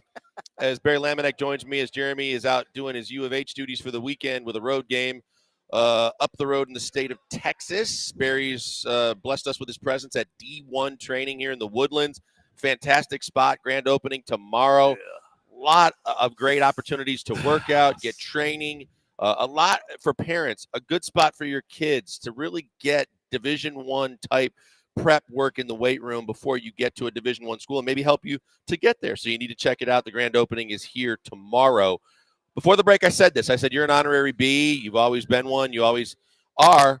But we all know who the real killer bees are. And we all know that Jeff Bagwell and Craig Biggio are going to always be a part of Astros history, Hall of Famers, great careers. We also know the one thing synonymous with both guys, Barry, is as good as they were in the regular season, they were not very good in the playoffs. Is Kyle Tucker about to be Kyle Bucker? Because Kyle Bucker looks like a killer bee. And if he is, do you take he's the Kirk Cousins and Dak Prescott of Astros baseball, where he's going to have, like you were talking about, really good all-star type regular season numbers. But you have to prerequisite and go, but is he going to be that guy in the playoffs? And is he that guy that I'm worried about signing long-term? Dude, I never realized this. I just pulled up his postseason stats. Yeah, they're not great. I'm telling you, because I already did. They're not great at all. And this is what we know about Baggy and Bish. I'm not a batting average guy anymore, but don't tell me you're your FIP Woba. Yeah, I'm all that now. But he's like a 6 years in the postseason, 15 series. And he's got a 229 batting average. Ouch, John Singleton. With a your guy. 685 OPS. Mm-hmm. That's less than average. Wow, that's not good at all. So that's why I asked the question. Oh my goodness! Like, for as much as everybody's paid the man, signed Tuck, got to have him back. Oh, by the way, and for the 3 months he was out, they gained ground and took over the division. Yeah, can you guess what his average was in this wild card round? 0. I was going to say, did he get a hit? Yeah, I don't think you give up on the guy. I'm curious now. Barry. Well, but you're talking about Fromber and getting a package, and we talked about how the less than depleted farm system, although it did win the AAA World Series, but we know that there's a ton of AAA baseball players that don't translate to Major League talent. But if you could get a haul for Kyle Tucker, and again, now twofold, you take all that potential money from what's slated for arbitration off, you get a big package of players for him. And now if you need to get a short-term corner outfielder, you can. This is crazy. I'm sorry. No, go ahead. I'm not ignoring you. This is the eeriest, craziest thing in the world because you brought this up. So as you were saying that, I went and just out of curiosity, morbid, sad curiosity, I wanted to see what the other two killer bees besides Kyle Bucker, that's so funny, what their postseason averages were. So I pull up Biggio and Bagwell's stuff on Baseball Reference. This is uncanny. So I told you Kyle Tucker's postseason batting average is 229. Okay. Right? Yep. Jeff Bagwell's is 226. Mm-hmm. His OPS, Kyle Tucker's OPS is 685. Yeah. Jeff Bagwell's OPS, 685. Dude, they are 3.003 points off in batting average. The exact same OPS. And oh, by the way, Craig Biggio's batting average, 234 with a 618 OPS. All sub 700 OPS when that's average in Major League Baseball. This is why I'm talking about. For all this, sign the man, pay the man. He deserves 6 years and all the money in the world. And you look at it and go, but if at the biggest time of the year, he's as small as he can be, and he looks just like what you've already lived through with 2 Hall of Famers, is that what you want? Well, I'm asking. I would love to hear from everybody. Yes, because why? I'm with you short term on Bregman. The problem you're going to have with Bregman is I'm fine with the AAV hovering between 26 and 30, which is what he wants because he wants Chapman type money.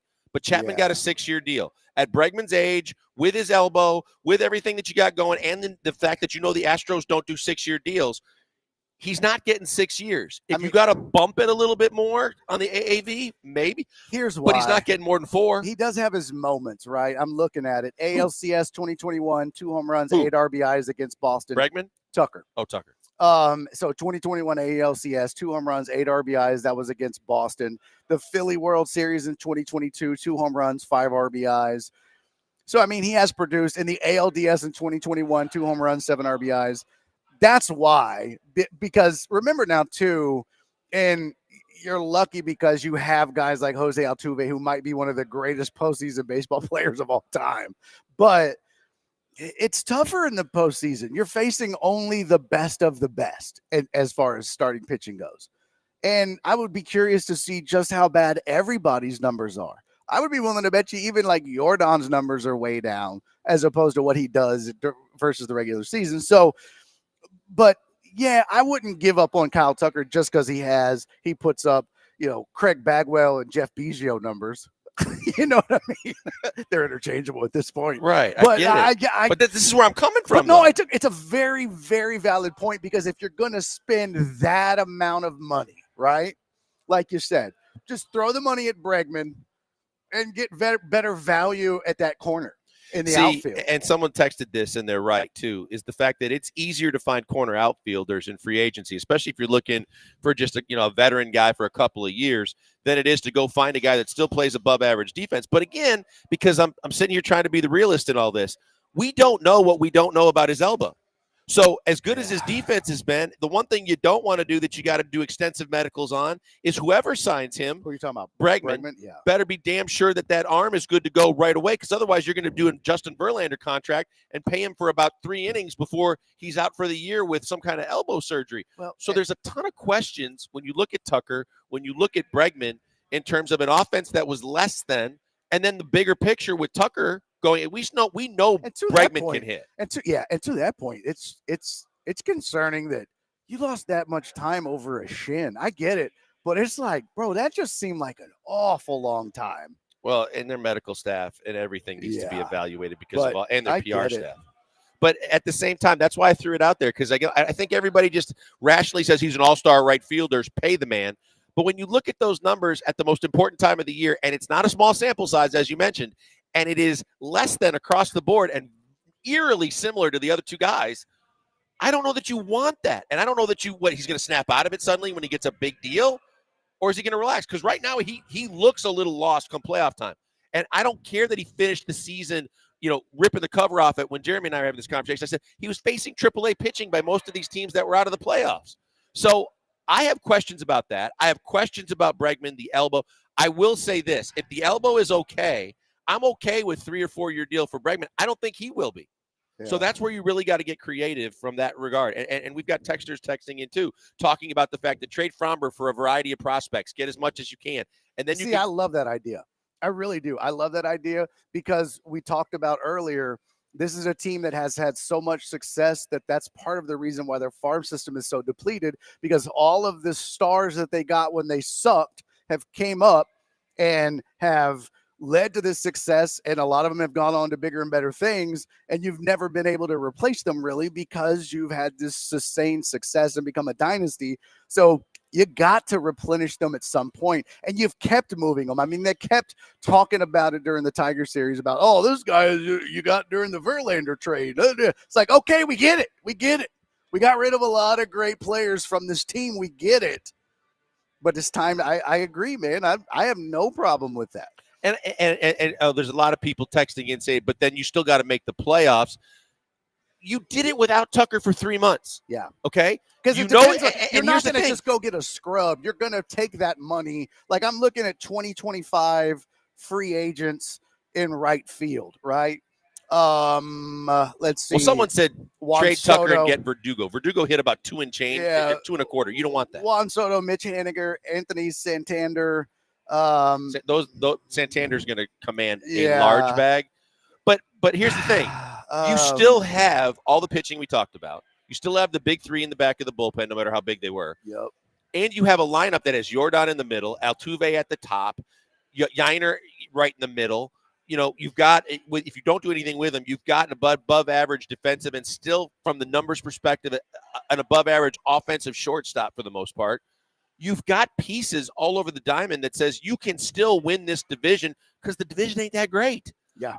So that's not out of the realm of possibilities, but I still think you can make the moves we're talking about and still add guys for the short term that still pave the way for the long term and make you competitive next year. Yeah. Because the money is going to be an issue. And that's one way you trim money, but still could get back talent for the long haul if you get those kind of prospects. Look what the Padres gave up when they traded for Soto, only to trade him again. And all the guys now that are playing well for the Padres in this playoff run because they traded Soto. This is where, from a business perspective and from a playoff perspective, this is why you have to consider this with Kyle Tucker. This is why I would say, this next year at the trade deadline, Astros fans would lose their mind if this team traded Framber and Kyle Tucker. But you got to do a But preseason. do you understand the haul that they would get? But you got to do it both of those preseason. players? And Jeremy's Why? right. Because Why would you do it preseason? Because one, you do it before the season starts because you can still get from a team that thinks they can re-sign them, or you work a re-sign into the deal. But if you start the season, and especially if they play well, then you're going to alienate your locker room, because if they're playing well, you're getting rid of guys that are helping you win right now that look like they could be a part of this for the season. And because teams know you're desperate, you got to move him. He's not going to re-sign with you. You're going to lose him. So they're not going to give you as much because essentially he's a rental. And so therefore you're not going to get as much. That is, teams are desperate, and they will drive up the bidding and the bargaining at the trade deadline because they're like, well, a left-handed stick in right field, and we're in the playoff hunt. The Yankees. That's the good thing like about the wild card. Yeah. And starting pitching is so valuable at the deadline. I could see maybe moving Tucker before the season starts, but I would hang on to Framber because you've seen as the Astros how desperate they get for pitching, and teams just, oh my God, they'll just overpay. Yeah, they will. To make we that saw it with playoff Kikuchi. run. Yep. All right, we got to go because Todd Callis is coming up next, the TV voice of your Houston Astros. One last time before we wrap up the season with TK. He joins us next for hour number 2 of the Killer Suspects on ESPN 97.5 and 92.5 FM.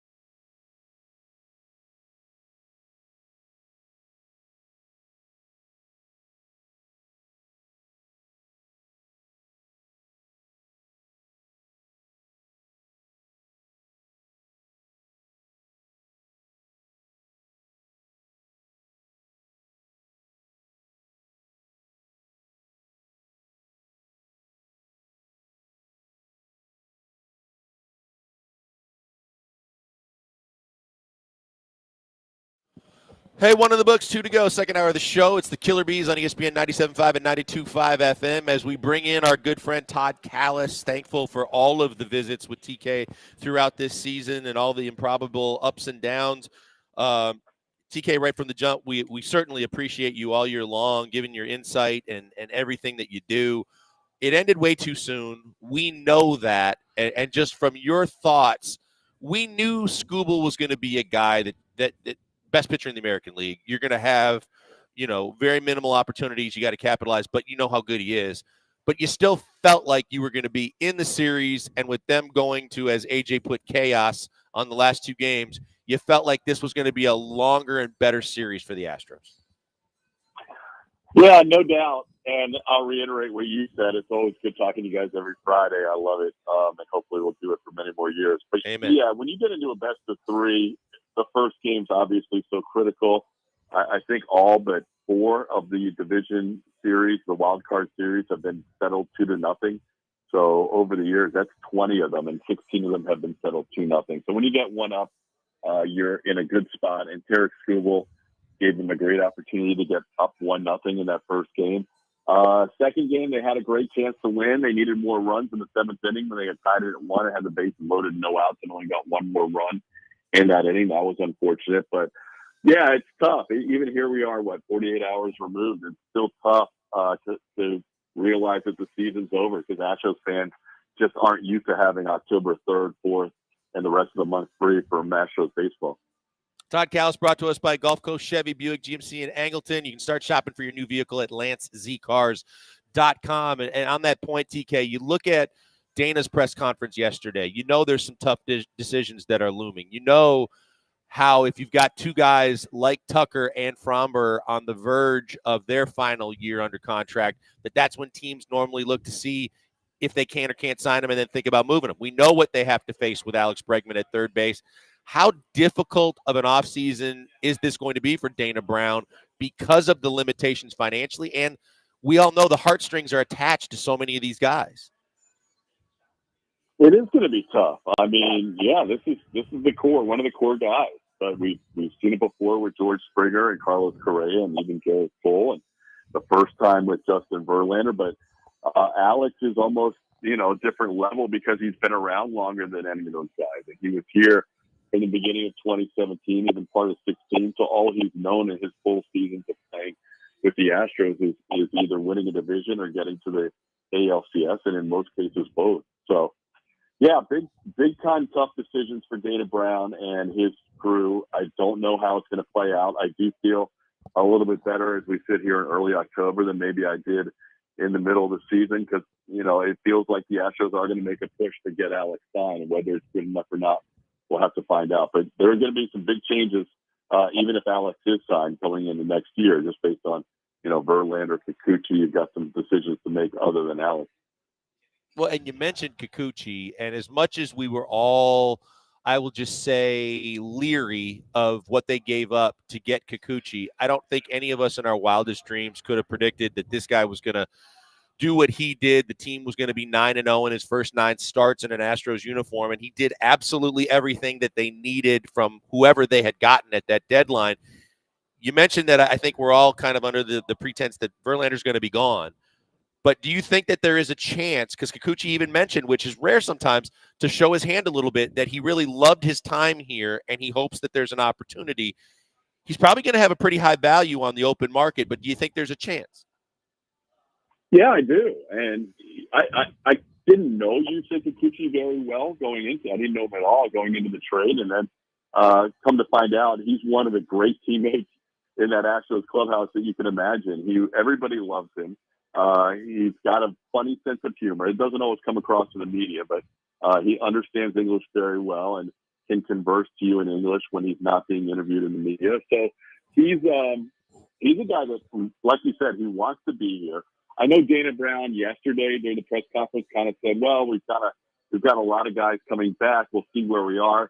That could be just Dana, trying to set the table here too, where he doesn't want to feel desperate trying to bring Kikuchi back. But Dana also knows Yusei wants to be here as well. So I think it would be great to bring Kikuchi back.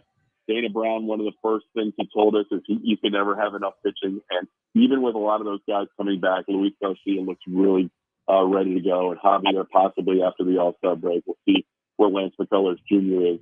But even with some of those guys coming back, JP Francis could be in the mix too. You still want to have a guy that will take the ball every 5 days and bring it. And you've got that in Frauber. You've got that in Hunter. If you can get that in Yusei Kikuchi, and if Ronell can follow up what he did this year with a full season under his belt, now all of a sudden you've got 4 core guys. And Spencer Arrighetti really came on in the second half and showed no signs of fatigue. So to answer your question, I would love to see Kikuchi come back. Again, it all depends on where they end up with a tax threshold and how far they want this payroll to go. You talked a little bit, too, about when we talk about pitching. We covered the starting pitching pretty well, but I'm curious from the standpoint of the bullpen. Penn Murphy, a guy that we heard about that was traveling. Kendall Graveman, another guy that has had a stint with this team to where you know what he is possible of doing. Chances those guys, one or both, are with this team next year. Yeah, I think pretty good. I mean, Kendall was traveling with us pretty much every road trip. So he obviously likes what he sees here with the Astros. So if they can sign those guys on maybe an incentive-laden deal coming off of injury, I think you would see one or both of them back. I think they both like the time here. Penn was trying to come back, and we saw him a lot more in the first half of the season. Once he realized he wasn't able to make it back this year, we saw him a little bit in the second half, but he and Kendall were around most of the year. But you've got for sure, Hader coming back, and Presley's option is vested, so he comes back. Brian Abreu's back. Hector Neris is another guy that they would love to see back if the right deal was available. I don't think they felt like the price was right, what the Cubs paid him. But then you've got Taylor Scott, you've got Brian King, you've got other guys that really contributed a little bit at times this year to the bullpen that could make an impact next year as well. So more the merrier, more pitching the better, and the more options you have, the better. And Kendall Graveman and or Penn Murphy would be great adds to the 25 bullpen. Okay. Just because of the fact that we want to lighten the mood a little bit, too, did you have a chance to catch up with A.J. Hinch? As much as you hate to lose, there's a guy I think this entire city, if the Astros aren't involved, would pull for and still believe in a lot. But that is one hell of a story from A.J. Hinch's perspective to get back into baseball, to take a team like the Tigers, to get them hot at the right time, the run that they went on, similar to what the Astros did, and now to advance to the divisional series. Yeah, I did catch up with AJ a couple of times pregame. I did not see him after they won it all. But yes, it definitely lessened the blow for me, and I'm sure other Astros fans. It was a tough day. It was a tough bitter pill to swallow to get knocked out in 2 games against a roster that you feel like is not as good as your roster. So that hurt for sure. But AJ is the guy you feel best about on that side. I mean, Jake Rogers, another good guy who I've gotten to know a little bit. Former Astro minor leaguer, happy for him as well. But AJ has been, always will be in the future a friend, and I couldn't be happier for him, even though it hurt a lot as an Astros broadcaster to watch what happened. But I'm cheering for him against Cleveland. I'll cheer for him against New York or Kansas City. I just hope the best for him, and that helped lessen the blow a little bit. TK, when you step away from it, when the emotions kind of settle down a little bit, I think everybody needs to kind of marvel at what this team was able to do. And I've been very adamant. I never turned my back on Espada. And people, of course, when you lose a playoff series, are always trying to point the crosshairs at somebody. But I just think that what he did, he might have been the only guy short of maybe a Dusty Baker that could have pulled this team out of this hole and got them to where they did at the finish line of the regular season. But when you step back and you look at it, when you have some time, what are your favorite memories? Maybe what was that big positive turning point? What did you feel like were the memories you're going to take away from what was one hell of a run for this team just to get to the postseason? Yeah, those are the memories, right? The fact that they went 7-19 and 12-24, and they were 10 games back after June 18th, having lost the first game to the White Sox. So there are various points in the season where it looked like, and you guys mentioned this to me earlier in the year, there were a lot of people jumping off the bandwagon. I'm like, fine, let them jump, but just don't jump back, because then it doesn't mean anything if you jump off. But yeah, never give up on this team. I know there were a lot of people around the country who were giving up on this team, and there were even some people here within the Houston Metroplex who were giving up, Houston area who were giving up on this team. So yeah, I I always will remember that come from behind, surge they made from June 19th all the way to the All-Star break and then beyond that. It was helped out by the fact that Seattle didn't play great baseball during that time, but the Astros did it without Kyle Tucker, and they were poised to win the postseason. I really, truly believe they're as talented as any team in the American League and could have easily won another American League championship. I don't think they're quite as good as 2 or 3 or maybe even, probably 2 or 3 National League teams, but I think they're as good as anybody in the American League, and that's to me why it was so frustrating to see the early exit. But yes, Joe Espada, great guy with the temperament in that clubhouse, knows the guys very well. He was even keeled throughout all the struggles. I think he said even yesterday in the press conference, he learned a lot himself in that first year as a manager. And I think every year that he goes forward, you'll continue to learn. But that first year, it's hard to argue with what he did, bringing that team to an AL West title. Well, look, we appreciate everything and your honesty all season long because I think as Astros fans, you mentioned the Tucker injury. Never has a group of fans learned more about a bone bruise in 3 months than we did.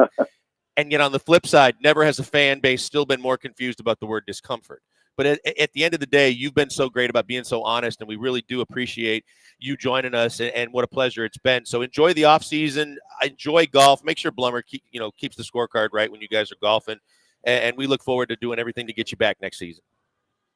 Guys, I really appreciate the time we have every Friday. I look forward to it. It's a good chat all the time. You guys always bring good and insightful questions, and I try and be as honest as I can. There's a couple of things that they tell me that's off the record that I can't always share, but I try and give the fans as much honesty as I can whenever you guys ask me a question, whether it be a tough one or what about Tucker's shin contusion, which obviously turned out to be a little fracture. But I look forward to doing it all again in 2025, and I look forward to another long Astros run next year.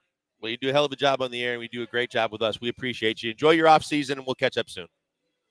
Thanks so much, guys. Take care. There you go. Todd Callis, TV voice of your Houston Astros, joining us all season long on Fridays. Compliments of all the good people at Gulf Coast Chevy Buick GMC in Angleton. Start your shopping for a new vehicle right now at LanceZCars.com. So there you go. You heard from Todd Callis. You heard the last word after the last words after the press conference yesterday as the Astros try to move it forward and figure out what's next. What's next for us is we're going to keep the train moving along as we continue to cover all kinds of stuff on this Friday before football. Barry Laminack is in for Jeremy Branham. That means we've got plenty more to get to. DJ Bieniemy, the ESPN beat reporter for your Houston Texans, is going to join us later in the program. So we've got that going. Coming up next, we've got one of the guys that covers the Buffalo Bills on a day-by-day basis, Joe DiBiase in Buffalo, and the Buffalo Bills Radio Network is going to join us, talk a little Bills-Texans next on the Killer Bees and the usual suspect version of them on a Friday here in Houston in the Woodlands.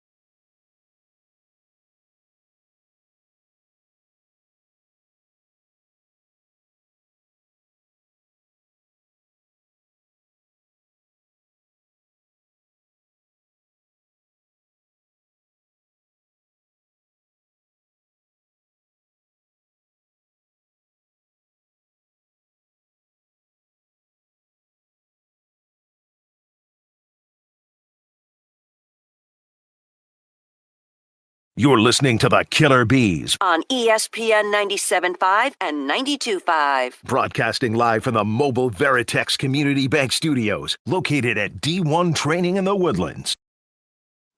Hey, you heard the man coming to you live from D1 Training in the Woodlands. Grand opening tomorrow. They've been gracious enough to let us in today. Great athletic facility. If you want to come in and get some workouts, get some training, come see us. Right now, we're about to let you in on enemy lines as we go out to Buffalo, New York, and the home of the Buffalo Bills. Joe DiBiase covers the Buffalo Bills for the Buffalo Bills Radio Network, does pregame there, does mornings 6 to 10. Joe, appreciate you spending some time with us. I'm curious from your perspective, we always like to get the outsider's perspective. Your perspective looking at this Houston Texans team from afar. Record looks good. We've seen a lot of things that need to get better. What are your thoughts on the Texans?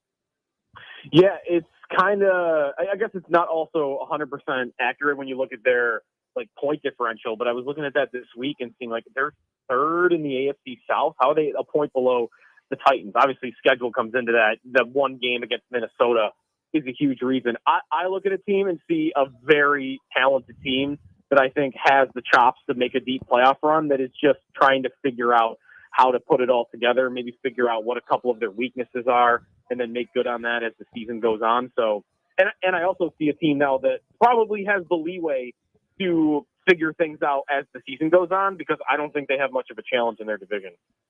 Joe, was I not paying attention when the season started? Because I'll be honest with you, man, once Stephon Diggs left, I looked at this Buffalo team and I thought, okay, I don't know if this team is as talented as maybe the rest of everybody else thought. I didn't see this team being as good as they have been so far. I thought, wow, Josh Allen is really going to be out on an island by himself. That was just what I thought. And maybe that's just my, me being naive down here in Houston and not paying attention. But I've been really impressed with this team and Josh Allen and this offense. What did I miss? What was I not paying attention to? Is this smoke and mirrors? I mean, this is crazy.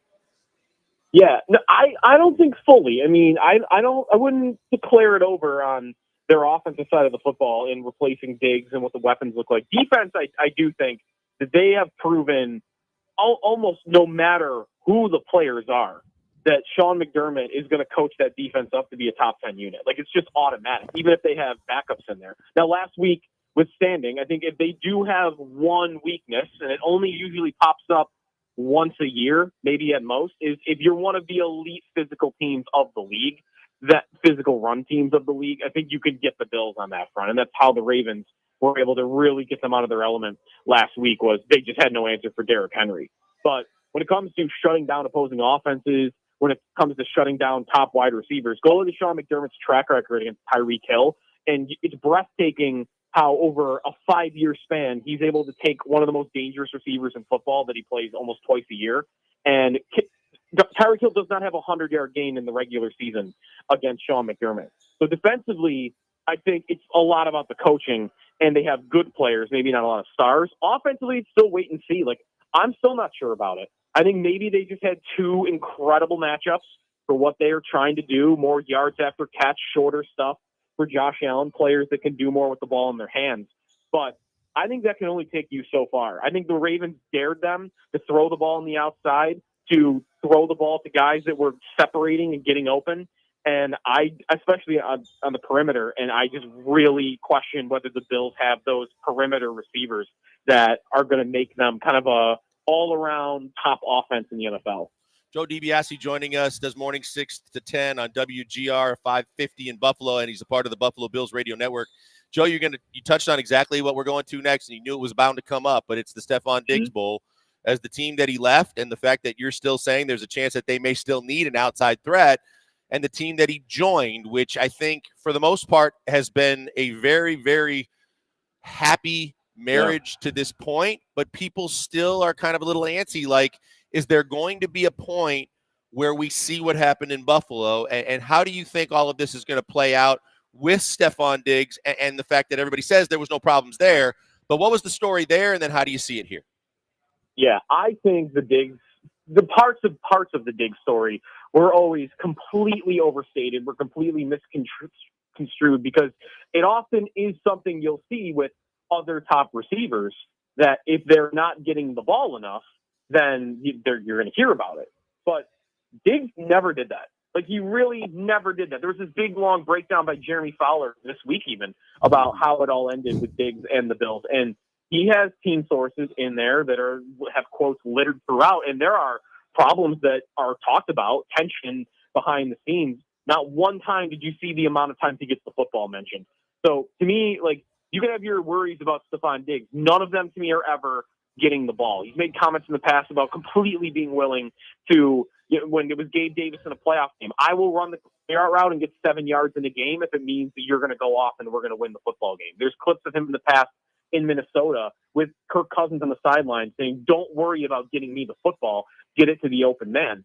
I think Diggs, though, is on that. I need like a better example than Michael Jordan or Kobe Bryant, because they're just like two of the greatest athletes ever. Maybe Jimmy Butler in Miami, whoever you want to use. He is a psychotic winner. Like, I think maybe a big problem he has is he can't handle losing.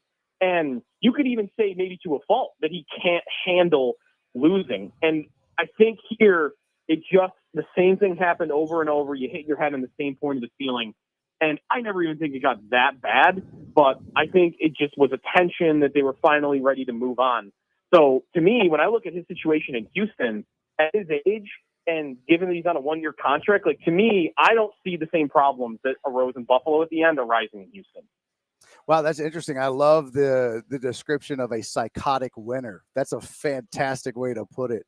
All right, what's the secret to beating this Buffalo team? I did see, by the way, injury report is out. Khalil Shakir out, Ed Oliver out, Taylor Rapp out, and Austin Johnson out. And Von Miller. Yeah, and Von. So what is the key for the Texans to beat this Buffalo team? Yeah, I wonder if they have it in them, because Baltimore just kind of put the blueprint out there, which is attack them through the run game, up the middle, try to get them out of what they like to do, which is back up, not let big plays over the top offensively, take the underneath, and I wonder if Houston has the run game to be able to accomplish that. And then on the defensive side of the football, to me, the way to attack the Bills right now is to try to force Josh Allen to throw to the perimeter, take away the middle of the field, even without Khalil Shakir, which I do think is a big, big loss. He has been the number one receiver for this team so far this year. Kincaid over the middle. I think Curtis Samuel is probably going to play more snaps this week. He is someone that plays more over the slot, likes to do over the middle of the field. Get Allen, get the Bills to attack the boundary, because between a still very raw Keon Coleman, who's not been bad, but still not someone you want to throw a lot on his plate yet, and then just veteran 1-year guys that are nearing the end of their careers, and Matt Collins and Marquez Valdes-Scantling, who are playing a lot of snaps right now. But to me, funnel the ball to those players and dare the Bills to win on the perimeter, I think, is the way to kind of limit them offensively right now. All right, Joe, call it. How's it end? What's the score and why? I think this will be a close game, but I would go with the Bills in this one, probably 27-24. Again, part of it for me is just I don't know that the Texans have it in them to play the same style that Baltimore did. Not that they should. They're a different team. The one strength that I think the Bills get over the top on Houston is Nico Collins. To me, looks like one of the 5 best receivers in football. If you've watched him at all, I don't think anybody would even disagree with that. He looks incredible, but the Bills, I mean, it's 3 100-yard receivers in the last, I think, 3 seasons. Like, they are just so good at taking away your number one weapon. They're so good right now when it comes to boundary corners. I think Diggs is going to catch a lot of balls maybe underneath in this game and over the middle of the field. I think the Bills will limit Nico Collins, and I think that will be a huge reason why they're able to squeak out a win here. Well, Joe, we appreciate your time. Always a pleasure catching up. We look forward to doing it down the road. That's Joe DiBiase. He does mornings 6 to 10 on WGR 550 in Buffalo, and he's a part of the Buffalo Bills radio network. Joe, enjoy the game on Sunday, and we'll catch up real soon. Thanks. You guys too.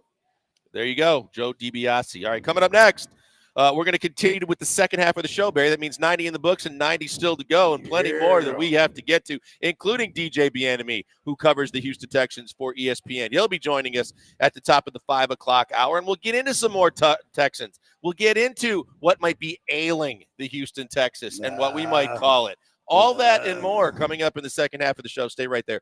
ESPN 97.5, 92.5 FM.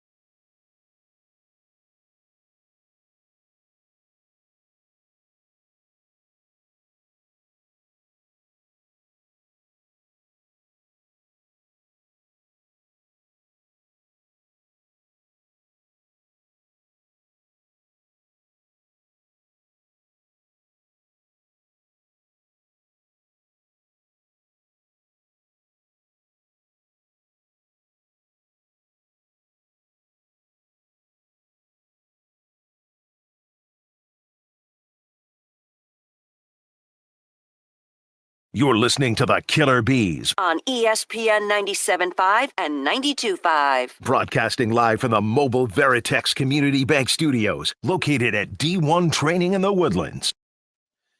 Hey, 90 in the books, 90 still to go. Second half of the show starting right now on ESPN 97.5 and 92.5 FM, coming to you live from D1 Training in the Woodlands. This is the place to be if you need to get in shape. You want to talk to a trainer. You've got an athlete in your family, maybe a high school athlete, looking to try and take it to the next level. This is a place that can get it done. Joining us right now, Andy Kratt, one of the owners of D1. And D1 I've seen is a franchise around the country, but I think that it's growing because of the fact that so many kids right now need to start earlier and earlier with their training when they want to get to the next level. Your family has experienced that. You've got kids that have played the next level. Talk to me about D1 and why it's so great for a family with kids. Yeah, thanks, Joel. Yeah, absolutely. So one of the reasons we wanted to start this program here is we saw an opportunity here in the Woodlands. My kids grew up playing sports here. But we saw an opportunity to really get kids trained at a young age, get them working with the right techniques, right goals, getting them ready to be able to participate at a higher level with whatever sport they want to participate in. And that's what this facility offers. We are the place for the athlete, like you mentioned. We've got certified world-class trainers here. and they are here to help the kids get to where they want to be as an athlete. I think the questions, especially even as a parent, but I remember even growing up, when do you start a kid at what age to getting into weight training? And then how important is it that when they do start, that they get someone that knows what they're doing so that you don't start by doing it the wrong way and then have to be retaught the right way? Yeah, absolutely. So we actually have a rookie class where we bring kids in as young as 7 years old, and we don't start them on weights at that age. We start them working on balance, working on movements, a lot of body weight exercises, getting their bodies ready to be able to lift weights when they're old enough and their bodies are developed enough to lift weights. So we typically start lifting weights at the end of the Devo age range, which is about 12 to 13 years old. And that's when kids are basically in junior high school, and that's when we start teaching them the proper techniques. Because if you start with the wrong techniques, you can really put yourself at risk for injury, and that's what we want to try to prevent here. As kids get stronger, they build the strength around the muscles they need, they learn the techniques, so that when they are playing at that high school level and they want to be able to be ready to play at that D1 level, they've got the proper training and the proper strength for their bodies to be able to handle that. I think that's a thing that kind of a trend that has started to happen and that a lot of people don't realize is that if you're going to be competitive and if you really have aspirations of playing D1 sports, you can't just start in high school. Right. No. I mean, those days are gone. That's what like my dad and our granddads did is you just, I'm a sophomore or junior in high school. I'm going to start playing now. It starts at 7 years old. That's absolutely true. And what we want to try to do is bring kids in here, because a lot of kids are so sports specific now that they focus, say, if they're playing select baseball, say at 10 years old, all the way up through high school and college, imagine how much stress that puts on that joint, how many throws, how many pitches they're doing. So we want to get them in here in their off season and get them rehabbed, get them conditioned to when they can, when they're ready to play in the season, their bodies are ready to take on that workload. And it gives them a little break and a little bit of different types of training, which will help them improve in their primary sport.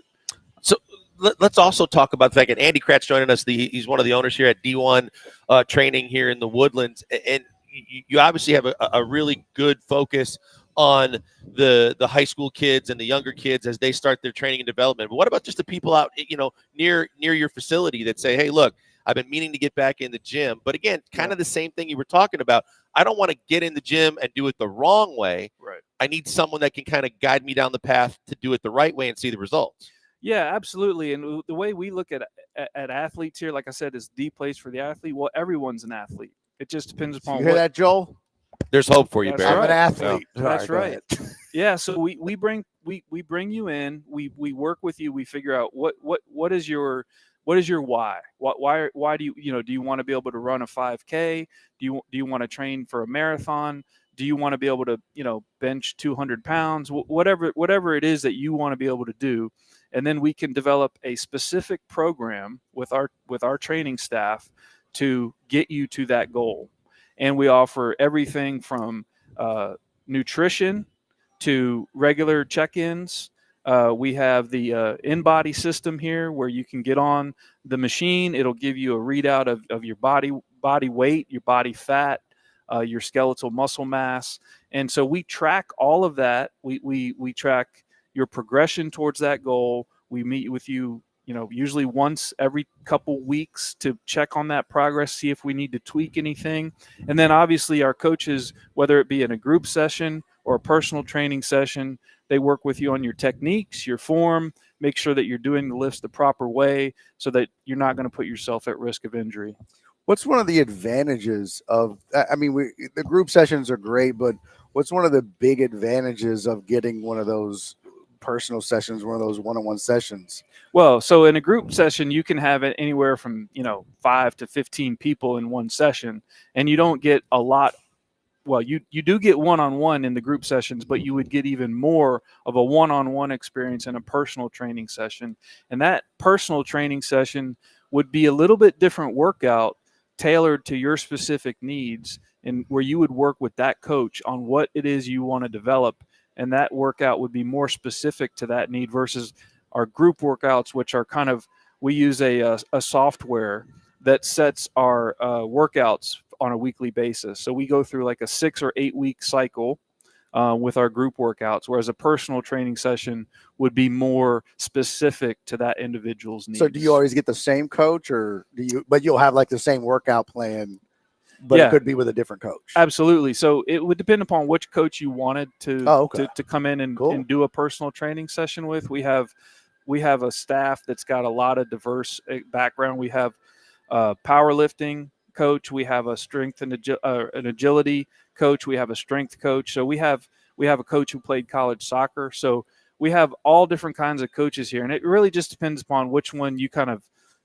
have the best, rapport with, and based on what your specific needs are. But the group workout schedule, obviously that just differs on the coach's availability and what hours they can work. So tell everybody how to get in touch with you guys and how they get more information. Big grand opening tomorrow. Yeah, absolutely. So we've got our Instagram page, D1 The Woodlands, Facebook page, D1 The Woodlands. We've got our website, which is also d1thewoodlands.com.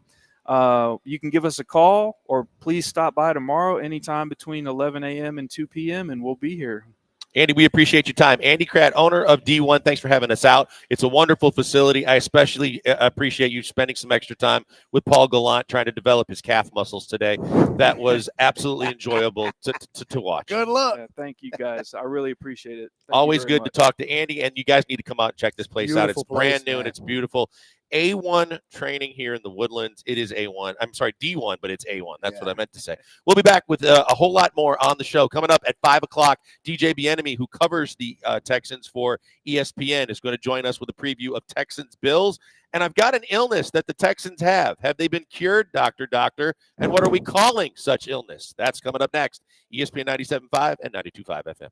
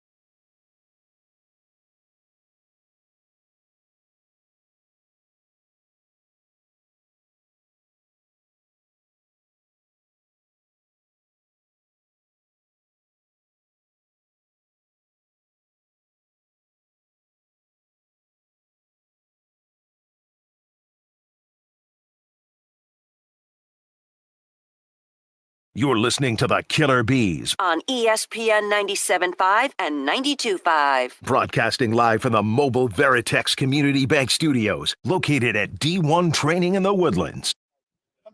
Hey, you heard the man, and we've got a plan. We're at D1 Training here in the Woodlands. Grand opening is tomorrow. We're in here today. You need to check it out. It's a phenomenal new facility. It is the best in the business. And when you're talking about the possibility of getting someone in shape or working with a high school athlete trying to get to the next level, this is the place you need to be. And this is all that you need to see when you're starting to think about what to do to take that next step. As we talk about the next step, Barry, we talk about the fact that Buffalo's the next game on the schedule. We appreciate Joe DiBiase of the Bills Radio Network joining us, and we talk about the Texans. Look, one thing he didn't mention that we all know is that this offensive line has struggled mightily and contributed at a very, very high rate to the amount of penalties, double digits in the last several weeks for the Texans. Doctor, give me the news. Is the tonsillitis going to end this week? Because that's what I'm going to call it, because it started with Laramie. It has absolutely spread like Sean Mapes spreads germs in the studio across the offensive line to the standpoint where our entire offensive line is sick and they all have tonsillitis. I love that. The fact that D'Amico said a week ago, we've addressed it, and yet we hit double digits again. Is this the week that we finally see the progress to say, okay, they're over it, or is tonsillitis still spreading? Well, first of all, it's a fantastic name. Second of all, look, you kind of knew. Look, we've always given Laramie Tunsil a pass, right? It's always been like, well, Tunsil's going to Tunsil. He's always good for 1 or 2 flags a game, but he's one of the better left tackles in football, so he kind of got away with it. But it's gotten bad. It's gotten real bad. It's gotten out of hand. And you can fade Laramie Tunsil doing it if nobody else is doing it. But if they're all doing it and his is getting worse, then it's really become a problem. And it's affecting the game. It's not just causing, it's drive killing. Yes. It's game ending. It is an issue, and it's getting worse, and it has to be corrected. And look, let's be honest, man. I hate to say this because I love D'Amico Ryans. I love this team. I love everything about the Texans and what they've done in the last year plus. I mean, really, and you know me, I hated this team while Bill O'Brien and Redfish, Bluefish, I always forget his David Culley. Easterby. Yeah, while they were here, you know that. And I couldn't stand it, but props to everything they've done. This is a coaching problem. It is. When a team lacks discipline, that is on the coaches. And this is on D'Amico Ryans. And it is his problem to fix. And he has to be accountable for it. And I think he will be. Well, it's his coaching staff, right? Yeah, it's his coaching staff, but it starts and ends with him because he is the head coach. I've said I didn't know the offensive line coach's name going into this season. Yeah. The fact that I do now is only because of all the negativity and all of the penalties and all of the false starts and all the things we've seen. 4 games in a row, CJ's running for his life. You mentioned it. You hit it on the head. Every time they got a big chunk play, even against Minnesota when they needed it, called back by penalties. Saw it again last week. Big plays called back, and like you said, drive killers. But you got 3 straight games, 10-plus penalties in each of those games. It's a pattern, and it's going to keep repeating. And you can give me lip service all you want about, it's addressed. It's obviously not. And when you look on paper, you could say, a year ago, if you had these problems, I'm fine with it because you had to play musical chairs with your offensive line. You had injuries you didn't foresee, some you didn't plan for in the case of Kenyon. But over the course of time, they came together as a unit no matter what position they were playing, and they kept CJ upright. They're not doing that this year. It's one thing to say you're too penalized. It's another thing to say it's really hurting your quarterback and your offense. Yeah, they're the most penalized team in the league. I just pulled up the stats. They have 40 penalties. Baltimore is second at 39, but they're the most penalized team in the league. They have 16 pre-snap penalties. It's just, you just can't function like that. And you're not going to be taken seriously as a Super Bowl contender like this team was preseason if you continue to have those type of problems. That is the type of team that goes, 8-8. And, maybe misses the playoffs, or I should say 8-9 or 9-8, and misses the playoffs. This is not a 12-win type of team that does has this kind of mistakes short of and this kind of lack of attention to detail, because that's what it is. Short of the quarterback, Mhm. a lot. We can say this team is underachieved in a lot of different areas. I would even say he's underachieved, Joel. Who, CJ? Yes. Well, don't you think? But here's where I'm going with but that. Let me ask you: have you think he's looked like the same guy as he did last year? I think he has. Through 4 games? I think he has, based on what he's dealing with, based on the fact that he's constantly under pressure, and the fact that I just think this whole team has looked awful. and he hasn't had a running game. But where I was going with that is, and we've talked about this in the past, and I've said that the quarterback is the single most important position in all of professional sports that's played from a team standpoint. But if you take the quarterback out of it, the offensive line is directly correlated to so many different woes that ail this team right now. Yeah. Because, yes, you're missing Mixon, but you have no running game because they're not doing their job enough there, aside from the Indianapolis game. From a pass protection standpoint, they're not protecting him. He's constantly under pressure. He's constantly on the run. He's off script. He's moving the pocket. He's doing just to stay alive and stay upright. And then he's still able, to answer your question, he's still able to make plays a lot of quarterbacks can't make, which is why I think he's still playing at a very, very high level. But then when you talk about what we thought was going to be a prolific offense, if you can't stop the other team's defense and you can't open up holes offensively, and your quarterback is constantly going off script, your entire offense is off kilter, and you can't just fix everything. But the crux of it is the offensive line is, aside from the quarterback, starting and responsible for a majority of it. Yeah, I do agree with you there. I think that it starts and ends in the trenches. You know what I mean? It starts and ends up front, and that's for both sides of the ball, and we know that. No That's doubt. always been the thing. And I think if the O-line is playing clean, then everything else falls into place. And we've seen that year over year with this team because the O-line has been trash for so long, and we've just gotten so used to this team having a garbage O-line that, the last couple of years they've been pretty good. There's some of the moves they've made and some of the guys they brought in has really drastically improved it. And this year it's just they've regressed quite a bit. Not necessarily, I think, from a play standpoint, they're obviously not playing as well as they could. But the penalties, and they have made some pretty bonehead plays, I think, without penalties as well, and they're not holding up as good. But I do think too, though, man, there's something about CJ's play this year that seems off to me. I don't think so. Yeah, there's to me, just watching him play. What is it? I mean, he checks all the boxes. I can't put my finger on it. The touch throws, the pinpoint accuracy, the fact that even on off-script plays. Don't get me wrong. Look, he still has. There's times when he still makes plays, and you're like, wow, that's he's still a very skilled, fantastic, great quarterback, but he's playing. It's different. It's different. There's a vibe. Last year it was like no pressure, no expectations. And no, I don't know. There wasn't this a requirement of greatness. But this year, all that's different. But right? that's what you want. You and I don't want think, it. And I don't think he's done. I'm just trying to figure out what you think he's missing, just because of the fact that I don't think anybody looks at this team and says, "Well, I mean, he's been less." Think about how many interceptions he should have had last year that worked. Sure, right? Sure. Well, look how many interceptions he should have had this year that weren't. There's been a couple, yeah. Yeah, and he's gotten really lucky, and then he hasn't. He's already thrown a couple of interceptions. Okay. He's had some bad balls. I don't know. Something seems off with this team as a whole. Like no one functions correctly with bad balls, but at the same time, I don't know if it's a chemistry thing. I don't know if it is a. If he has the time off with this team as a whole. You see where I'm coming from. If he has the time, because he's already shown you under duress, he still puts the ball exactly where it needs to be. He's more accurate than most. He feathers the ball over the first layer of the defense. He makes all the throws that you want your quarterback to make.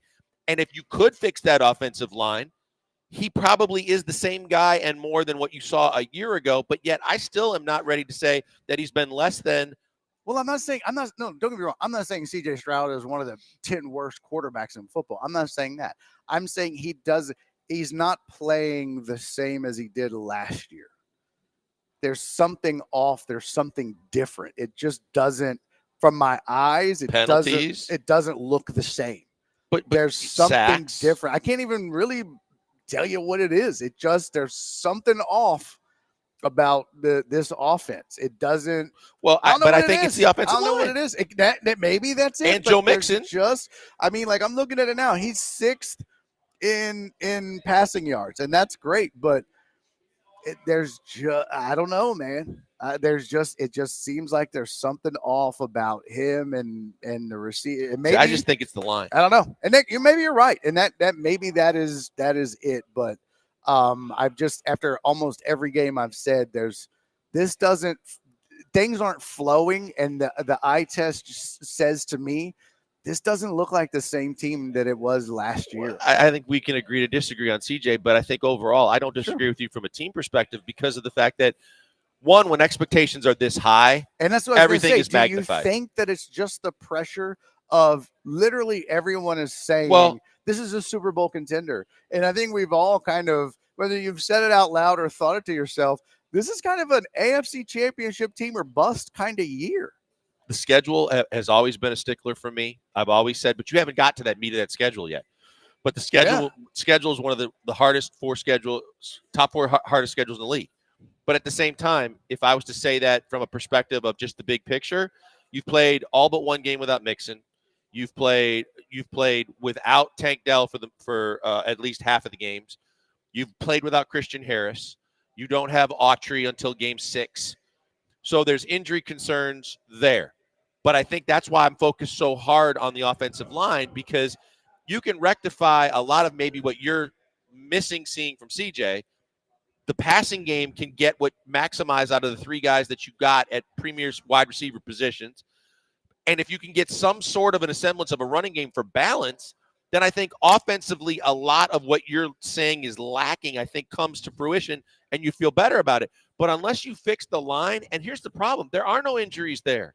There is no guys out of place. Yeah. So that's where they just have to be better. And if it's coaching, I said this the other day, and I mean this, he's not going to – the line coach is not going to survive the midway point of the season if it continues to go like this. And people laughed at me, but I said, go get yourself a Jeff Saturday to be the assistant line coach. Go get yourself a proven veteran that has been there, done that knows how to practice and knows how to break habits and knows how to teach these guys that they will listen to because they know that he's one of them and used to be one of them. I was going to say, what I could see D'Amico doing is going out and getting a former Texan. Texan. Who would it be? Like Dwayne Brown? Yeah, something like that. I could definitely see him doing something like that. Was Dwayne Brown still hovering around the Jets?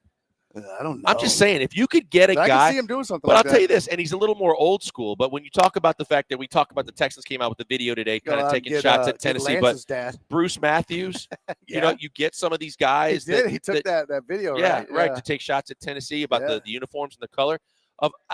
I just feel like something is lacking in the coaching staff that is showing at least it's rearing its ugly head in terms of the overall solution to this problem. And I don't think that you've got players that you misread on talent-wise. I think there's too much talent, both from draft capital and from what they've done on the football field, to say that this offensive line should be performing this badly. I agree 100% with you on that. I really do. Well, let's get DJ Bieniemy in here then. Okay. We're going to take a break. We've got 1 hour to go in the show. DJ's going to join us, and he's going to talk about everything Texans. We've got the ins and the outs of who is going to be with us, who is going to be not playing on Sunday, and the key issues. 2 in the books, 1 to go. Final hour of the show. Coming up next on the Killer Suspects version of the Killer Bees on ESPN 97.5 and 92.5 FM.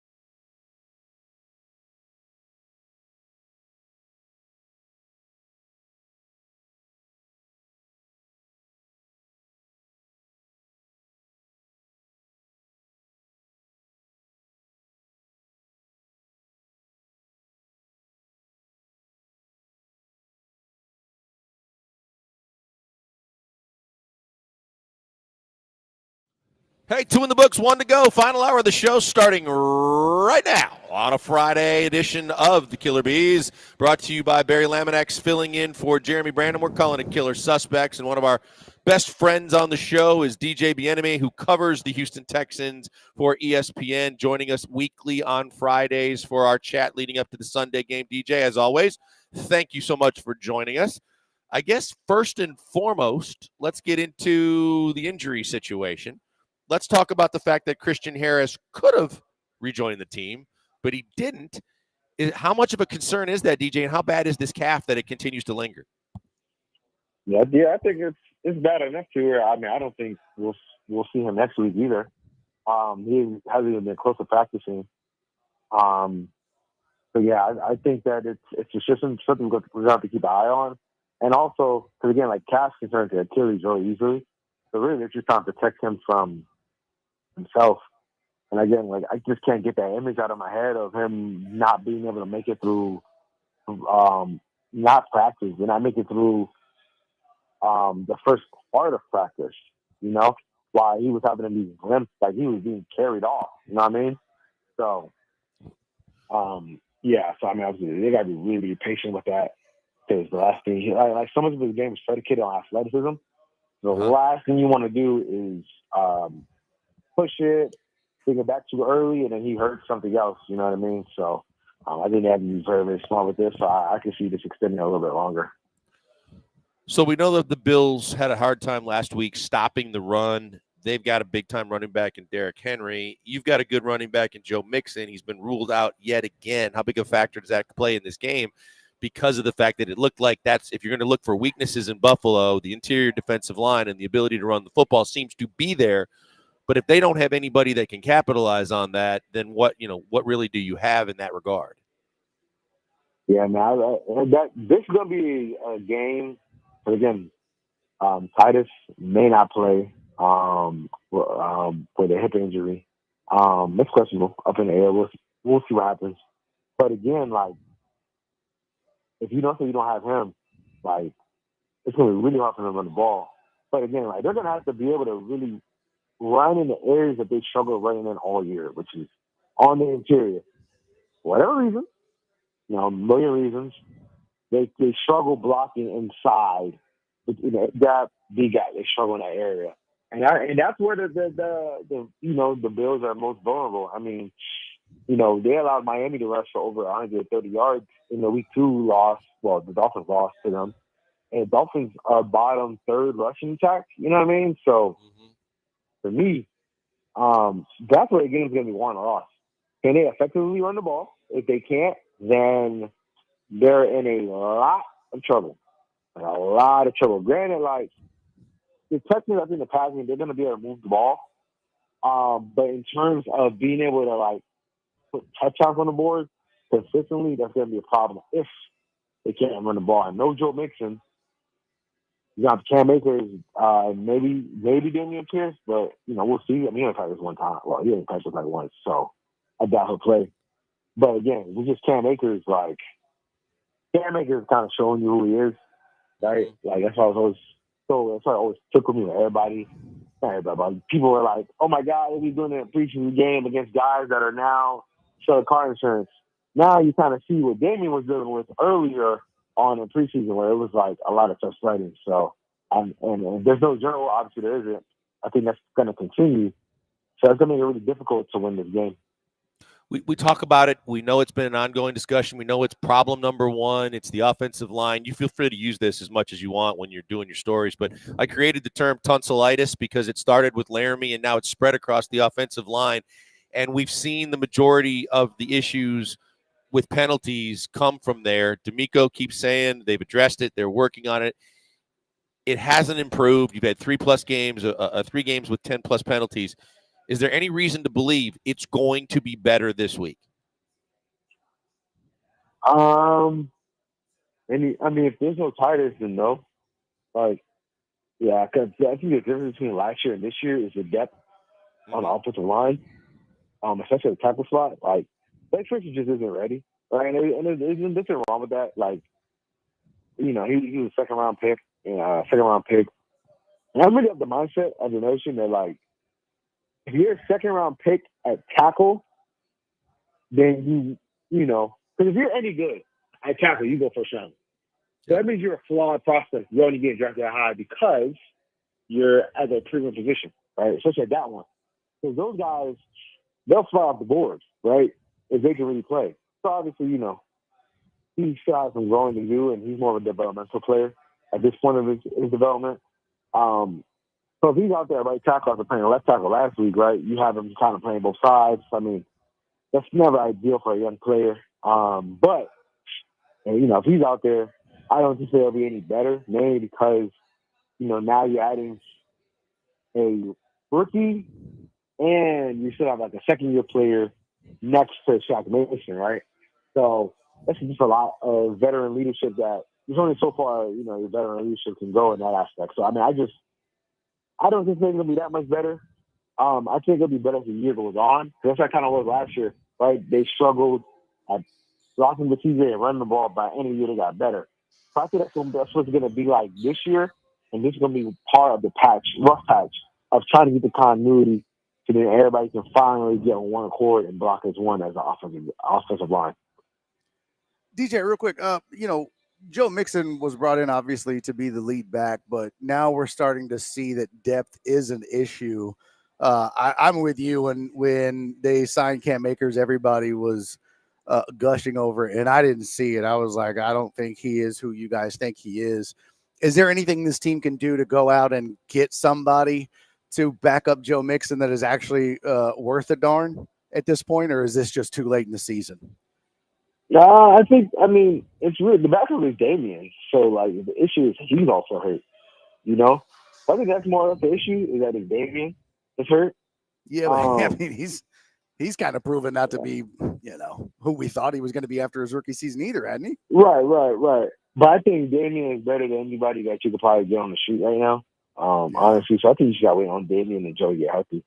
At this point, you know what I mean?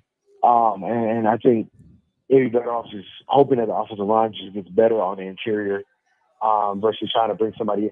Because, like, who's available really out there that they get right now and he's going to step in and go crazy? You know what I'm saying? Like there's just not that many options. Because if they're on the street right now, where are we? There's a reason.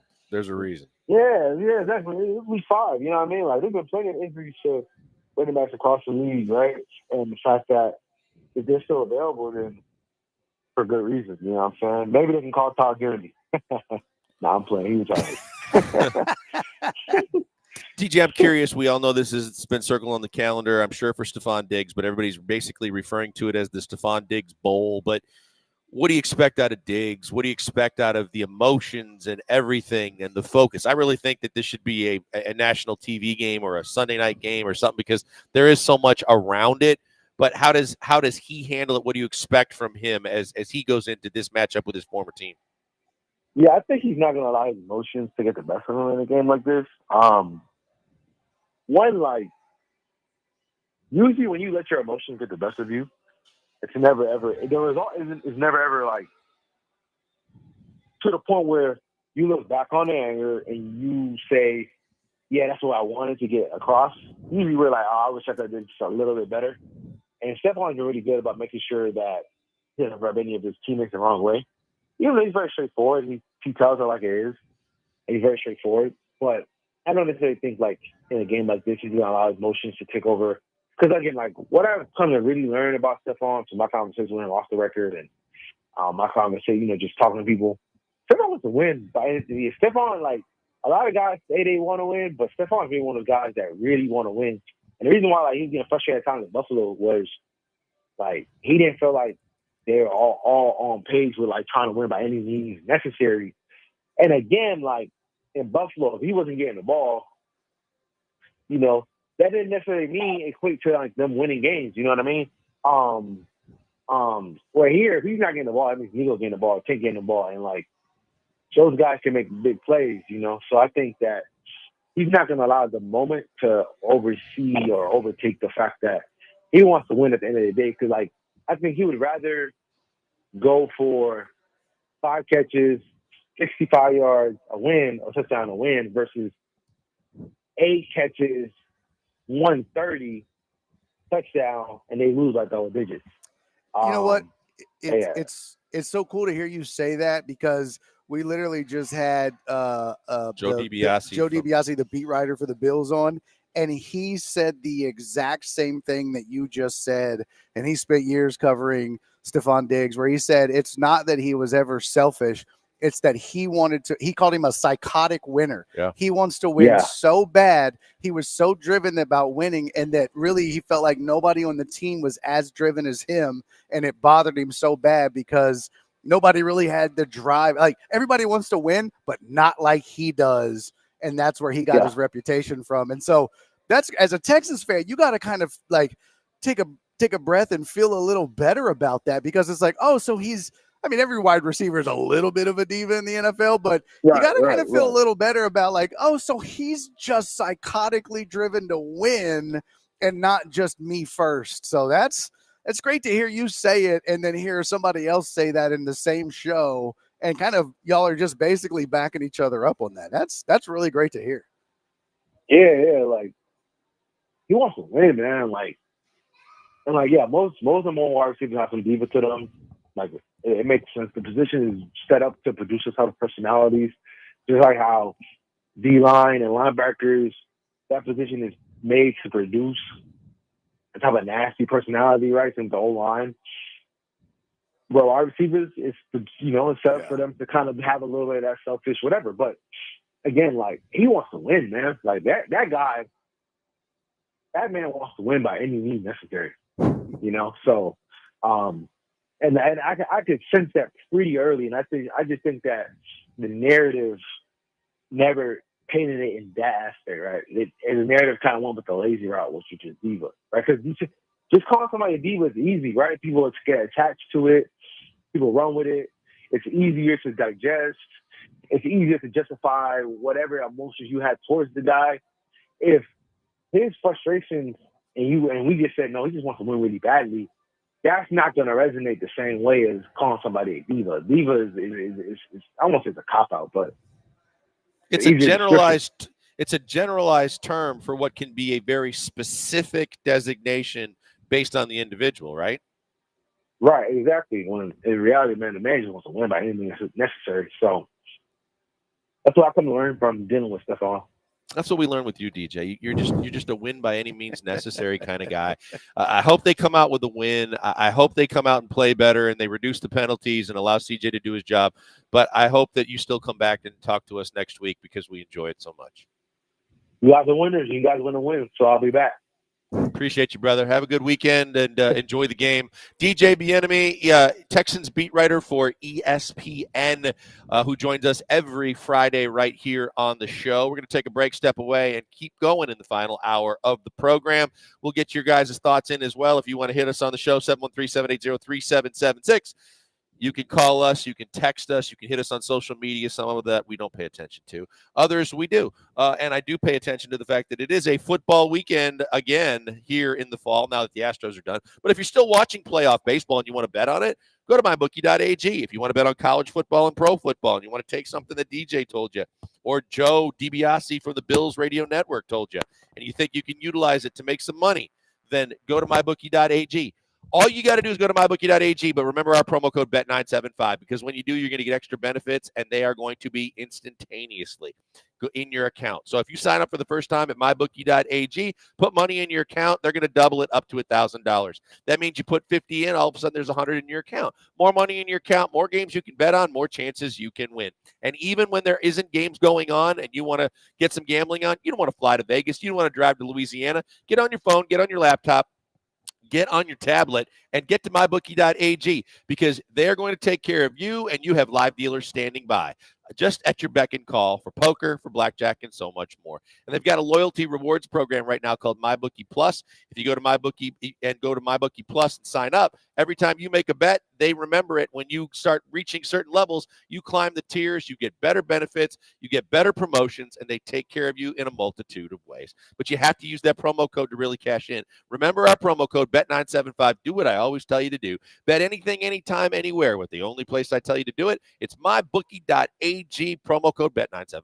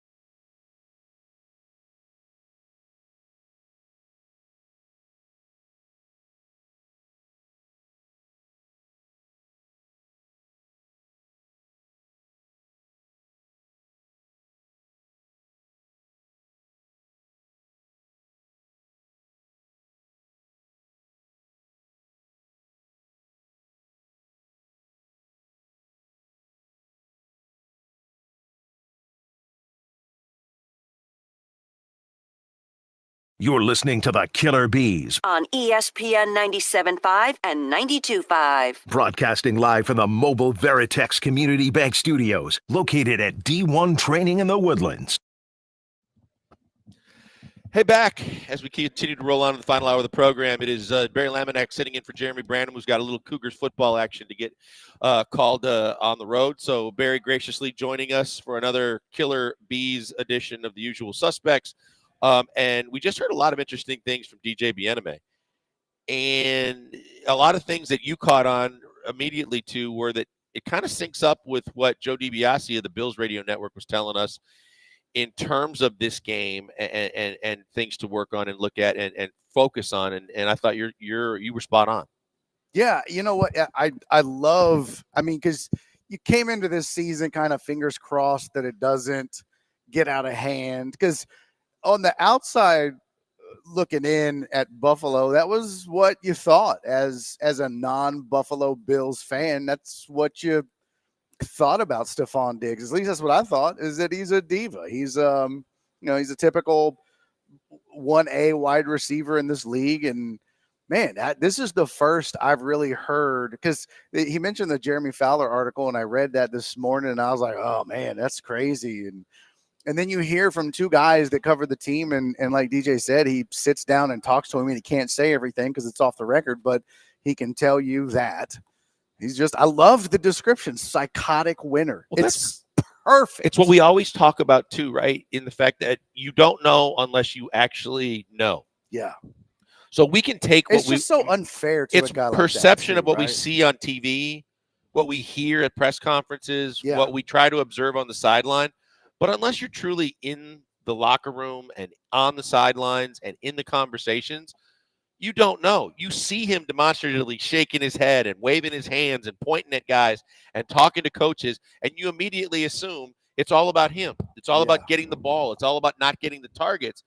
But then when you hear from multiple people, no, it's about the fact that he wants to win at all costs. And if he sees guys that aren't doing what needs to be done to do that, and he thinks that they're not calling plays that are going to get you the result that they need to do that, then he's going to speak out about it, because he can't stand the thought of losing alone, but then losing because they didn't do those things. And it's not like Keyshawn Johnson didn't came out and just said, give me the damn ball. You know what I mean? It's just, he wants to win. And so if he thinks that him being more involved in the offense or on a particular play is what would be the best option, then that's what he wants. But it's like you said, if he goes 4 for 60 and a touchdown, but Nico and Tank Dell getting the ball more, getting more touches is the best thing for the team. That's what he wants.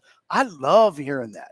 And that's great. And that's what it you also want. gives you a little bit of a cause to take a deep breath and go, maybe we might be overreacting a touch too much about the ticking time bomb that could be Stephon Diggs. Well, you know what? All you've heard, Joel, all off season and then coming into this was how great of a teammate he's been and how much everybody in the organization and in that locker room loves him. That's all you've heard. And, I think I'm not in the locker room, but you kind of take it with bated breath. Well, that's just coaches speak. That's just them telling us what they want us to hear, so that we're not like, oh, they really messed this up by signing the guy. Turns out that might really be the case. But they might really be telling us the truth, because I feel like that maybe if it wasn't the case, they just wouldn't say anything. But let's be honest. Sometimes actions speak louder than words. Yeah. Regardless of what we know, don't know, and what we hear, don't hear, no matter how much people tell you, hey, in football and also professional sports, behind the scenes, you can get the intel you need in a lot of ways. The only reason that they went and made the contract adjustment that they made, and the fact that this is a strictly one-year deal now, is because they had apprehension too, because they wanted to protect themselves in the case that he did fly off the handle, meaning that there was at least something there that said, I'm not going to commit to 2 years of this with what I've really worked on, and from Casario's standpoint, what I really started building here that looks like it's got the potential to go a long way. True. And have something blow it up, because I'm committed to a guy that I traded for. And so instead they restructured so that he gets more up front, but they don't have the commitment on the backside in case it doesn't work out. Yeah. And I think part of it is, if the Bills are willing to do it, and it's like, well, can you trust him? No, he's great. Trust me. it's not as bad as everyone making it out to be. You're like, you're just telling me that so you can get rid of him. So yeah, you make it a 1-year deal type thing because you're not quite sure who to believe. Because his agent's like, he's not a problem. Everyone's telling you that because they want you to take him. Right. So you don't know who to believe. But yeah, I tell you what, man, it's good news. But it also makes you look at, and gosh, I got to be honest with you, dude. I have such a healthy respect for Nico Collins right now. I really do, dude. After watching him last year, I was even like, okay, it's 1 year. You're going to have to really prove it to me. But just even through 4 games, dude, I'm watching him and I'm just like, okay, I give, you win. You're one of the better receivers of football right now. I think I give up. He's really, really good. I wasn't bought in, but I kind of am now. Harry Douglas picked his quarterly MVP, gave it to Nico Collins, leads the NFL in receiving yards. The fact that to your point, drafted in the 3rd round, kind of underachieved with a bad quarterback. Terrible quarterback. Started to make progress, but then, and how many times do we say this? We said it with Grenard as well. When you see a guy that has a breakout season, is that an anomaly or is that going to be the consistency of a guy that's going to continue to kind of get better and better? He signs the big deal. Now he's got to prove it. Now there's even more on his shoulders and you're starting to question more, yet he comes out of the chute and just becomes everything that you could have asked for and more in terms of, we were wondering who's the one. There's no doubt who's the one on this team now. That's it. And that's the other thing about the whole Diggs psychotic winning and not, being okay with not being, because I think it's a 1-1A type of thing, right? I mean, I think that if Nico is down or having an off game, if Diggs it becomes the go-to target for a game or a string of games, you're fine with that. And he can still be a 1. I mean, let's not act like the dude was trash last year. He wasn't. So you've got a couple of 1s on this team, and that's fine. But Nico Collins is obviously the alpha. And I think the other thing, no matter how much we thought it was going to work out and be a prolific passing game with the 3 guys you got in Schultz, they're still figuring it out. And because of the fact that the line has had so many problems too, and because Tank's been out, you really can't truly define roles, and you really can't peak as an offense until you get a rhythm, and the rhythm comes from reps, and the reps come from games, and the games come from, being able to do what you want to do and throw it where you want to throw it. And we've seen everything be out of sync in the first 4 weeks of the season. Yet here we are 3-1 going, hey, you haven't seen their best football, but yet you still have 3 wins and 1 loss. Yeah, and I'll tell you part of the problem, I agree with you, but I think also part of the problem is after that first game plus and the hip drop tackle and Joe Mixon, it's basically been, all right, well, we know what you're not going to do. Run the ball. Because no team that the Texans have played since Joe Mixon has gone down is scared of anybody in that backfield. They're not scared of Dameon Pierce. They're not scared of Cam Akers. They're not scared of anybody else that's going to run the ball. And so they know that, beat us. You're going to have to beat us through the air. And there's no balance. That, coordinators plan for it. And then you are forced to try and get your short passing game to kind of recreate your running game, which essentially we know is not the running game. Yeah, you can get the same kind of output, but defenses have an easier time scheming for that than they do if you have a true running game. Dude, their best rushing touchdown was Stephon Diggs wasn't supposed to run the ball. It was a designed pass play. I think he was going to throw it back to CJ Stroud or find somebody else in the end zone, and it just wasn't there, so he ran the ball. Like, that's okay. Maybe he's going to have to be your Debo for the next few weeks until Joe Mixon gets back. I don't know, but that's, I think, a little bit of the problem as well, is that this offense, it was kind of like this last year, but it wasn't as bad, but it's kind of one-dimensional right now. Yeah, honestly. And that's a problem because of the fact that Singletary gave you a little bit better than Akers and Pierce is going to give you, but it was still kind of one-dimensional last year, but not this bad. Here's the thing. Yeah. You look at it and say, how much better would you have been with a healthy Mixon? But it all comes back to what I've been talking about all along was, even if Mixon is totally healthy for the first 4 games, how much better is the running game if the offensive line has struggled the way it has? Man. Because Kenyon Green, as much as he has struggled except for the Colts game in terms of the pass blocking, his specialty is the run block. Yeah. They ran the crap out of it, and what you thought was a good defense in Indy, now you're looking at it going, was it the running game was so good, or was it the fact that the Colts are so bad? Yeah, well, and I wonder too, when you have a good run game, you can like establish that rhythm, right?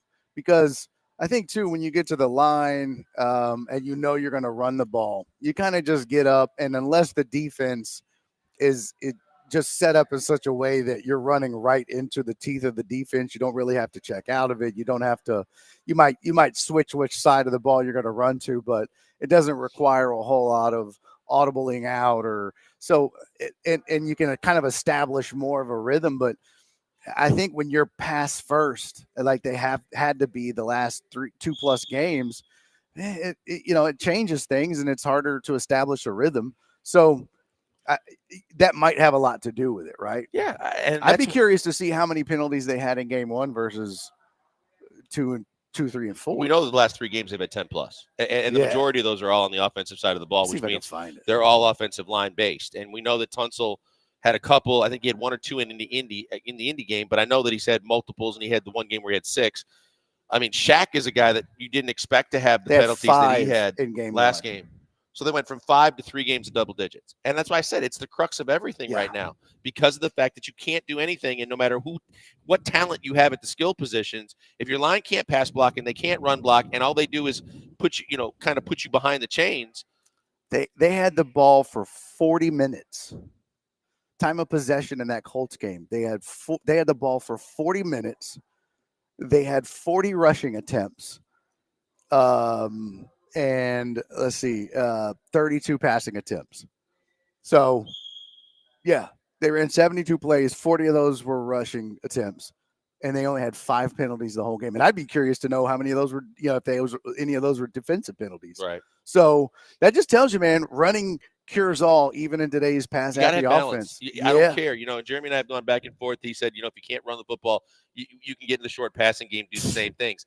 I just believe that if you really want to keep a defensive coordinator on his toes, they have to respect your running game enough so that they can't just focus on shutting down the passing game. Because then even if you get the short pass, you still got to get first downs. You got to move the chains.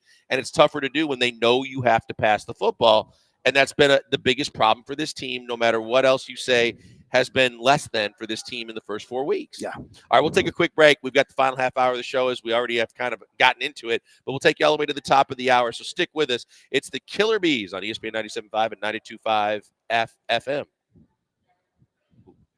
Before we go to the break, I want to tell you about the good people at Allstate Siding and Windows. Allstate Siding and Windows, best in the business at what their name says. Siding, windows, front doors, so much more. But the fact is I speak from experience in what they can do and what they've done with the windows at my house. They are absolutely fantastic.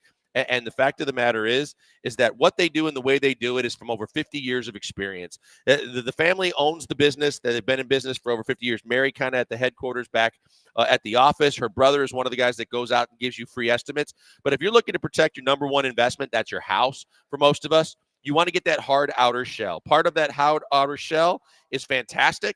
It's the fact that it protects everything in the contents, your family, everything that's inside the house. You can actually reduce your energy bills up to 30 to 40%. Fantastic. And on top of the rest of that, it's also going to be an upgrade in terms of the look and feel of your house. It's phenomenal. When people pull up to my house now with the new windows that I got, they did a fantastic job. They came out and fitted my house exactly the right way with the right product to do the right job for me. The curb appeal is phenomenal. The energy bills have been way down, and we couldn't be happier with our windows. The great thing is, like I said, they do the free consultation and walk you through everything just by picking up the phone. All you got to do is call them. It's 832-204-1936. That's 832-204-1936. They come to you, tell you exactly what they can do. You can also go to allstatewindowsandsiding.com, and you can check out all the products and all the services that they offer to see what's the best fit for you. But then have them come out. It costs you nothing, and it could be a game changer in terms of saving money and doing the right thing. Check them out today, allstatesidingandwindows.com.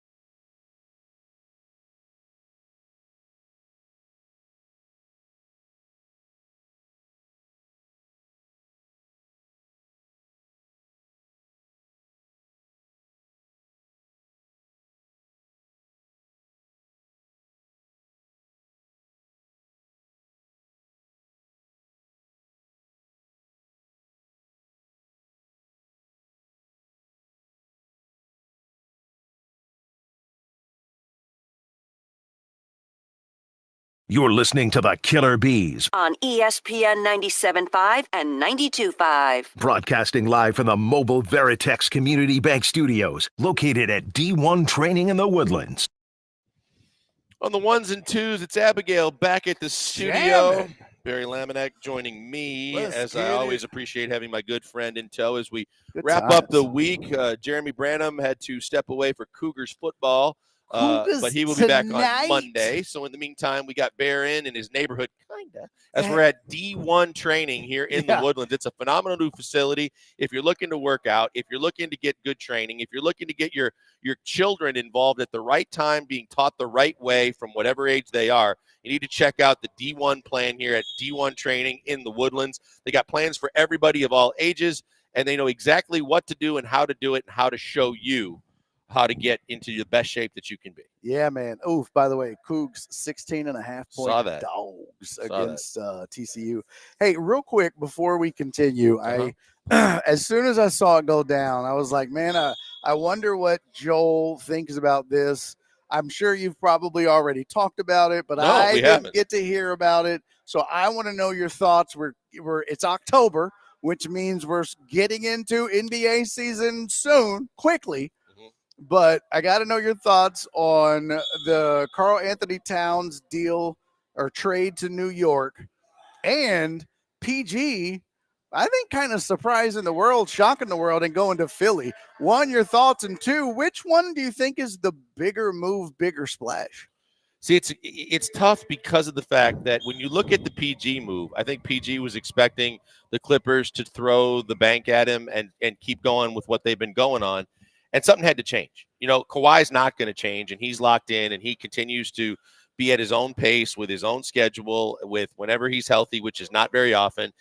And they were looking to try and mix it up. They're going into a new building. They committed to Harden instead of him. I think that was also something that he didn't really care for a whole lot. Philly has always, and Daryl Morey has always been enamored with him, and they needed help. They knew that finally getting out of the Tobias Harris contract, they needed a third weapon to go with what they had and to try and help Embiid and Tyrese Maxey, who has really come into his own to be a star. They needed that third weapon that they thought Harden was going to be. I think it's a big move for the Sixers. I think they're going to compete with the Celtics, and I think that was a move they were desperate to make but couldn't make until they got Tobias Harris's contract off the books. So I think that's a very substantial move. I think in terms of the Minnesota and New York trade, the big thing for me was the Knicks got rid of someone they didn't need. Like Julius Randle, and I said when he came into the league that and I think I said it on your show as well, that he had already kind of reached his ceiling in terms of there wasn't a high ceiling for him. He was an older guy coming out of college. He was a very, very solid player, but how much better could he be? I think he's maximized a lot of that, but in the process of doing that, he got real comfortable and started to feel that star status to where he started to be very vocal. He started to pout a lot. He started to do things that the Knicks were questioning when they know that they had him on the books and for how long and what they did. And then when he didn't play, they played better. And they made the run that they made. And then they go and bring Bridges in, and they say, hey, we're adding even more pieces. We don't need a guy that wasn't with us when we made one hell of a run last year. If we can unload that guy and we could get something in return that could possibly make us better that we don't have, like a big man like Karl Anthony Towns, I think it's both teams actually kind of addition by subtraction, but also adding something that they needed. From a Minnesota standpoint, the two bigs wasn't working. Right. Cat and Rudy was just too much. Cat could hurt you and he could help you, and you just didn't know he was inconsistent, which one he was going to give you. But you needed help as a power forward that's more versatile, and I think Randall gives you that. So you're willing to take that chance. And the kicker is Finch coached Randall when they were both in New Orleans. So having Finch in Minnesota, a guy he knows he can coach, unlike Tibbs and his dictatorship sometimes rubs guys the wrong way, I think there's a chance that works. And I think from a New York perspective, that they lost their big man and who got completely overpaid, the ex-Rocket draft pick. They needed another big.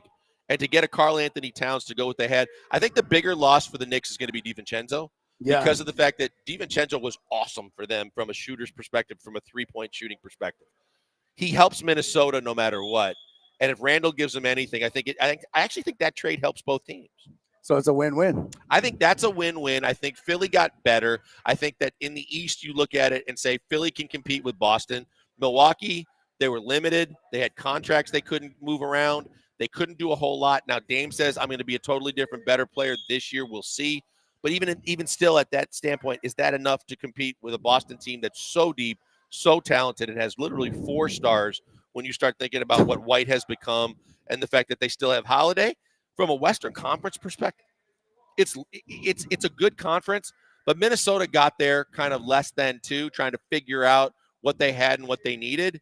Now that they've been there and gotten a taste of it, and I think the Ant-Man's going to continue to get better, adding a guy like Randall that can give you a big shoot the three, versatile, more athletic guy than Karl Anthony Towns, but then more specifically adding a shooter for depth and DiVincenzo, I think it makes them a better team.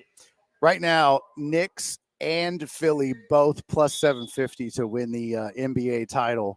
Only the Celtics at plus 340 and the Thunder at plus 700 at better odds. See, I like the Thunder, and I think it's a great model to hope the Rockets can kind of follow. I just think they need more than Shea to be. I don't know who's going to – I don't know if Chet can step up. I don't know if they have that guy on the roster. I don't know if it's at a certain point that they decide, hey, we've got all this young talent, but you know what we really need? We need another veteran that can come into this locker room and provide kind of that leadership and punch that maybe – because Shea needs some help. Yeah. And I'm not sure that he's got it right now on that roster. You know, they brought in, they made a couple of moves to get some veterans that aren't to that level. They need a kind of an upper echelon veteran with talent to be able to do what they need him to, what they need that team to do. So I don't see that as much. Boston is at the top for a reason. Yeah, they're by far the favorite in the East, but I mean that the West is kind of bunched up. It's the Thunder at plus 300, the Mavs at plus 360, and the Nuggets at plus 380 to win the West. So it's pretty tight up there in the West as far as who would win, and then the Timberwolves at plus 400 after the trade. Yeah, I like what they have. Yeah. I think they're well coached. I've known Chris Finch. I think he's a very, very good coach. I think he's going to get the most out of his players. I think that DiVincenzo, like I said, is the key to that trade for me. But they added depth, and I think that they're a much better squad. So, I think another year of maturity for Ant. Look, don't discount the fact that what he was able to get from that Olympic experience with all those guys that have been there, done that. Yeah.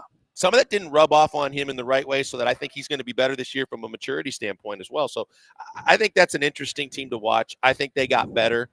I think the Knicks they were a good team without Randall. I think they got better with the move with Bridges already.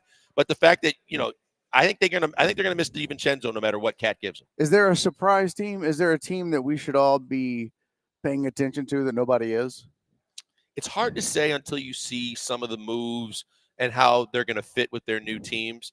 I look at teams of a year ago, and I look at a team like Sacramento going, they have so much young talent. They added a DeMar DeRozan. That could be a veteran-type guy that goes with Fox and goes with Sabonis and gives you an extra so that team is better. But how much better do they have to be? Because if you're talking about, like, teams that can compete to win the finals, I mean, you touched on them. I think Milwaukee's the one team that has the talent to be an upper echelon team, but they don't have the supporting cast that makes me believe in them like I did a year ago when they failed me. And so I think that until we see like some of the draft picks and some of the kind of shrewd moves that were made in the offseason, how they fit. Look, I like what the Rockets have done. I think that as much as Reed Shepherd comes into this league younger, the one desperate thing the Rockets needed was shooting. And everything that I've heard and talked to the people inside and seen is that he is exactly what the doctor ordered from the standpoint of one of the things that they lacked the most on a team that had so much young talent. And that is a true shooter that can create, that has the handles of a point guard. I don't know how much that Ime is going to play him early on, but I do know that by midseason, you're going to see a guy that is going to make you forget any other chance you had to draft anybody else in that draft. I was going to say track record says probably not a lot. Do they make the play-in? I won't even say playoffs. See, that's where I'm at. Do they make the play-in game? I think they got a legit chance to make the play-in tournament, but I don't believe that they're there yet. Look, and I think Cam is a guy to keep an eye on. I mean, he's fun. I've told you before, like, you can't teach the size and athleticism at the size that he has, the jumping ability, the strength, the power. And now he's kind of refined it to know what the NBA game is about. We knew when he came in, he didn't want to play defense. Now, when he comes into this situation, I think he sees this as an opportunity where he can really kind of create a niche for himself with this team to get better and contribute more. And I think that's exciting. Yeah. Very much so. Last question. I know we got to get out. LeBron and Bronny. Yeah. Thoughts? I mean, family pictures are going to look nice. I don't think he should have been drafted. I don't think he belongs in the NBA. Same. I think that if he wants to do what every other prospect does and prove his way into the NBA and earns real playing time, that's one thing. But if JJ's got to do LeBron a solid and like the Lakers did by drafting him, period, like Pelinka did, then I think that it's a travesty that this kid is going to be in the league just for the marketing and the show of, daddy son opportunity to play the game. He has to prove a whole lot to a whole lot of people, starting with me from the standpoint of I don't think he belongs in the league. Facts. That's just as simple as I can put it. Agree. All right, so let's get to the car wreck of the day. We've got one segment to go on the show. That means we're going to lead you into your weekend with a car wreck of the day because we don't do mean texts on a day that Jeremy and BMAC aren't here. We'll take one quick break, come back, and wrap it up. It's the Killer Bees on ESPN 97.5 and 92.5 FM. Before we go to the break, I do want to tell you about my good friend Doc Linville. Doc Linville, best in the business at the NeoGraft procedure. He does so much, and he does it so well. But what he does that I have personal experience with is the NeoGraft and PRP treatments. If you don't know what that is, but you've been losing your hair, you need to find out and find out fast because he can be the savior that you need. Go to 975hair.com right now. Set up an appointment and a consultation. I tell you to do that because it's free. Nothing to come out of pocket. No signing on the dotted line. No financial commitment at all. Just you getting questions and answers after they explain to you the NeoGraft and what PRP can do. It is phenomenal. It is fantastic. Granado's done it. I've done it. We rave about Doc Linville because he gets you results. Immediately when you do the NeoGraft procedure, which essentially is like when you talk about lawn talk and you talk about green thumbs and you talk about what it means in correlation, think about it from a lawn talk perspective in the fact that he basically takes hair where you're never going to lose it, the sides and the back of your head, kind of like sod, puts it where you need it most, where you have bare patches and bald spots, like you do with your hairline in front or the shiny spot on top that looks like a baboon's butt. You can fix all of that with the NeoGraft procedure. And almost overnight, after they do the procedure, you will see the follicles there, and they will grow. They will get stronger, they will get longer, and they will be with you for the long haul. And then when you do the PRP treatments as well, it's like fortifying that. It's like fertilizing your lawn. You have some hair there, and the new hair is also growing in. The PRP kind of speeds up the process and gives it the fertilizer it needs so that it can get maximum growth yet again. Check them out today. Go to 975hair.com. Sign up for that free consultation, and tell them I sent you by.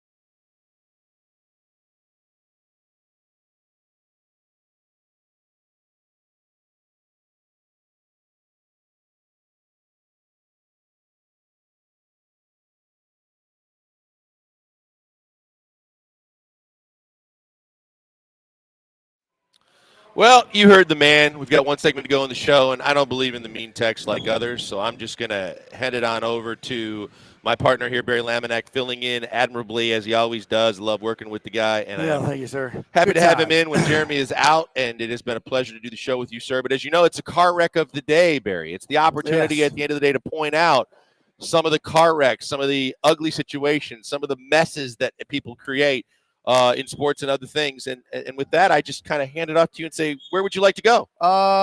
So it can be like anything. Sure. You know what? I don't. Well, I know you within reason. Okay. I'm gonna just take a guess.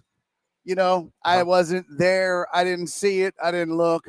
But I'm gonna guess that my car wreck of the day was probably the Twitch chat. Well, you are king of Twitch, right? Nope, not that's nope. King of love on Twitch? Nope. Oh. But I'm gonna guess just based on past experience that when I do this show, in general, y'all's Twitch chat is pretty atrocious. It's full of hate and vitriol, but when I'm on the show, it's even worse. So I'm gonna guess that the car wreck of the day was, all the psychos in the Twitch chat. I'd love to tell you that saying psychotic that I closely things. monitor it now, because I think that the one thing you didn't mention when you talk about all that, which is really special, especially with our chat, is you didn't mention toughness. Oh, right, because there's none of that, right? No, because like nothing says normal behavior like guys that hide behind no identity to bring your family into discussions and criticize them. And these are grown men. Yeah. Wow. And the good thing is they have so That's much not- to that's do not in life psychotic at that all. They're in from 7 a.m. to 7 p.m. That's not crazy. Solid, right? No. Solid as a loose stool. It's not weird at all. No. Well, yeah, you're probably right. So there's your car wreck of the day. I don't think it's. What's yours? Oh, I'm going to go with you. You're gonna go because that's why I got out. I got out. I'm like, I am in this business, and we do have a Twitch chat. But when you've got guys that are that off their rocker, yeah, like you know what? When you got guys that go in and look at your college baseball stats and think you still care and know what they were, that's so weird. You know what I did? I played college baseball. You didn't. Guess what? I don't care what the stats were because I had fun, and it got me places, and I did things, and I traveled, and I'm like. And that's not why I'm here, and I don't need to prove anything to you. So weird, sir. I So think, weird, sir. I wouldn't know. Sir, I always say sir and or ma'am. You can never be too careful. They, in 2024. They like to participate in a heavy never manner, be so too that I would always back you up on that car wreck. All right, who you got? Bills, Texans. I just don't feel it. I don't think they're there yet. I think the Bills win by a field goal. I'm going to say 27-24 Bills. I have it 23-20 Bills. Okay, it's still a field goal. Yeah, it's 23-20 Bills. The spread is what? 1? 1, yeah. That's weird for a home team. Right? 1. 1 is 3 a very the norm, weird right? spread, unless it's changed. I think that tells you that they don't. That Vegas doesn't believe in the Texans. Has the spread changed? Nope, it's still 1. Yeah, because the spread is normally 2.5 for a home team. So right, 2.5 to 3. Yeah. All right, Abigail, we appreciate you doing everything that you did. BMAC, we appreciate you, and we'll see you Monday. Same with Jeremy. Always appreciate my man Barry Laminack Good joining times, us. bro. Catch Good him at times. Barry is Funny on social media. Make sure you catch up with him on his podcast and follow him and get to see his show whenever you possibly can. We love having you with us all week long. We always appreciate the Hive, and it's always alive and supportive, and that's what we love about you guys the most. Have a great weekend, everybody. Go Texans. Hopefully they get a win. You don't have to watch baseball. We understand. And we'll talk to you again on Monday right here on ESPN 97.5 and 92.5 FM.